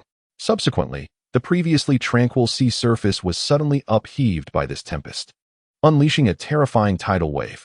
The monstrous waters cascaded down forcefully onto the decks of all the vessels. Simultaneously, wherever the tempest passed, even the thickest fog was swiftly dispersed. Mere moments later, the once impenetrable sea transformed into a scene of startling clarity. At that moment, astonished cries erupted from some vessels. "Look, what is that?" Everyone turned to gaze ahead. As the fog dissipated, a colossal ship emerged, its bow resembling a giant maw, as if it could devour all intruders. This ship was encased in a formidable wall, appearing from the outside like a grand fortress. It was the renowned largest ship in the world, the terrifying three-masted sailing ship. On board this formidable vessel stood a tall and striking figure who immediately turned his gaze towards Qin Chuan and his companions. "Is this ship not immense? It is nearly the size of an island. And why is it so towering? Could it be of giant lineage?" Douglas Barrett, encountering Moonlight Moria for the first time, could not help but exclaim. Typically, the height of ordinary humans is just over 1 meter, yet Moonlight Moria stood at an astonishing 7 meters, rendering him a veritable giant in the eyes of others. Furthermore, upon the vast deck of this fearsome three-masted ship stood countless silhouettes, evidently the legion of zombies he commanded. Upon witnessing Moonlight Moria and his undead horde, the once emboldened coalition army fell into a profound silence. Even Colonel Issues of the Navy, upon seeing this spectacle, felt his legs weaken, nearly collapsing to the ground. He was not unaware of Moonlight Moria's reckless deeds in the West Sea. Yet to engage him directly would be tantamount to throwing an egg against a stone. Thus, at this juncture, he could only await Qin Chuan's command to provide auxiliary support while ensuring that the media portrayed him as valiant. If he performed admirably, he might even ascend to the rank of Rear Admiral, akin to Smoker. With this thought, Issues regained some of his courage. At this moment, aboard the terrifying three-masted ship, Moonlight Moria's loyal subordinates were utterly stunned by Qin Chuan's maneuver. A woman with pink twin ponytails, adorned with a crown and holding a wine-red umbrella, widened her eyes and addressed Moonlight Moria. "Master Moria, what shall we do now?" "Humph, I did not anticipate that our natural barrier would be breached so swiftly. This fellow indeed possesses some skill. However, do not fret too much, Perona. As long as you can effectively command the zombie army, defeat will be out of the question," Moonlight Moria said with a grim expression, though internally, he was tumultuous with uncertainty regarding this confrontation. The Perona he mentioned was one of Moria's 3 subordinates, a user of the supernatural ghost fruit, and the commander of the zombie legion. "Allocate some of the zombies to me. I wish to confront the Qin Chuan pirate crew personally." At that moment, one of the 3, Hogback, glanced at the rapidly approaching Red Force and promptly commanded Perona. Despite their equal standing, Hogback was a brilliant surgeon who had miraculously saved numerous patients and had also crafted the zombie army himself. Thus, Moonlight Moria held him in higher regard and granted him the authority to command the zombies. Seeing Hogback take the initiative, Perona, albeit reluctantly, swiftly complied by dispatching a batch of zombies for his use. Meanwhile, the united forces were racing towards the fearsome three-masted ship under the leadership of the Qin Chuan pirate crew. As the distance between them diminished, everyone beheld the expressionless zombies aboard the terrifying vessel. "What on earth are those? They appear so eerie." Bartolomeo, who had never encountered such creatures before, swallowed hard and exclaimed. These zombies, referred to as no-person types, were the result of Hogback's raids on cemeteries across the world, where he would pilfer corpses, modify, and preserve them, and infuse them with shadows to create true zombies.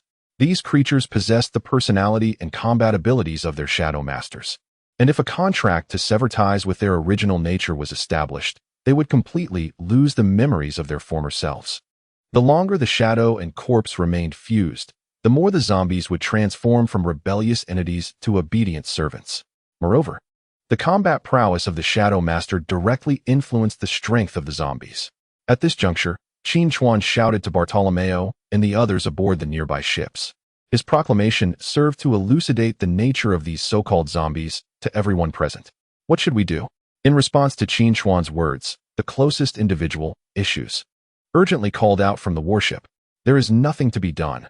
They are merely shells, with the essence residing in the shadows within. The shadow is conjured by Gecko Moria's moonlight, so defeating or eliminating him will cause the entire legion of zombies to collapse instantaneously. Qin Chuan shouted once more. In truth, Qin Chuan was aware that these creatures were particularly vulnerable to salt. Zombies, animated by the powers of the devil fruit, could be purified simply by having salt infused with the energy of the sea forced into their mouths. Moreover, if the master of the shadow were to perish, the shadow would vanish as well. However, both methods were ill-suited for large-scale combat, particularly the latter. Killing someone to eliminate their shadow would surely draw the ire of the masses. Thus, the primary objective remained to confront Gecko Moria directly. After hearing Qin Chuan's words, everyone recognized that the success of this battle hinged on the few members of the Qin Chuan pirate crew. Nevertheless, they all brandished their weapons, preparing for the imminent melee. As the Red Force drew closer to the deck of the fearsome, three-masted ship, Gecko Moria finally spoke. You truly dare to come and seek your demise. And you've even brought so many specimens for me to transform into new zombies. I must express my gratitude. Even in dire circumstances, Gecko Moria spoke with unwavering confidence. Enough with the pretense. You know your own worth quite well. You must have received the world government's notice of your removal, correct? Doesn't it sting to be cast aside? At that moment, Qin Chuan felt no anger. Instead, he spoke with a tone of playful amusement. The words intended to provoke Moria instead ignited a flicker of irritation within him. Indeed, earlier that very morning, the world government had contacted him directly through a transponder snail, announcing his permanent expulsion from the ranks of the 7 warlords of the sea. Following that, they issued a bounty on his head, which had soared to a staggering 320 million berries. This figure was considerable, especially when compared to the combined bounties of former warlords Boa Hancock and Crocodile, which did not even reach half of his own. The world government's treacherous actions made him feel not only abandoned, but also belittled. While he could tolerate being cast aside, he could not endure being looked down upon. Years ago, he had suffered a crushing defeat at the hands of one of the 4 emperors, Kaido of the Beasts. And since then, he had relentlessly sought to grow stronger, all to reclaim his lost dignity. Now, that opportunity had arrived. If he could vanquish the renowned Qin Chuan pirate crew and the allied forces he commanded, the world government would surely bow to him once more. The world would come to understand that Gecko Moria was not to be trifled with. Thus, this battle was one he must fight, and victory was imperative. With this thought, a smile crept across Moria's lips as he shouted to all those around him who were conscious. These foes shall be entrusted to you. In the next moment, Perona and Hogback acted simultaneously. The vast legion of zombies they commanded surged forward like a relentless tide towards the allied forces that had already disembarked. At this juncture, Ishias took the opportunity to shout out to those around him before Qin Chuan could utter a word. Charge! Eliminate Moonlight Moria. Instantly, countless soldiers from the allied forces raised their weapons and charged towards the horde of zombies. Meanwhile, the soldiers of the Navy promptly lifted their firearms. Fire! At Ishias's command, a barrage of bullets erupted from the muskets. In an instant, numerous oncoming zombies were punctured by the hail of gunfire. However, an uncanny scene unfolded. Instead of collapsing after being shot, these zombies became even more aggressive in their assault. Witnessing this, a chill ran down the spines of all present, save for a select few like Qin Chuan who were aware of the true nature of these creatures. You lot deal with those 3 freaks. The rest I shall handle. Shimura Danzo, known for his ruthless demeanor, charged ahead without needing further instructions. Simultaneously, Shaki, Crocodile, and others enveloped themselves in a crimson haki and followed suit.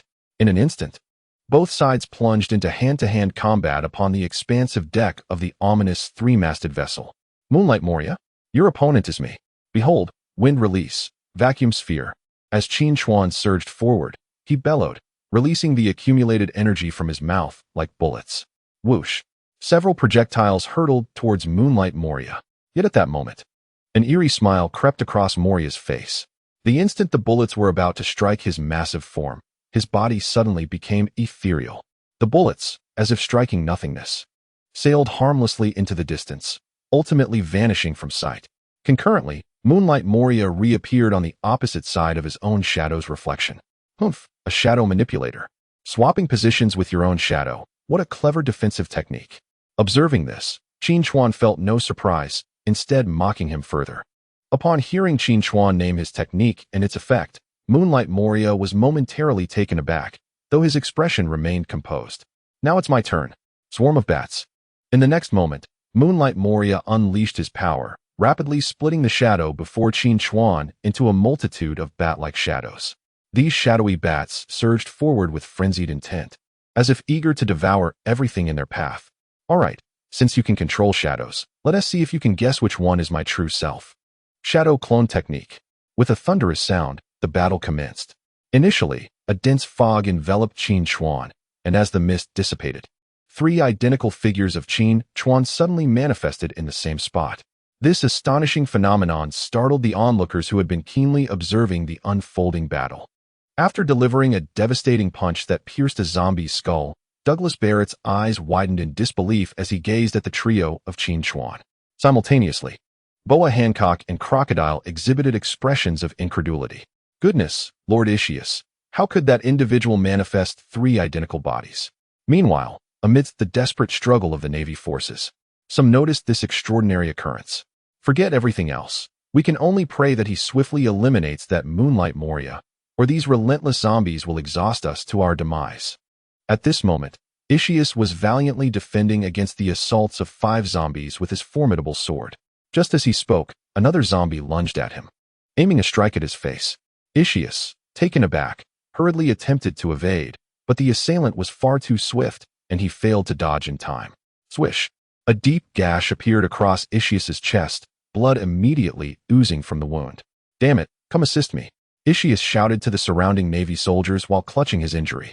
However, at that moment, everyone was entangled with the zombies, leaving them incapable of providing support. Just then, a transparent barrier surged towards him. Boom! In an instant, dozens of zombies in its path were sent flying, some even plummeting into the sea. Once these zombies fell into the ocean, they lost all mobility and sank beneath the waves. Witnessing this, Ischias's face lit up with hope as he called out to those around him.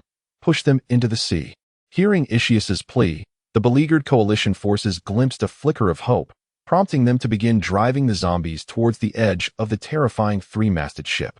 Observing the zombies tumble into the water, Absalom, one of the 3 oddities and the second most powerful member of the terrifying 3-masted ship pirate crew, could no longer remain idle. He immediately raised his hands, the hand of the dead. In the next moment, several powerful shells erupted from his fully transparent rocket launcher. Boom! The air was filled with the sounds of numerous explosions, and countless individuals were hurled in all directions amidst the chaos.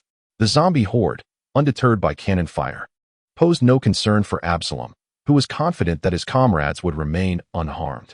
This was one of the abilities granted by his supernatural, transparent devil fruit, allowing him to render not only himself invisible, but also everything he touched. However, transparency does not equate to non-existence. It merely renders the essence of individuals and objects impervious to both reflection and absorption of light, thus presenting an invisible state to all observers nearby. Just as he prepared to strike once more, a sudden, chilling aura approached with alarming speed. Absalom swiftly turned his head, only to behold a shadowy figure racing towards him. At this sight, Absalom's gaze hardened, and he raised his fist, delivering a powerful blow towards the approaching silhouette. This was the hand of the monster, one of the abilities granted by his devil fruit, capable of unleashing a ferocious attack with a force equivalent to 300 kilograms in an instant. In the midst of cautious close combat, this technique proved exceptionally formidable, marking it as one of his trump cards. Yet, in the very next moment, the shadow also extended its fist, imbued with a torrent of crimson and obsidian energy. This overwhelming force seemed to engulf everything in its path. Upon recognizing the true identity of the figure, Absalom could not suppress a gasp. Douglas Bullet. With a resounding thud, their fists collided instantaneously. Almost immediately, the sound of bones fracturing echoed from Absalom's hand. In the face of Douglas Bullet's devil form, Absalom's 300-kilogram punch was utterly futile. Ignoring the excruciating pain radiating from his right hand, he promptly rendered his body transparent. Consequently, Douglas Bullet could no longer lock onto him. Indeed, once Absalom fully embraced his transparent state, Douglas Bullet lost his target in an instant. He halted, furrowing his brow as he scrutinized his surroundings with heightened vigilance. However, in that moment, he sensed an unusual movement behind him. Spinning around, he unleashed another punch. Boom! Another muffled thud resonated, this time striking Absalom's left hand. As a result, both of Absalom's hands were rendered incapacitated by Douglas Bullett's attack. Damn it, how did you know I was here? Absalom cursed as he staggered back a few steps. Humph. Do you not realize the existence of observation hockey?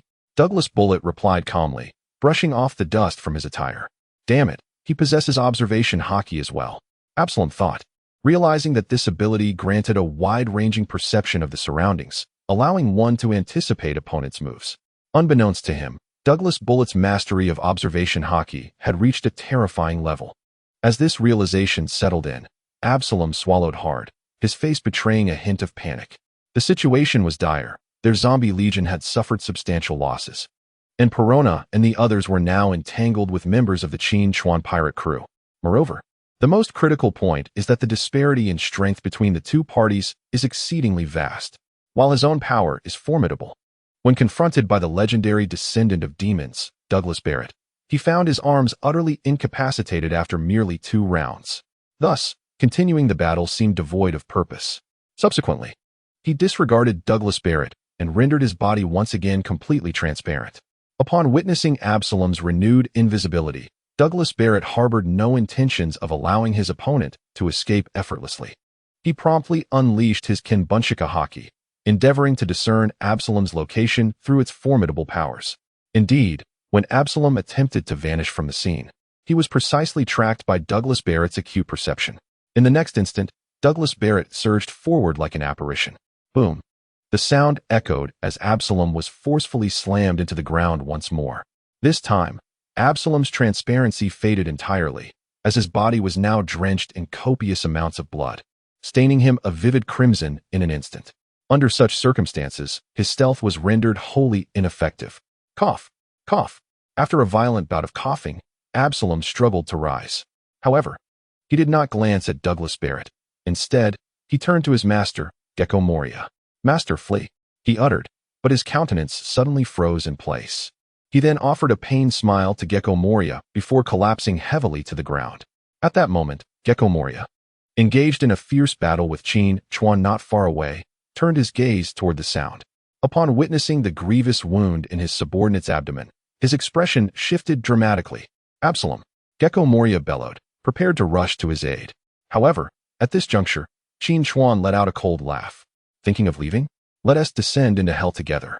Would release, violent gun tree. With that, Qin Chuan extended his right hand, and a colossal tree trunk rapidly sprouted from his arm. In an instant, the trunk advanced toward Gecko Moria, and its branches ensnared him tightly. Gecko Moria, already anxious, failed to evade in time as the tree approached. Now ensnared, a jolt of alarm surged through him. Yet, being a seasoned warrior, even in his immobilized state, he managed to utter a soft grunt. Shadow Sorcerer.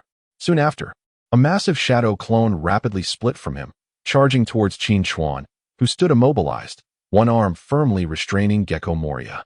Upon witnessing the shadow hurtling toward him, Qin Chuan offered a faint smile, and then with a forceful motion of his right arm. The branches entwined around the Moonlight Moria instantly constricted. At that moment, the dark figure, which was nearly upon Qin Chuan, abruptly froze in place. Its master was enduring the most excruciating torment. The interwoven branches swiftly consumed the Moonlight Moria entirely. Master. Upon witnessing this scene, Hogabak and the others, who were desperately holding on, could not contain their astonishment.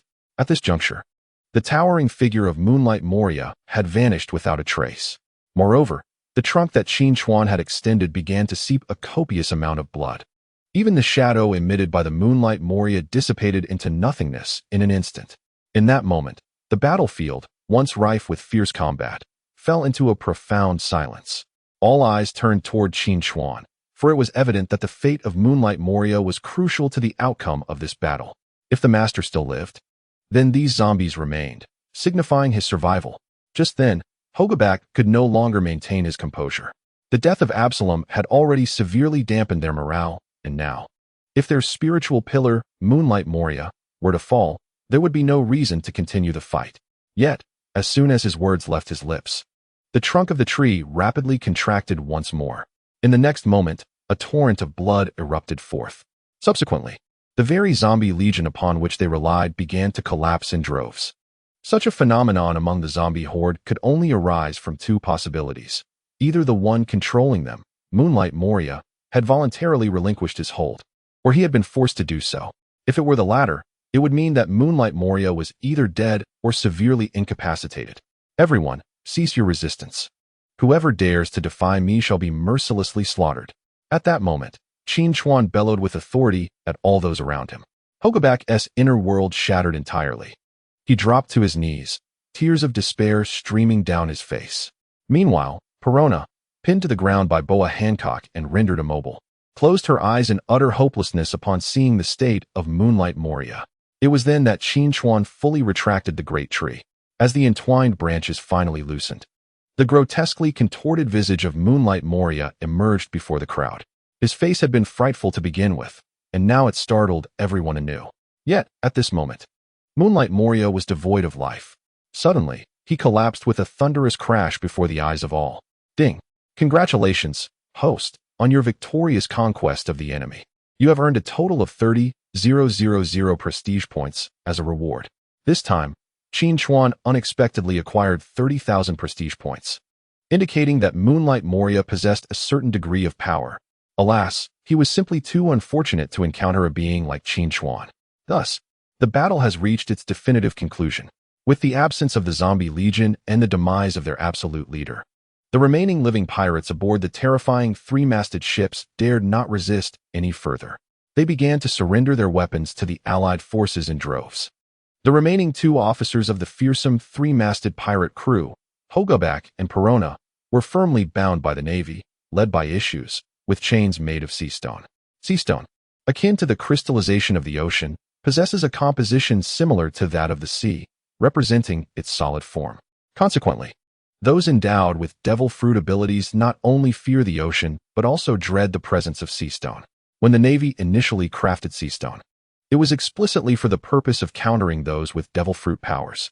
Thus, for someone like Perona, whose strength predominantly relies on her devil fruit abilities, being shackled with sea stone renders her combat prowess nearly null. However, while sea stone primarily serves to restrain devil fruit users, its remarkable hardness makes it impervious to ordinary means, allowing the Navy to also use it to confine formidable individuals who do not possess devil fruit abilities. For instance, Douglas Bullet, despite having devil fruit powers, can unleash astonishing combat strength even without them. How shall we deal with this ship? After the battlefield was cleared, Issues hurriedly approached Qin Chuan with eager anticipation. Although this victory was resounding, he understood fully that it was entirely due to the efforts of the Qin Chuan pirate crew. Therefore, regarding the disposition of the spoils, he felt compelled to heed Qin Chuan's counsel. Prior to this, he had come to terms with the possibility that if Qin Chuan insisted on taking the ship, he would acquiesce, as capturing the two officers and the corpse of Gecko Moria would suffice for him to report back satisfactorily. He suggested that Qin Chuan could retain the spoils for his own purposes, yet he believed the ship undoubtedly harbored significant wealth, and thus, a portion should be allocated to those who fought alongside them. Moreover, in the event of any fallen comrades, an additional sum should be given to their families as a form of burial compensation. Very well, that is acceptable. Upon hearing this, Issues was filled with immense joy. Now, it seemed that the spoils he had acquired were considerable, and even after distributing a part to others, he could still report back successfully. However, let me be clear, these spoils must be distributed under our joint name, and should I discover any attempt to pocket the funds for personal gain, even if you hide in Marineford, I shall unearth you. You are well aware of my strength and resolve. At that moment, Qin Chuan's expression darkened as he issued a warning. That is certain. We inherently represent justice and shall not engage in the treacherous acts of pirates. Issues exclaimed without hesitation. What did you say? Upon hearing Issues' words, Boa Hancock shot him a disapproving glare. And nothing. Humph. Without us so-called pirates, you Navy would still be cowering in the city, surviving in secrecy. At this moment, even Douglas Barrett dismissed the situation with a scornful glance. Indeed, you speak the truth. Isho was acutely aware that he had misspoken earlier, and thus remained silent in the face of reproach. Consequently, the much-anticipated battle drew to a close. Within just a day, news of the Qin Chuan pirate crew's coalition successfully slaying Moonlight Moria spread rapidly across the globe. The dominion exhibited by Qin Chuan once again astounded the world. Particularly, When journalist George from the World Economic News Agency managed to leak footage of Qin Chuan's decisive strike against Moonlight Moria, it incited widespread panic. A member of the Warlords of the Sea, boasting a bounty of 300 million berries and commanding a formidable pirate crew, had been ruthlessly slaughtered without any means of resistance. Yet, this was not the end. Following Moria's demise, the Navy distributed a substantial portion of the spoils among the various participating factions under the name of the coalition forces. Such actions ignited fervent discussions worldwide. Surprisingly, the World Economic News daily featured debates pondering whether Qin Chuan was an angel or a devil. Some argued that Qin Chuan, by eliminating pirates, had also upheld local law and order, and thus should not be labeled a pirate himself. Conversely, others contended that a day in darkness signifies a lifetime of darkness. Having escaped from prison, as long as the world government did not officially pardon him, he would forever be deemed a fugitive. Not only was Qin Chuan scrutinized, but his entire crew also became the subject of public discourse. As a result, the reputation of the Qin Chuan pirate crew transcended even that of the contemporaneous powers reigning over the seas, both in the Grand Line and the New World. Meanwhile, on Fishman Island, a formidable pirate crew docked at the port, where a multitude of fishmen had gathered on the shore. Leading them was Jinbei, adorned in a patterned yukata and traditional wooden sandals. As the crew of the pirate ship disembarked, Jinbei promptly approached them. "Captain Vista, your efforts on this journey are commendable. This vessel belonged to the 5th Division of the Whitebeard Pirates, commanded by the division leader, Flower Sword Vista. Yes, Father sent me to assist you. Should those blind fools dare set foot on Fishman Island, I shall ensure they meet their eternal demise beneath the waves," Vista said, stroking his beard with a stern expression. "Captain Vista, you may be unaware, but we have just received word that the Qin Chuan pirate crew has successfully dispatched Moonlight Moria, leading to the complete annihilation of the terrifying 3-masted ship pirate crew. Thus, this group is no ordinary adversary. Do you think our strength is sufficient to contend with them?" Jinbei remarked, fully cognizant that such words might imply a lack of confidence in Vista's abilities. However, the current situation lay stark before him. He did not believe his strength surpassed that of the Moonlight Moria by a significant margin, and an ordinary captain's prowess would certainly not reach great heights. After hearing Jinbei's words, Vista's face inevitably revealed a displeased expression. Yet, a sense of unease stirred within him. Living 10,000 meters beneath the ocean's surface in Fishman Island, his ship had sailed for 3 full days, during which no external news had reached him. Now, upon his arrival at Fishman Island, he received this explosive information, which inevitably led him to worry about his ability to withstand the Qin Chuan pirate crew. Setting aside his concerns, he resolved to have his father spread the word. If Qin Chuan were to learn of his arrival and still dared to target Jinbei, it would be a blatant declaration of war against the entire Whitebeard pirate crew and his father. At that point, even possessing extraordinary abilities would be of no avail. Although Vista felt somewhat apprehensive, as a captain, he could not display weakness at such a critical juncture. Thus, he steeled himself to offer words of comfort to Jinbei. Hearing that his father would personally send out a message brought Jinbei some solace. After all, the name Edward Newgate alone was enough to instill fear in the hearts of most in this world. Meanwhile, in the marshal's office at Marineford, Sengoku was engaged in a special phone call. "Admiral Kong, is it truly wise to summon him to marry Geos at this juncture? Is it not a tad reckless? There is no risk involved. The 5 elders have made their decision. His strength has been thoroughly validated, and with this recent victory, he has not only achieved triumph, but also won the hearts of the people. The citizens of the West Sea have even begun to chant long live the Qin Chuan pirate crew. So, let us seize this opportunity to bring him in." At this moment, Kong's voice resonated through the phone. As the supreme commander of the Army, Navy, and Air Force, he held the authority to request anything from Sengoku. "Very well. I shall attempt to discuss this with him." With the higher-ups having made their decision, Sengoku refrained from saying more. After hanging up the phone, he promptly prepared to contact Ischias. At that moment, the Allied forces had just returned to the Elugia port. The citizens of Elugia City were eagerly awaiting the triumphant return of their heroes. A multitude of townsfolk lined the streets, ready to welcome Qin Chuan and his companions. First, Ischias led the naval forces, followed by the bound prisoners, including Perona. In an instant, a wave of fury erupted from the crowd, as citizens hurled their meals at the members of the terrifying 3-sail pirate crew. Ischias, beaming with joy, continuously waved to the onlooking populace. This was an experience he had never before encountered. However, despite his enthusiastic gestures, the crowd remained largely indifferent to him. When Qin Chuan and his companions officially approached, an eruption of fervent cheers erupted from both sides of the road. Amidst the fervent cheers, the names of Qin Chuan, Douglas Barrett, Shacklock Dahl, and the other three echoed through the air. In this moment, not only did Qin Chuan feel an inexplicable sense of accomplishment, but even the notoriously cold-hearted Douglas Barrett and Shacklock Dahl were visibly moved. Previously, they were universally reviled, recognized globally as villains. However, the tides had turned dramatically. They had ascended to the status of heroes in the hearts of the populace. Even in the days when Roger claimed his treasure and stood atop the world, the Roger pirates had not achieved such heights. Among the group, only Boa Hancock remained remarkably composed. After all, she was once a sovereign, and her reputation in the land of Lily was such that the entire nation would bow in reverence to her. Thus, she naturally looked down upon the denizens of this mere town. After receiving the adulation of the entire city, Qin Chuan and his companions made their way to the Navy's 25th Division base. Here, Qin Chuan received a call from Fleet Admiral Sengoku. "Hello, Admiral Sengoku. We finally have contact." Upon the connection, Qin Chuan spoke first, his tone laced with amusement. "Qin Chuan, you have truly astonished everyone. Who would have thought you could accomplish so much in just a month?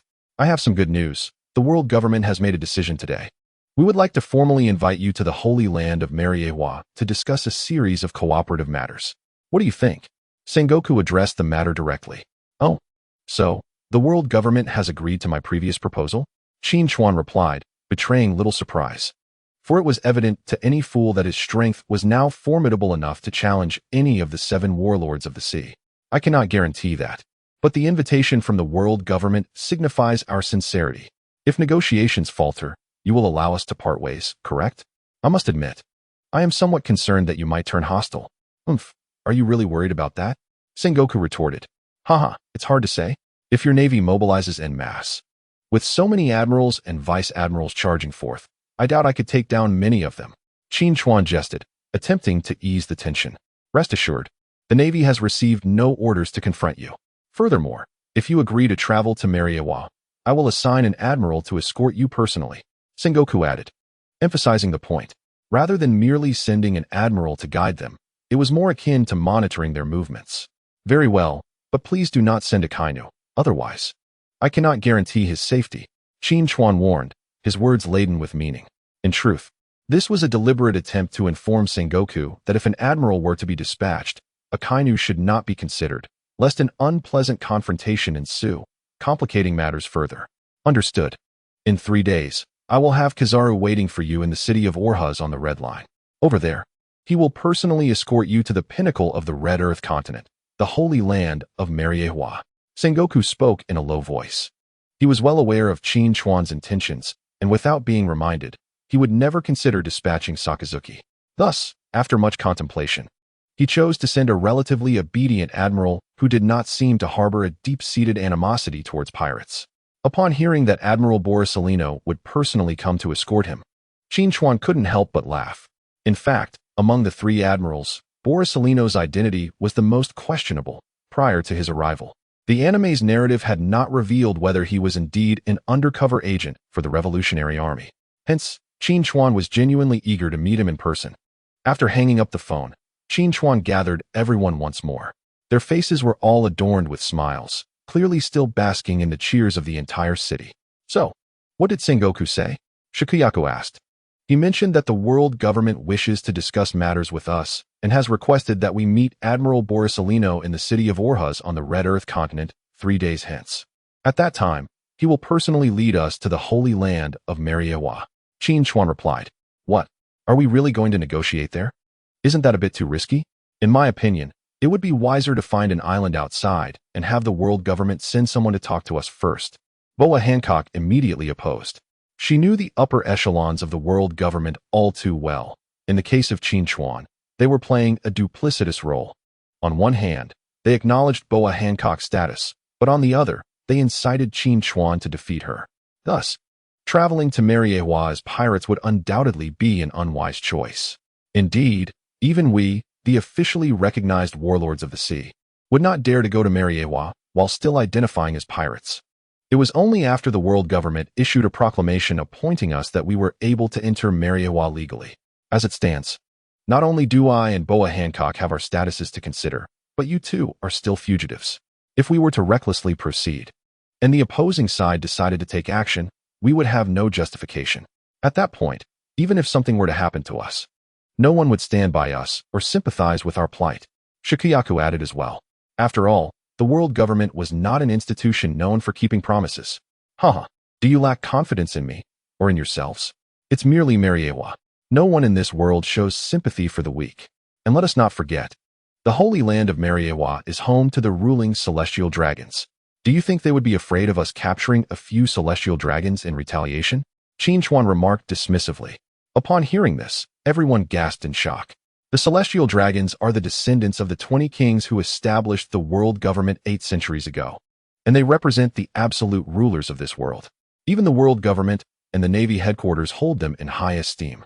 Thus, if a conflict were indeed to erupt in Mariewa, the celestial dragons residing there would undoubtedly be threatened. This is reasonable. Let us confront the members of the world government and discern their true capabilities, Douglas Barrett remarked. After Qin Chuan's statement, the others present felt a slight sense of relief. 3 days later, Qin Chuan and his party finally set foot on the legendary Red Earth continent. At the port of Orahatsu City, a contingent of naval soldiers had long been awaiting their arrival. Upon disembarking, a man draped in a naval coat, clad in a black suit underneath, approached them slowly. Mr. Qin Chuan, I am Rear Admiral Gibbon, stationed here. He introduced himself. Greetings. Where is Admiral Borsellino? Qin Chuan inquired, glancing around but failing to spot the Admiral in his signature yellow suit. Due to a storm at sea near Marineford, Admiral Borsellino's fleet will arrive here tomorrow. For today, I shall host you, Gibbon explained. Upon hearing this, Qin Chuan nodded, acknowledging that in this era, storms posed significant threats to all, even to pirate crews that dominated the seas. Once in the city, Gibbon promptly arranged accommodations for Qin Chuan and his companions in a luxurious hotel. Although this is not Mariewa, it is the final stop before reaching it, and from time to time, celestial dragons may pass through here. If you happen to encounter them, I kindly request that you refrain from any conflict to avoid unnecessary troubles. Gibbon suddenly reminded everyone. Clearly, in this locale, the Navy and ordinary citizens would never provoke these individuals, but the same could not be said for the celestial dragons. As Gibbon took his leave, Qin Chuan was fully aware that until Borsellino's arrival, he was responsible for all matters concerning his group. Thus, creating a disturbance here would render him unable to report to the higher-ups. Understood, Qin Chuan replied with a nod. As long as the celestial dragons did not seek trouble, he had no desire to engage in an all-out war with the world government at this stage. However, as soon as Gibbon departed, Boa Hancock's body began to tremble uncontrollably. Unable to discern whether her reaction stemmed from anger or fear, Qin Chuan moved closer and gently patted her shoulder. Regardless, it is not the time to wage war against them. We lack sufficient manpower, so patience is required. Hearing Qin Chuan's words, Hancock's trembling body gradually relaxed. Why don't we take a stroll? This place connects to the 4 seas and serves as a trade hub. It is said to possess unique treasures from various regions. Thus, it would be delightful to explore a bit since we have no pressing matters. At that moment, Bartolomeo, unable to contain his excitement, suggested. He was not one to remain idle, and being his first visit here, it was beyond expectation for him to stay obediently within the confines of the hotel. As soon as he spoke, the others showed no signs of dissent. Although Gibbon had issued a veiled warning moments earlier, the group, aside from Bartolomeo, consisted of formidable individuals, and thus they were disinclined to heed his words. Very well, let us proceed with our activities freely, Qin Chuan finally declared after much contemplation. Consequently, the group departed the hotel and ventured onto the street. Upon reaching the main thoroughfare of Orhuz City, they were struck by the vibrant prosperity that enveloped them. The streets bustled with an array of vehicles, and elegantly dressed women strolled arm in arm, while an impressive line of exquisite shops stood proudly along either side of the road. Such a splendid scene was unattainable in either the town of Rogu in the East Sea or the town of Alugia in the West Sea. Once on the bustling street, Qin Chuan expressed his desire to explore the surroundings. Meanwhile, Boa Hancock, being a woman of refined taste, immediately developed an interest upon spotting a few jewelry shops and decided to part ways with the group. Observing Hancock's eagerness to shop, Bartolomeo willingly volunteered to accompany her. On the other hand, Douglas Barrett and Shacklock Dargan were not inclined towards shopping, so they chose to follow Qin Chuan instead. However, Qin Chuan, concerned about potential mishaps and the likelihood that the two might not make prudent decisions, hesitated for a moment before suggesting that Shacklock Dargan accompany the duo. Initially, Old Shah was entirely unwilling to be assigned to accompany the pair on their shopping excursion. Yet, recognizing that they were currently in the Red Earth continent and recalling the considerable trouble these two had stirred aboard the ship, he understood that without supervision, they might very well create further chaos. Thus, he begrudgingly acquiesced to Qin Chuan's request. With that, the parties diverged on the street, and Qin Chuan led Douglas Barrett in another direction. As they walked, Qin Chuan inadvertently caught sight of a man standing at the entrance of a tavern. In an instant, his pupils dilated, and he froze in place. "What's the matter?" Douglas Barrett inquired, noticing Qin Chuan's peculiar demeanor. "Come, let us meet someone. Perhaps we can challenge the world government directly," Qin Chuan exclaimed with exuberance. He then strode confidently towards the man. "Sir, would you care to share a drink?" he proposed as he approached. Douglas Barrett, following closely behind, scrutinized the man. He had short black hair, a circle of stubble around his mouth, closed eyes, and an X-shaped scar on the left side of his forehead. Dressed in a light purple kimono with a black-purple belt and wielding a cane, the man's demeanor and attire did not suggest that he was a formidable adversary. "Do you know who I am?" The man remained with his eyes closed, speaking in a remarkably calm tone. If you agree to my request, wouldn't that mean we are acquainted?" Qin Chuan smiled. "Haha, splendid. I, too, wish to indulge in a drink, please." After hearing this, the man let out a hearty laugh and gestured invitingly. Once the three entered the tavern, they found a relatively secluded booth and settled in. Subsequently, the trio seemed to share an unspoken understanding as they continuously raised their glasses in toasts, drinking without uttering a single word. Douglas Barrett found this particularly perplexing. After all, since Qin Chuan had invited the man for drinks, why did he not inquire about anything during their gathering? Even more bewildering was the fact that the guest, despite being treated to drinks, offered no words of gratitude. After an hour of this inexplicable drinking, the table was completely cluttered with empty glasses. "Well, I believe we've had our fill. Shall we part ways?" At this moment, the man could no longer contain himself and suggested, "Mr. Ishao, are you in such a hurry to leave?" Suddenly, Qin Chuan interjected with a surprising remark. As soon as he spoke, the man's expression shifted slightly, and he immediately turned his gaze towards Qin Chuan. Although his eyes remained closed, the staff he had set aside was now firmly grasped in his hand. Noticing the sudden shift in atmosphere, Douglas Barrett furrowed his brow, bracing himself for any unforeseen developments. However, Qin Chuan continued, "Let us dispense with the pleasantries. You must be aware of our identities and the purpose of our visit." Upon hearing this, Douglas Barrett grew even more confused. To him, the individual before them was merely a blind man leaning on a cane. If he couldn't see them, how could he possibly know who they were? At that moment, the man known as Yi Shao finally spoke. "Mr. Qin Chuan, what do you mean? How could your intentions concern a mere ordinary citizen like myself?" Hearing Qin Chuan's name uttered from the man's lips left Douglas Barrett utterly astonished. Had he not been present throughout, anyone else might have assumed these two were longtime acquaintances based solely on their dialogue. Yet he alone knew that they had only been acquainted for a mere hour, with no prior exchange of words. "Do you not wish to alter this murky world? Especially to eradicate the so-called 7 warlords of the sea system?" At this juncture, Qin Chuan proposed once more. Though his voice was not loud, it sent a chill of sweat down Douglas Barrett's spine. In the Red Earth continent, to speak of overthrowing this corrupted world beneath Mariawa was a statement that could indeed incite considerable upheaval if overheard by others. Fortunately, during the day, the tavern was sparsely populated. The other patrons were engrossed in their own beers and paid no heed to the conversation at hand. Upon hearing Qin Chuan's remarks, Ishao finally opened his eyes. Yet, even with his eyes now ajar, only the whites were visible, clearly indicating that he was indeed blind. "What do you want? Do you wish for me to join your ranks?" "Indeed, what do you propose?" he retorted with a chuckle. "To think you would expect me to join your cause based on the commotion you've caused outside. Surely, you underestimate me."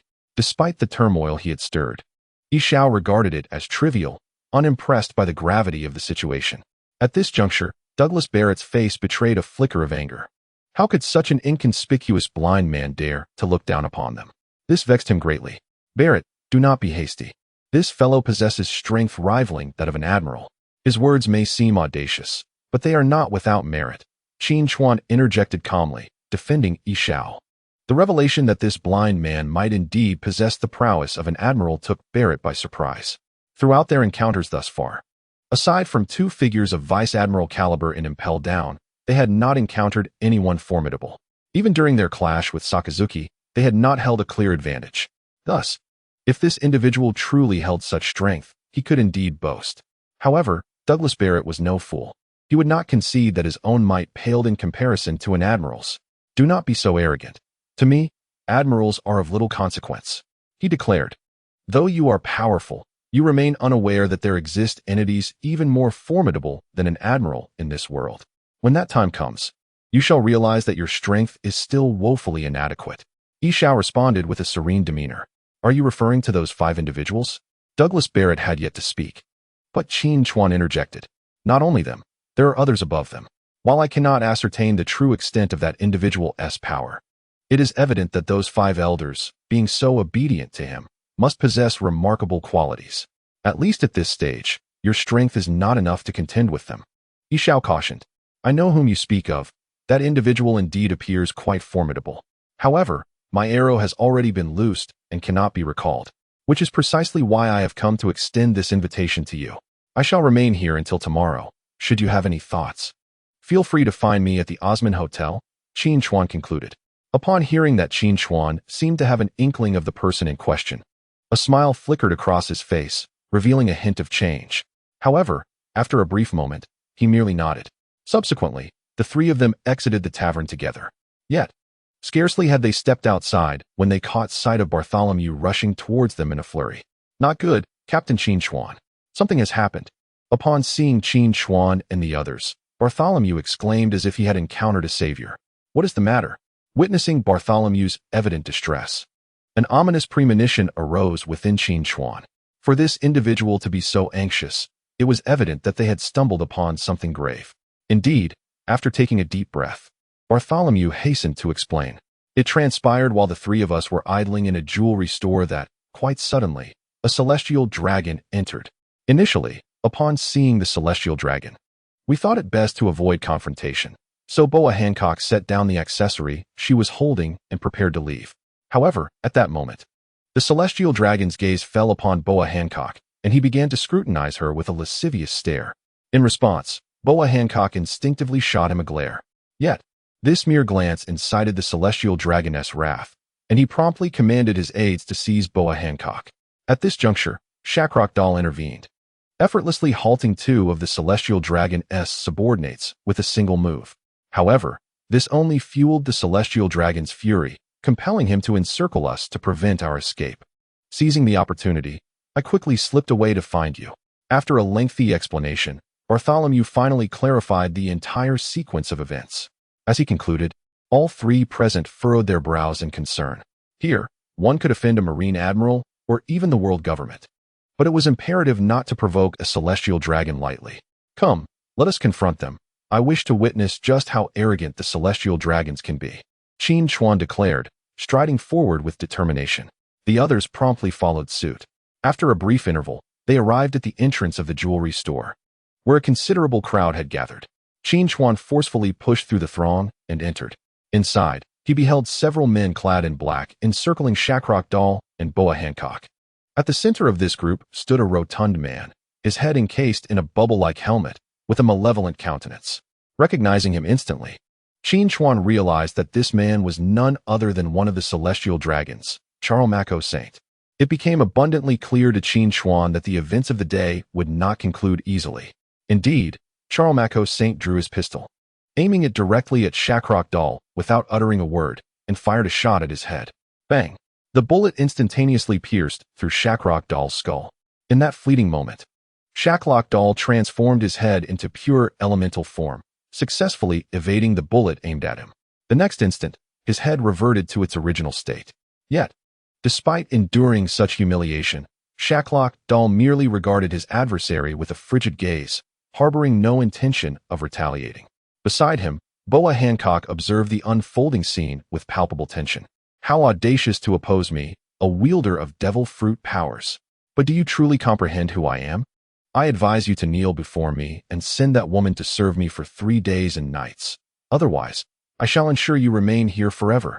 At that moment, Charlemagne, undeterred by the fact that Shacklock Doll was a devil fruit user, escalated his threats with a ferocity that sent a chill through the assembly. In the eyes of all present, the celestial dragon's desires were to be fulfilled without fail, especially in the presence of so many witnesses. Failing to deliver on his threats would be a disgrace to the celestial dragons. Meanwhile, Shacklock Doll had positioned the hook on his right hand firmly against his chest, clearly unwilling to allow his opponent to act with impunity. Just then, a voice rang out. "Hey, do you believe you have a death wish? Do you dare to lay a hand on my people?" At this, the crowd turned their attention in unison towards the source of the voice. It was Qin Chuan, leisurely stepping out from the throng and approaching Shacklock Doll and the others. Charlemagne, upon noticing Qin Chuan, cast a dubious glance his way before his expression darkened, and he menacingly declared, "Do you dare insult me? I care not who you are. You must die now." With that, he pulled the trigger once more. However, just as the bullet was set to strike Qin Chuan, his form suddenly disintegrated into countless ravens that scattered in all directions. Charlemagne was taken aback, his surprise evident. As he prepared to aim his pistol at the fleeing ravens, they vanished from sight. In the next heartbeat, he felt a chilling presence behind him.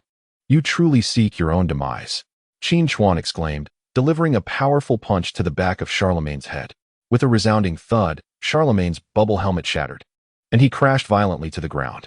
The entire assembly, including his bodyguards, stood frozen in disbelief. Their faces were etched with shock and terror. Even the seasoned Douglas Barrett and Yi Xiao stared in astonishment at the scene before them. Qin Chuan had completely lost his senses. He had dared to strike a lofty celestial dragon, a ruler of this world, and to do so beneath the sacred grounds of Mariewa. In that moment, the most perilous of circumstances had unfurled.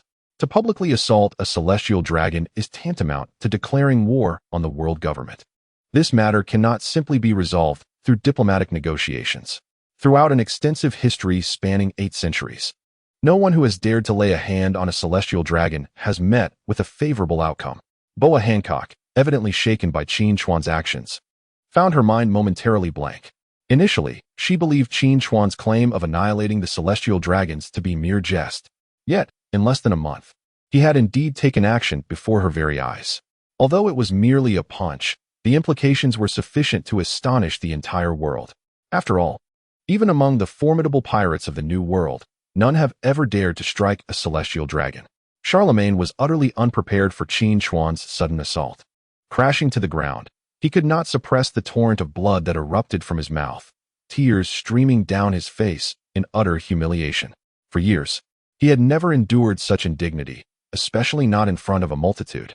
As a member of the celestial dragon aristocracy, he could never swallow this affront. Gritting his teeth against the pain, he rose to his feet and glared at Qin Chuan, vowing, "You wretched scoundrel, I shall have the world government eliminate you." "Eliminate me? Then you shall perish first," Qin Chuan retorted, disregarding the astonished gazes of those around him as he swiftly advanced toward Charlemagne once more. He delivered a forceful kick. A resounding thud echoed through the air, and Charlemagne fell to his knees, utterly defeated. At that moment, the atmosphere became eerily silent, as if time itself had frozen in disbelief. Finally, Charlemagne could no longer contain himself and cried out, "Stop, please. It hurts too much." In the face of overwhelming might, even the noble celestial dragons were rendered powerless. As he uttered these words, hurried footsteps approached from a distance, and parting the crowd, Kibbe soon beheld the kneeling Charlemagne.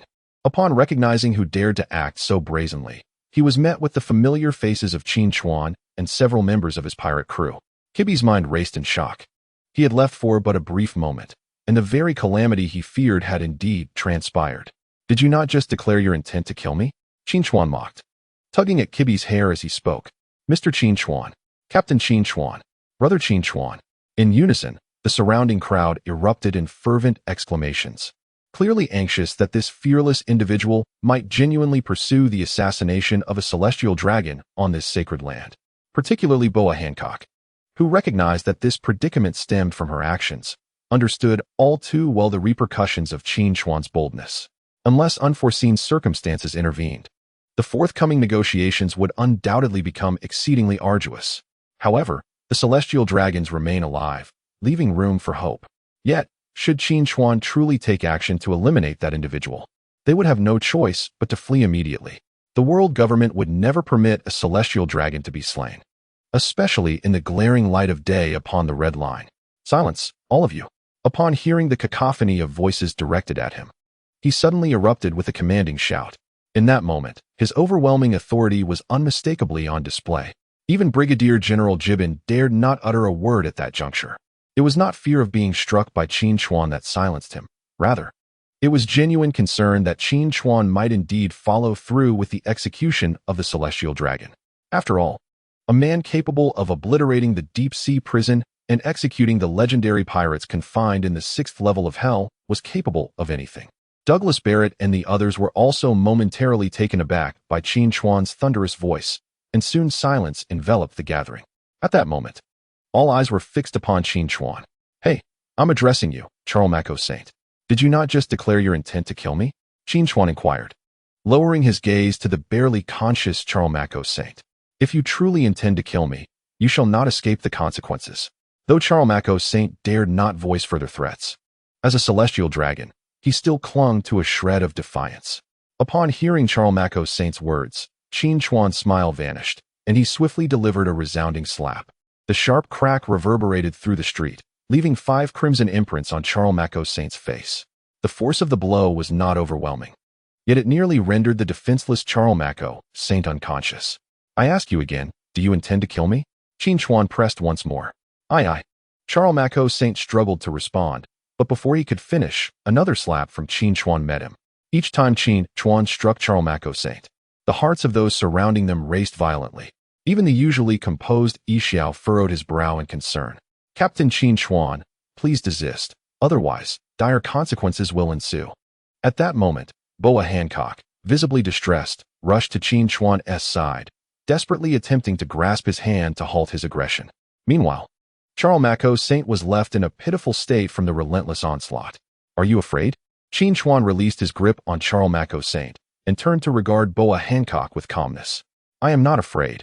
It's merely that during negotiations, our actions may provoke the world government." Boa Hancock replied softly, her gaze lowered.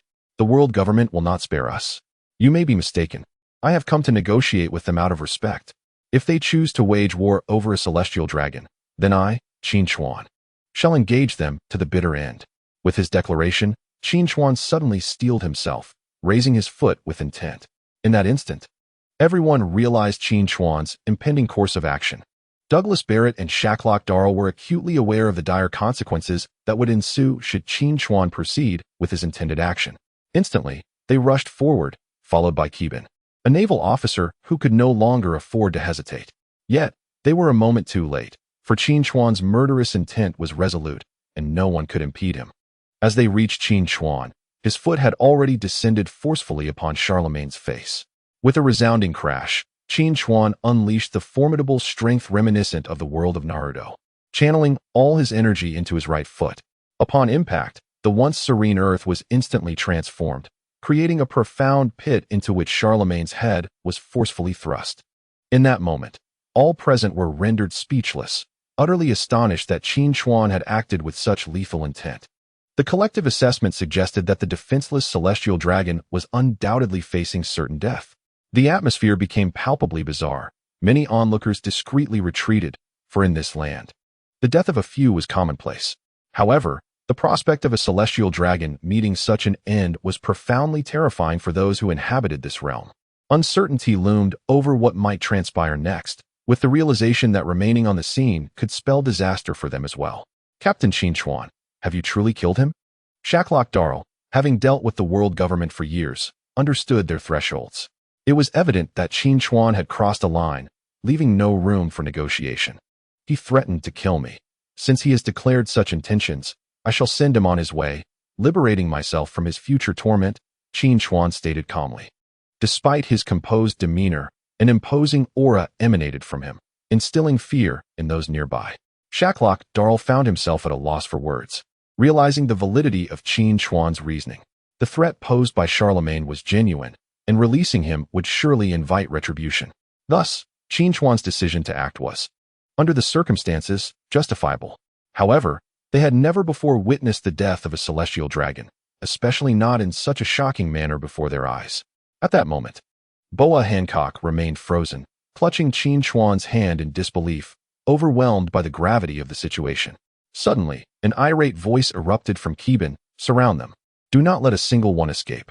As a naval brigadier and the highest-ranking officer present in Orhoth City, he could not permit Qin Chuan, regardless of his strength or stature, to leave unchallenged. Otherwise, not only will he face severe punishment, but the Navy will also be shamed as a result. The soldiers behind him, momentarily taken aback, hastily raised their rifles towards Qin Chuan and the others. At that moment, Douglas Barrett and a few others gathered around Qin Chuan, creating a tense standoff on the street. "General Gibbons, do not act rashly, or you shall meet your demise. I have no desire to spill innocent blood." Qin Chuan calmly released Boa Hancock's hand and spoke with composure. "Since the moment you took the life of Lord Charlemagne, I have had no path of retreat." Gibbons replied sternly, gripping the hilt of his dagger. "How ludicrous! You, a rear admiral, groveling before the celestial dragons and addressing them as Lord Charlemagne. These worthless scoundrels wreak havoc daily. Do not tell me you are unaware. Their actions fall outside my jurisdiction, thus I cannot address their misdeeds. You don the navy coat emblazoned with the word justice, yet in the face of the celestial dragons, you willingly become their lapdog. If you truly wish for death, then act. However, my patience is finite. Should you choose to engage, I assure you that before the Vice Admiral arrives, this Navy branch will run red with blood." At this moment, Qin Chuan was thoroughly incensed. The Navy could not possibly be ignorant of the celestial dragon's actions, yet they had fully acquiesced to their behavior, which was one of the reasons for Qin Chuan's deep disdain for the Navy. Faced with Qin Chuan's threat, Gibbons hesitated. A glance at the other Navy personnel revealed fear etched on their faces. Some soldiers even trembled while holding their rifles. These soldiers were the elite, stationed so close to the Holy Land, Meriewa, for a reason. Their evident fright underscored the formidable threat Qin Chuan posed. After a moment of silence, Gibbons finally sighed in resignation. "Please do not harm anyone else in this city, I beg of you." As his words hung in the air, a collective sigh of relief emanated from those present. Clearly, he had conceded. Once again, Qin Chuan emerged victorious against the Navy. However, aside from Qin Chuan, no one else felt the joy of triumph. Qin Chuan nodded, then suddenly approached Yixiao, patting him on the shoulder. "Mr. Yixiao, will you follow me? Or will you remain here, living in a daze?" Upon hearing Qin Chuan's words, Yixiao forced a smile and slowly replied, "Mr. Qin Chuan, you have publicly slain a celestial dragon, and now you wish to embrace me. In doing so, I would be unable to clear my name even if I jumped into the Yellow River. So what is your decision?" "Ah, well, since it has come to this, I shall indulge in madness with you, for I too wish to see what the new world truly holds." With a hearty laugh, Qin Chuan, the esteemed Mr. Laughter, astutely discerned my thoughts. "Let us embark on our journey to the new world." In the blink of an eye, the entire Qin Chuan pirate crew departed from the city of Olhos. Upon returning to the Red Force, Qin Chuan promptly commanded the ship to set sail at full speed towards the Sabaody archipelago. It was imperative that they reach the New World waters without delay, as there, the Navy would be utterly powerless against them. However, traversing directly over Marijoa was an impossibility. Thus, their sole path lay in heading to the Sabaody archipelago to coat their vessel in a special film using the resin of the Yarkimaran tree. Subsequently, they would dive down to a depth of 10,000 meters beneath the sea, traversing a colossal cavern situated beneath the Red Continent, passing through the underwater route to Fishman Island before finally arriving at the New World. This route, however, was fraught with peril. The Sabaody archipelago was under the jurisdiction of the world government, heavily guarded by numerous naval forces. Moreover, the underwater passage was notoriously treacherous, with many who entered never to return, leaving countless souls who had never set foot in the New World.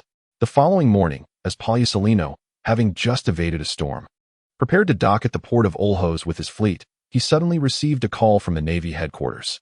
Answering the call, Pallisolino replied with an air of nonchalance. "What is it? I have just arrived in Olhos and will be seeking out Qin Chuan shortly." "Seeking them out? Are you unaware of the unfolding events?" The voice of Admiral Sengoku resonated ominously from the other end. Hearing Sengoku's words, Pagliusolino's brow furrowed in concern. The carrier pigeons had failed to deliver messages throughout the day due to the storm. What fresh turmoil had arisen? Charlemagne Saint has been slain, killed by Qin Chuan. What? He has killed a celestial dragon? This revelation jolted even the lethargic Pagliusolino into alertness. Clearly, this news was shockingly profound, even for one accustomed to the tumult of the seas. Indeed, just yesterday, he had publicly executed Charlemagne Saint in the streets, and now they were fugitives. Damn it. What are the thoughts of the world government? Thoughts. Mary Joa is in chaos. The celestial dragons are rising in protest, demanding that the world government take the most severe measures to ensure the capture and execution of Qin Chuan and his crew. Sengoku stated tersely. Very well. I shall intercept them immediately. Pagliusolino understood the gravity of the situation. According to the regulations between the Navy and the world government, if a celestial dragon were attacked, the Navy would dispatch an admiral for rescue. Hence, Pagliusolino naturally assumed this responsibility. According to reliable information, they have set course for the Sabeti archipelago with the intent of entering the depths of the sea to reach the New World. Understood. I shall turn back at once. Upon concluding his call, Pagliusolino immediately hung up and issued commands. Meanwhile, Gibbon, who had been anxiously awaiting on the shore, was taken aback to witness Pagliusolino's warship abruptly change course and depart. This unexpected turn of events left all the soldiers in the port in disarray. Captain Shanks seems intent on heading to the Sabeti archipelago. Can we reclaim our vessel this time? Suggested Jesus Burgess after perusing the newspaper. His assertion was indeed correct. If they failed to regain the Red Force, they would become the laughingstock of the world, making it exceedingly difficult for the red-haired pirates to reclaim their former glory. Ben Beckman, the first mate, concurred. The red-haired pirates, still lingering in the Sabeti archipelago, were fervently debating the matter. However, at that moment, Shanks sat in silence, his brow furrowed. The previous night, he had received a clandestine call from the highest command of the world government, the Five Elders, who explicitly demanded that he intercept Qin Chuan at all costs within the Sabeti archipelago.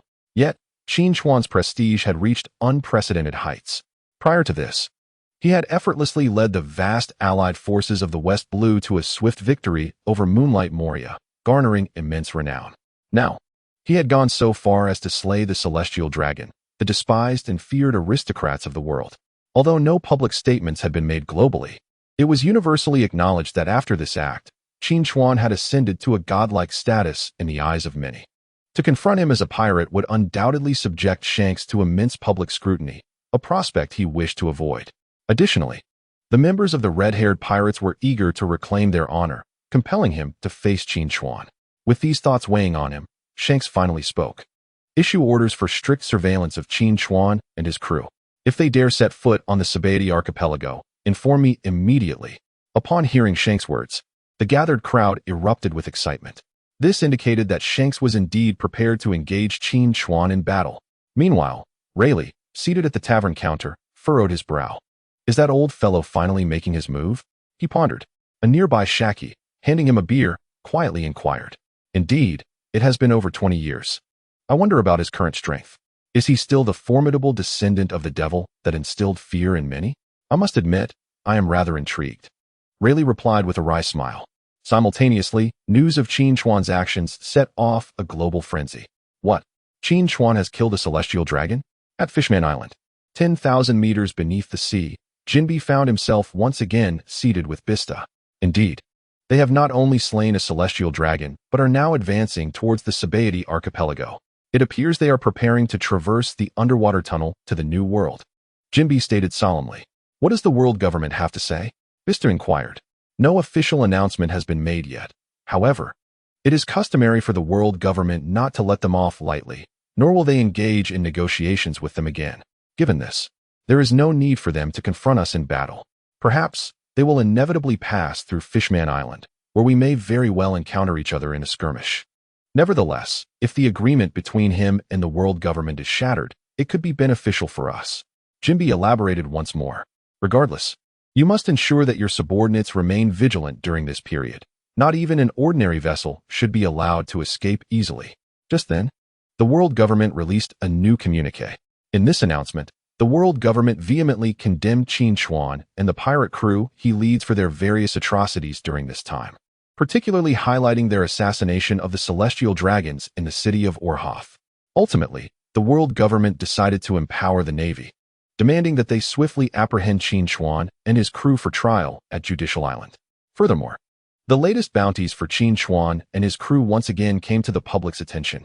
Qin Chuan, captain of the Qin Chuan pirate crew, bounty, 5 billion berries. Douglas Bullet, member of the Qin Chuan pirate crew, bounty, 2 billion berries. Crocodile, member of the Qin Chuan pirate crew, bounty, 500 million berries. Boa Hancock, member of the Qin Chuan pirate crew, bounty, 460 million berries. Bartolomeo, member of the Qin Chuan pirate crew, bounty, 160 million berries. Notably absent from this bounty list was the name of Yishao, as the world government remains unaware of his true identity. Moreover, he had not participated in any of the Qin Chuan pirate crew's endeavors thus far, hence there was no corresponding bounty assigned to him. After perusing the announcement issued by the world government, Bartolomeo could not suppress his grievances. What is the meaning of this? 160 million berries? How come you both have bounties in the hundreds of millions? His ire stemmed not from being wanted, but rather from the indignity of his comparatively paltry bounty. What more do you expect? A mere gang leader. Had you not accompanied us, you might still be languishing in that insignificant patch of road town. Observing Bartolomeo's insinuation regarding the inflated nature of his bounty, Crocodile retorted defiantly.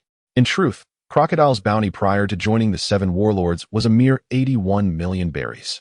Following his ascension to the Seven Warlords, the world government rescinded his wanted status.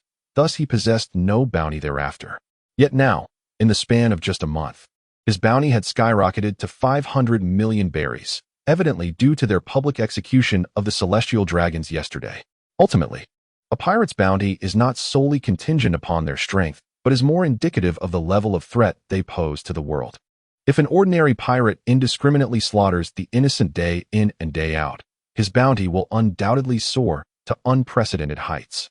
Presently, Qin Chuan and his crew have directly slain a celestial dragon, resulting in his personal bounty skyrocketing to 25 billion berries.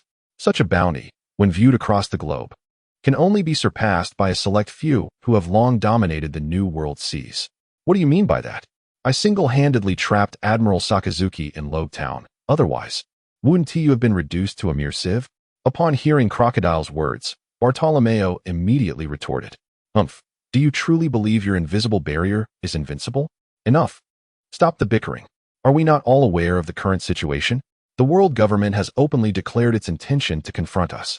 I suspect they will likely dispatch Admiral Kazuru to intercept us at Sabaody Archipelago, and yet you are still here squabbling?" At this moment, the typically stern Douglas Barrett could no longer restrain himself from admonishing the two. Being a figure of authority, his words silenced them both. Nevertheless, Bartolomeo still wore a defiant expression. "Captain Qin Chuan, I am perplexed as to why you would announce your intention to head to Sabaody Archipelago in front of everyone. Although it falls under the jurisdiction of the world government, due to its unique geographical circumstances, it is, in fact, a place teeming with both allies and adversaries. Currently, your collective bounty exceeds 50 billion. Regardless of whether the Navy will lay heavy ambushes there, many pirates will undoubtedly attempt to thwart us." At this juncture, a previously silent smile could not help but voice his inquiry. He too was bewildered as to why Qin Chuan would disclose their forthcoming movements to the entire world. "It is quite simple. I have never believed we have committed any wrongdoing. And since we have done nothing wrong, why should we fear revealing our whereabouts?" Qin Chuan retorted. Initially, he had no intention of slaying the celestial dragons. It was merely in response to witnessing Hancock being harassed that he felt compelled to act. Knowing the nature of these celestial dragons, Qin Chuan understood that injuring them was akin to killing them. Even if he were to grant them a reprieve, they would undoubtedly seek revenge tenfold at the first opportunity. Thus he decided to eliminate them without hesitation. "What are your plans then? At Sabaody Archipelago, we have no acquaintances. If we proceed recklessly, it may be challenging to find someone to coat our ship." Smile now grasped Qin Chuan's intent, evidently disregarding the world government's bounty on them. "Who says we have no acquaintances? Douglas Barrett's old captain awaits us there." With this, Qin Chuan cast a deliberate glance at Douglas Barrett beside him. Hearing this, Douglas Barrett was momentarily taken aback. then looked at Qin Chuan with a face full of skepticism. The captain? Isn't Roger already at this moment? Crocodile could not help but interject. I never claimed to be the captain, exclaimed Bartolomeo, interrupting. Vice captain? Could it be Silver's Rayleigh? Captain Qin Chuan. How do you know Rayleigh is at Sabaody Archipelago? Douglas Barrett inquired eagerly upon hearing the name. The mention of Rayleigh also struck a chord with Boa Hancock, who had once been rescued from that infernal place by him, and thus felt a deep concern for her benefactor. There are many things I know, yet there are also many I do not, such as whether other pirates might be waiting for us at this moment, Qin Chuan replied calmly. The Sabaody Archipelago consists of 79 trees, thereby forming 79 distinct areas. Since Rayleigh is there, do you know which area he occupies, Captain? Bartolomeo asked once more. He is in Area 13. Area 13? That is a lawless zone within the Sabaody Archipelago. Bartolomeo expressed his disbelief upon hearing that Rayleigh was spotted in Area 13. In the entirety of the Sabaody Archipelago, Areas 1 to 29 are rife with human trafficking dens and slave auctions, truly a den of iniquity. This is largely due to its proximity to Fishman Island, where merfolk and fishmen are considered the most sought-after commodities in the slave trade, making the business exceptionally lucrative. Isn't it true that the most chaotic places often provide the best cover for one's identity? Qin Chuan retorted. With this, Bartolomeo found himself unable to counter. And so, the Qin Chuan pirate crew, under the gaze of the entire world, successfully arrived at the outskirts of the Sabaody Archipelago 2 days later. Meanwhile, within the archipelago, naval soldiers across various regions were fully armed and on high alert. Due to the vastness of the Sabaody Archipelago, even the formidable navy could not maintain complete control over all 79 areas. Consequently, only a limited number of naval soldiers were stationed in each zone.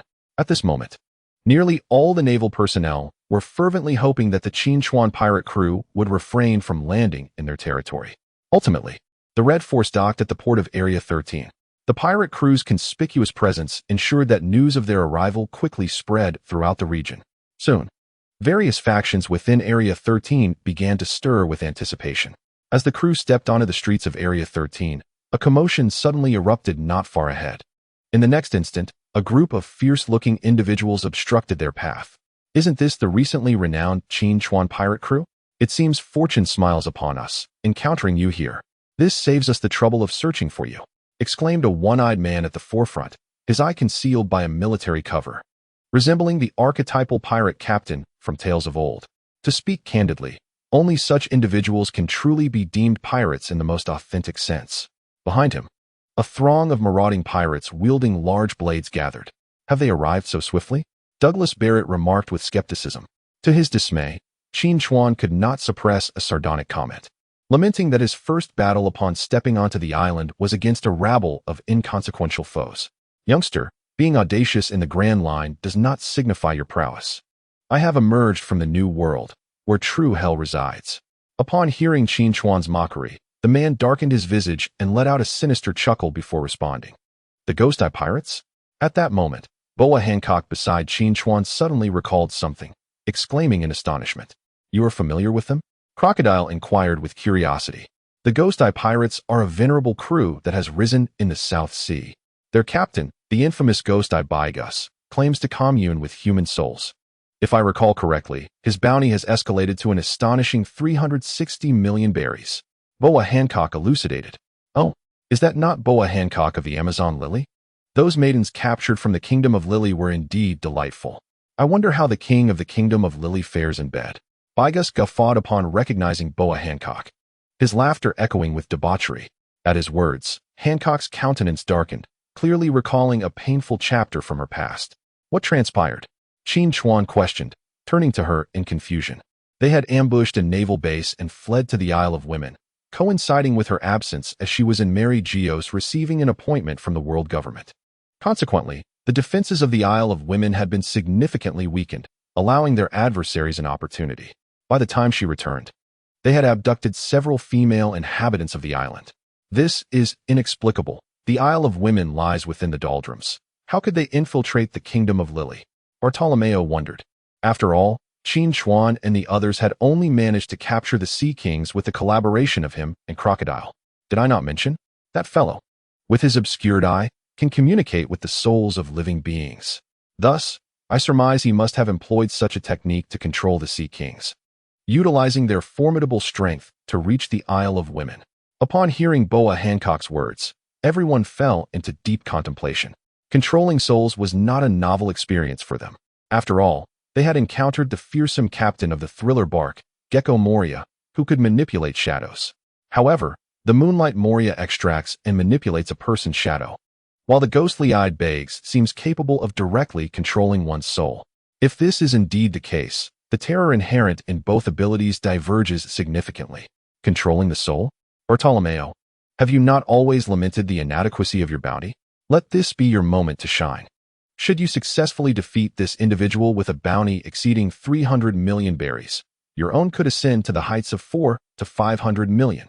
Upon hearing this, Qin Chuan let out a soft snort and turned to Bartolomeo, who stood not far away.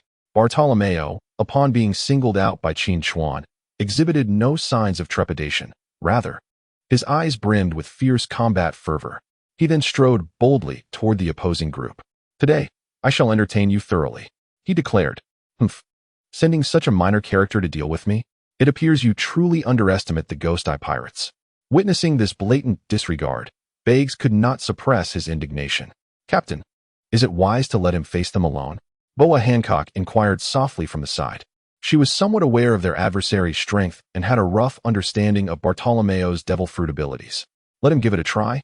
It will also allow us to discern the peculiarities of that fellow's powers, Qin Chuan replied with narrowed eyes.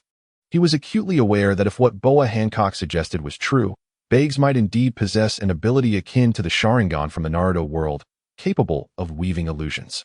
Should that be the case, Bartolomeo might find himself unable to prevail against his foe. At that moment, he resolved inwardly that if the opponent truly wielded such powers, he would have no choice but to summon the character card of Uchiha Itachi once more. Just then, the confrontation commenced. With a command from Biggs, the pirates behind him brandished their weapons and charged fiercely at Bartolomeo. TCH, a bunch of worthless fools. Bartolomeo immediately struck a common's fingers gesture.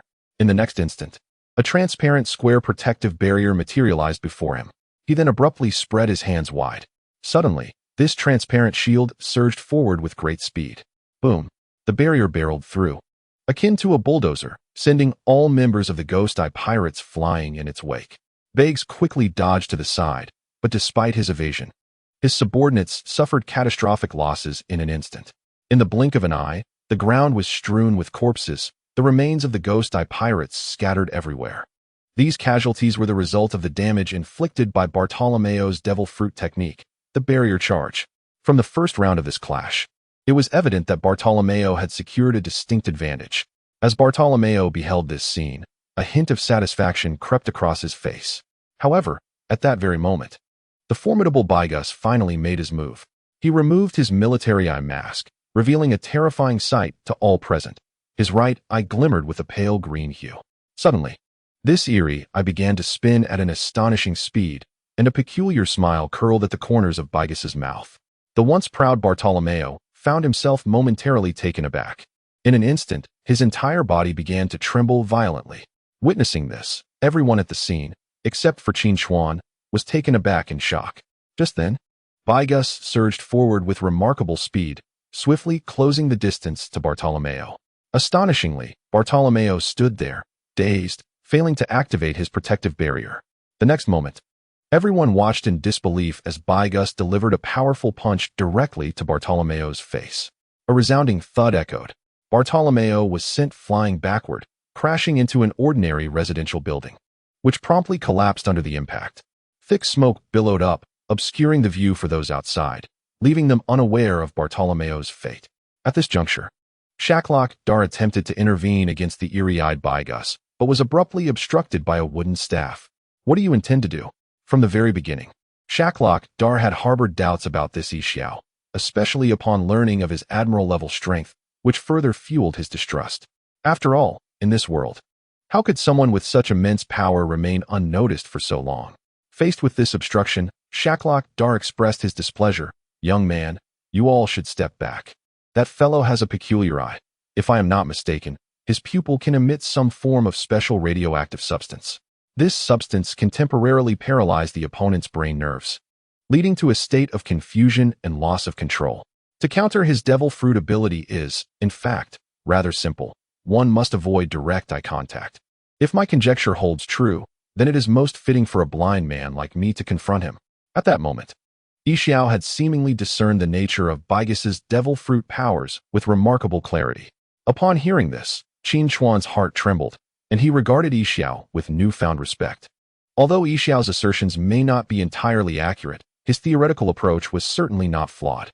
Even the strongest illusions in the world of Hokage would not ensnare a foe who did not meet the caster's gaze. Moreover, Yi Xiao had always relied on his formidable perception abilities in battle, rendering his lack of sight inconsequential. At that moment, although Shacklock Door did not fully believe Yi Xiao's words, he turned to Qin Chuan, seemingly seeking his opinion. Qin Chuan merely nodded subtly, indicating that Yi Xiao should proceed. Witnessing this, Shacklock Door fell silent and took a step back. Yi Xiao also slightly nodded towards Qin Chuan before slowly advancing with his staff towards Baigizi. Currently, Baigizi, emboldened by his swift victory over Bartolomeo, should have felt elated upon encountering a blind opponent. Instead, a flicker of anxiety crossed his face. Clearly, no one understood the weaknesses of his devil fruit better than he did. Then, in a calm tone, Yi Xiao spoke, "Take my strike, if you can still stand." "I shall concede." Upon hearing Yi Xiao's words, Baigizi's initially anxious demeanor unexpectedly relaxed. Haha, Lord Baigizi, is this old man not overly arrogant, claiming he can defeat you with a single blow? Quickly, eliminate them to avenge our brethren. The remaining members of the Goasian pirates around them began to jeer. Even Baigizi himself couldn't suppress a hint of disdain after Yi Xiao's declaration. "Old man, in this world, no one has dared to utter such words to me. And now you have heard them?" After Yi Xiao spoke, he gradually raised his staff. "Very well, I shall see just how powerful your strike is.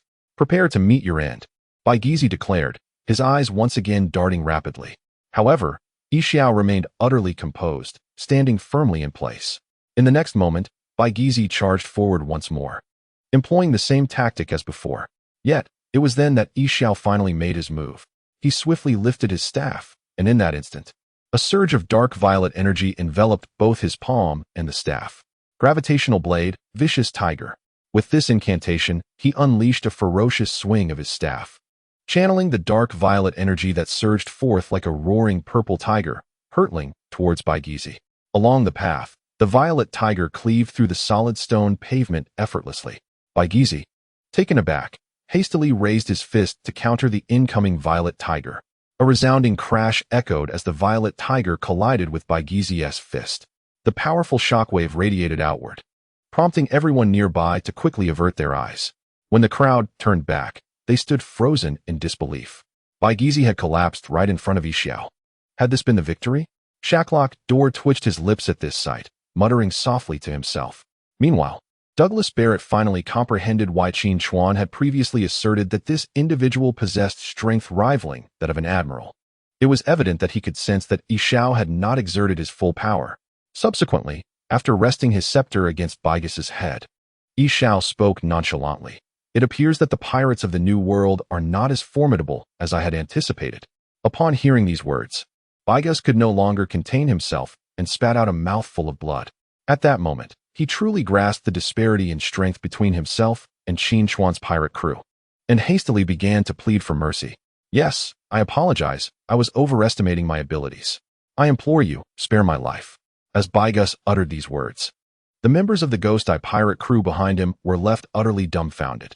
In the next instant, all members of the Ghost Eye pirate crew instinctively knelt down. The myth they revered had been vanquished by a single blow, leaving them with no thoughts of resistance. "Captain Qin, how shall we deal with this scoundrel?" Yi Xiao did not respond to his inquiry, but instead turned to gaze at Qin Chuan, who stood not far away. "Captain Qin, I beseech you, grant me a path to survival. Provide me with a reason not to end my life. I can serve as your crew member, and I am well versed in the seas of the New World. If I were to lead you, your journey would be considerably easier." Realizing that he might still have a chance to survive, Baigas completely abandoned his dignity and spoke once more. "Oh, is that so? My apologies. But I have no need for worthless individuals. Kill him." As soon as Qin Chuan's words fell, Yi Xiao swiftly brought his scepter crashing down upon Baigas's head. He harbored no particular disdain for pirates. Rather, He was more concerned with the welfare of the populace.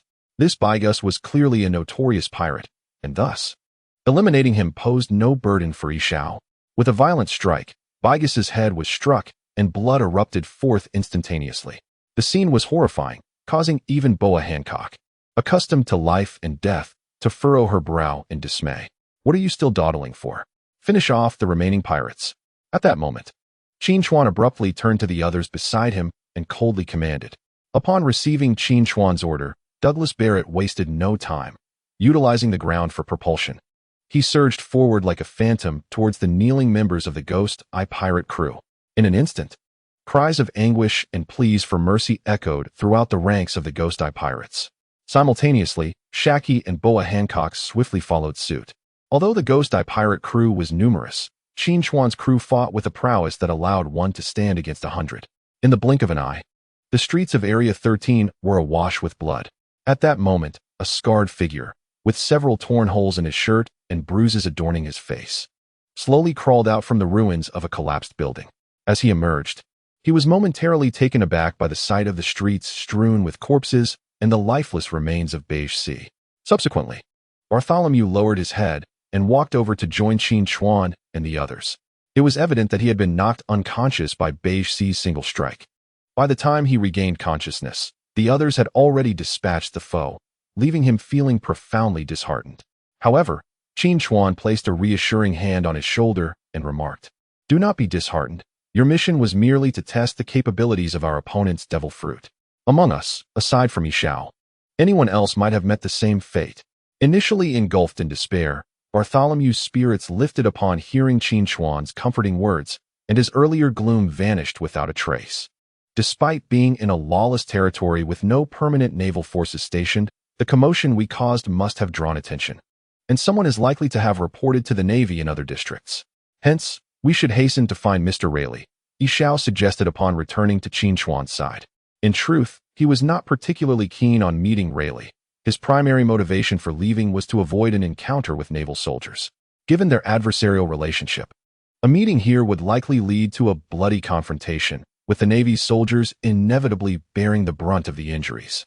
At that moment, Qin Chuan cast a sidelong glance at an unassuming house nearby and slowly spoke. "Since we are here, we might as well meet." His words startled everyone. Just as Douglas Barrett and the others prepared to respond, the door of the adjacent house was abruptly kicked open. The door flew toward Qin Chuan, but in an instant, Douglas Barrett stepped forward and shattered it to the ground with a single punch. Following that, Shanks, missing an arm, emerged from the house. Upon seeing the legendary red-haired Shanks, everyone present, except for Qin Chuan and Douglas Barrett, who had already crossed paths with him, stood frozen in astonishment. Even Yishao, whose strength was formidable, tightened his grip on his staff upon encountering Shanks. Bartholomew instinctively took 2 steps back, swallowing hard. This was the palpable pressure emanating from a true powerhouse. As Shanks stepped out, several of his crew members followed suit. The atmosphere turned tense as adversaries locked eyes. Shanks's crew glared intently at Qin Chuan. Yet, Qin Chuan remained unfazed, gazing calmly at Shanks. "Hey, take it easy," he said with a smile, noticing the serious expression on Shanks's face. As soon as Qin Chuan finished speaking, Shanks raised his right hand, and his renowned sword, Griffin, was instantly drawn from its sheath. In the next moment, both sides readied themselves for battle. An epic confrontation was imminent. At this moment, the atmosphere on the scene was so oppressive that it felt suffocating. Even ordinary residents hiding in their cottages found their breaths quickening as they peered through the windows at the unfolding spectacle. The two opposing sides were once formidable figures in their own right, even in the face of a potentially devastating battle. There was not a hint of fear upon their faces. "Do you wish to reclaim your honor, or do you seek to retrieve your ship?" Qin Chuan inquired with a demeanor that suggested nonchalance. "I desire both," Shanks retorted fiercely. "I have just annihilated a pirate crew returning from the New World. In truth, I would not mind eliminating another notorious pirate from that realm." Upon uttering these words, Qin Chuan's aura surged forth, radiating power. At that moment, he once again embodied the character card of Uchiha Itachi. The strength of Shanks compelled Qin Chuan to approach the situation with utmost seriousness. The most effective card in his hand was indeed Itachi's Sharingan. However, activating the infinite Tsukuyomi would be exceedingly taxing on his eyes. Thus, he resolved not to employ the illusion unless absolutely necessary. His confidence in repelling the crew of Shanks without resorting to illusions stemmed largely from the recent addition of a formidable ally, Yixiao. Thus, in terms of overall strength, Qin Chuan's side was poised to overpower Shanks' crew. It appeared that Shanks had also recognized the threat posed by the new face beside Qin Chuan, which prompted him to refrain from making the first move. For a time, both factions remained locked in a stalemate, particularly in such a crucial battle. If neither captain initiated an attack, their subordinates would not dare to act. If you lack the courage to strike, then allow me to shatter this impasse. Fire style, great fireball technique. Observing Shanks' hesitance, Qin Chuan decided to disrupt the tranquility. He initiated with a standard B-rank ninjutsu to test the waters. The next moment, he opened his mouth and unleashed a massive fire dragon, hurtling toward Shanks. Just as Shanks prepared to raise his cutlass to intercept it, a white figure appeared from a distance, moving with near lightning speed to shield him. Then, under the gaze of all present, this white figure, wielding a long sword, struck down at the oncoming fire dragon. The roaring fire dragon was swiftly cleaved in two upon contact with the razor-sharp blade. In that instant, everyone's eyes widened in astonishment at the sight of the white figure before them. Rayleigh. Soon after, Rayleigh's old comrade, Douglas Bullet, was the first to break the silence. The legendary figure who had just intercepted Qin Chuan's attack was none other than Silver's Rayleigh, one of the renowned pirates. If the sight of Shanks had not been enough to shock, witnessing the first mate of the Roger pirates, Silver's Rayleigh, left Boa Hancock nearly breathless. "Long time no see, Bullet," Rayleigh remarked with a smile, adjusting his glasses after sheathing his longsword. With Rayleigh now personally involved, the situation for both sides became even more precarious. Originally, under the proactive assault of Qin Chuan, everyone was prepared for an all-out brawl at this location. However, upon the arrival of Rayleigh, the dynamics of the situation shifted dramatically, enveloping the atmosphere in uncertainty. Were it not for the presence of Douglas Barrett on Qin Chuan's side, it would be plausible to assume that Rayleigh's intervention was intended to assist Shanks and his crew. Yet, given Barrett's involvement, it seemed unlikely that Rayleigh would unsheath his sword against his former comrade. In this context, Rayleigh's allegiance became critically significant. Even the supremely confident Qin Chuan could not guarantee that, should Rayleigh align himself with the opposition, they would emerge victorious. According to reliable intelligence, Admiral Borisolino was already approaching the Sabaody archipelago. Furthermore, Admiral Sakazuki had departed from Marine headquarters with several warships, evidently heading towards them.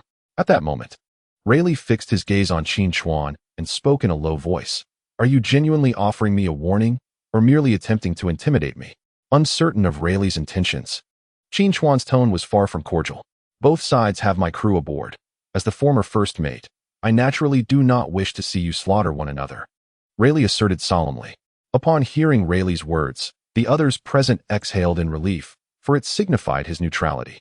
"This could prove rather troublesome," Qin Chuan mused. "The red-haired fellow behind you desires both revenge and the recovery of his pirate ship. I, however, wish to avoid humiliation and cannot afford to relinquish my only vessel," thus complicating matters considerably. Qin Chuan's stance was unequivocal. Recovering both honor and ship was unequivocally impossible. "Mr. Rayleigh, stand aside.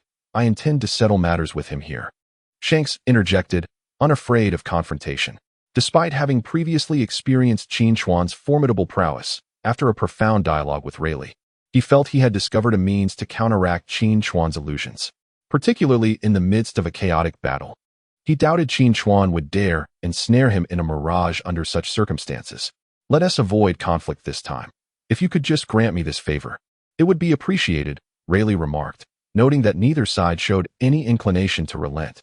Concurrently, a formidable aura emanated from him, swiftly enveloping the street.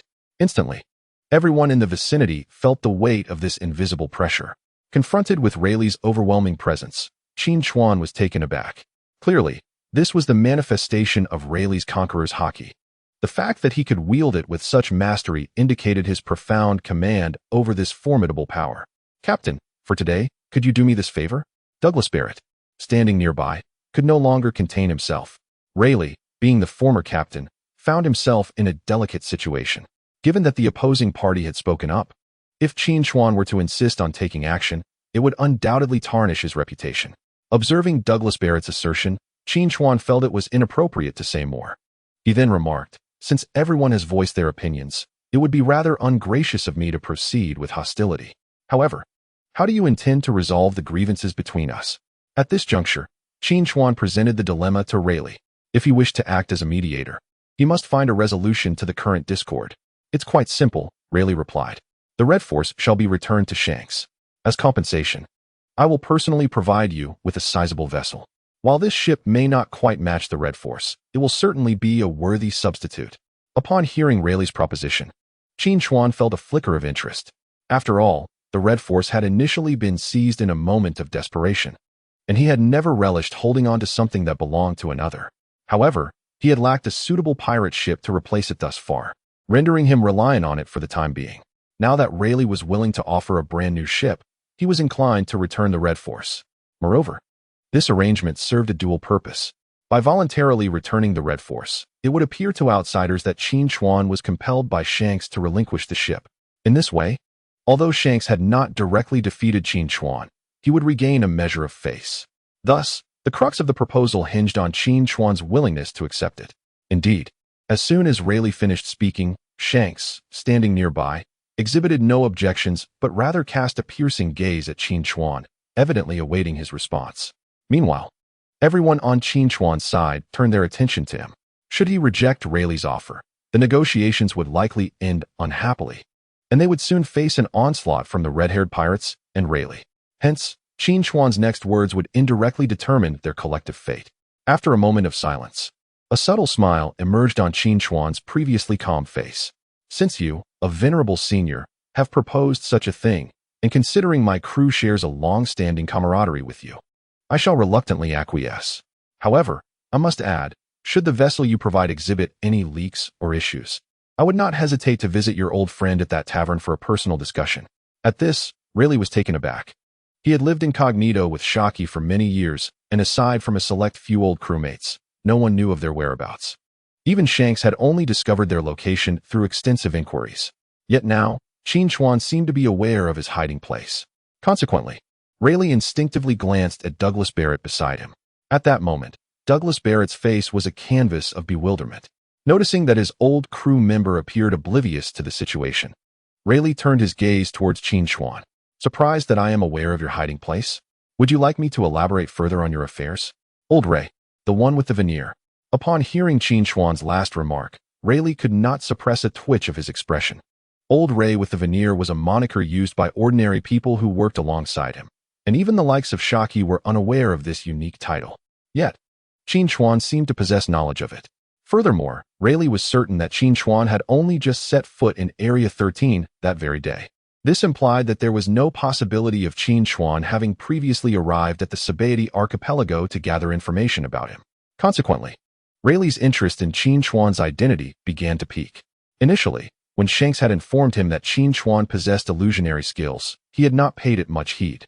However, upon this encounter, it was evident that Qin Chuan exuded a distinctive charisma. Even with his vast experiences, he had only encountered one other individual in his lifetime who possessed a similar magnetic presence, and that individual had been executed by the Navy. "Qin Chuan, you are truly intriguing. No wonder you dared to slay a celestial dragon," Rayleigh remarked with narrowed eyes. As soon as he spoke, Qin Chuan understood the implication. This was to be the end of their discussion regarding him. Thereafter, the two returned to Shaki's tavern. Shaki, who had been seated at the bar indulging in a cigarette, could not contain her ire upon seeing Rayleigh enter with such a large entourage. "Rayleigh, are you trying to get me killed? The combined bounties of these individuals exceed 100 billion. Moreover, that fellow just caused quite a ruckus in Area 13. Are you truly so unconcerned that the Navy and other factions won't find me?"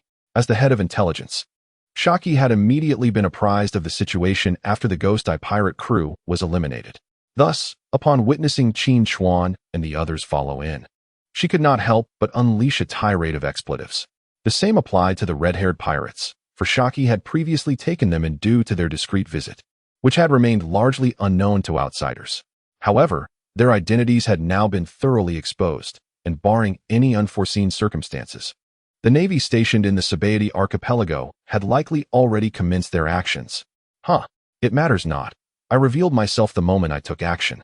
While this is not a Navy base, You must be aware that their eyes have already infiltrated this area, especially with all the commotion we've stirred up lately. I dare say the Navy has long since set their sights on us. As for why they have yet to confront us, I suspect they are merely awaiting reinforcements." Rayleigh jested as he settled down.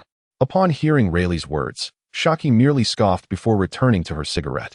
Indeed, as Rayleigh surmised, when Shanks and his crew had entered Shaki's tavern, the spies planted by the world government had promptly reported the developments to the five elders. The sole miscalculation made by Rayleigh was the belief that the informant was planted by the Navy. In truth, it was the fabled organization CP9. CP9 operates as a clandestine intelligence agency directly under the world government, characterized by its strict hierarchical management, where all personnel appointments must receive the approval of the highest echelons of the world government. Even the Navy headquarters remains oblivious to the exact number of members within this secretive agency. Thus, it is virtually impossible for an ordinary individual to gain employment within CP9. This is one of the reasons why CP9 can deploy informants here without detection. When intelligence reached Commander Spandam of CP9, he promptly relayed the information to the Gorosei. After all, this matter involved not only the notorious pirate Shanks, but also the long-hidden Silver's Rayleigh. Unbeknownst to him, Shanks had an underlying connection with the Gorosei. Therefore, when the Gorosei learned that the red-haired Shanks was seeking Rayleigh, they were taken aback. Initially, they had merely instructed CP9 to continue monitoring Shanks and Rayleigh to discern their intentions upon meeting. However, the situation escalated when Qin Chuan unexpectedly executed a celestial dragon on the Red Line and openly declared his intent to travel to Sabaody Archipelago en route to the New World. This development left the Gorosei in a state of agitation. They first discreetly contacted Shanks, urging him to intercept Qin Chuan, to err on the side of caution. They also informed Marine Headquarters Admiral Sengoku. Upon receiving the news, Sengoku immediately convened a high-level meeting. This meeting excluded even the vice admirals of the Navy, with only Sengoku, Kazan, Sakazuki, Garp, and Crane in attendance. During the discussion on how to encircle Qin Chuan's pirate crew, the hawkish Sakazuki gained the upper hand. He was subsequently authorized to lead the Navy fleet to the Sabaody Archipelago to assist Borsellino in the battle. However, this time, Sakazuki did not direct the fleet towards the Sabaody Archipelago, but instead steered the ships towards the Holy Land Mariewa on the Red Line. "Mr. Rayleigh, I apologize for the trouble this has caused you," Shanks said apologetically after overhearing the conversation between Shaki and Rayleigh. Yet, this situation may not be entirely unfavorable. As Shanks concluded his statement, Qin Chuan interjected unexpectedly, "What do you mean?" Shaki, intrigued by Qin Chuan's startling remark, turned her gaze towards him, as did the others present. "Mr. Rayleigh, with your capabilities, you possess the potential to effect significant change in this world. Much like when you aided Fisher Tiger in rescuing many from the Holy Land, Mariewa." When Qin Chuan referenced this past event in front of Boa Hancock, both Rayleigh and Shaki exchanged astonished glances. Evidently, this matter is shrouded in secrecy. However, Qin Chuan seems to possess some knowledge, igniting their curiosity regarding his identity. "Qin Chuan, it appears you know something," Xiachi inquired again, releasing a puff of smoke. "Oh, it's nothing much. To be honest, I don't know you well. After all, you haven't accomplished anything significant in over 20 years. Yet, perhaps this time bringing you into the limelight could prove beneficial. At least now, Mr. Rayleigh, you can no longer leisurely enjoy a drink, living the life of an ordinary person." Qin Chuan chuckled. In truth, he remained largely unaware of Rayleigh's subsequent affairs. "Are you trying to drag me down with you?" Rayleigh suddenly furrowed his brow, a hint of malice gleaming in his eyes. The atmosphere grew tense once more as the onlookers sensed the shift.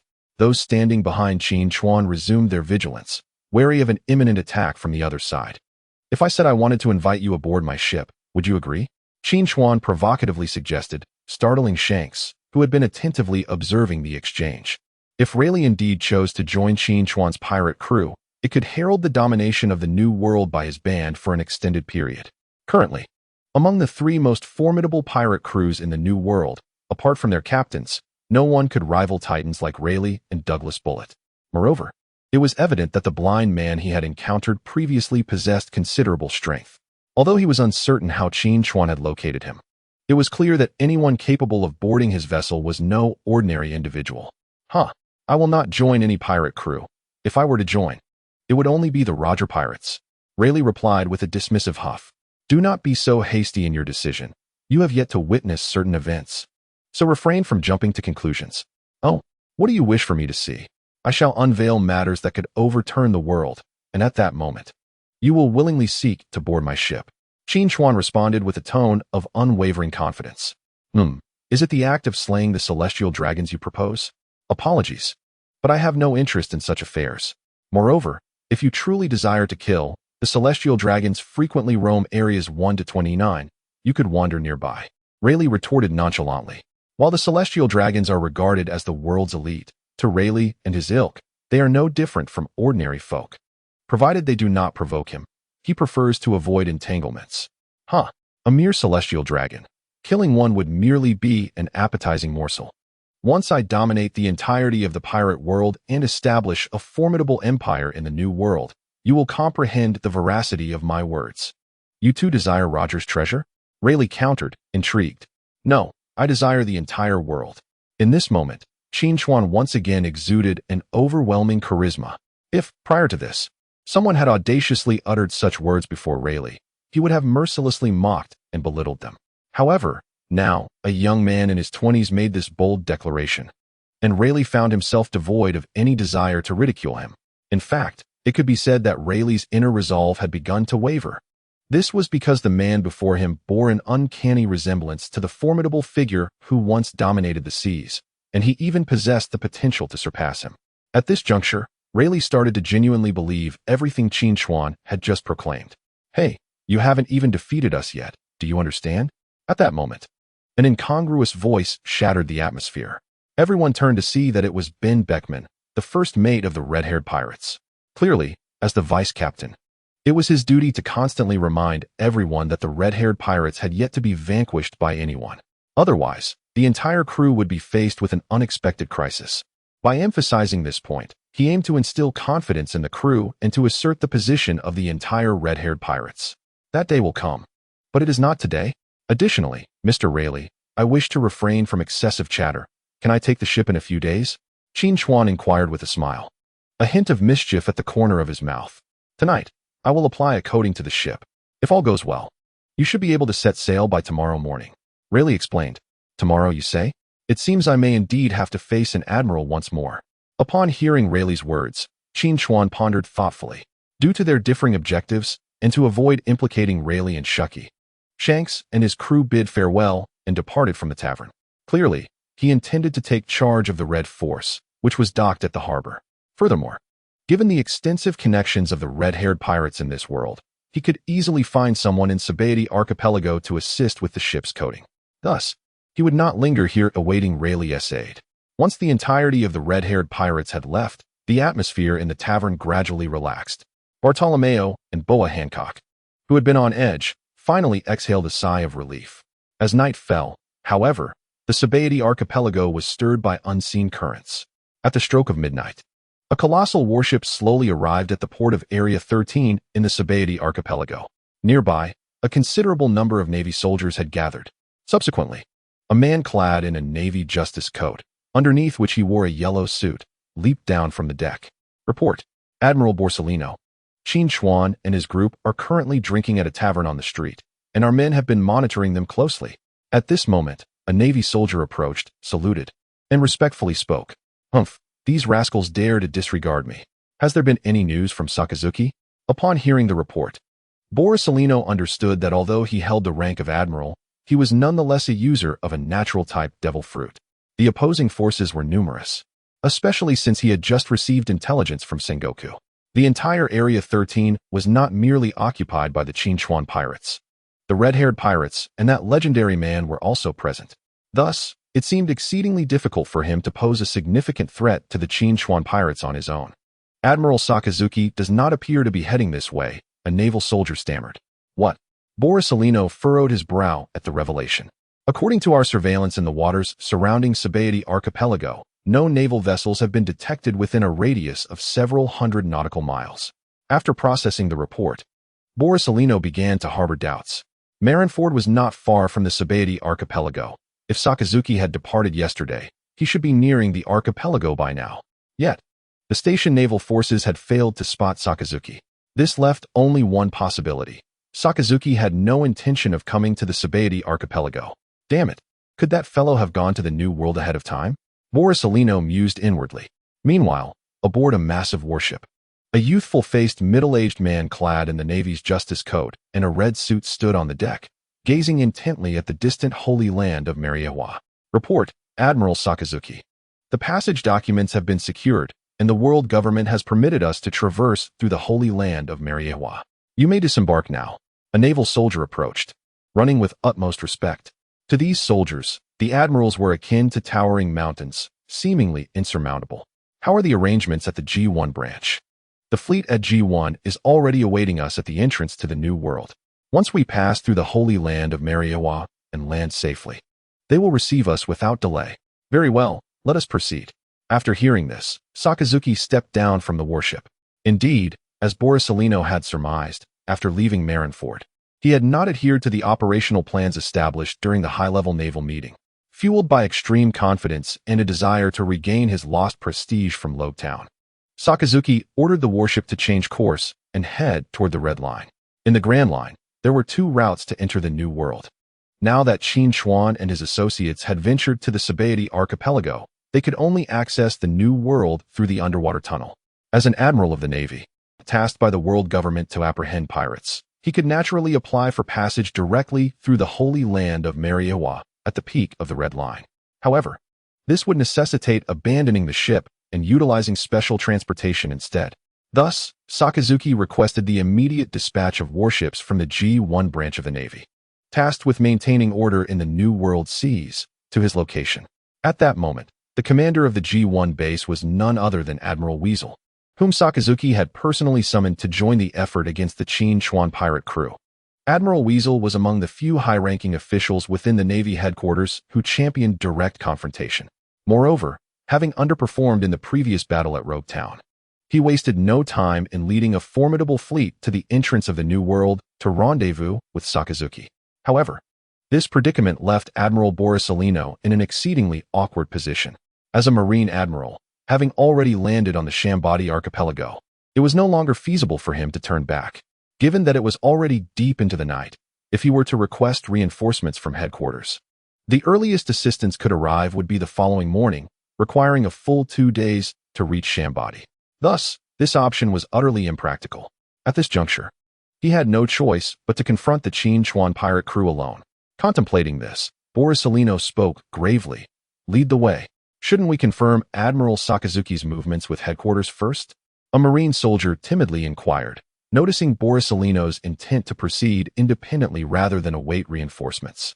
I am sufficient. A rabble such as them hardly necessitates the presence of multiple admirals. If it takes 2 admirals to capture a single pirate crew, we would surely be overburdened. Upon hearing the soldier's evident trepidation regarding the impending battle, Borsalino's expression darkened. And no, please, Admiral Borsalino, come with me. The soldier, startled by Borsalino's demeanor, felt a cold sweat break out on his forehead. Subsequently, a contingent of Marine soldiers followed Borsalino as he made his way to the streets of Zone 13. As they passed the site of the earlier confrontation between the Qin Chuan pirate crew and the Ghost Eye pirates, Borsalino abruptly halted, gazing at the collapsed structures. He calmly inquired, how long did the Ghost Eye pirates' Bigas hold out? 1 round. The nearby Marine soldier responded with trepidation. What? Borsalino turned in disbelief to face the soldier. Oh really, Admiral Borsalino. Our men observed it all from nearby. That middle-aged man in the purple robe, wielding a scepter, intervened only once. Consequently, Bigas collapsed before him and never rose again. Upon hearing this, a tempest of emotions surged within Borsalino. Although Bigas had a modest bounty, he was somewhat notorious in the New World, particularly for his prior chaos at the G5 branch of the Navy, stationed at the forefront of the New World. At that time, Vice Admiral Virgo, the commander of the G5 branch, exerted all his efforts to capture the formidable Bigas, yet he was unable to succeed, indicating that Bigas possessed considerable strength. However, the unexpected occurred when a previously unseen individual from the Qin Chuan pirate crew effortlessly dispatched him with a single blow. This revelation suggested the presence of hidden, formidable forces within the Qin Chuan pirate crew, which was certainly not favorable news for him. Qin Chuan itself represented a significant threat, compounded by the presence of Douglas Bullet, and 2 other powerful former warlords of the sea. Now, with the addition of a mysterious figure, the balance of the battle had decisively tipped in favor of the opposing side. Observing Admiral Borsellino seemingly hesitating in place, a brave Navy soldier dared to speak again. "Admiral Borsellino, why don't we set up an ambush nearby? This would not only increase our chances of success, but also provide us with an escape route, would it not?" Fear gripped him at that moment, particularly as Borsellino contemplated relying solely on his own strength to confront the Qin Chuan pirate crew. Thus, he could only hope that Borsellino would reconsider the perilous course. "An ambush is indeed a commendable strategy, but I must apologize, for I shall be the one to employ it first." Just as Borsellino was about to respond, a figure suddenly appeared on the roof of an inconspicuous house nearby, startling everyone present. "Who goes there?" a Navy soldier shouted, and in an instant, numerous rifles were raised, aimed at the shadowy figure. Meanwhile, Borsellino furrowed his brow, fixated on the newcomer. "How is this possible? When did this person come so close? Why am I unable to sense anything with my observation hockey? Borsellino, have you come alone? This is tantamount to courting death." Qin Chuan's voice resonated from the rooftop once again. Upon hearing this, the crowd of Navy soldiers erupted in a frenzy, as it was evident to all who stood atop the roof. At that moment, a brilliant beam of yellow light shot forth from Borsellino's fingertip, striking Qin Chuan on the rooftop in an instant. The next moment, a tremendous explosion reverberated from the flat roof. As the thick smoke began to dissipate, only ruins remained at the scene. Seeing that there was no sign of Qin Chuan amidst the debris, Borsellino's heart sank further. His beam attack was not only immensely powerful, but also incredibly swift. If the opponent had not been fully prepared, it would have been impossible to evade such an attack at such close range. In reality, Qin Chuan had not evaded the attack at all. When the beam struck his body, it exploded instantaneously. However, this body was merely a decoy employed by Qin Chuan. Although the Navy's intelligence network was formidable, it was Shaki who reigned as the queen of information on Sabaody Archipelago. Upon receiving the news that Admiral Borsellino had landed in Zone 13, Bartolomeo and his companions had already executed all the spies lurking near the tavern, based on the intelligence she provided. They then positioned themselves early along the inevitable route to the tavern, laying an ambush. To test Borsellino, Qin Chuan employed a substitution technique, placing a decoy atop a nearby building, while they concealed themselves a short distance ahead to monitor the situation. This was the reason Borsellino, despite being in such proximity, failed to detect Qin Chuan's presence. The figure he perceived was not a living entity, but merely an illusion. Witnessing Borsellino obliterate an entire house with a single strike, and observing that Qin Chuan seemed to have vanished, a faint smile crept upon the faces of the naval soldiers present. Clearly, they had begun to believe that Borsellino might indeed triumph over the Qin Chuan pirate crew. However, such optimistic thoughts would not linger for long. In the next moment, several figures suddenly emerged ahead. As the faint moonlight illuminated their faces, everyone present gasped in shock. Approaching them were not only the members of the Qin Chuan pirate crew, but also a bespectacled man radiating an overwhelming aura of power. Upon seeing Qin Chuan remain utterly unfazed, the naval soldiers who had just felt victory within their grasp fell back into despair. "Borsellino, your rudeness is quite unbecoming. To strike without provocation is most discourteous. Fortunately, I managed to escape swiftly. Otherwise, you might have truly taken my life." Qin Chuan remarked with a slight smile, initiating the conversation. "Did you take me for a fool? That was not you at all." Borsellino, not one to be easily deceived, quickly realized that the figure on the rooftop had merely been a diversion after unleashing his beam attack. "Haha, and yet you still chose to attack? Are you not the foolish one?" Qin Chuan retorted. At this, Borsellino's expression darkened further, yet the current circumstances rendered him unable to strike back, compelling him to endure. "Borsellino, do not entertain thoughts of aggression. We harbor no desire to harm you. If you depart now, I can assure your safety by appealing to the captain." At this moment, a figure beside Qin Chuan interjected. And who might you be?" Borsellino inquired, noting the striking resemblance between this individual and the one who had reportedly dispatched Beige Sea with a single blow. "I am but a simple brash man, yet I strive earnestly, hoping to exchange my efforts for a semblance of peace." "Is the peace you seek to be built upon the suffering of others? When you engage in pillage and slaughter, do you ever contemplate granting those tormented souls a chance to survive?" Borsellino countered. From what I understand, Mr. Qin Chuan and his crew have refrained from any heinous acts during this time. On the contrary, they have inadvertently aided your navy and the world government by eliminating numerous threats. Thus, Mr. Borsalino, your accusations appear to lack any substantial foundation. Despite facing Borsalino's unfounded allegations, Xiao responded with remarkable composure. This matter is best left for the judges on Judicial Island. As long as the world government does not grant you clemency, you shall remain pirates. My duty is to capture you all and bestow true peace upon this world. With that, Borsalino ascended into the air, his form shimmering with light. Clearly, he intended to take the initiative. After all, he found himself encircled. Rather than awaiting his fate, it was wiser to strike first, perhaps even slaying a few of his adversaries. In the next moment, he crossed his arms, and radiant cross-shaped light erupted from his fingertips. Bartolomeo. Upon witnessing this, Qin Chuan immediately called out to Bartolomeo, who promptly leaped forward to join the others. Eight-forked jewel. Protective barrier. Both sides launched their attacks simultaneously. Countless brilliant light bullets were instantly fired from Borsalino's hands, densely bombarding Qin Chuan and his companions. Under such a relentless barrage, evasion seemed nearly impossible. Yet, despite this, Qin Chuan and his comrades remained unflustered, showing no intention of retreating. As the light bullets neared their targets, a transparent square protective barrier suddenly materialized before Bartolomeo. In the next instant, the light bullets struck the barrier with tremendous force. A cacophony of explosions resounded through the skies of Area 13. As the smoke cleared, the transparent barrier stood unscathed before Borsalino. At that moment, every member of the Navy, including Borsalino, was utterly astonished.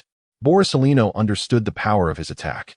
Yet it had been completely thwarted by the most inconspicuous member of the Qin Chuan pirate crew, who bore the lowest bounty. The other Navy soldiers surrounding Borsalino had completely lost any desire to fight. Mr. Xiao, since this fellow struck first, shall we engage him to the bitter end? Qin Chuan inquired lightly, addressing Xiao beside him. Well, it seems there is no other choice. Since he has shown no mercy, we shall not be remiss in our duty. Let us leave his corpse behind. Xiao sighed before speaking slowly. Although his words were deliberate, as soon as he finished speaking, his aura surged dramatically. In the next moment, he gripped his staff and charged towards Borsalino with a swift stride. Bartolomeo, guard my side. The others, take him down. Qin Chuan issued the attack command without delay. Confronting such a user of a natural-type devil fruit, Qin Chuan was reluctant to employ illusions, opting instead to signal those around him, endowed with the power of Haki, to engage directly. Upon receiving Qin Chuan's command, Douglas Barrett and the others did not dare to underestimate their opponent, who was one of the Navy's most formidable forces. Consequently, they charged towards Borsalino in unison. In an instant, Borsalino found himself facing multiple assaults simultaneously. Observing this scene, he remained unfazed, with his hands clasped together. He concentrated photons into his palms, manifesting a sword of light as his weapon. Feel the might of the Ama no Murakumo no Tsurugi, he declared coldly, his demeanor resolute. The next moment, a staff, imbued with mirth, came crashing towards him. Gravity blade, fierce tiger, Ama no Murakumo slash. The weapons of both parties collided with a forceful impact. Boom. The clash produced a dazzling brilliance, and a powerful shockwave reverberated throughout the streets of Area 13. In an instant, all buildings surrounding the street were reduced to rubble. Yet, this was merely the beginning. During their confrontation, Douglas Barrett surged forward. Devil form, the strongest fist. He fused his demonic aura with Haki, significantly enhancing his speed and strength, fully embracing his so-called devil form. Without hesitation, when he closed the distance to Borsalino, he unleashed his most formidable technique in this devil state. The explosive speed and power struck Borsalino squarely in the abdomen. Although Borsalino had exerted every effort to elementalize himself, Douglas Barrett's formidable Haki proved too potent. Thus, he landed a solid blow on Borsalino's physical form. Bang! With a dull thud, Borsalino was propelled into a nearby dilapidated structure. A thick cloud of smoke billowed forth. Nevertheless, the members of the Qin Chuan pirate crew showed no signs of retreating, as they did not believe that a marine admiral could be so easily vanquished. The next moment, Boa Hancock made her move. With a graceful leap, she approached the crumbling edifice, and as the smoke swirled around, she gently touched her lips with her fingers, transforming them into a massive pink heart-shaped projectile. Drawing it back like a bow, she unleashed a flurry of pink arrows. These arrows surged into the smoke with fervor. Moments later, the scene fell into a profound silence, as everyone awaited the dissipating smoke to reveal whether Borsellino could rise once more to resist. But just as the crowd began to lower their guard, a radiant beam erupted from the ruins. Boom! Boa Hancock, caught too close to the source, found herself unable to fully evade this near-light-speed assault. In the next moment, the beam of light struck her abdomen with a sudden ferocity. Instantly, Boa Hancock was sent flying backward, and Shaki quickly rushed over to shield her. Despite his timely intervention, she could not suppress a mouthful of blood from escaping her lips. Her expression grew grave, revealing the extent of her injuries from the unexpected assault by Borsellino. As the thick smoke dissipated, Borsellino slowly emerged from the rubble, evidently not faring well himself. Earlier, during his battle with Ichao, he had been struck by Douglas Bullett's most powerful punch, which had nearly shattered his ribs. Before he could regain his footing, a barrage of Boa Hancock's arrows rained down upon him. Fortunately, being a user of a Logia-type devil fruit, he managed to elementalize just in time, allowing the arrows to pass through him without petrifying his form. However, despite inflicting a sudden blow on Boa Hancock, it was clear that the overall situation remained dire. Their numbers were overwhelmingly in favor of the adversary, and 3 additional opponents, including Qin Chuan, had yet to engage in combat. After merely 1 round, he had already sustained internal injuries, underscoring the significant disparity in their strengths. Humph! To withstand my strongest punch, you are indeed worthy of being a Marine Admiral. Yet, while you have endured, your body must be gravely wounded. Should I strike you once more, you may very well meet your demise here. Douglas Bullet warned coldly, his body enveloped in a shroud of dark energy. Think you can eliminate me so easily? Not a chance, Borsellino retorted through clenched teeth, raising his Amatsuke's sword and bringing it down fiercely towards the crowd before him. In the next instant, a sharp golden blade of light erupted from his sword. Ichao immediately raised his staff to block Borsellino's assault. The blade struck Ichao's staff with tremendous force, producing a deafening sound. Once again, smoke filled the air. All Navy personnel, retreat. I will hold them off, Borsellino shouted to the bewildered soldiers below, who had been rendered nearly catatonic by the unfolding chaos. However, upon hearing his command, they snapped back to reality, abandoning their firearms and fleeing in every direction as if granted a reprieve. Shall we pursue them? Shaki inquired, releasing his grip on Boa Hancock's gold hook, his demeanor serious. No need. They are but a disorganized rabble. Let us just eliminate this one, Qin Chuan replied calmly. Evidently, Lin Shan did not wish to annihilate the Navy, as this world often relies on them for maintenance, at least for the time being. Moreover, the Sabaody archipelago is inherently a tumultuous place. Thus, a significant weakening of naval forces would render the lives of its citizens even more arduous. Ultimately, Lin Shan decided to spare the Navy soldiers. Kill him. At that moment, Douglas Barrett took action once more. If their collective efforts today failed to slay Borsellino, it would undoubtedly tarnish the reputation of the entire pirate crew. Hence, he needed to conclude the battle expeditiously. Suddenly, Douglas Barrett's aura surged dramatically, radiating an overwhelming pressure that spread outwards from him like a tempest. The streets of Area 13 began to tremble violently, reminiscent of an earthquake. Such formidable conqueror's haki! It appeared that even while imprisoned in the oppressive depths of the underwater prison, he had significantly enhanced his strength. Observing this scene, Rayleigh, who had been spectating from a distance, narrowed his eyes. His action startled both Crocodile and Smoker, for such conqueror's haki was beyond their capabilities. Immediately, Douglas Barrett surged forward like a spectral cannonball, closing in on Borsellino. In response, Borsellino swiftly raised his sword, the Amatsukami, to strike down. Yet, Douglas Barrett showed no intention of evading. After fully unleashing his conqueror's haki, he struck with a fist enveloped in armament haki against the massive golden sword. Boom! The fist collided with the Amatsukami, resulting in a violent clash.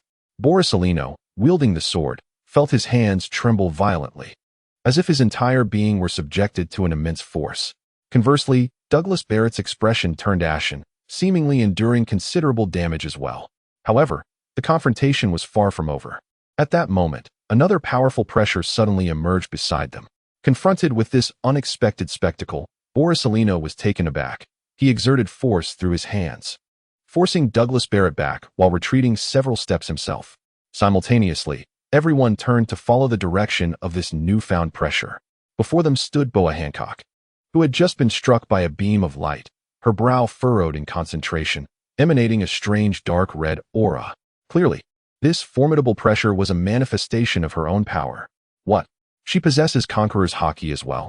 Upon realizing that Boa Hancock, a woman, wielded Conqueror's Haki, everyone at the scene, except for Qin Chuan, stood stunned. Crocodile, in particular, was bewildered. He had never anticipated that Boa Hancock would possess such power. When did this become so commonplace? Witnessing this scene, Bartolomeo, who had heard faint whispers of the Conqueror's Haki, swallowed hard and murmured to himself, "She is, to my knowledge, the second woman to possess this rare power, the first being Charlotte Linlin."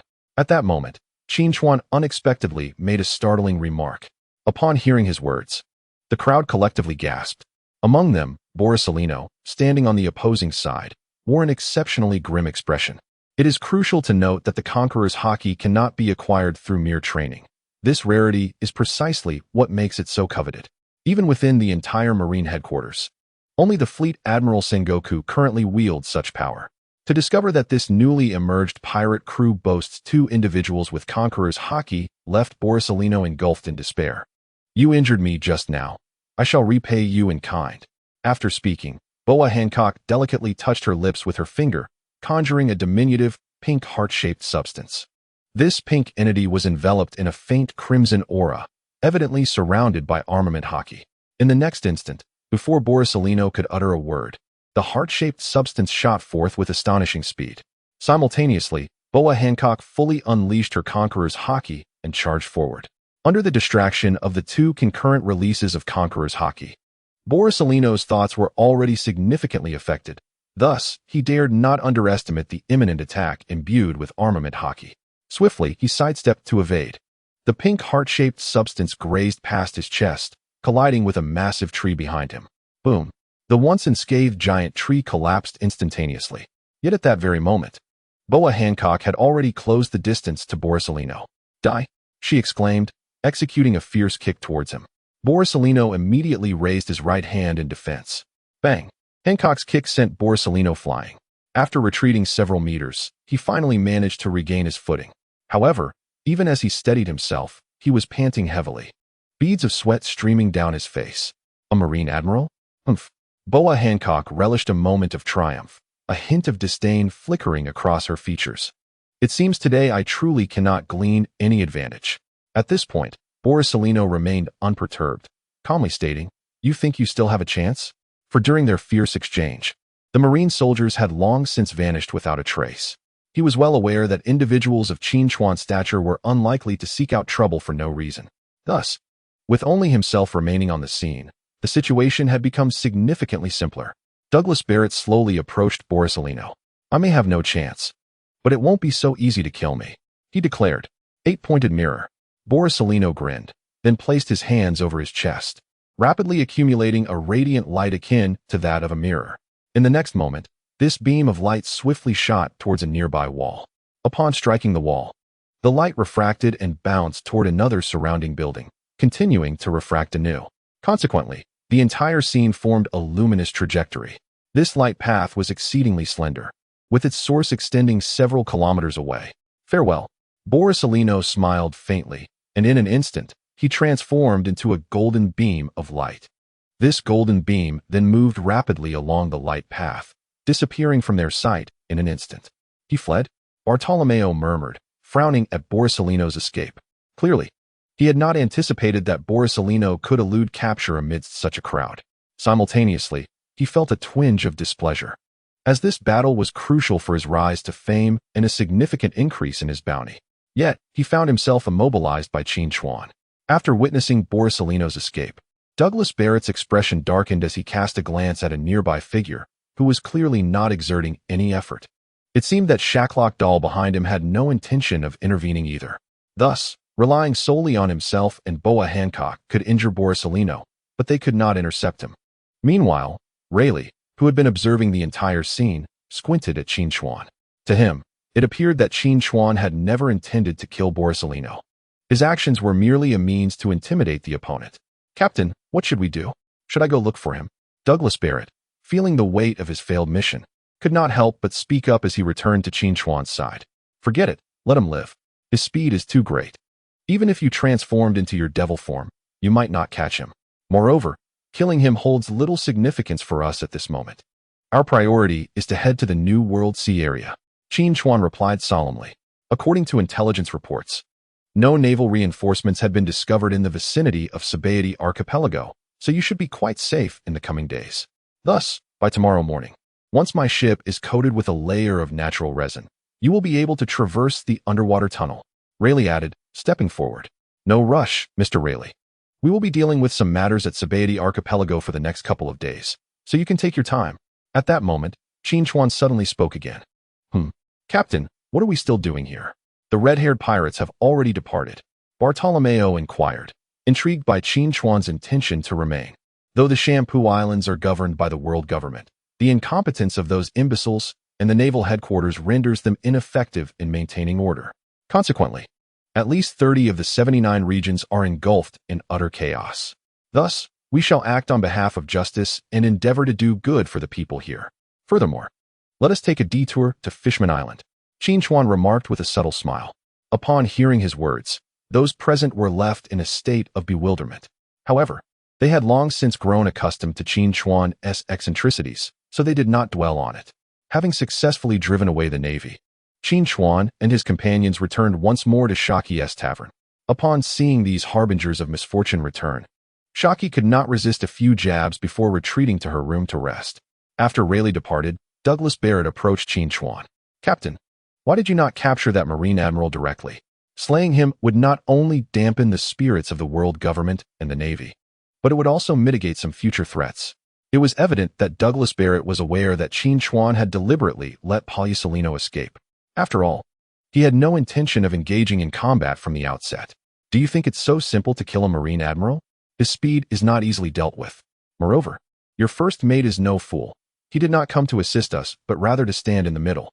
Should he realize we are capable of defeating Poliusolino, I am certain he would act immediately to intervene and whisk him away. Qin Chuan replied dismissively. Why would he save the Marine Admiral? What benefit does that serve him? Does he naively believe that such an act would curry favor with the world government? Quite the contrary. He simply wishes to maintain the current balance at sea. Qin Chuan suddenly narrowed his eyes. The balance at sea? Clearly, it was the first time Douglas Barrett had encountered this term. Indeed, while the maritime world is currently in turmoil, it possesses a delicate equilibrium. This fragile balance hinges on the Navy's three absolute powers. If we were to easily eliminate a Marine Admiral here, that balance would be irreparably disrupted in no time. At that moment, the pirates of the New World would undoubtedly stir restlessly, and those formidable pirate crews would once again wreak havoc. This is a scenario that Rayleigh wishes to avoid. Qin Chuan elucidated. What concern is that of his? After all, he is a pirate. Indeed, like him, both he and Xiao share a desire to preserve the world. However, Rayleigh, having witnessed countless storms and once standing at the pinnacle of the world, chose to retire at his age. Xiao, on the other hand, is at the beginning of his journey. Qin Chuan continued. He understood individuals like them well. Once their strength reached a plateau, they sought to effect change through their own power. This is a common trait among many top-tier warriors. Having listened to Qin Chuan's remarks, Douglas Barrett nodded in a semblance of understanding. Meanwhile, in a secluded dwelling within Area 13, Poliusolino wiped the blood from the corner of his mouth and subsequently vanished from sight. The battle that transpired the previous night had sent shockwaves throughout the entirety of Area 13, and by dawn, news of the outcome had reached every corner of the globe. Major newspapers blared sensational headlines. The next maritime emperor is born. Qin Chuan will completely upend this world. The admiral nearly falls at the Sabaody Archipelago, and today, the new emperor is officially crowned. The demon Qin Chuan strikes again. The Navy is powerless to resist. Observing the headlines that all extolled Qin Chuan's victory over Admiral Poliusolino, the atmosphere in Marine headquarters at Marineford was decidedly peculiar. Everyone was acutely aware of the repercussions of this significant naval defeat. Damn it, connect me to Sakazuki immediately. I demand to know his whereabouts. Admiral Sengoku bellowed, his fist crashing down on the desk in fury. Report to Admiral Sengoku. According to intelligence, Admiral Sakazuki's forces have traversed the skies above Mariewa and have successfully reached the New World seas. A substantial contingent of the Navy stationed at the G1 branch in the New World, under the command of Vice Admiral Badger, is en route to the entrance of the New World to welcome Admiral Sakazuki. A trembling Navy communications soldier reported, "You fool, at a time like this." He is still considering heading to the New World.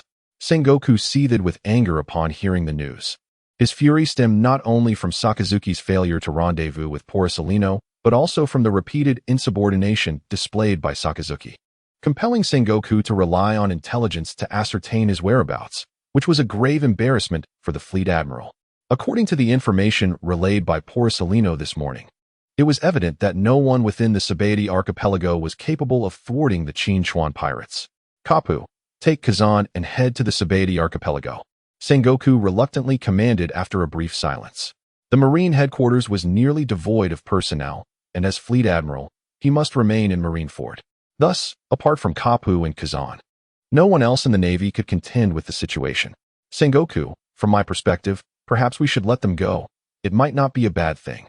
Kapu suddenly interjected, presenting a contrasting viewpoint. What? You suggest we release them? We have already been humiliated enough by this pirate crew, and you wish to show them leniency? Sengoku nearly exploded with rage upon hearing this. Calm down. What awaits in the New World? The Celestial Dragons? The world government? There is nothing there. Only a band of ruthless pirates. If they venture into the New World, do you truly believe that the pirates there will accept them? Could they possibly be doing nothing at all? At this moment, Garp, unfazed, posed a series of questions. After listening to Garp's words, Sengoku, who had been irritable, found himself considerably calmer. After a moment of contemplation, he furrowed his brow and retorted, "Are you suggesting that you wish to utilize Qin Chuan's hand to eliminate the pirates of the New World? Indeed, it presents a splendid opportunity, at least for us, as a chance to fundamentally disrupt the balance at sea." Garp affirmed with a nod. "It is far too perilous.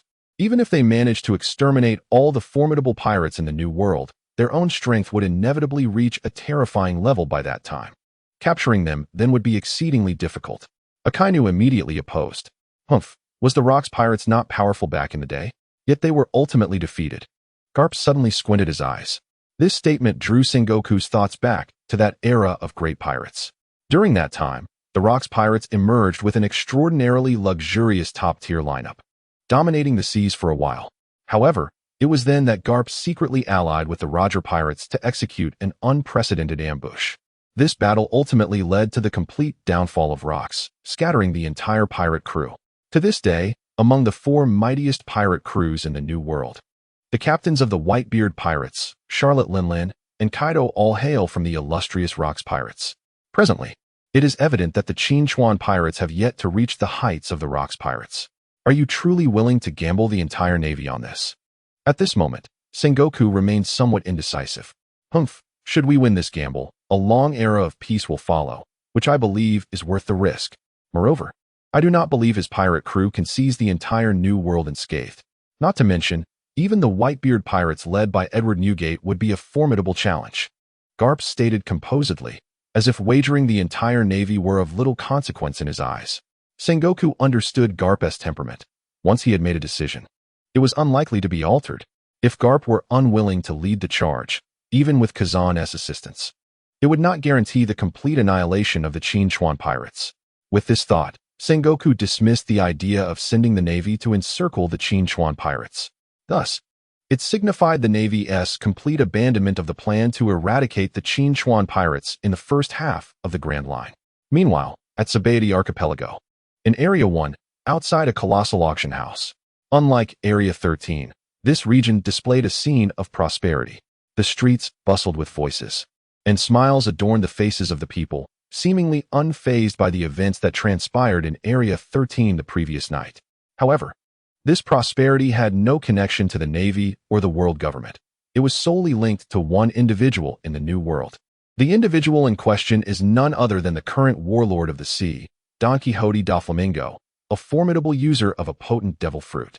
Doflamingo operates seamlessly within both the legitimate and illicit realms, possessing the official backing of the warlords while being supported by dark forces. This duality has enabled him to clandestinely manage and monopolize illegal human auctions, supplying slaves to the celestial dragons and affluent nobles, and abducting beings from various races. Furthermore, he has infiltrated the arms trade in the underworld, with his influence sprawling across the globe, acting as a broker in the shadows, known only by the codename Joker. Unbeknownst to most, one of his trusted confidants is Virgo, the highest commander of the G5 naval base at the forefront of the New World. The general populace remains blissfully unaware of these connections, and due to Doflamingo's formidable presence, few dare to stir trouble here. Yet, a young man standing outside the auction house is acutely aware of these intricacies, observing the elegantly attired guests as they enter. It is evident that significant items are to be auctioned today. "Captain, what are we doing here?" Bartolomeo muttered beside him, evidently perplexed by Qin Chuan's choice to venture into such a gathering instead of exploring the New World. "Huh, you'll find out once we step inside." Qin Chuan chuckled heartily, striding confidently toward the entrance.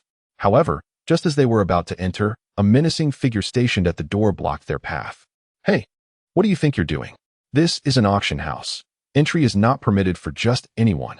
Clearly, Qin Chuan and his companions did not exude the aura of wealth in the eyes of this man. Clearing his throat, Qin Chuan prepared to respond. But before he could utter a word, the graceful Boa Hancock beside him swiftly delivered a sharp kick to the man's knee. "Ah!" The man instinctively clutched his injured leg and fell to his knees before Qin Chuan and his entourage. "May I enter now?" Qin Chuan inquired with a smile. In agony, the man could scarcely speak, merely nodding in pained acquiescence, fully aware that this group was not to be trifled with. With the man's reluctant concession, Qin Chuan pulled back the curtain and entered the auction venue, where a sea of attendees filled the expansive hall, indicating that this was indeed a prestigious event. Scanning the crowd, Qin Chuan noticed the absence of any celestial dragons wearing their distinctive bubble helmets, which left him somewhat disheartened.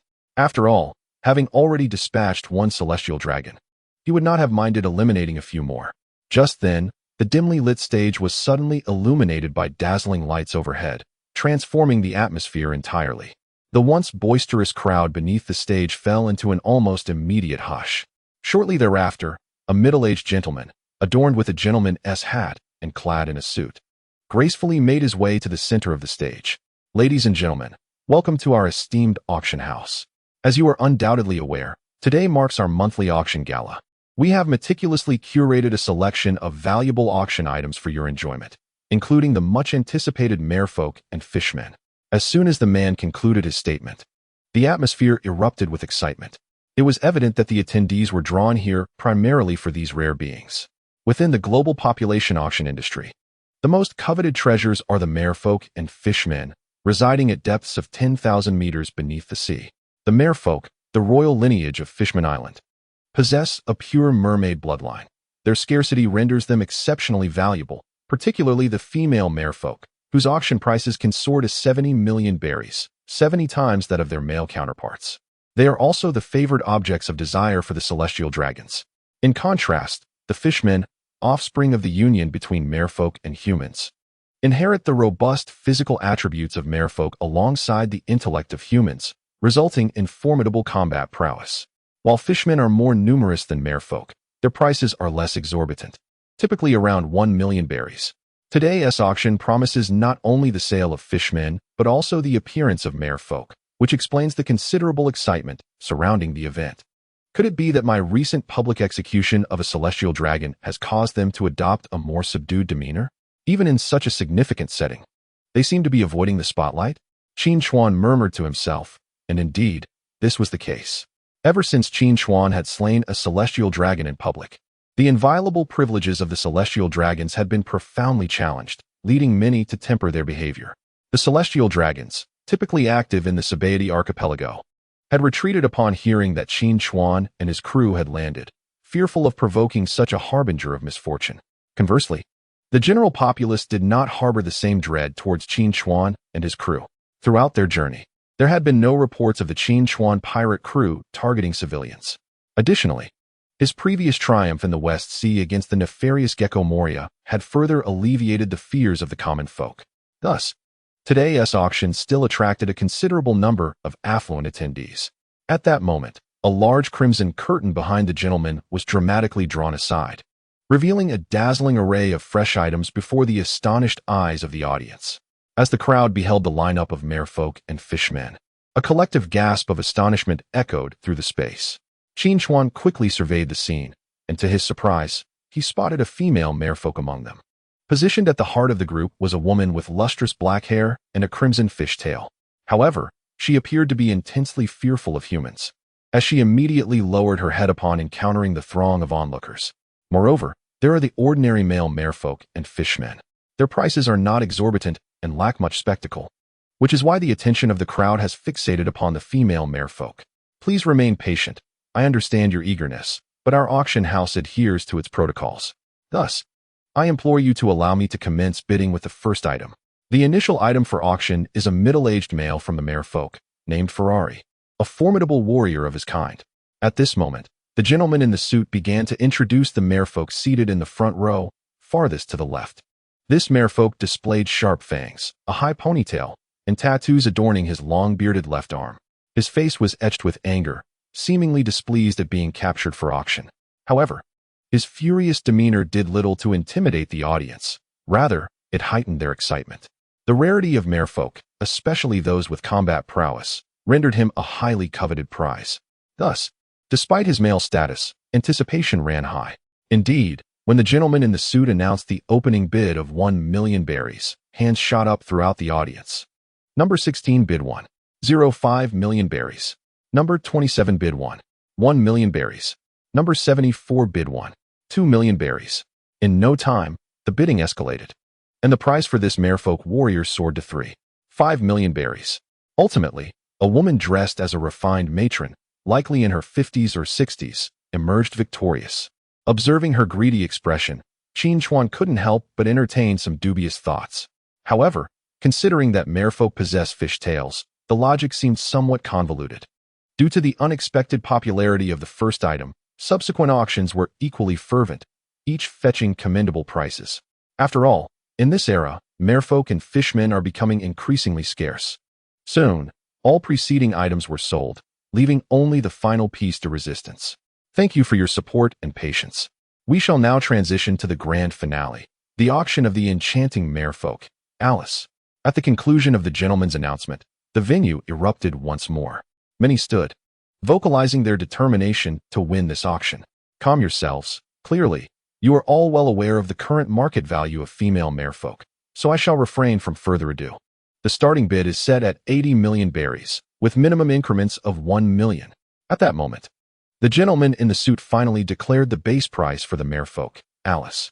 An 80 million berry starting bid is indeed substantial, comparable even to the bounties of Shacklock Darl and Boa Hancock. How could it be that a seemingly defenseless female merfolk commands a price exceeding my former bounty? Certainly. Upon hearing the quote, Shacklock Darl, who had been observing from the sidelines, could not suppress his complaints. You are quite fortunate. During my reign over the underworld of Rog Town, I had never encountered such a fortune. Bartolomeo lamented with a pang of nostalgia. Clearly, those who lived on the edge of a blade placed great value on their bounties. Qin Chuan chose to disregard them, for the atmosphere of the auction hall had become electrifying. I bid 81 million berries, declared a portly middle-aged man, raising his hand first. I bid 85 million. No sooner had he spoken than another figure, a rather unsightly man adorned with a black hood, raised his hand, exuding an air of mystery. Yet, in a gathering such as this, peculiar individuals were commonplace, and thus little attention was paid to him. Before long, the price for Elia began to soar, astonishingly surpassing 100 million berries in a remarkably short span. Within a mere minute, the price had surged by 20%, and the prospects for further increases loomed ominously. This compelled several affluent bidders of moderate prowess to reluctantly withdraw from the auction. At that moment, the enigmatic man in the black hood raised his hand once more. The Lufield family bids 110 million berries.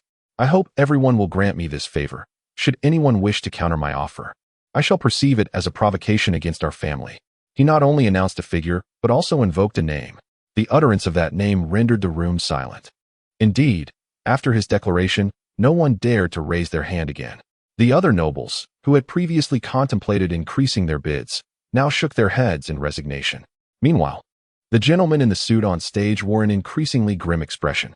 His intent had been to elevate the auction item's price. Yet the mention of that name effectively intimidated others into silence. Sir, your actions are somewhat unscrupulous.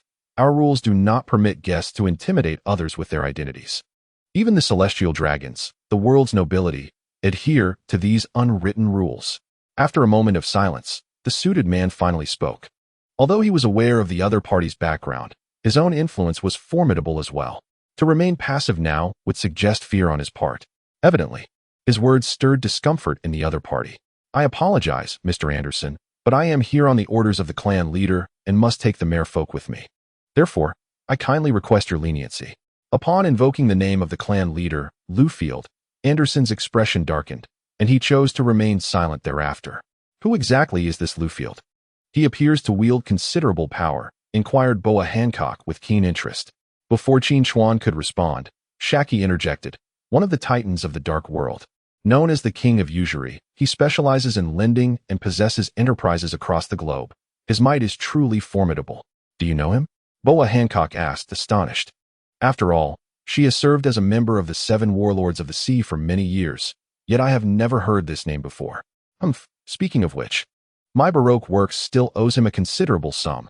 When I first arrived in Alabasta, I borrowed several tens of millions of berries from him. Crocodile snorted. Oh, do you intend to repay it? Several tens of millions of berries is no small amount. Boa Hancock retorted. At this stage, I am not considering it.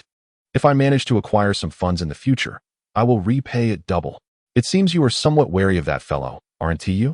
Upon hearing that Crocodile was still contemplating repayment, Bartolomeo could not help but interject. This is the rule of the dark world. If I truly borrow money and do not repay it, he indeed cannot do anything to me, but in doing so, I would violate the customs of their realm. If I offend them, they will never cooperate with me again. Crocodile explained. In truth, given his strength, even if the major powers of the dark world united, they might not be able to capture him. However, if he dares not to repay the money, it would pose significant obstacles for Crocodile in seeking loans or engaging in other ventures in the future. What is there to repay? Why should I repay money borrowed with my own abilities? Just then, Qin Chuan made an astonishing remark from the side. Captain Qin Chuan. Those fellows are not to be trifled with. They are quite united internally. Even the head of this auction seems hesitant to provoke them. Hearing Qin Chuan's words, Crocodile's brow furrowed slightly. He did not wish to offend those individuals in the dark world at this moment. We'll see, perhaps after today. If we do not seek them out, they will come knocking. After Qin Chuan spoke, he refocused his attention on the stage below. At that moment, the mysterious man had already spoken, and although the host felt displeased, there was nothing he could do.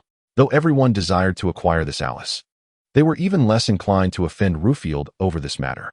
Thus, there was no longer any intention to bid among the attendees.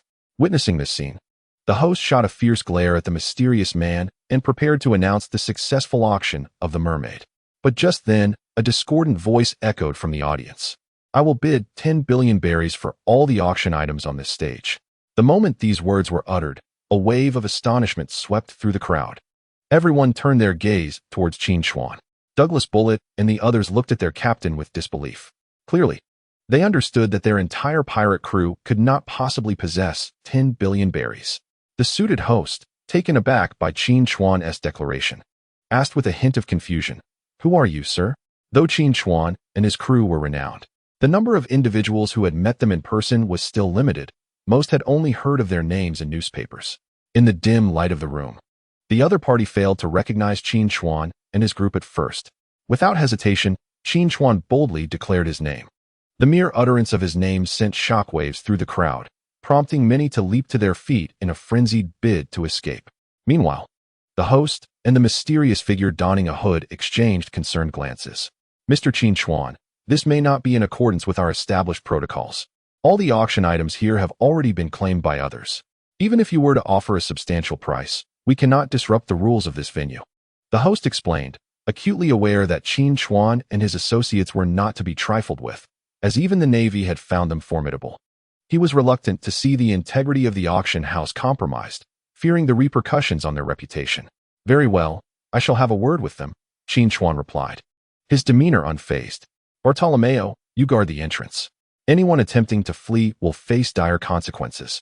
As his words echoed, Those guests who had been poised to escape found themselves paralyzed by fear, returning to their seats. The host's expression darkened further. Mr. Qin Chuan, I acknowledge your formidable strength. But the very existence of this auction house in the Shambadi archipelago is evidence of its legitimacy. Should you choose to disrupt our proceedings today, you may find yourself at a disadvantage in the future. Are you threatening me? Qin Chuan retorted, fixing the host with an intense glare before vanishing from sight in an instant. What? The host's countenance fell as he sought to locate Qin Chuan. Just then, a figure materialized before him. You. Before he could utter another word, Qin Chuan's fist struck his forehead with devastating force, sending the host tumbling off the stage, unconscious. In that moment, a profound silence enveloped the room. Even the previously boisterous, mysterious figure was rendered speechless in the face of Qin Chuan's might. I wish to take my companions and depart now. Does anyone have any objections? Qin Chuan inquired, brushing dust from his hands with a smile directed at the assembled crowd. At that moment, it would take an extraordinary lack of foresight for anyone to dare oppose him. However, after a moment of struggle, the mysterious figure tentatively spoke up. Mr. Qin Chuan, I am an envoy from Lufield. I have come primarily for that female merfolk. If you could show some leniency, I believe that Lufield would be quite pleased. And I am willing to offer you a sum of 110 million berries for this favor. He has come here with a mission, and should he fail to fulfill it, he would undoubtedly face severe repercussions upon his return. Thus, he finds himself compelled to risk his life in an attempt to negotiate with Qin Chuan.